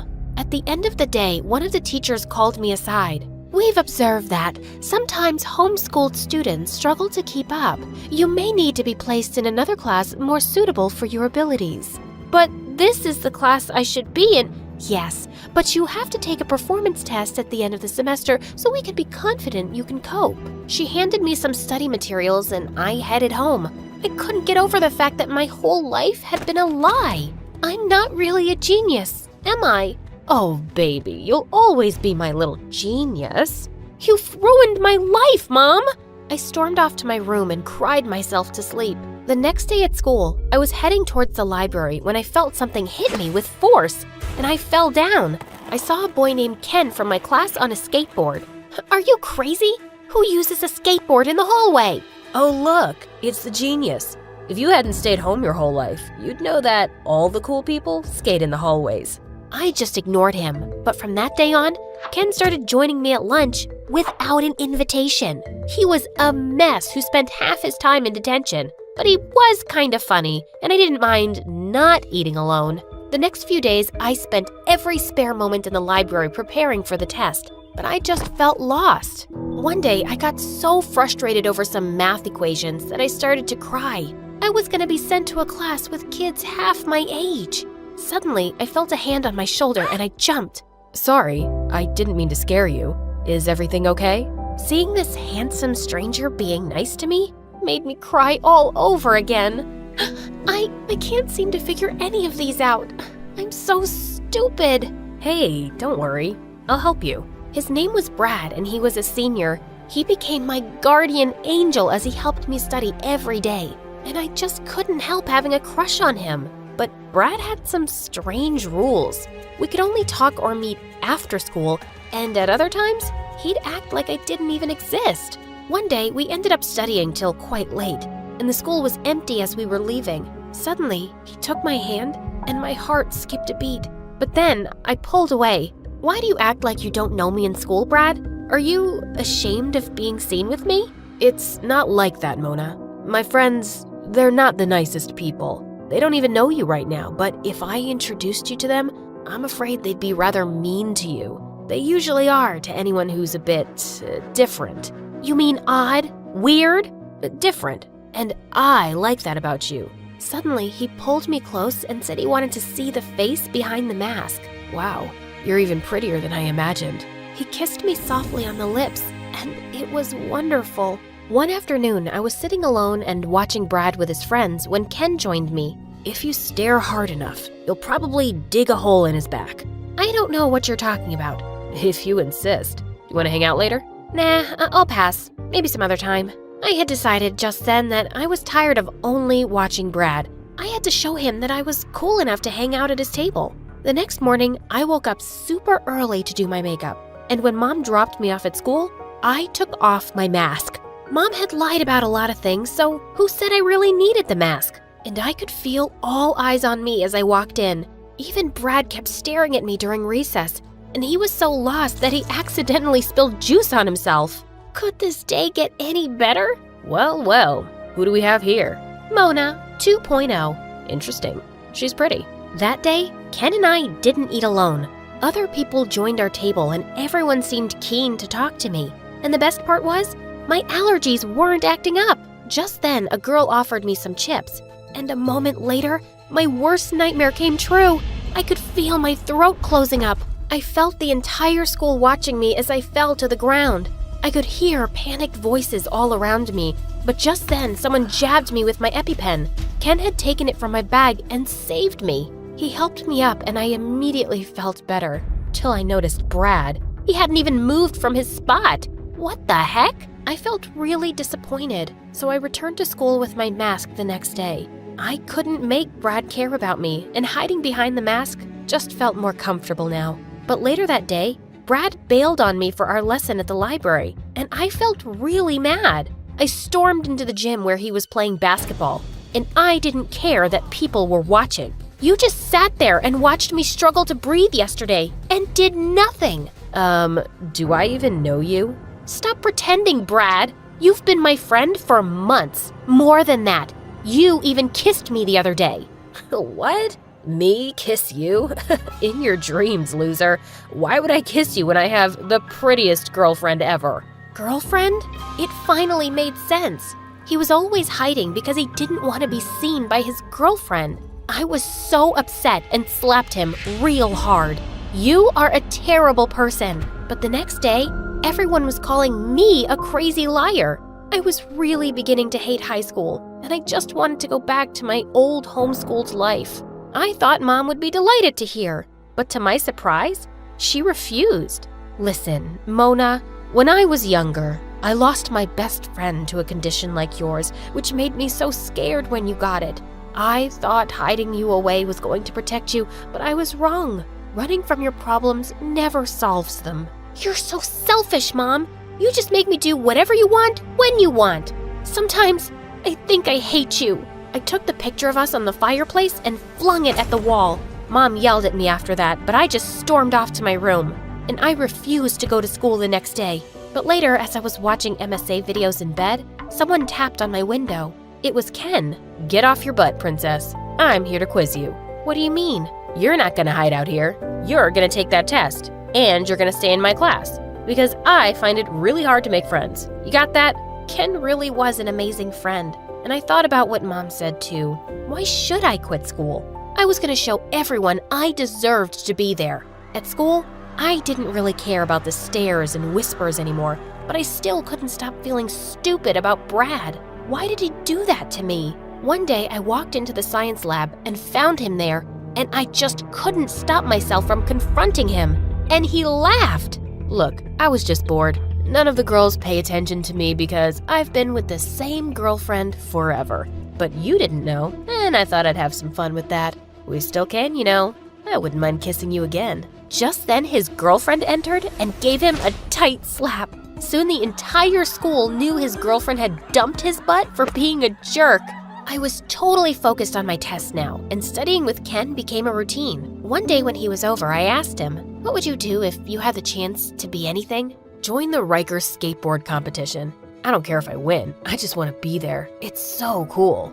Then go for it. My dad won't let me. He says it's a pathetic waste of time. The day of the test finally came, and after completing it, I nervously watched as the teacher graded it. Wow, this is impressive, Mona. Congratulations. You passed.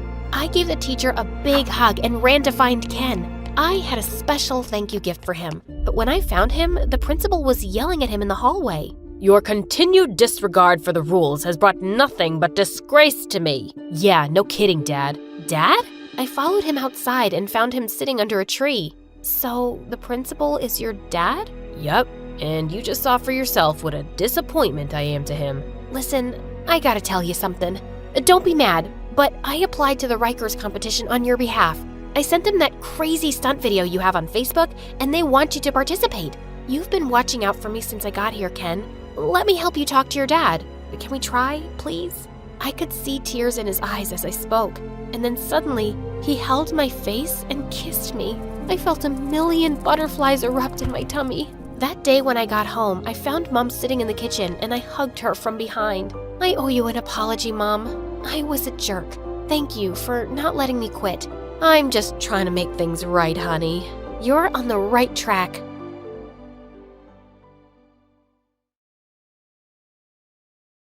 Hi, I'm Kat from Texas. Please like and subscribe because MSA will give $1,000 to one lucky person who subscribes in the next 7 days. For as long as I can remember, I've wanted to be an artist. When Mom would get me paint, I decorated the walls. Mama, look, my new masterpiece. You like it? Oh, good Lord, Kat. We just got the walls painted. Now I have to clean this up before the guests come. No matter what I did, I never seemed to impress Mom. She grew up in Luxembourg, and when her rich best friend moved to town, she became totally obsessed with her son and how perfect he was. I just have to say, I've never painted on the walls. Kat, you can learn a thing or two from Jacques. Mom always told me how art schools were expensive and pointless, and I should choose something better like Jacques, who wanted to be a doctor. If that wasn't enough, boy was he annoying. Hey, why did your parents name you Kat? You look more like a hippo to me.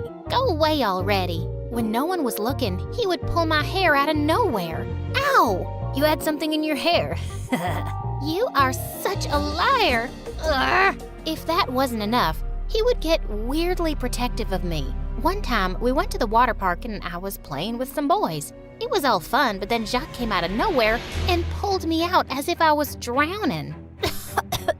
What was that? You looked like you were drowning. Are you all right? Moron, I was fine. The guy drove me nuts. I was so relieved when Jacques and his family moved back to Luxembourg.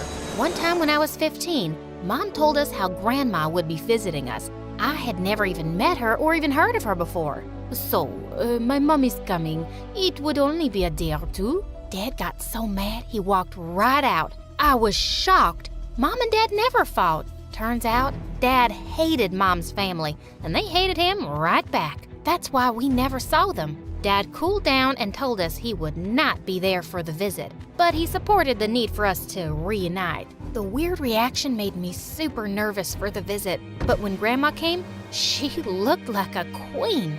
Bonjour. I am so happy to see you all. It's been too long. Whose fault is that? Mon chéri, I want to put all that behind us. Although we disapprove of you marrying a poor man, it's clear you are happy. She had dinner with us in private jet. When I got to the huge mansion she lived in, I was mesmerized. My room was the size of my parents' entire apartment. Then I met my aunt, who, for some reason, reminded me of the Wicked Witch of the West. Perhaps it was the nose.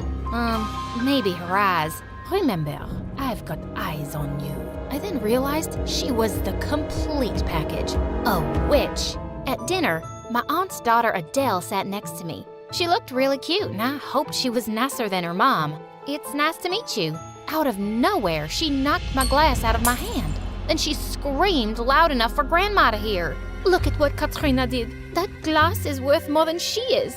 I did not. Why are you lying? Adele leaned in closer, whispering. Oh, why are you lying, huh? Whoa, I had to take my words back. She wasn't cute. She actually reminded me of Dudley, Harry Potter's cousin. The wicked mom-daughter duo could be mean to me all they wanted to, but I wasn't gonna let them scare me off. This was my only ticket to art school. Living with those two nasty witches under the same roof was a nightmare. The two would constantly make me do chores when Grandma wasn't around. I so wanted to talk to Mom, but decided not to tell her because I knew she'd be worried. One time, my aunt told me to pick some flowers for the dinner table.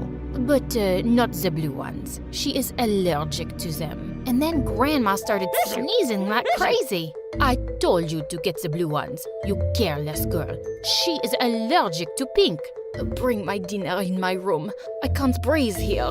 When she left, Adele and my aunt gave me the most wicked grins. Gosh, I hated them so much. Once summer vacation ended, I started school and was completely overwhelmed when I saw all the strangers. But then I saw a familiar face. It was Jacques, and he looked so different. Gone was the short boy who pulled my hair. I hugged him tightly, and after small talk, he said, Are you here for the art school? How did you know? Duh.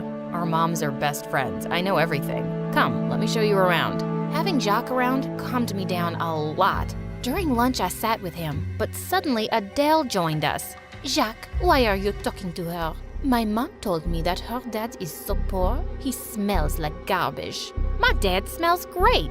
You wish your dad was as cool as cats. Adele looked like she'd been slapped, and now it was my turn to give her a wicked grin. That kind of backfired because after that day, Adele made all the kids say mean stuff to me like, ew, she's poor, get away.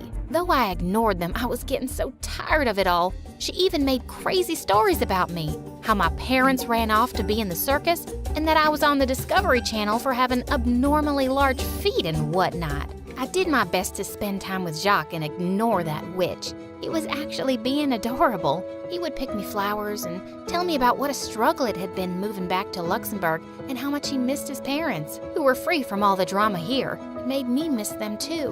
One day as I entered school, Adele and her minions started mimicking me. Ew, I am Cat. I wanna be an artist. Newsflash, you are nothing but trash. Go back to where you came from. Oh, I was so done with Adele now. Why are you trying to bully me into leaving? Mom told me why you are here. You want Grandma to like you more, so she gives all her money to you. I just want to go to art school. Liar. Either you leave, or I will make your life miserable. I had no idea why it was all about the money for Adele and her mom. I shook my head and left. She was a lost cause. One day as I walked by the park, I saw the strangest scene. Adele kissing a boy who looked familiar. I waited for her in her room that night so I could talk to her when she got home. Who was that boy you were kissing? Suddenly, she turned white as a sheet. She begged me not to tell Aunt and even offered me money. I just want to know why you're keeping this a secret. Don't you even know what happened to your mom? Your dad was our family's cleaner. Your mom fell in love with him and he stole from the family. And your mom actually left with him. Since then, this family doesn't trust poor people. My boyfriend, he is a gardener. Mom will kill me if she finds out. I had never heard that story before. I never thought my dad would do something like that.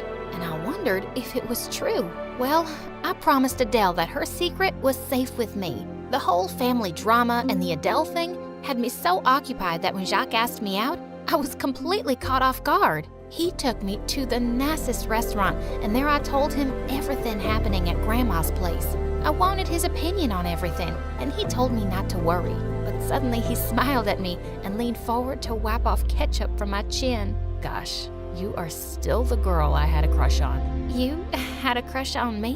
Why do you think I always teased you? I went about it terribly. I was embarrassed back then. What can I say? I was a stupid kid. I had no idea you liked me. But, you know, I kinda like you now. Jacques then leaned in and kissed me.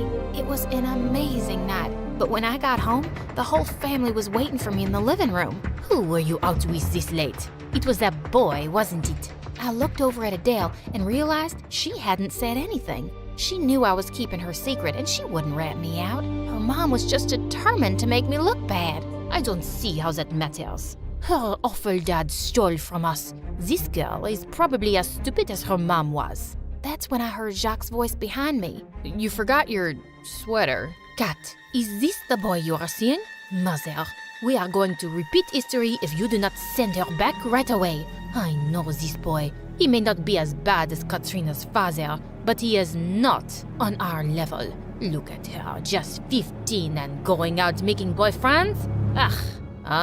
I am pretty sure Adele is also 15, but she has a boyfriend. She is allowed and Kat isn't. How convenient. Suddenly, my aunt's eyes jumped out of her head. Is this true, Adele? Do you have a boyfriend you never told me about? Adele was sure about to cry, so I jumped in. Ex-boyfriend, but it's over now. They broke up last month. Adele looked relieved. My aunt crossed her arms and left the room. I walked Jacques out, but he wouldn't look at me. Why do you want to stay here, knowing how evil they are? I mean, yeah, they think they're above my dad, but they were just mad because Dad stole from the family. It's different now. You believe that? My mom was here when your parents were kids, and she told me your aunt was in love with your dad. She was always jealous of your mom because your dad chose her. She framed your dad and forced him to leave the country. Of course your mom went with him. He left me there, feeling ashamed for ever doubting my dad. I should have known my aunt was jealous. She hated me from the start and turned everyone against me. How could she hate her own sister so much? At that moment, I just missed Mom so much and I wanted to just hug her. So I called her. I shouldn't have come. What happened? Are they treating you badly? Aunt is evil and I can't stay anymore. I'm coming home. Listen, I left because I felt like I had no other choice. I want you to come home, but I also need you to stand up for yourself. As soon as I hung up the phone, I heard crying. I realized it was coming from Adele's room. What happened? This is your stupid boyfriend's fault. My boyfriend has been fired. I should have known not to date him. This is not his fault. Your mom got him fired, just like she got my dad fired. And we're not gonna let her get away with it. I know you hate me, but you have to trust me on this one. I don't hate you. I just didn't want you here. But if you want to help me help Gabriel, maybe you're not as bad as I thought. We stayed up late that night, and I realized that without her mom around, Adele was actually a nice person. I went to breakfast early, and it was just my aunt at the table. Just so you know, this is my last day here. I just want to know why you hate Mom, your own sister, so much. Why did you frame my father? Your father did steal. I saw it with my own eyes. You were obsessed with him. That's why you lie and pretend to hate poor people. Because you're embarrassed he chose Mom. It's time for you to get over it. I don't hate poor people. Just him. Then why did Gabriel's dad get fired? Did he steal something too? I don't know how you know about that, but I had to do what was best for my daughter. Oh, so history repeats itself. Wow. Did you falsely accuse him of something? Just like you falsely accused my dad? Guess what? I did set up Gabriel's father, just like I set up your dad. He didn't steal anything. I lied, but what are you going to do about it? Suddenly, Grandma appeared in the doorway with Adele. She had heard everything. I can't believe you are the reason I haven't had a relationship with my daughter all these years. Adele can date anyone she wants. And if you say a word, I'll have you kicked out. Katrina, I am so sorry. I gave her a hug. I told her I loved her, but I needed to go home. Grandma assured me she'd still support me going to art school. I gave Adele a hug too, and we promised to stay in touch. Just when I got my bags ready to go to the airport, I saw Jacques waiting for me. My mom told me you were going back home, but I had to give you a ride myself. I'm sorry about what I said. I just know you deserve better than these people. I care for you. And, I'm moving back to America because I want to be close to you. Oh, close to me? Why, so you can tug on my hair like when we were kids? No, silly, because I love you. I love you too.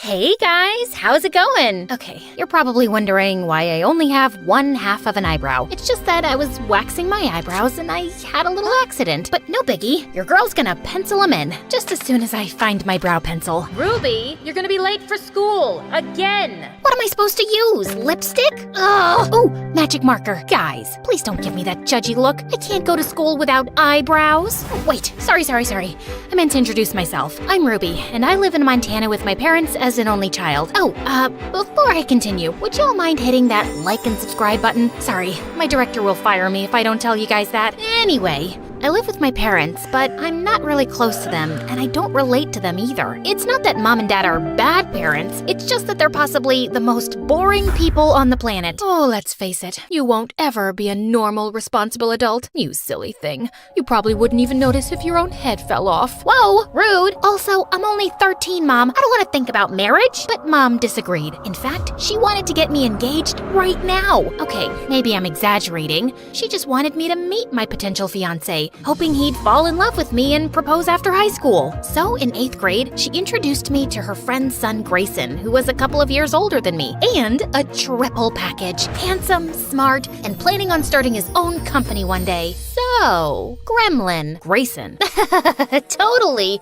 So, your biceps, they're huge. I've never seen biceps that big before. And not that they look bad. They look very, very fine. Sorry, did that sound creepy? I swear, I'm not a creep. Please kill me. Oh, I can't kill you. Sorry, I really can't go to jail for murder right now. At least not until the new Wednesday series gets canceled. Anyway, this has been a lovely meeting, Mr. Healthy-looking biceps. Keep up the good work. Boy, that was awkward. I guess Grayson won't be my future husband after all. But secretly, I did really want a boyfriend. So that summer before 9th grade, I decided to give myself a makeover. A new skincare routine, a healthier diet, and a better wardrobe. Though, when I was shopping at the mall for my wardrobe, things got a little crazy. While I was picking out dresses, I also decided to get some new bras. But just as I was walking into the changing room, I ran into my crush. His name was Colin, and I hadn't seen him all summer. He looked a million times more handsome. Hey, dude. Fancy seeing you here.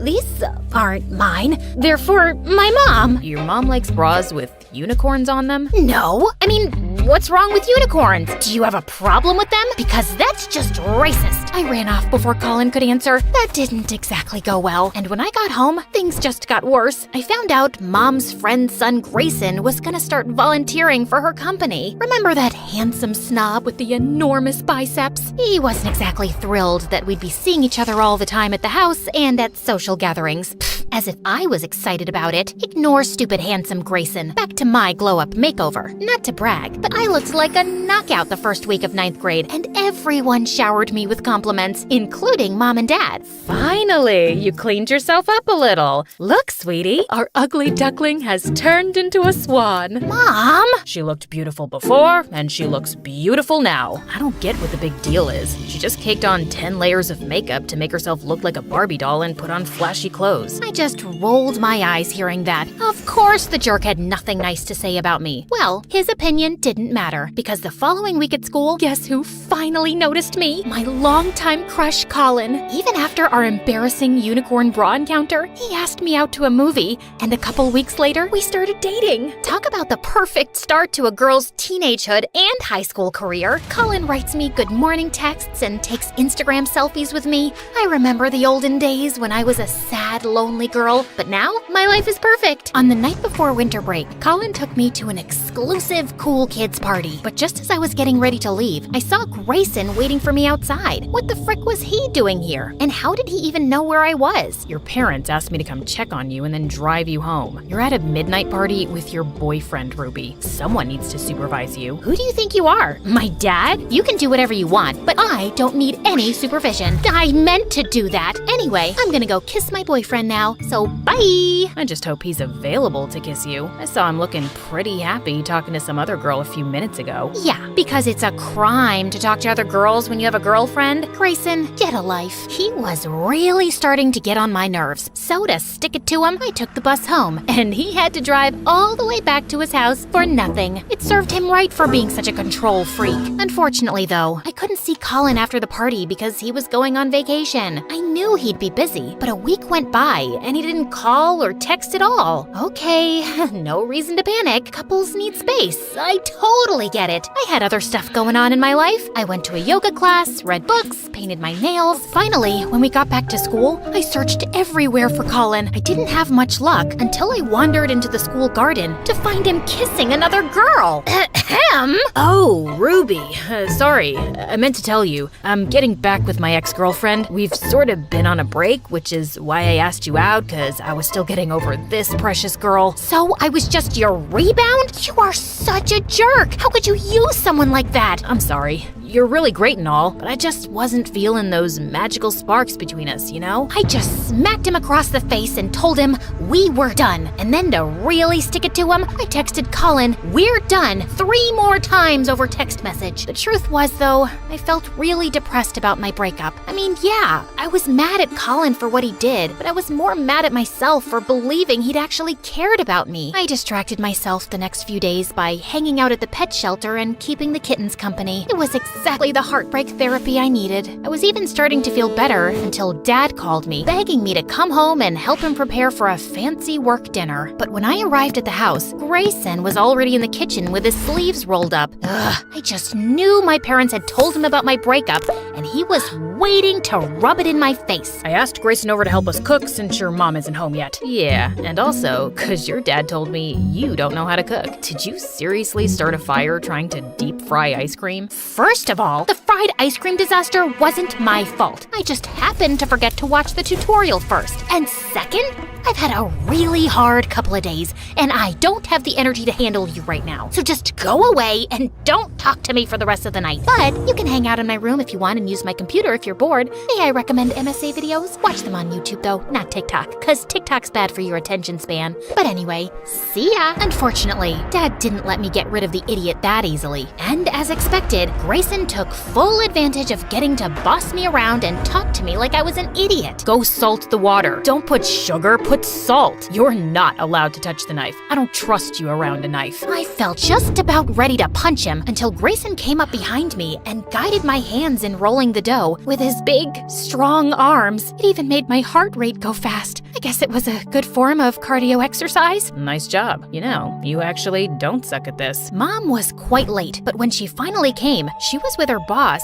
and his arm was around her. What was that about? Then at the dinner table, Mom and Dad's boss made an announcement. Excuse me, may I have everyone's attention? I would like to introduce my new co-owner of the company. Audrey, darling, congratulations. That also brings me to my other news. The two of us have decided to restart our business in Australia, and we'll be moving there in a month. What do you mean? We're gonna be moving in a month? No, I'll be moving. Actually, I'm divorcing you. I'm just not happy with our life here, and I need a change. I hope you'll understand. My heart stopped as I saw Dad's stunned face and all the guests staring at us. Many of them were strangers I barely knew. The whole thing was just this surreal, unexpected mess. And fast forward 2 months later, Mom was gone, Dad was a wreck, and I was still numb with shock. I didn't exactly have time to cry and grieve though, cause I had to take over the house since Dad wouldn't leave his bedroom. 3 guesses how that went. Yeah, I broke our dishwasher, also our oven, and killed all our houseplants cause I forgot to water them. Not that I was surprised. It was like Mom said, I was just too dumb to ever be able to take care of myself, let alone Dad too. One day, I just couldn't take the stress anymore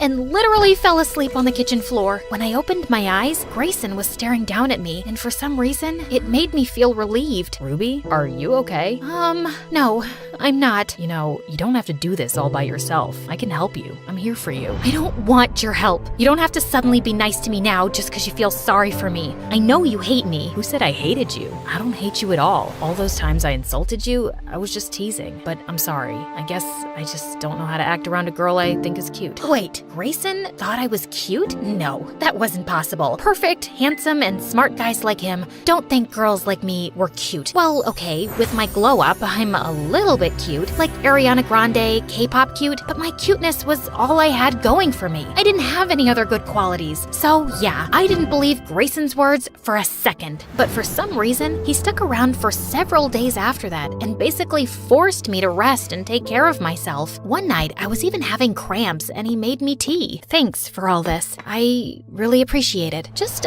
one follow-up question. You said I was cute the other day, right? Yeah, what about it? What do you see in me, man? I mean, I know I kinda got pretty after my makeover. Again, with you and your dumb makeover that I never even cared for. Ruby, you're funny, you're charming, you're interesting, and hands down, the kindest person I've ever met. Why isn't that enough for you? How come you don't believe in yourself? Grayson's words really caught me off guard. I didn't really have an answer for him. Well, actually, I kinda did. The truth is, it's hard to have confidence in yourself when you're always bumping into walls, losing your stuff, and eating soap. Okay, calm down. I've only eaten soap once, and it was an accident. Basically, I was in some fancy hotel, and they had some tiny soap bars in the bathroom that looked like candy, so I ate one. I don't actually eat soap on a daily basis, but you get my point, right? Animator, show the reference scene of 14-year-old me making myself over that summer. Remember when I felt super confident after my major glow-up? Yeah, that wasn't real confidence. Real confidence isn't based on stuff like outside beauty and high IQ. Real confidence comes from loving yourself no matter what. So I guess now it's time for makeover number 2, feeling good on the inside. And a few months later, I did start to feel a lot better. And apparently, confidence is a lot more attractive than looks anyway, because one morning, freaking Colin showed up at my doorstep, begging me to take him back. Which do you want? A bouquet of roses or lilies? Or would you prefer chocolates? A life-size teddy bear? What do you want from me? I'd like for you to get off my porch. Also, I don't like either of these bouquets. I'm just not feeling a magical spark. I was about to throw the flowers in the loser's face when suddenly Grayson showed up behind me because he was already over at my house. We'd gotten super close over the last few months, and between you and me, I've developed major feelings for him. I guess that explains why I was happy when he sprung onto Colin and tackled him to the ground. The boys were like animals, full on rolling into the bushes, and I certainly didn't mind watching the spectacle. Come on, ladies, admit it. Who doesn't love it when boys fight over you? Finally, though, Colin ended up leaving, and Grayson pulled me into a very pleasant hug. So, when do we get to have our first kiss? Maybe we can have a beach date tonight? Because I really don't want to kiss you next to loud traffic. Animator!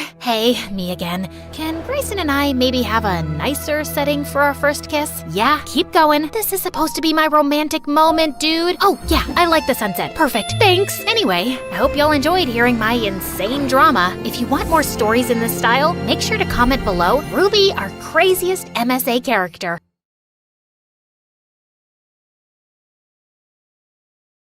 Hi, I'm Rachel from Pennsylvania, and I'm Amish. Please like and subscribe. The Amish community believes in a simpler lifestyle than the rest of the modern world, and this is reflected in our clothes and our simple ways of living. Some of us don't even have cell phones in the 21st century, including me. But I was always curious about the world and wanted to experience everything. Once when I was 5, I found a lost doll on my way to school. And in our culture, Dolls aren't supposed to have faces, but this one did. I was thrilled to find it and took it to school with me. But as soon as I took it out of my bag, the kids screamed. OMG, a doll with a face.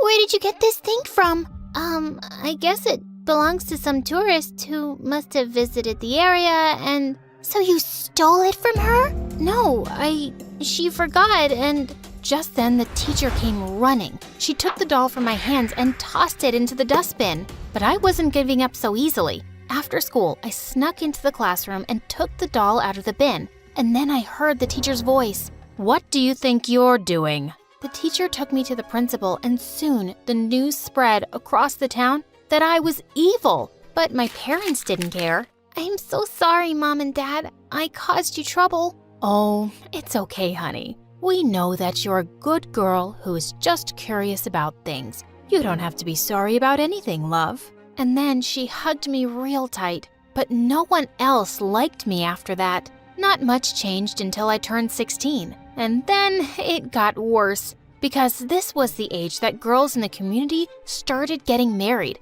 and I didn't want to. I was confident no one would ask for my hand in marriage since everyone thought I was evil. But to my horror, it happened. One day I had some guests over and my parents told me, "Oh dear, Jim has decided that he wants to marry you, and even we think you both are a great match. So, what do you say?" Say? I didn't know what to say. I pulled the guy aside and asked him to say no. "No, I can't do that." "What? Are you crazy? They'll get us married if you don't." "That's what I want, Rachel. I've been in love with you ever since I saw you, and Rachel, stop. Please listen to me." He was a sore loser, and I didn't want to marry someone like him.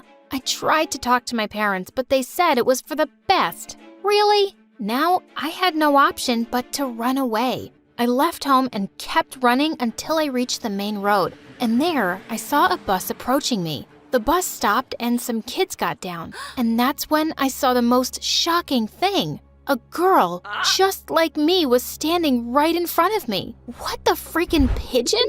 She looked just as shocked and walked towards me. "Wow, you look just like me. That's so amazing. I'm Lindsay. What's your name?" "I'm Rachel." "Well, Rachel, your clothes? They look so cool. Where did you get them from?" I don't know why, but I told her my entire life story. And suddenly, Lindsay smiled at me and told me this crazy idea. "Rachel, do you want to trade places with me?"